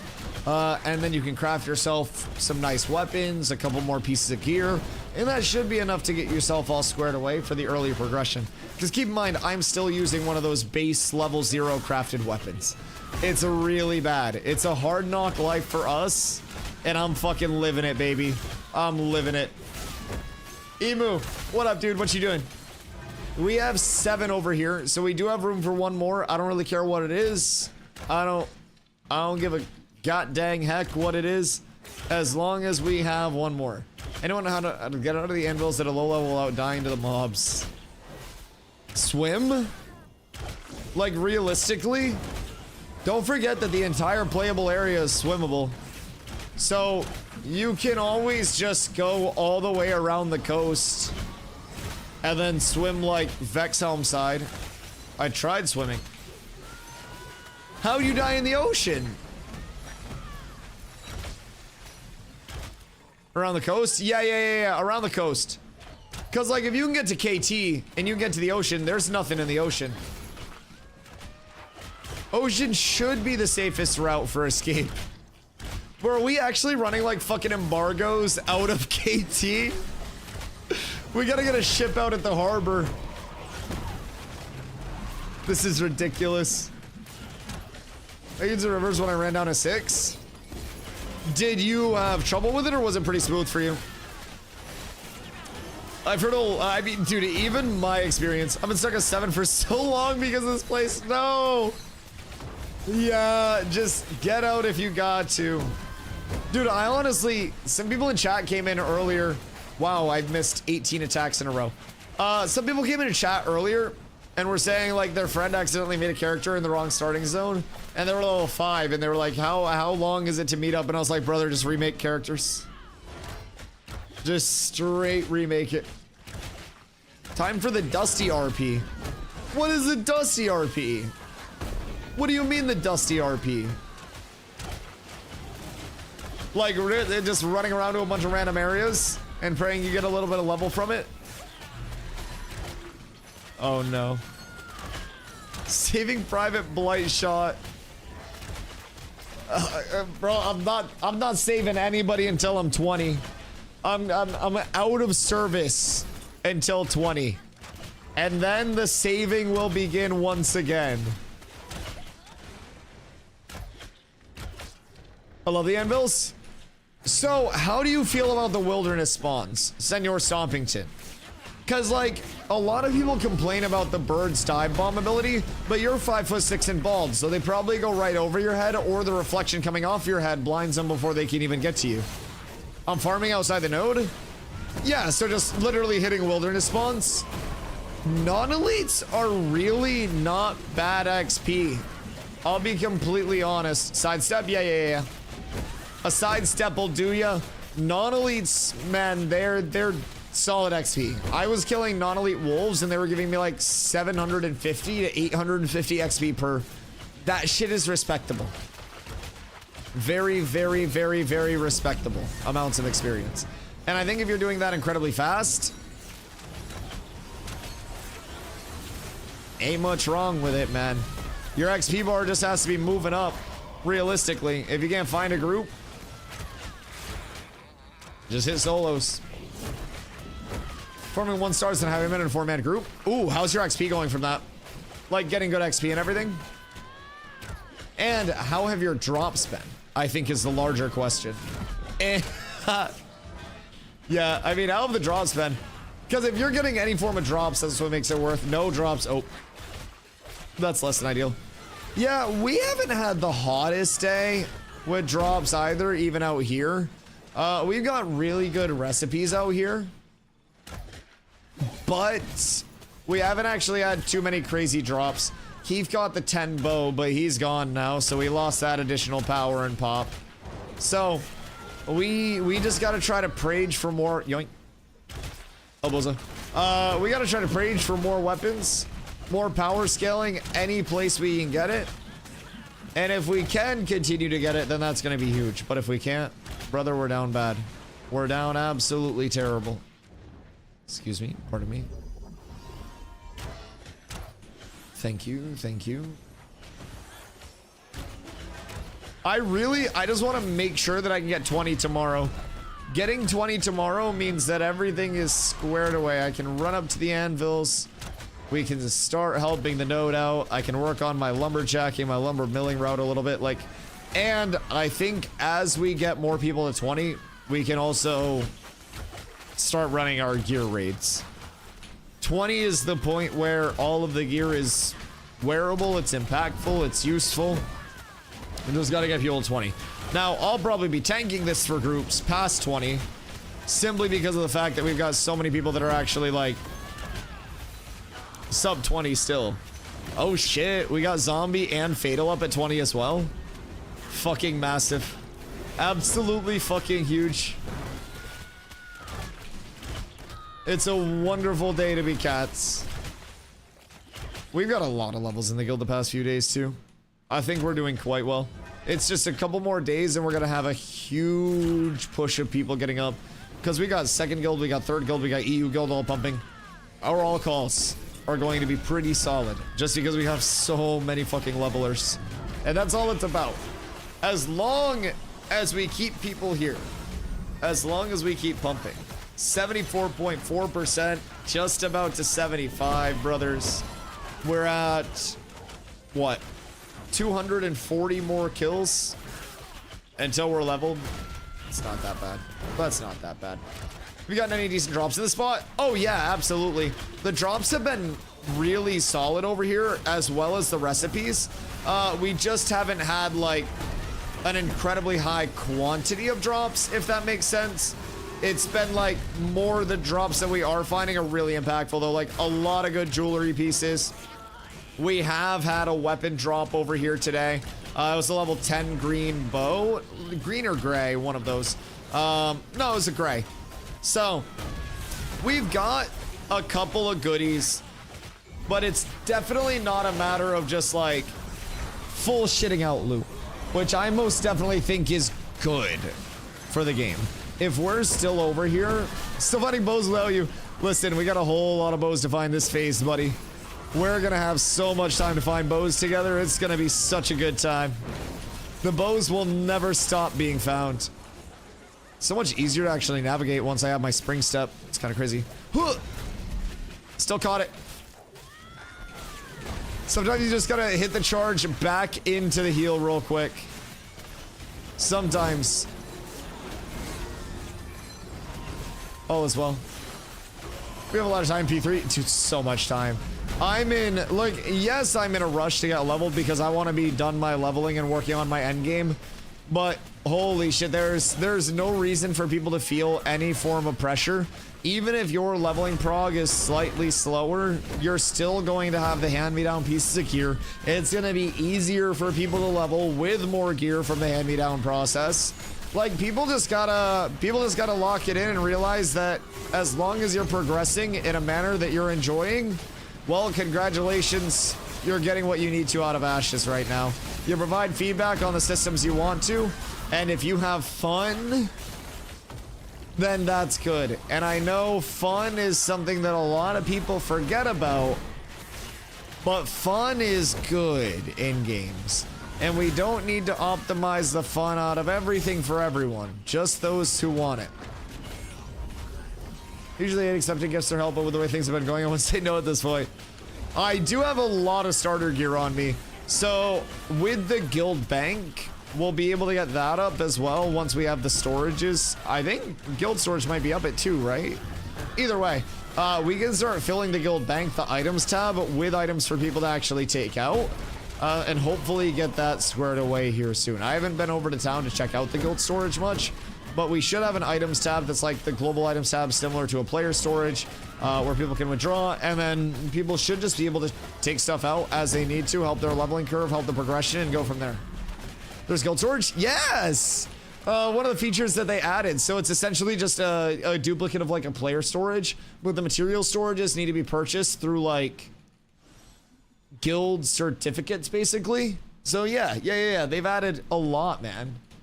Now I really need to make it down to the Riverlands. It's okay. Kaltorm will be leveled soon. I'll be right back. I'm gonna fill up my water while we get a mana break.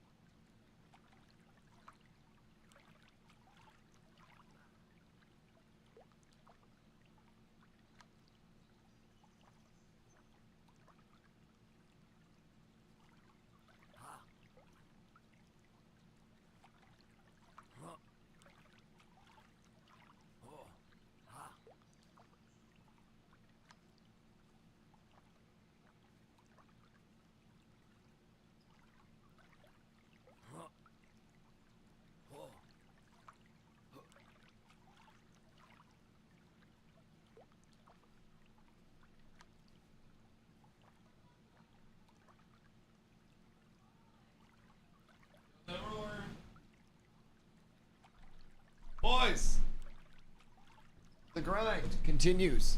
Should I go try to repair? Wait, what? What do you mean try to repair?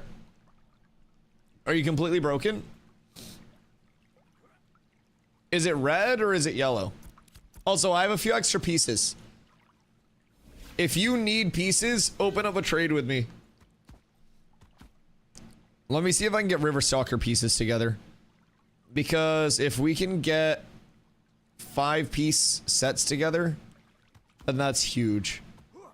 I have a 4-piece Riverstalker set right here. If somebody needs a force bonus. Because force will give you 20% more int or strength. That's primarily going to be Fizz though. What does Jivo have for gear? Because I might have some caster gear as well. Oh damn. Cinder Touch rings, you say? Wait, I would... Would I take Cinder Touch rings? Give it to him then? Okay. I'll give it to him. If he has one more piece of Riverstalker as well, that's going to give him 20% more strength. Steel Bloom's rough. What's going on with Steel Bloom right now? Yeah, distribute stuff as we need it real quick. Missing gloves, bracers, and a helmet, and a shoulder. Alright, that's for me. Gloves, bracers, helmet, and shoulder. I have a couple pieces for you. Gloves, bracers, helmet, shoulder. This will at least get you a couple. Who needs boots and chest? And then... Do I want to get rid of this belt? Server worker issues? Oh no. Oh wait. I have this necklace as well for Jivo. We got an extra one of these bad boys. That'll be nice. Fizz power, fizz evasion, crit defense. Brother should be pumping out now. Hopefully. Alright, and then Scaper real quick. You get this. Couple spots for you. Okay. Does anybody need chest or boots? Otherwise, I think we're good to go. I gotta hold on to some of these too for when I switch up my set a little bit. All right. Are we ready to go, my lads? That should help us a little bit. I hope. Even if we just got a few pieces out on everybody, like that's still a couple more pieces. Needing on gloves, all you want for now? I wish those had anything good for you. But those are like disable power and fizz accuracy, so those will be for me. Yeah. We'll see what we can get. I still think our drops are not done for the night. Server workers using Steel Bloom. How have the drops been in Steel Bloom? Also, Ron, what up, dude? Yeah, we got a level 10 bow earlier as well. It had like 1200 fizz power on it, but Kiefer took it and ran. He's going to do his carpentry. So, we're up tremendous. Lock, thank you for the hydrate, brother. I got fresh water.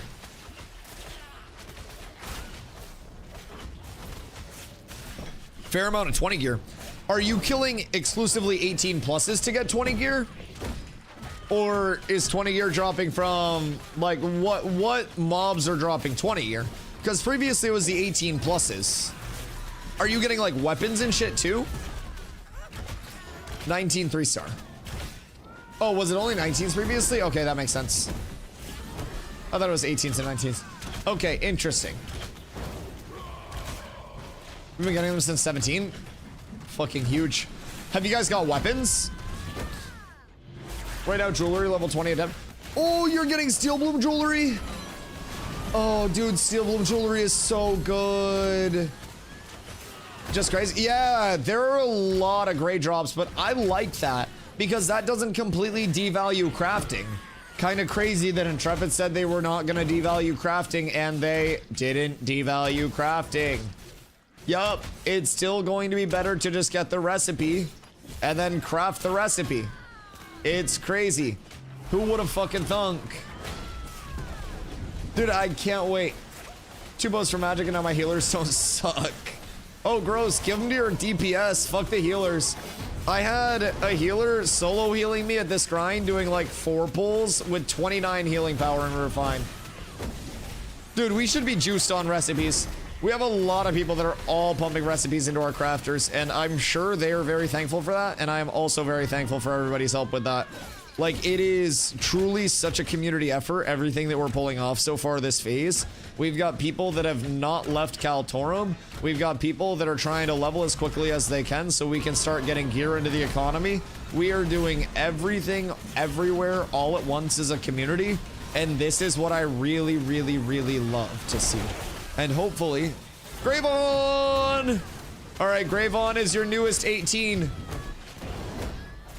We're truly up tremendous. Boys, I have one spot over here, by the way. If anybody does want to come over and pump XP for a little bit. I'd like to try to get to 19 very quickly, as quickly as possible. So if we have one DPS, if we have one bard that wants to come over, those are the 2 preferred things. I don't need anything else, but if you want to come over and fill the spot, please feel free. I started a challenge mode and I think that ended my... Bruh.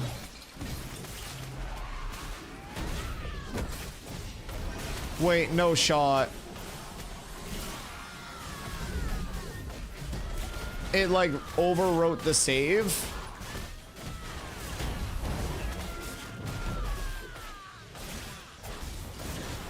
Now, do you think you could do better though, knowing what you know now? And having like that run through? Because that was still your first island on that game. So do you think technically you could probably beat your old high score? Not that it's cool to just have all of your hours rip. But like, you could probably cook your old high score pretty easy. Yo, Spinal, what up, dude? Spinal. What's level min? I mean, right now we have 15s in the group. I would like to get it as high as possible, but I guess 15 is the minimum. This area is really best when your group is like level 17 average, just because then you're within range of the drop rates. But that's what I'd recommend. God, I'm tired. Meta, you can't check out yet. You've been pumping so much today, brother. It's such a good day. Now, do you have one more day in you tomorrow? That is the question. Wait, it's Labor Day, right? So nobody works? Yeah, I don't think anybody works tomorrow. I don't know how Labor Day actually works, but I'm unemployed. So I'll be working still. But we got to get the grind tomorrow. I think Carla's going to be on the Ashes grind tomorrow. So that'll be huge. We'll get her pumping up. Force her to level against her will. I'll hopefully be 20 tomorrow. A full day of grinding in this spot. One more full day. Couple weapons, couple good things. We're 20. We start on our gathering and refining loop. Get lumberjack and all taken care of so we don't have to worry about it in the future. Get the lumber milling leveled so I can help with the processing for the guild. Because something tells me we're going to need a lot of it. Brothers, it's going to be nice. Now the question is, do I even need my refining up, or do we have people that are like set refiners? That's more of a Zop question, but okay. Power leveling at low level 6 mage, and I hate questing. At level 6, find a group for church. Might be a little low for church. Maybe a little low for church. Could still probably find a group for church. Shit, what are we doing at 6? I went to Titan's Ring at 6, but that was also on launch when everything was fucked. What do motherfuckers do at level 6? Korra? Yeah, Korra locks Fist for level 6. And then like 7, 8 go church. And then go church until like 11. And then go Oakenbane at 11. And then Oakenbane until like 16. And then at 16, honestly, I would say Oakenbane until like 15. And then do either Steel Bloom, Seph, or Ursine. And then from there, come over here at level 17. Like, this is such a good farm. Or just find yourself some goblins somewhere. But this is a really good farm. It supports multiple groups as well, which is probably the best thing about it. But it's got a great drop table. It's got really good everything. Right now, only bottom floor of Oaken open. Oh, wait. You don't have, like, the full... What level do you have at Oaken? Wait, Nin's back? Nin, get on in. We have such a good pump. Oh, my God. Nin, perfect timing.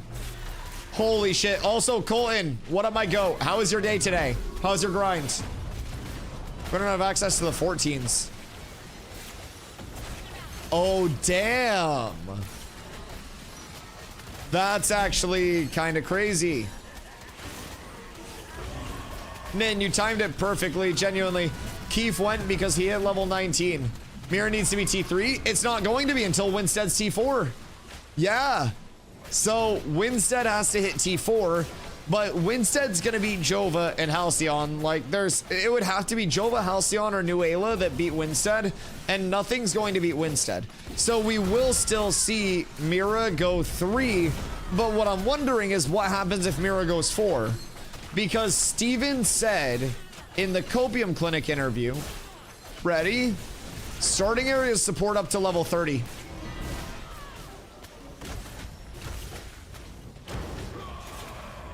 Oh, Steel Bloom sewers are open at 4. Oh, fuck. Wait, what else opens at Steel Bloom at 4? Reveal your mysteries to Zoidberg. Dude, this is so cool, by the way. To think about how much the map is already changing simply because something gets locked out.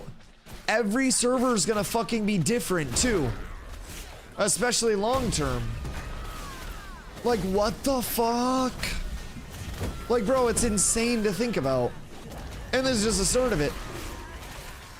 So if we have starting areas supporting up to level 30, Crypts of Steel Bloom, only thing that sucks is Grave Peak Crypts, Oakenbane inside, and portions of Carfin probably locked. Ooh, but Carfin event was already open, right? Wasn't Polar already farming Carfin event? Crypts of Steel Bloom, banger. Grave Peak Crypts. Grave Peak Crypts have some name spawns there, right? Is that also like a huge trash farm? 5th floor? Well, can't you still get up, like, to the 5th floor once the event's done through the teleporter? Or is that not accessible? Like, you kill Disciplinarian, and then, like, the event exists and then resets for some time. And usually in that time, the teleporter opens up. Is the teleporter still opening up? Or is that like a later thing with node progression? What's 5th floor? That's just what you teleport up to, right? Or no? Is there like an internal floor? Instead of going up, you go down. Oh, from where the event is? Oh. Dude, this shit's so fucking cool. Like, I don't know if I just like Ashes a little too much, but come the fuck on. This shit's sick to be talking about, like, how the world could potentially change. Because keep in mind, node sieges long term. If people really want something to be active on the server, node siege it. If people really don't want something to be active on the server, they've got their loot and they want to shut that area out, node siege it. You can literally, like, blow the door to the mine shut with a node siege. And cut off an entire part of it. Nin got shanked. R.I.P. Nin. The shank giveth and the shank taketh away. I will say. But the shank giveth more than it taketh away. Unless you're standing where you shouldn't stand. Then the shank will poke you. But if you're in a good spot, then you're fine. Don't get shanked over there, please. We have 2 casters here, so I can't really, like, go up very far. But don't worry, I'll be over here when you're ready. There we go. Shout out to that mob for coming back. Dusty, Colton, what? You have my attention. The shank is taking like 200k XP overall today. No, I was actually talking about while you were gone how experience debt is the biggest crippler to groups. Like, if you are getting, like, at level 18, I'm getting 20,000 experience debt per death, right? If I die 5 times this level, then that is immediately 100k. I would be leveled without my deaths this level already. Factor in all the deaths over the course of the game, probably a substantial amount of experience. So every single death, you have to farm off that amount of mobs, just, and think of it as that, right? It is, you know, X amount of mobs every time you die that you now lose credit for because of the XP debt. So it's a game of catch up. And you want to avoid that by any means necessary. And as people level, it gets easier because of the level difference, like between you and mobs being lesser. You're gonna take less damage and do more damage, so that's great. But XP debt is a fucking killer. Absolutely S tier. Yo, Fish, thank you for the follow. I appreciate you. Gotta dodge roll those back shots. Yeah, please make sure that you guys have Spring Step. Spring Step is so big, man. In your stamina tree, if you guys do not have that, you're cooking yourself. Just got Rosethorn, Helm, and Steel Bloom. Hey, yo! What are the stats on that puppy? That's fucking huge. That's great. So, how's the accessibility of 19 mobs? Is it just in that one building that everybody was competing over last phase? Or do we actually have, like, multiple areas for them? I'll back out and we'll mana break real quick. Try to, if we can, make sure that we're auto-attacking and, like, basic attacking on sagas as much as possible. That's gonna help our mana sustain a whole lot. As long as everybody is basicking as much as possible and finishing their combos, should be good. Lots of different areas. Oh, really? So did they change, like, the mob distribution in Steel Bloom to have more 19s? That's phenomenal. Dusty, what? Lore drop. Why are you yelling? I said what the first time. I have a link. Give me your link. I like lore. Chad, do you guys want to have a loregasm real quick? I'm down for a quick little loregasm if you guys are. Now we have to keep it low key just because I am mob grinding. We don't want the group to know that I'm sharing a loregasm with chat. They get defensive sometimes. But like we can have a little loregasm. What is this lore? Oh, the hugest, the deepest loregasms. You want to like pull it back here? Yeah, we can probably pull back here out of the respawns. I just get a little, I don't know, I get a little antsy sometimes. I tend to push the front line, you know? I wanna keep taking that space for us and not letting our group get got. You guys are on your own back there, I will say.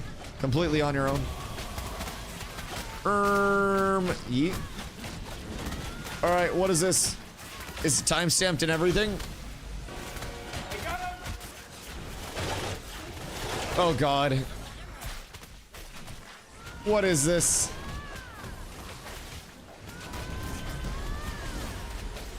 What is this? Is this proper? Hold on, hold on, hold on. 2-minute video, I'm gonna need 2 weapons. 2-minute video, I'm gonna need 2 weapons. That's what we're about to need. Is it big banger lore? I'm expecting a big ass intro. Like 1 bis weapon. All right, wait.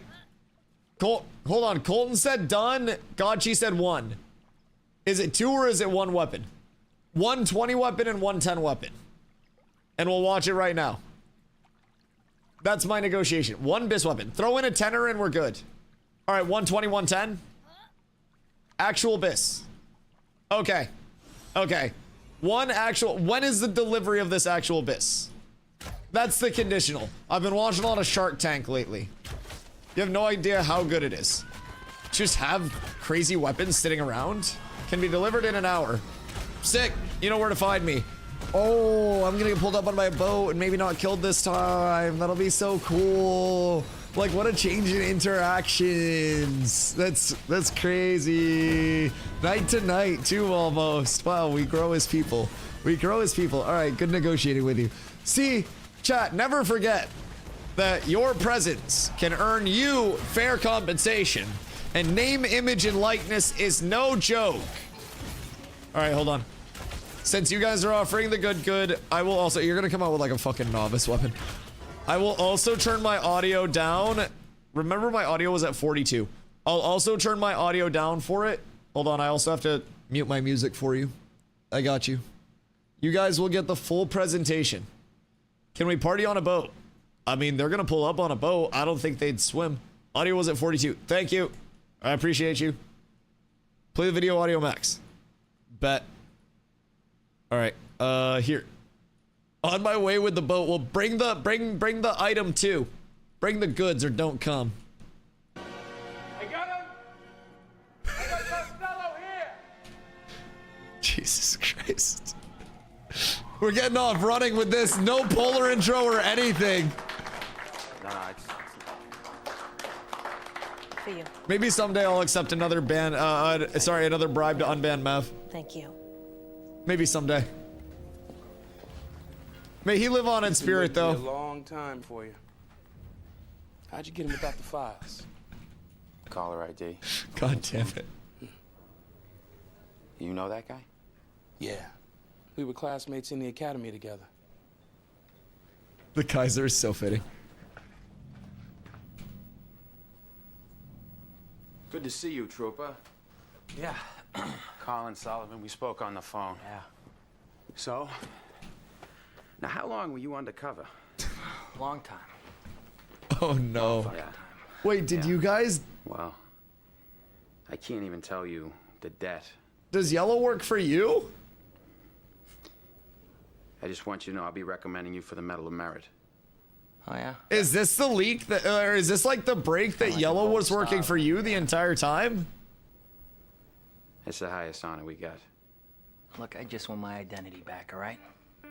That's all. Even if I take this walk alone, I bow down to the king upon the throne. My life is his, I'm no longer my own. Wait a minute. Pray to God that Why do I his feel faith as in though my that is a bombshell? Will think twice, stepping onto my land. I draw the line. Imagine leveling so fast you have time to RP walk. Me and you will see that I ain't playing. Now, back up off my family, move your hands. No, level 13. Oh no. Everybody's so low level. No. That guy's single digits. Oh no, that guy's a level 8. Okay, that's a level 8 clip. We're good. Does it ever bother anyone how Tim just wins like this? Wait a minute. Okay. Explain to me this massive lore drop. So, what is the shape of everything right now? Where? Guild tag back, north back from under. Was north yellow?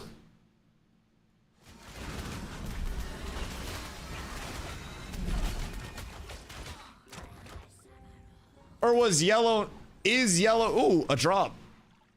North was yellow. That explains why yellow glazed me whenever we were scrimming. Huh.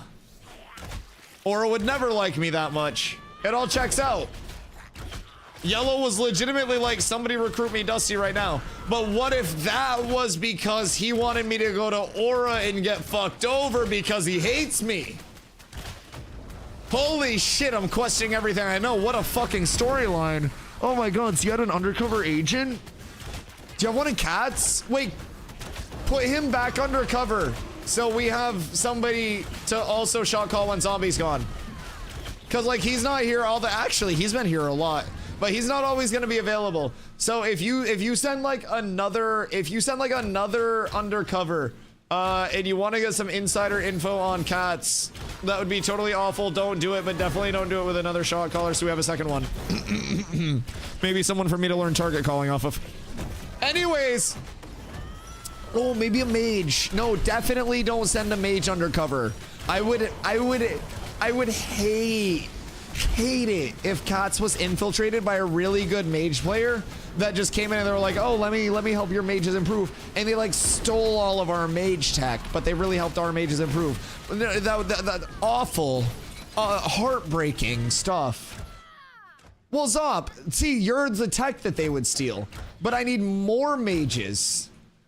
Like, I need more, because we have like 4. Brother, if I scroll main guild right now, we have you. We have Buddha at level 12. We have Jinso at 15, Trix at 13. And then Nin in second guild. Give me another goddamn undercover mage. Nobody's catching fucking strays. I need more. I need more. Bye-bye, Tanko. Dude, the Tanko copy pasta. I didn't actually get to see the picture. Nobody sent it to me. Storm's 20. Is Storm in guild? Why didn't I see him? ABK, thank you for the follow. Fritzy, second guild, 13, 14. I need more. All right, how are we on bards? Hold on, let me get a trade proposal together. I'll go undercover on their side. They go undercover on our side. I steal all of their goods. And then we get bards. And then I just won't play the undercover account. Oh wait, we can send Zombie undercover.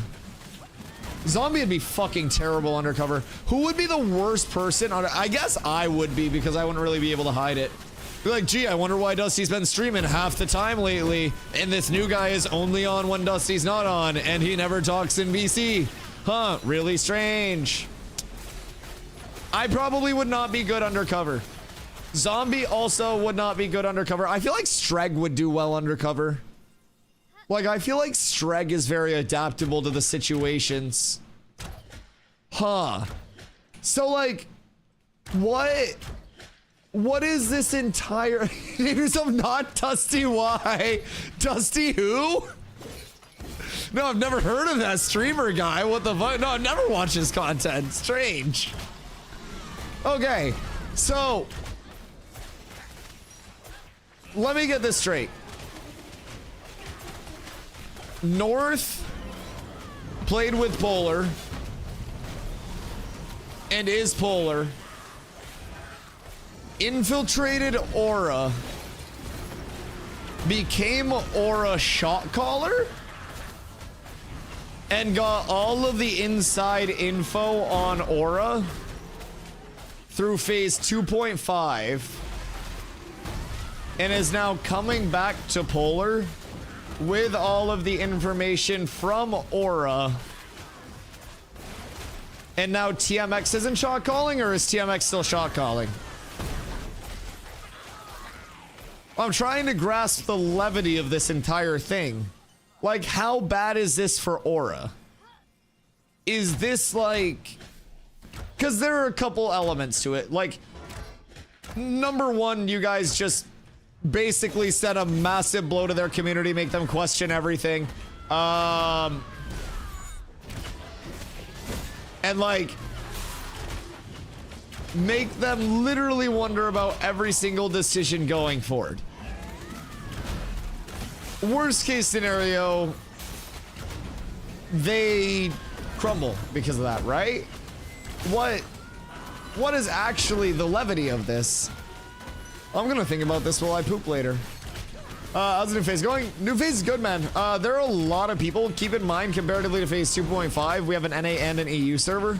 So everything is always going to be a little bit more spread out. Without having the global server, so to say, your peak times are going to, you know, be exclusive to each server. So your NA server off-peak hours will feel a lot more dead, especially earlier in the day, because you don't have those EU players that are predominantly on earlier. So yeah. Dark Signs, thank you for the follow as well. I would say, and we don't know the player numbers. I wouldn't be shocked if it was fewer than 8,100 concurrent per server, as that was like roughly what we had for peak through 2.5. But not having the player numbers directly makes it kind of hard to tell.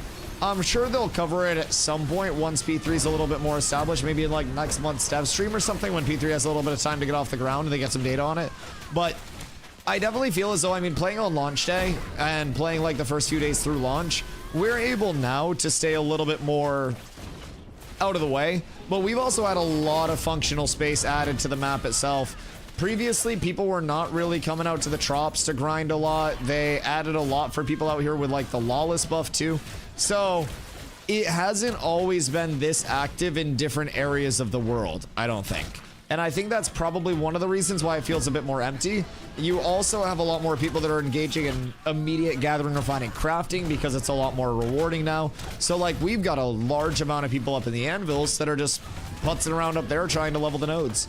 There's a pretty large presence, and honestly, the anvils would be leveled pretty well at this point. We would probably at least have KT leveled and Vexhelm leveled if these trade outposts and these like neutral trade areas were in these nodes. In the Riverlands, you have, you know, Avon's End and Briarmoor being in the actual like node area, so that XP goes through. But out in the anvils, unfortunately, doesn't work that way. So it's a little more work out there. We've also got a few groups that are just trying to pump levels as much as they possibly can and see what we can get. So losing our board for 30 seconds, that's perfectly okay. We keep pumping. Does Winstead have apprentice stations? Yes, but don't go to Winstead. If there were an active gunman, it would be safer. I'll be completely real. Winstead has crashed multiple times today because everybody is... Stay away! Winstead has crashed multiple times today because... We're like Wind Dead. Everyone's flooding there to make shit. Now, as soon as the anvils gets a T3, people will flood in there as well, and it'll be great for node taxes, all of that hubbub and hullabaloo. We'll also help alleviate the load that is present through Winstead. So we will truly be up tremendous, and I think a lot of people are going to be coming through, coming up to the anvils once that leveling has taken place. It's just a matter of our leveling groups that are pumping right now. We have a lot of people that are getting really, really close to being that like 20 plus that we want everyone to be at for the gear raids and stuff like that. And then it's all about node prog, it's all about guild raids and just trickling up to 20. So leveling, dude, hold the band. Is here a decent loot? Ooh, what have you found so far? Dude, I wish we could find more weapons. Genuine question for you. What's another piece of content you think they could add to the game for leveling that isn't standing still mob grinding? I know crafting, but something else. Moving around mob grinding. No, I'm kidding. I think the world events could absolutely be something that are leveraged in a meaningful way in the long term. So you do have these world events that pop up throughout the world. They're not always active, but when those are popping, you can participate in those, and some of them will be really good XP. But like, you can't naturally have those all the time. So with world events, long term, some of them will have these levels of difficulty to them where they're like multi-stage. and your performance early in the world event could like make the remainder of the world event more or less difficult, right? So I'm almost thinking if they're able to bring world events up to a good spot, that could be a very large part of like, keep in mind the long-term leveling in the world, because not everyone's going to be pumping in, you know, a week and stuff like that. As Yerd said, questing, yeah, questing still has a long way to go as well.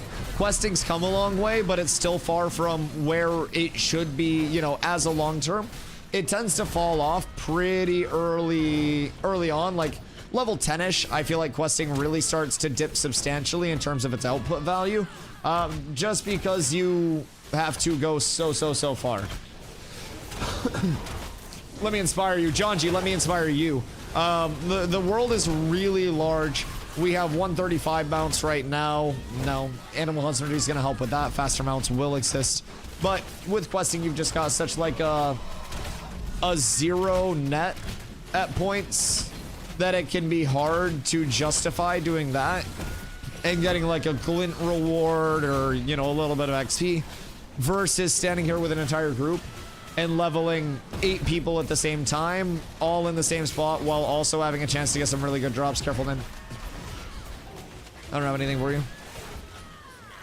John, you might be angry due to a variety of reasons common in Twitch chats, like a frustrating game experience, annoying chat behavior, or feeling ignored. I know, I never mean to make chat feel ignored. It's just sometimes I get on these really long rants and like it happens and I never like I will literally scroll up in my chat to respond to questions, but sometimes I just accidentally miss one. I always do tell people to repost if you think I did miss something that you asked. I'll never get mad at people for reposting. I answer questions 1,000 times a day anyways. John G's so angry all the time. He shows up first in chat and just brings in anger, hatred, and negativity. Good fucking God. What you been up to today, dude? I like Guild Wars 2 world events. Guild Wars 2 world events were great. I don't remember all of them, but my brother and I played Guild Wars 2 for a little bit, and I specifically remember, and I have no idea why I remember. I don't remember where in the world it was. I remember it was a world event that was on a beach. And Psycho, thank you for the follow. But I remember there's something in the water, and then the world event pops up. Like that's literally what I remember from it. I don't remember anything else. I don't remember much about that game. I remember that I had fun because I played it with my brother, and I remember that one line. To coddle. Yes! Wait, okay, yes. We had an entire World Boss Timer website up, and we would just run around together and hang out, and we would go to the world bosses. Yeah. Dude, it was actually because, like, I'm 8 years older than my middle brother, 10 years older. 8 years younger than my middle brother. I'm the youngest. So my middle brother's 8 years older than I am. My oldest brother is 10 years older than I am. So when I started playing like Diablo 2, it was to hang out with them. When I was starting to play WoW, I was 8. It was because of that. So I just got to like hang around with my brother and run around to a bunch of open world events, and that shit was cool. And so that kind of, you know, like hanging out with people in the open world and just vibing is actually so fucking fun. It's such a core element of like what I used to enjoy doing in MMOs, and simply just existing in the world and hanging out with people is sick as hell. I think that that's such a simple aspect of gaming that people very much overlook. And it doesn't have to be about all of the polish. It doesn't have to be about all of the graphics, everything like that. It's simply just gotta be like, are you doing stuff that creates memories with people that you're having fun with? And I think part of that breaks down to the community you're playing with, and part of that breaks down to the world that you're playing in. And if you find a community that you like playing with in a world that you like playing in, then you're gonna have some really memorable experiences. And I'm hoping that that's what we continue to provide for people, whether it's in PvP, whether it's in PvE, quite literally anything. So Yo, Simple Jack, thank you for the follow. Done some random board grinds with people, adventured a little clutch up without wiping. Dude, it's awesome. And just experiencing those, you know, those first times in a new game for all these new players. Like, I understand that Ashes isn't perfect. I understand that it is in alpha. Believe you me, I have people ask me every day if they should spend their $100 on it. And I feel pretty responsible to not just have motherfuckers spending Benjamins like it's nothing. Now, refund period's great. It's a huge thing, but some people still don't want to spend that. Reforge, thank you for the follow. So, like, I don't know. It's just, for me, it's very simply about, am I having fun? Are you going to have fun? And I think that Ashes, despite all of its flaws, all of its development woes, it's just fucking fun, man. And it doesn't have to be like, it doesn't have to be too crazy. It's just fun. So, sure you talked about this a lot, but I was just wondering what the title was in reference to regarding the Banwave. Yes, so there were a couple of exploits that were found that were like progressionary exploits, one of which involved a chest that you could just interact with over and over and over and over again. So you can kind of see how that was an issue. People that abuse that without reporting it, Steven mentioned that one specifically. We don't know what other exploits existed. Obviously, he probably didn't want to just out all of the exploits that they're being hit with. So they talked about basically like as a public outward warning, like if you are abusing an exploit and you are not reporting it, they're like Liam Neeson that shit. They're basically like, we will find you and we will kill your access to Ashes. So they're very serious about it at this point. In earlier phases, they were very like lax because it was more, you know, hey, find all the data that you can about these exploits and then just let us get the data, you know, find it, replicate it so we know how to fix it. Now they're like, you find that shit, you report it once, you don't replicate it, you don't fuck up our economy. Reporting makes you safe. So reporting makes you safe if you find something and do it once, or like, you know, say I'm fighting a mob and I go to a certain area and the mob stops hitting me, right? For example. Why is everyone spamming war and global? War never changes. War. That seems like Polar has declared war on somebody. But the question is, where is war? I think that's the question. North has returned to Polar. Glorious day, Polar on top. I know, we saw the Propa. And I was told that I was gonna get a BIS weapon for showing the Propa. I don't care if they lied to me. I like showing the BIS Propa anyways. And if I get a BIS weapon, that's just a bonus. That was funny, Propa. That was like an M. Night Shyamalan twist. I scrimmed with Yellow. Yellow came into my chat. I had no idea. I think Yellow might be in chat now. I don't know who to trust anymore. I don't even know if Yellow thinks I'm a good tank. Yellow was glazing me, but maybe that was Aura Yellow glazing me because they wanted me to go to Aura and get sabotaged. Dude, I'm all up in arms. I'm all conflicted about things. I don't know who to trust, who to believe. I don't know if I'm good, bad, indifferent, whatever. I need to look for another DPS. Boys, one more DPS out here. Can I get another DPS or another Bard up in this hoe immediately? I would like to get a little bit more of a grind in this evening. We're 84.1% of the way through level 18 and truly setting ourselves up for success here. Tomorrow will be 20, whether you guys like it or not. We will have 20, and I'm not getting off stream until 20 tomorrow. I swear. This level was juicy though, and we spent a good amount of time trying to fix the group. Tomorrow we'll have a pretty static set of people on because it's Labor Day, so group should be pretty active throughout the entirety of the day. Hopefully. So, what up with the war? Who's up with the war? I'm assuming it's either like Polar Aura or it's like Polar Supple? I don't really know. I'm not quite sure. But something tells me Polar's gonna be rolling out the welcome map for somebody. Who knows? Maybe it's us. Maybe we got a knuckle sandwich coming our way. I don't know though. It could be. Maybe they just really don't want me farming out here anymore. Maybe 9 hours today is too much. Anything could happen.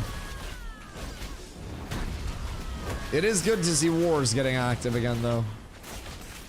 Did it stop? War. Simply war. It's so elegant. Dude, I can't wait till we can get active. Like, we're going to have a war. All hands on dicks. It's war time. Leak who the war's with. Is it Supple, is it Aura, or is it us? Because I feel like at this moment in time, that's the big three. Who else is Polar gonna fight this phase on NA? Aura, Supple, us? Are we top 5? Top 5, baby, yeah!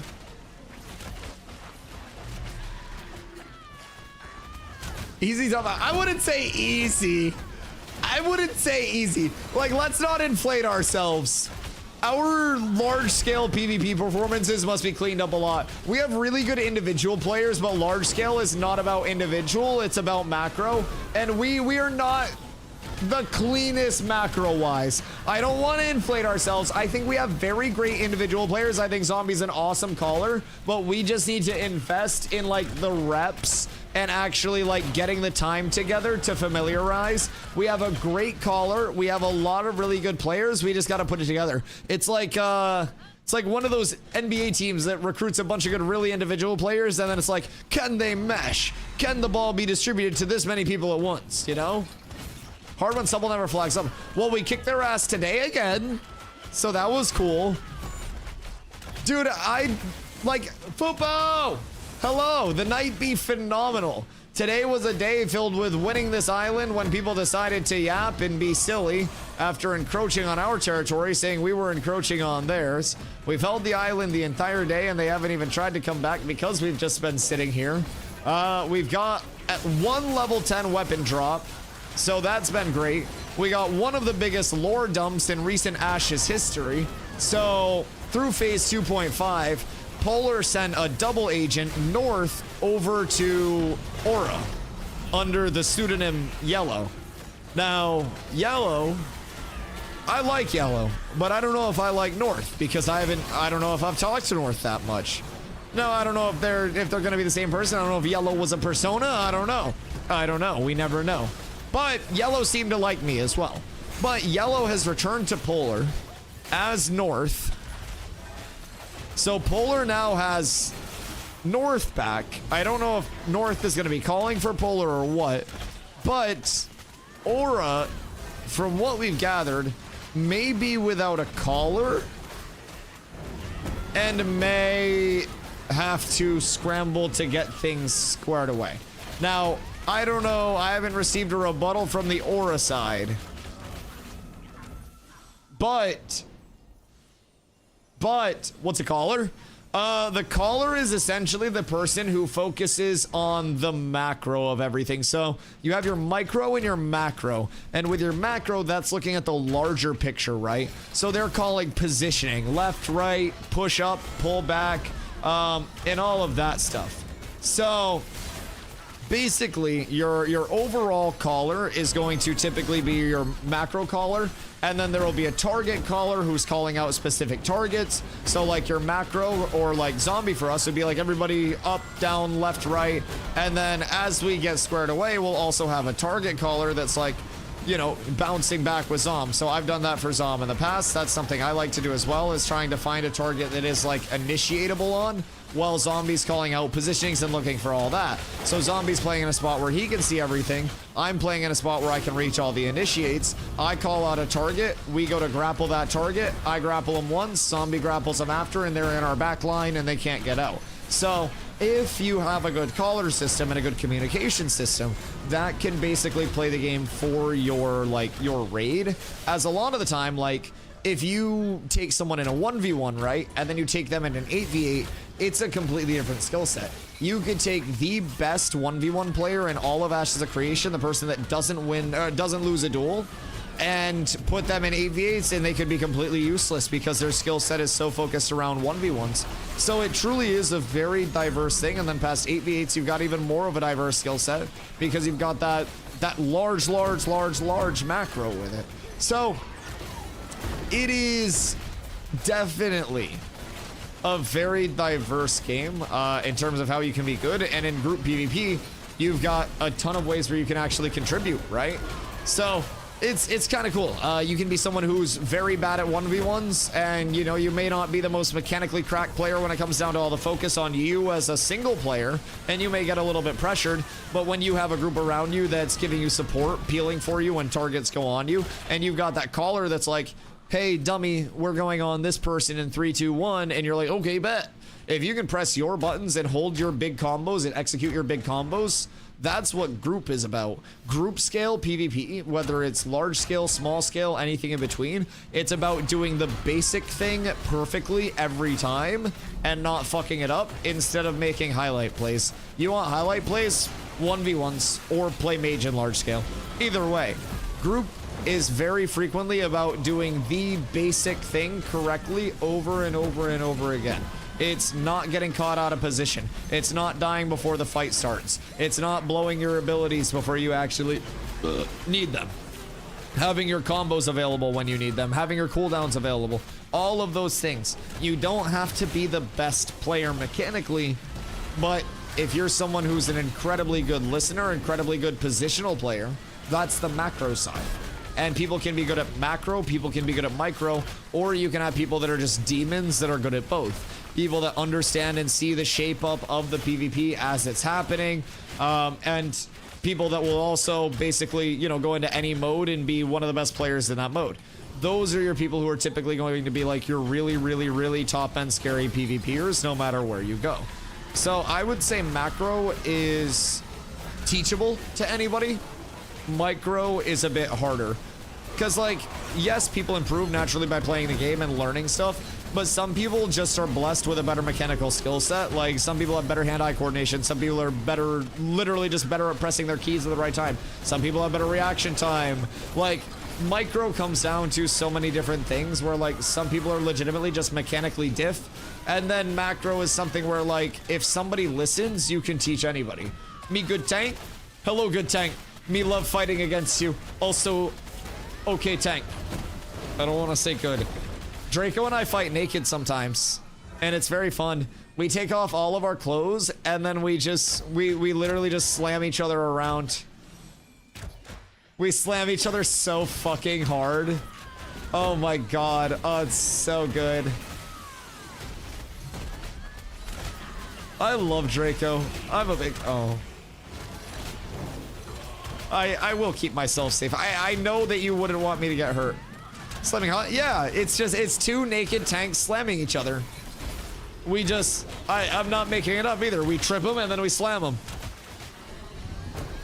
And it hits really hard. It's 200% damage per slam. You want to see it? We usually only do it when nobody else is around. Because then, like, once we start dueling naked, other people want to duel us. I love to ground pound you. Yeah, sometimes I just have to shake it off and get right back to it, but you always charge right after me. We'll always have a grapple and we'll be right back in for a second round. God fucking damn it. Don't think... I thought you were doing something else. I'm so sorry. I didn't know you were here, love. Draco, it's okay. She's a cleric. She doesn't even know what we're talking about. She doesn't understand it. It's like when we were texting, you know, WTP for where's the party, according to the news, when they were telling my parents to go through my phone. Bro, I swear to God, smash me. Wait, I don't have a smash. I don't, that's just a sexual innuendo. We're talking about actual abilities. Ground pound is an ability.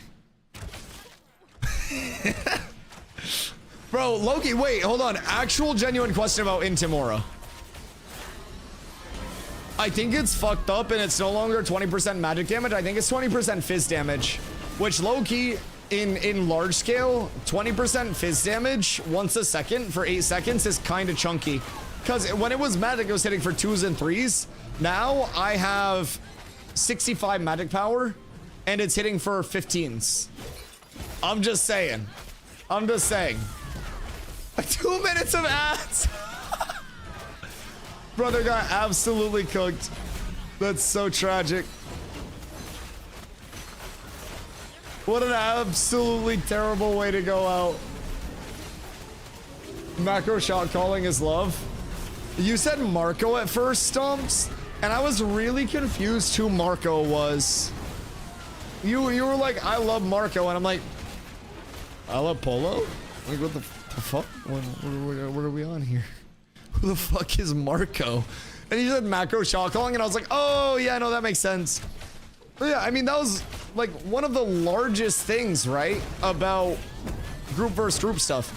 A lot of the time, it is just playing the timings. It's seeing the ebb and the flow. You can always see the enemy clump when they're about to engage because somebody will telegraph. Somebody will telegraph. You will always have somebody that shows too far forward a little too soon. There will always be somebody that is cluing in on what the enemy is doing. You've just got to find it and you've got to recognize that. Puller getting items wipe again. Wait, what? What do you mean Puller getting items wipe again? I don't think Puller's had much wiped. What are you saying? Oh, I was saying with Intimora. Wood. What up, I go? Wait, I think somebody dipped. Why is this all working so well? Gravon just dipped and Wood came back in immediately. The fuck? Kind of blessings. But yeah, so Intimora, like you saying that reminded me, Intimora scales off of Fizz instead of Magic now. It's 20% Fizz. Mine's hitting for 10 and I'm at 65 Fizz power. And when I was testing on PTR as well, like the higher you scale up, I was getting Intimora ticks for like 50. Your items get flat power now. But magic power is still 24.3. So it wouldn't make sense because that would be 50% of magic power. And on the PTR, I also had like 50-ish magic power and I was hitting for more than my magic power was. So unless it's like some hidden value on it, but I think that it's actually scaling off of Fizz right now. I haven't got confirmation from Intrepid, but it says you might be right. Yeah, so for mass scale, bro, that shit might actually work well because you got to think we're putting out AoE stagger with that too. So mages are gonna get their chain lightning aftershock proc if that ever starts working again. Like I might be cooking this too publicly, but we may have just enabled mages going absolutely crazy. Ooh, shoulders. What are these? Medium finesse. I really want to keep the force, but like, oh wait, what do we roll? I rolled a 97 on those hoes. Okay, we're truly up tremendous. Truly up tremendous. If anybody wants to trade those for something, you let me know. But we're blessed on this fine day. Sieges are ready for me with this shit. Bro, like, you have a big choke point wall, right? Mage goes in, freezes everything. You jump in. Instant stagger because of Intimora. And then chain lightning proc with the aftershock. It's fucking nutty, right? It'll still go off magic power. Yes! Yes, the stagger proc itself in mass scale. I either put it on when I'm tanking or when I'm mass scaling. That's literally it. Who's our late night degen tank in our guild? Probably Jazz. Stagger procs mid? I think Stagger's fine. I think Stagger is simply on the route of chain lightning aftershock. Now, aftershock doesn't really, like, to my knowledge, work, but they get a second chain lightning hit to a feat, right? But in mass scale, putting it on as many people as you are, pretty solid. But we do also just have to get a cleave finisher off, and then we also stagger everybody. But yeah, like if you jump into a group of 20 and even stagger fucking 10 and shit, yeah. I'm not running it for 1Vs. No. 1Vs, I take my points and I put them into like Relentless Vengeance for the extra shield. I run Rush in 1Vs. So yeah. That's one of the things I like about tank. Dude, we have so many different ways to build. I feel like tank is so fucking good right now. Yo, Maceless, hello, first time viewer, game looks sick. I appreciate you coming through, dude. Thanks for checking out the stream. If you have any questions, please feel free to let me know. Ashes is very like social sandboxy, very big open world as well. So there are just a ton of guilds everywhere all at once. Right now we're mob grinding on the way up to level 19. I'm 88% of the way through. So we're just sitting here pulling some mobs and getting some chill XP with the group, hoping we see some cool drops along the way. Level cap's 25, so we'll be doing a few more days of leveling, but once we get 20, that allows us to equip the highest like level requirement bracket of gear right now at level 20. So we can start branching off into other stuff. There is a lot that you can actually do in Ashes too. You've got a full gathering, refining, crafting system. It's actually incredibly important too. We have a saying here that crafters make the best shit, and they really do. You cannot survive long term trying to be on the highest end of things without crafters, and it's all about building them up. So full PvX gameplay loop. You've got all open world right now. There will be some light instancing, but a lot of the instancing isn't going to be like, you know, intended to be super heavily repeatable content. It's intended to be more around like narrative building and stuff, but then you'll also have arenas. Arenas are going to be fucking huge. I can't wait for arenas. But Ashes has a lot of very deep systems. It is in an alpha right now, so it's still going to come a long way in between now and the fully polished product. But if you have any like questions at all, please feel free to ask. I stream Ashes every single day for 8 to 12 hours, sometimes more. So I'm quite literally always here. Arenas will be so fun. Dude, arenas are going to be great. Victor, thank you for the hydrate. Arenas are the mode right now that I'm the most excited for. Like, genuinely, because it's such good filler content. Yes, pushing arena ranks is going to be incredibly fun, but even just like, say I can queue up like ranked arena and have it count, or I can queue up casual arena and just play with chat. Me hopping on and running casual arenas throughout the day with people in chat is going to be so fun if that's possible. Now, Steven did give a little glimpse. I actually tweeted about this. He talked about having like only a certain period in the day where the ranks actually count. And while I'm in favor of having a difference between ranked and casual arenas, right, in terms of like arenas that don't count towards your ranking, I would also like separate ranked and unranked queues. I think fully accessible ranked, unranked, all the way around the clock is the way to give people accessibility to push what they want to and access what they want to. I could hop on, and if I have my stack on, we can push our rank up, we can push our MMR up, and try to grind for that actual leaderboard. If I hop on and I want to do, you know, a community day, we could do, you know, fucking chat arena teams, and we could try to Q snipe each other and shit like that. Win trade with me. Off stream. No, I do hope they find a way to combat win trading, because that's going to be a big thing. But also, win trading will also, if you're actually trading, be a 50%. So you would have to have someone full Q sniping and selling the bag, and hopefully the arena queue will be active enough to stop that from happening. But everyone knows everyone. Yeah, no, you really do have that level of it at this point. It's really nice, like you said, to see the new faces coming in, the new guilds coming in. Like, rivalries and yaps and banter aside, I always tell people, like, it's a PvP game. You're gonna have people that talk shit. You'll probably talk shit to your friends the most, right? But genuinely, having new people coming in to the community is phenomenal. And I think every community that has been here, especially through phase 2.5, and those that stuck it out when there were like 100 people on the server, are just happy to see people. Oso, is Oso a standalone? That's intriguing. That's very intriguing.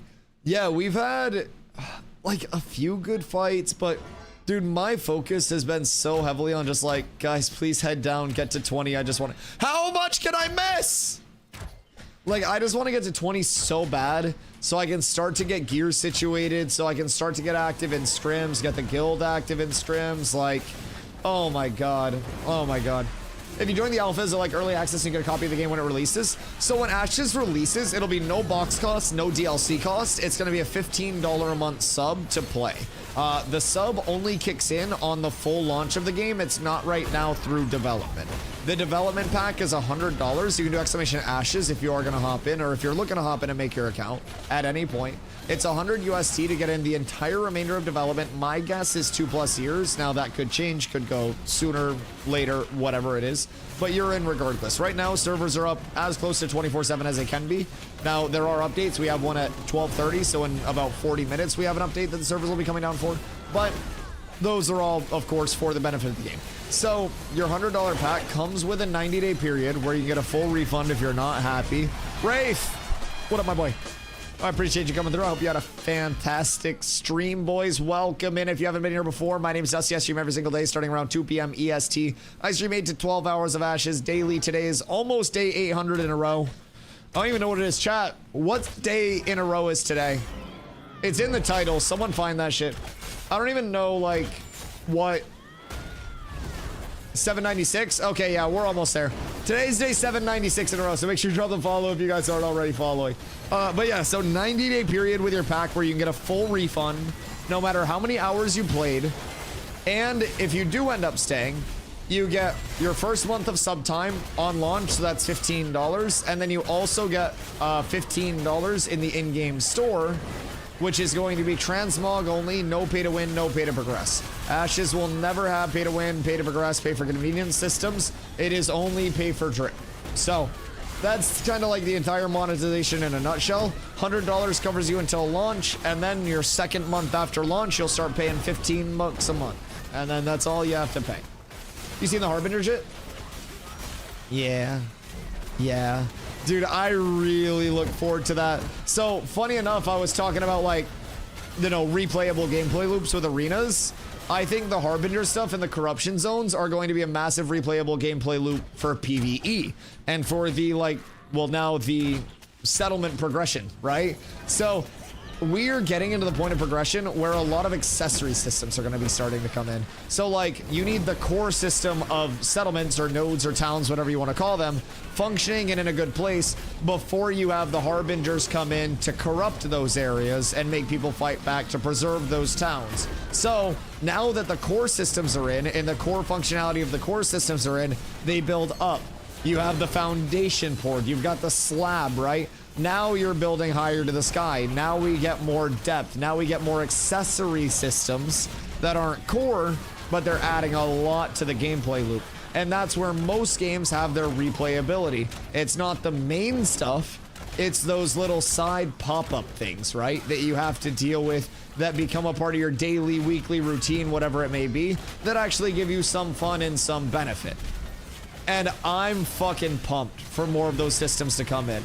Especially since we're trying to get more active on the node side of things. Like, we're trying to get up in Kaltorum. Our entire, like, community is up here trying to develop the anvils. So, like, we can't wait for that aspect because we'll be able to bring the entire community together, PvEers, PvPers, everyone, and push back that corruption, go to those corrupted areas, farm up, benefit the node, and just do what we have to do. Like, dude, it's such a good system. If that comes in and arenas come in shortly after, congratulations, you've just added 2 very replayable systems in a very short time that will appeal to PvPers, PvEers, and everybody in between. It is phenomenal. And that's why I'm really excited. Even if the start of this phase wasn't living up to everybody's expectations, like, brother, this shit's huge for us to actually hear about. And Summoner, and the actual, like, action fishing mini game with the deep sea fishing, the turquoise sea getting life to it and the water getting life to it, multiple more world bosses, so every world boss isn't just gonna be like that Zerg in one area. Like, what do you mean, brother? November is going to be such a big patch. And they're just talking about it like it's nothing. Like, they're just like, yeah, this is a little milestone update for us. It's just another step in development. Like, shut the fuck up, you pussies. That's huge. That shit is absolutely massive.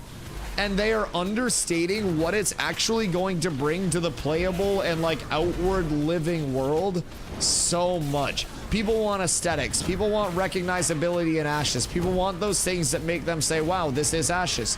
Unique world bosses. Unique aesthetics through corrupted areas, through the ocean, actually having a shitload of boats and fishermen and stuff like that on it. Like, brother, it's nuts. It's actually insane. I cannot wait for the future of Ashes, and I'm having a lot of fun in the present, and that's part of why I can't wait for the future. If I'm already having this much fun without a lot of these accessory systems that are going to be coming in and only making Ashes better, like, what am I gonna be doing when everything's in a good spot? Like, brother, I'm gonna have too many things to do in a day. I'm not gonna be able to complete all the content that I want to do. It's fucking absurd. It is the first time that I've actually had a feeling of like, wow, I'm not going to be able to keep up with, oh shit, legs, with all of the things I want to keep up with. And it's a good feeling. God damn, the 33. At least people be gearing up though. As long as motherfuckers are gearing up, that's what matters. I can't roll for shit. The 99 and the 93, I'm out. Bro, I'm bad at rolling. I know it's completely RNG, but Frenetic, thank you for the follow. I appreciate you. Like, I know it's completely RNG, but holy fuck. When upgrades are on the line, I am quite possibly like the worst dice shooter in fucking human history, dog. If I ever gambled on this shit, I'd lose my house. And I don't even have a house. I'd lose my apartment. My landlord would not be happy about that. Not be happy. You do a bad dice? Yeah, dude, it's like anti-streamer loot. The shit's weighted and not in the good way. I got these from a fucking pawn shop and I got scammed. It's like that fucking pawn shop that's run by the devil in Rick and Morty. Like, these dice will always be there for you when you need them, but they'll always lose the roll. God damn. Group of 4 is now 6. Oh, you had babies? Cute. That's so adorable. Node XP is pumping. I love that. Managed to drop my room to 89 Fahrenheit. I mean, that's better than 110. I bet your PC's happy about that. I bet your balls are happy about that. But that way for some gathering. Oh, Kaltorum side. Massive. How'd you guys end up with your 20 grind? I'm assuming you guys got some solid weapons and stuff along the way. What are you looking at for power on your ends up? Bro, we're so close. This group's actually doing it surprisingly well, though, I will say. For having like some lower level lads in here, I'm gonna pull these guys back to the water and then group them all up, and that'll make it way easier. 20% and 19% until 16. Oh wait, we have 2 people that are about to level to 16 really soon as well. What do you mean? No, that's sick. We're good. Struggling with ranged weapons, still on starter bow, but 88.5 magic power. That's fine for now. Like, that's good. It's enough for us to get in and start farming stuff, dude. All we have to do is be able to get people to 20 plus and raid up, and then we're fucking set. That's it. We got the numbers to farm. We just gotta have the people, you know, actually 20 plus, and we gotta get in there. Another ring that's con meant fizz defense, so that's gonna be some nice main stats going out, some nice tankiness for people that don't have rings. It ain't gotta be great, it's just gotta fill the spot, baby. No empty slots going into 20 is the goal, and this is good. How are your expectations when you compare what you've seen and what they're promising for launch? So I mean, like, comparing what we see and what they're looking at for launch, those are definitely like 2 very different things. I think that on the way to launch, they're setting themselves up for a lot of success, simply because of the fact that they are building out such what I think is a solid foundation, at least as a consumer. I see, you know, the core building blocks of Ashes, what they're building the game up as, with that, you know, that true massive multiplayer MMO, with the emphasis on player-to-player interaction, with the emphasis on crafting and competition. Like, I see their core vision, and I see how they're going about it, and I like both of those things. It lines up very well. So, the development cadence, I think, is the biggest thing where, like, you know, people have their hesitancies for launch. Launch is a very ambitious product, to the point where a lot of people fear that there's actually going to be like feature bloat, and they won't be able to make all of the features come in like an actual meaningful state. So from my end, that's the big thing that's worth addressing. Like, ambition wise, there's no shortage of that. What they're looking at for launch is phenomenal if they're able to deliver. So on to that, if they're able to deliver. Personally, I have seen, since December, I have been an everyday Ashes content creator. I mean, every single day. I stream 7 days a week, every single week. I haven't taken a day off in over 2 years. I will not take a day off. I will always be here every single day. And I have seen more content deployment here in the time that I have been here than I have in any other game that I have ever been a part of. I have seen them respond on the fly to more pop-up like hazards along the way than I have seen any other developer address in terms of things that I have been playing. Now, sure, not every change they bring in always hits the mark immediately. That's development. That's trying to work on a game and having a community that's playing it. Not everybody's going to vibe with everything you do. Not every idea you have is going to be a good idea. But they're very open to community feedback. They're always asking for it, borderline begging for it. And I feel as though we get a lot of content over here that takes into consideration our feedback and their core vision for the game holistically. So, between those things, I consider us to be pretty spoiled over here.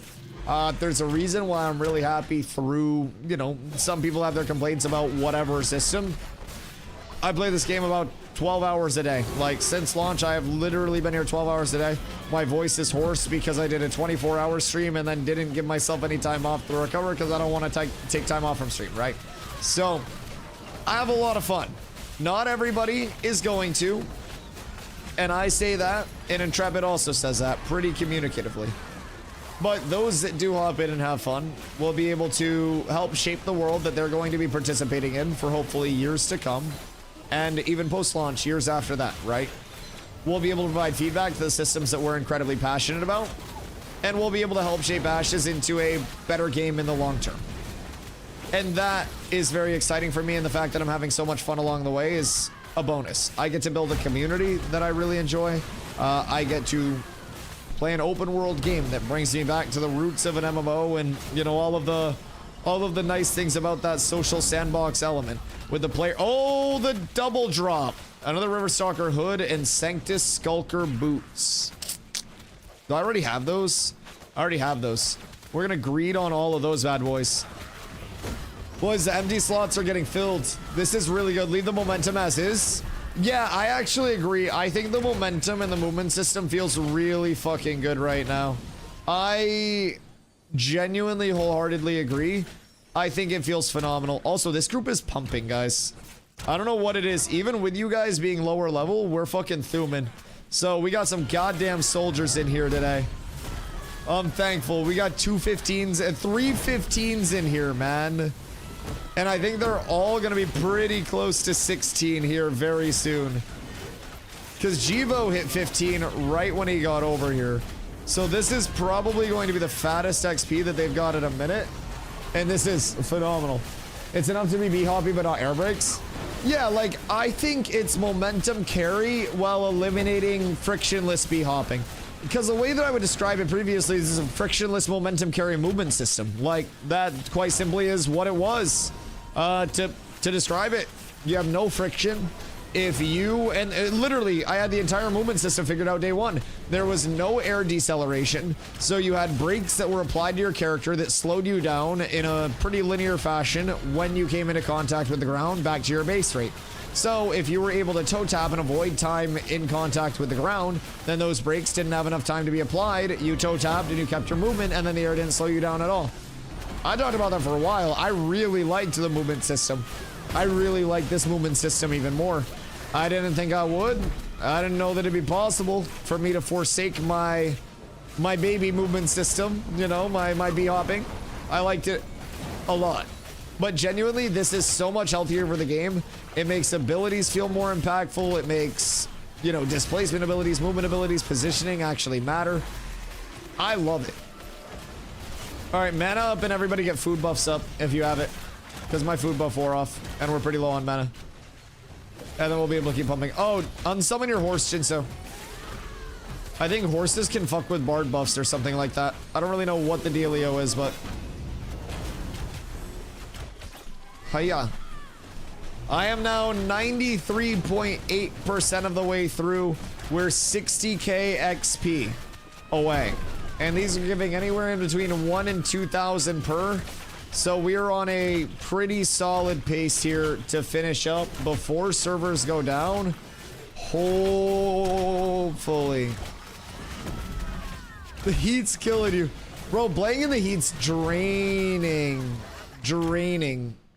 Unsummon mount. They cook buffs. There we go. Alright, quick mana. Quick mana for everybody. How much glint do we have? That's the question. Now that we've stopped dying so damn much, we've almost got 2 gold worth of glint. Bro, it stacks up real quick. I feel like it's bad. Oh no. Bro, like, how do you not have a fan? What, do you not have fans? Sorry, I know I shouldn't be memeing right now. Like, you may actually die. My first piece of advice is don't die. If I could offer one. Alright, so we're gonna take off the force set and go into the finesse set, because I don't think it's gonna drop me much. I go to 61.5 fizz power instead of 65. But I go up 31.2, 30.3, 35.1. What do I go up? I mean, probably some decks, some accessory stuff. Because I'll have finesse, and then I'll have 5-piece medium right now. So that'll be fine. Disable evasion, fizz evasion. Then we grab fizz crit chance and fizz accuracy. So that'll help. That'll free up a couple of slots. And now we've got the finesse set bonus active. So that's giving dex. That's going to give me some more fizz power, fizz speed, crit chance, fizz evasion, and fizz disable accuracy. Probably not the worst combo to have. And obviously we're gonna replace this eventually anyways. So it's not the end of the world. As long as we're maintaining like one of the 5 pieces and we're maintaining the 5-piece medium, that's gonna help us a lot. And our mitigation is actually looking quite good now. So we get a little bit more we get some more main stats along the way, and we're balling. I'm pretty happy about it. I don't want to be rocking finesse though. But more accuracy is great. We got accuracy, crit chance, disable evasion, fizz evasion. So they're filler pieces, a little bit of replaced quickly, but filler pieces are exactly there to serve that purpose and fill. And as long as they do that, boys, we're set. We just got to get a few more of them. All right, let's pull another assassin. I definitely feel as though we can pump these pulls up. Also, everybody try to watch out for Saga and make sure when Saga goes out that you are basic attacking. We shouldn't have to stop for mana as long as we're playing around Saga really quickly. You won't die at 90 degrees? Nah, you won't die at 90 degrees, but that's gonna be like a stinky sweaty boy. I know how gamers be. And that seems very stinky and sweaty. This. You come back over here. Thank you. Please. Flares are super easy. We'll pull another flare. The pace is gonna be fast, boys. Lock it in. This actually isn't even that fast. This is a pretty chill 3-pull. This is honestly nothing. But we're almost within 50k XP. Every mob brings it down just a little bit more, boys. We just chip away at it. We are so close to happiness over here. We should have somebody pulling mobs, honestly. Nin or Wood, can one of you guys pull mobs from like around the rock? I mean, only one of you guys though. Probably like Nin, because Nin can move a little bit more. 25k XP here, I'll make it up before downtime. Brother, you must pump. We're so fucking close. We're unironically so close to being done. Well, at least for the night. I wanted to be 19 so that way I can finish 20 up super easy tomorrow. We hit 18 today. If we hit 19 as well, then we're good to go. And I'm feeling real good about the day. Tomorrow, it's going to be a pretty heavy day for a lot of people because Labor Day, so... Be 13. Oh, you got that. You got that in no time. Oh, another earring drop. Fizz speed, fizz crit power, fizz crit chance, boys. That's a banger. I got the 74 on it so far. Oh, golly gosh, and gadzooks, that could be it. That could hold. It could be enough. It could go. Although I feel like I should give that to a DPS, I won't lie. It's good for me, but it's probably better for a DPS at this point in time. It's going to juice the fizz speed a lot. But probably better for Wood. Here, Wood, take this quick. I don't want to stop pulling. You have like 5 seconds. I'll give this to you now before I reconsider my decision. Alright, we're up. We're good to go. We pump. Love the fighter book. Did he get a good book? I like running book tank, dude. Book tank is so good for AoEs. I used to do that shit when I was leveling early all the time when I could get my hands on it. Oh shit, wait, what do you get for a book? Did you guys have an extra? Or did he craft something juicy? That's fucking massive. Book is 700 more power. Shay! God damn, where'd that come from? Holy fuck. We got you a book. Keith has a bow. I got one dual farming this morning with Z. Bruh, how are you getting weapon drops duo farming? What the fuck? That's insane. That's so big. Get me spell bow. No, fizz only, shut up. I still need a bow. Tank Daddy needs weapon too. I need a big chunky slow one-hander. Sorry, two-hander. And I actually want to go one-hander. The shield block rate's just too good. I want a one-handed mace and a nice shield, and then I want a longbow. That's my wish list. Means he probably got 150k XP. Bro, if you can AoE pull and keep chills up, you can do anything in the world. You just run them all along the beach. You're good. Yeah, that shit's sick. How long were you guys farming for? I actually love this area. It's really good. It's been huge for us to get out here. About an hour or two? Oh, God. Oh, yeah, that's a really good pace. That's a really good pace. In a two-person farm, too, you're probably getting juicy XP per kill.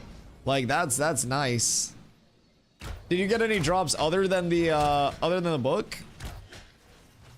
9% to 16. Okay, yeah, we totally hit that. I'm 95.4% of the way in. We're 44k XP away. Like 45k. Couple 10 pieces? God damn. The fuck? Do you think drop rates were higher, like, as a duo? Oh, maybe because your average level was so high. Because, like, my group has always had lower levels in it, man. Maybe our drop rates have just been low because I haven't told people that they need to be high enough level. Well, I did a 140 fist power on a 22 ranger. Ooh. Oh, dude. Steel bloom jewelry is so good. Do you have steel bloom jewelry? Because you can legitimately go earrings, amulet, and rings, and you're set. It's so good. We will be spending some good time in steel bloom. I'm only missing rings. Oh, dude, you're so lucky. That's huge. Do you have weapons as well? If you've had good luck with jewelry and with weapons and you've been in Steel Bloom, GG, you got some good power. That's fucking massive. 22 Ranger's great as well. I'm so excited to finally be, 20 plus tomorrow. I'm gonna hit 20. We'll finally be above that. And then it's just starting the gear acquisition. It's Steel Bloom. It's trying to level the professions. It's trying to help level the node. All of those wonderful things all at once. What's going on over here? Brother, you may be too low to be out here. What happened over there? Why is there a level 8 here? Who the fuck?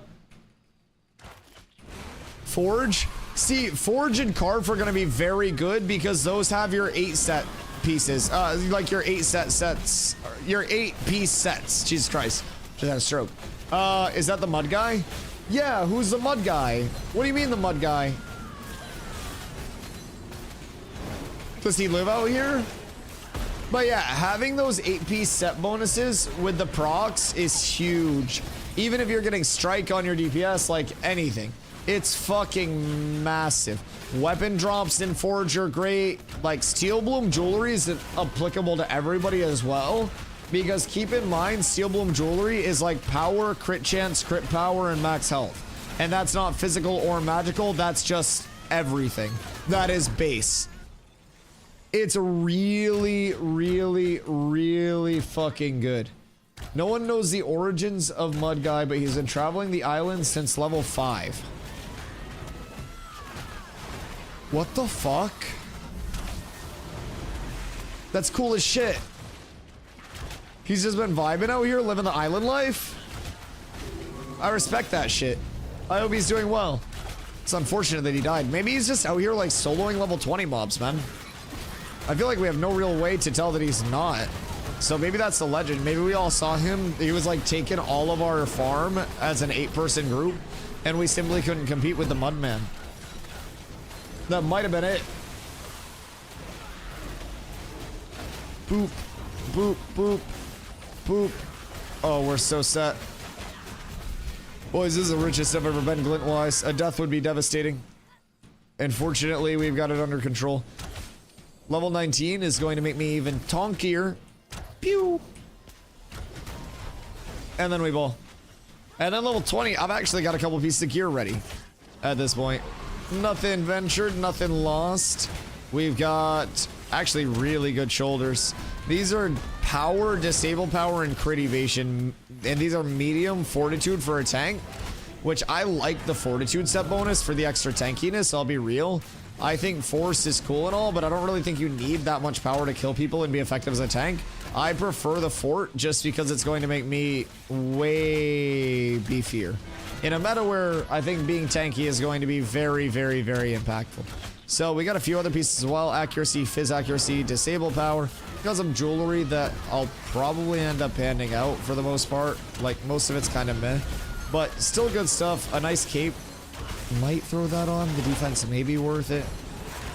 Maybe. Probably not, but maybe. Magic crit evasion, magic crit defense, magic defense. So that's going to be another defensive. So we got some decent stuff ready. And nothing too crazy. I would love to have a 20 weapon prepped and ready to go. Unfortunately, that's not the case. From EU, and I missed the mega server. To be fair, it was prepped 24 hours a day. Now after midnight, mostly EU's death. Like, yeah, the mega server is great, but there also is a merit to, like, having that dead zone kind of to a server, right? You have your off-peak time where people can go out and gather, people can be a little bit more uncontested for areas. So it's kind of like when the cats are away, the mice will play type shit, right? If you do have a downtime where people can actually access the grind spots, can actually get things into the economy, then I think that can be quite good. It definitely, you know, has the con of fewer people outside of peak time. But I mean, on our end, like, we're on the NA server, right, with the cats community, and we have an entire EU guild as a part of cats over on the NA server. So we even try our best to provide that full, like, you know, outside of just time zone specific gameplay for people too, as a big part of what we're doing. We want to support every type of player. So even though it may be a little bit less populated, we have that entire EU community that's taking advantage of that. They're out there farming during those times. They're out there gathering. Like, everybody's cooking. Server's going down to 13 minutes. Yeah, I know. We got to try to get this last 2.9%. We are so close.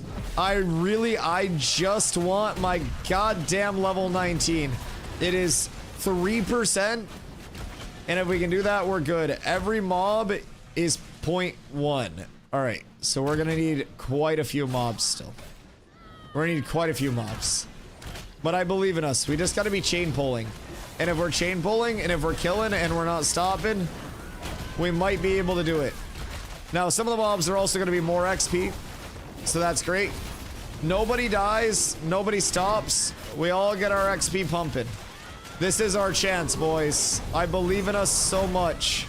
Every single one of you was brought here today specifically for this purpose, to show your excellence to everybody that's ever doubted. Oh yeah, we're fucking thuming. We're fucking thuming. I mean, even if I don't get 19 today as the formality, I'll definitely still get 20 tomorrow.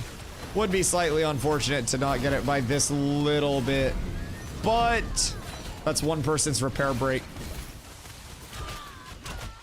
That's a couple pulls. We'll be good though. I'm optimistic. Maybe. I wish I had like one XP scroll, one of the 5 minutes. Just pop that right now and get the most bang for our buck out of it. Where are my respawns? over here. Are we actually killing that fast? It's kind of concerning, if I do say so myself. Make sure you guys are getting your mana up this fight, by the way, because we are getting low on mana.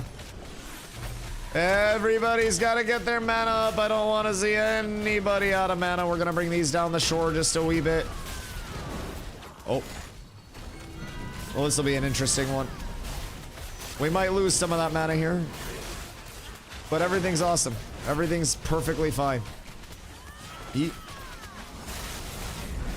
Alright, why? What? Flare? No. Over here, bud. That's not where you're going. That's not the goal. I need you to just sit right here with me and not fucking move. Everybody just follow along now. Oh, this is a big Chungus pull. We might need...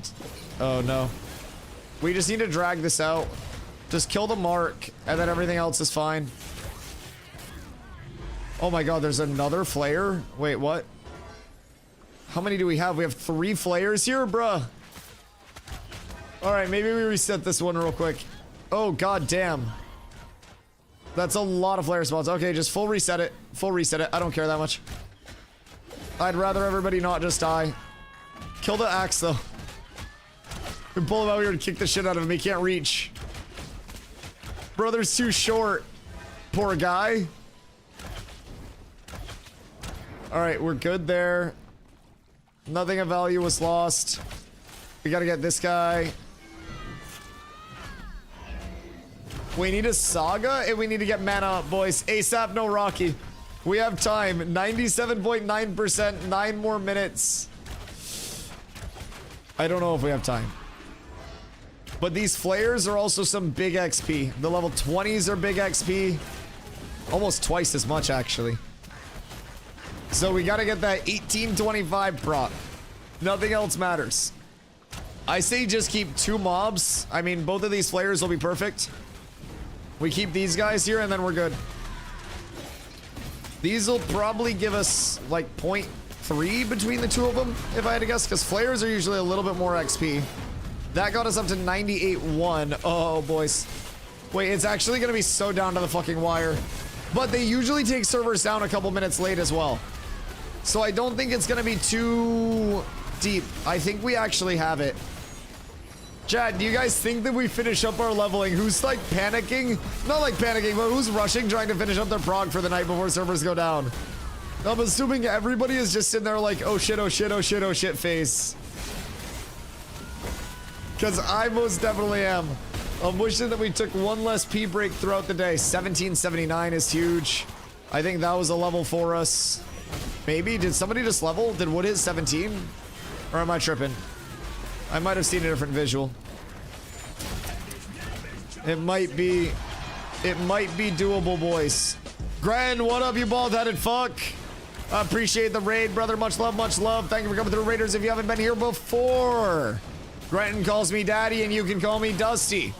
I am here every single day, starting right around 2 p.m. EST for 8 to 12 hours a day. We are trying to hit level 19 before the servers go down in 7 minutes.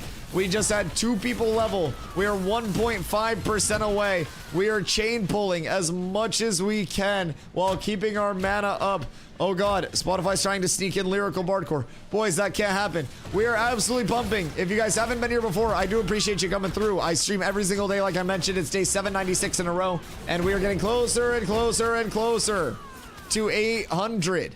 So, all the support means everything. Make sure you guys drop the follow if you have not already. Follow the channel so you get all the Ashes content all the time. I will be here every single day until launch. And yes, I do mean the launch of the game. I play Ashes all the time and don't plan to go anywhere else. I've got a community over here and all the things I could ever need. Grant, how's the stream, brother? How's your guys' grind? Other than the whole, you know, situation. Now, I will say, you check my VOD. I did tell everyone to spare you. I told everybody I didn't want you hit unless it was by other bald people. And I think a lot of our people have hair, so you got off the hook. So, you know, you're good. You're good. I got you. Diplomatic immunity type shit. I'm so woozy, I'm fucking clicking bushes at this point, thinking they're mobs. We're down horrendous. Pew! Okay, we're good. Anytime I get a gold worth of glint, I expect to die. Glint for the glint god, blood for the blood god, brother. So I don't even know what happened during the situation. I was just existing like a bimbo. Supercar with her sugar daddies. Dude, that's why we were also confused. Oh, that's actually huge to get the energy focus. We were just chilling here. Like, we were basically a little bit more to the left, so it was like over here. But this is essentially what we were doing. Your guys' group was farming for like 30 minutes without even like being run into by us whatsoever. And then out of nowhere, one of your people comes over and just goes, "You're killing our rotation." And I'm like, "Oh, okay." And like, I'm so sorry, but like, this is where we're gonna be. This entire island's con. And so then somebody made the decision to bring both of your groups on top of us. And I was literally like trying to talk sense into your guys, because I was like, listen, if Zombie has to come all the way up from the tropics, Zombie's gonna be really angry, and we're gonna take this island from you for the entire day because you guys are not gonna want to PvP us. And they kept going at it, and they kept slash yelling, and so we were just chilling, and Zom was like, we'll keep an eye on it, like, let us know if you need us, keep farming, get what you can, right? And we were doing that, and Scaper, our cleric, tries to come over, and he swam in from the lawless, like, the ocean. And then your guys' group jumped him. And so at that point, it was just like, we had Zombie in the area. Yeah, you killed Scaper? Yeah. So at that point, Zom was already in the area because, oh, wait, really? Yeah, so that was one of the big catalysts. So Zombie pulled up once you guys had killed Scaper, and at that point it was like, all right, Scaper got killed, like, it's over. So basically that was like the stone that started the revolution, so to say. And so at that point, Zombie pulls up, and Zombie is running up behind you guys. We're in front of you guys, and I just hear Dusty flag, go, go, go, go, go. And I pop into my Discord real quick. I on Devin. We're already over halfway there when Scaper got killed. Yeah, it was happening regardless. But dude, I tried negotiating with you guys for like, with the supple guys for literally like 20 minutes and just being like, brother, nobody's farm is impeded. Just go back to where you guys were farming and we all farm fine, instead of griefing your own farm more than anybody else's. And people didn't want to listen. And I said, if our other group came up here, it was gonna be belt to ass. And let me tell you, it was belt to ass. I don't know what the consensus like opinion was as soon as the PvP actually started, but we got the island for the free very quickly. Very quick. I just lagged for over 30 seconds. Well, stop lagging. I'm so close to leveling, dog. I can't have you lagging and ruining this for me right now. We're 99.7%. 2 minutes. I know, the buzzer beater pulse. This is literally the last pull if we get it. We're not. Oh, an earring as well. Boys, we're getting blessed up 99.9%. We gotta kill one of the mobs. We gotta blast it down. Everybody all in, all in, all in, all in. We need to. It's probably not gonna go down for a little bit. Listen, not all of us got the god drop blessing, Zombie. I got poverty weapons. I'm hitting motherfuckers with a stick out here. Brother's got a level 20 mace that is absolutely god tier. Got 2 really good level 10s. Like, oh god. Oh, I'm so jealous. All right, boys. 19 is acquired before the end of the night. Holy shit. It actually happened. We're building out a fucking set. Oh, you got a blue flares? Shay! Yeah, when Zom hits no, Zom is 20. So I think he has like a 2400 plus like fizz power weapon. Like, it's fucking huge. Boys, we did it. 1.3 milli XP separate us. Yeah, 2400 fizz power, 182 strength, 207 fizz crit, 181 max health, 465 accuracy. Bro, that shit pumps.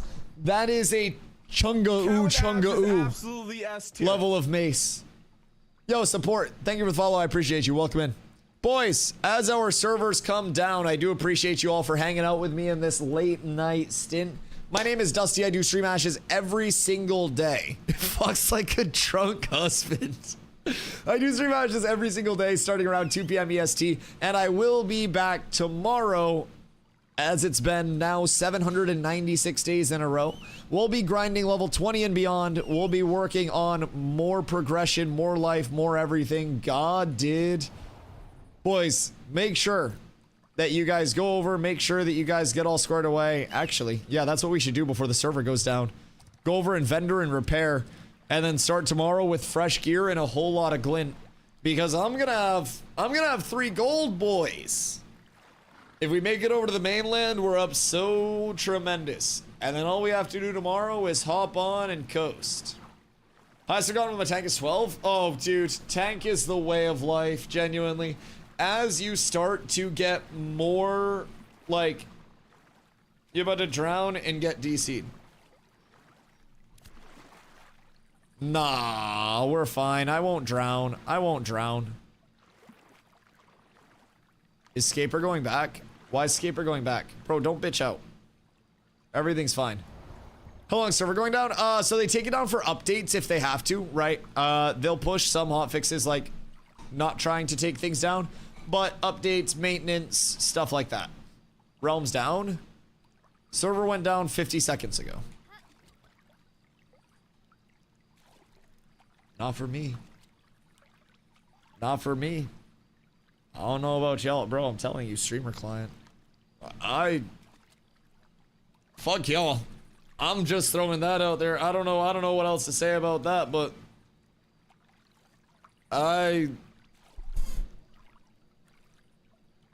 I'm on streamer client. I don't know how else to break that to you guys, but we got all the cats on the streamer client. I'm on the streamer client. Your mom's on the streamer client.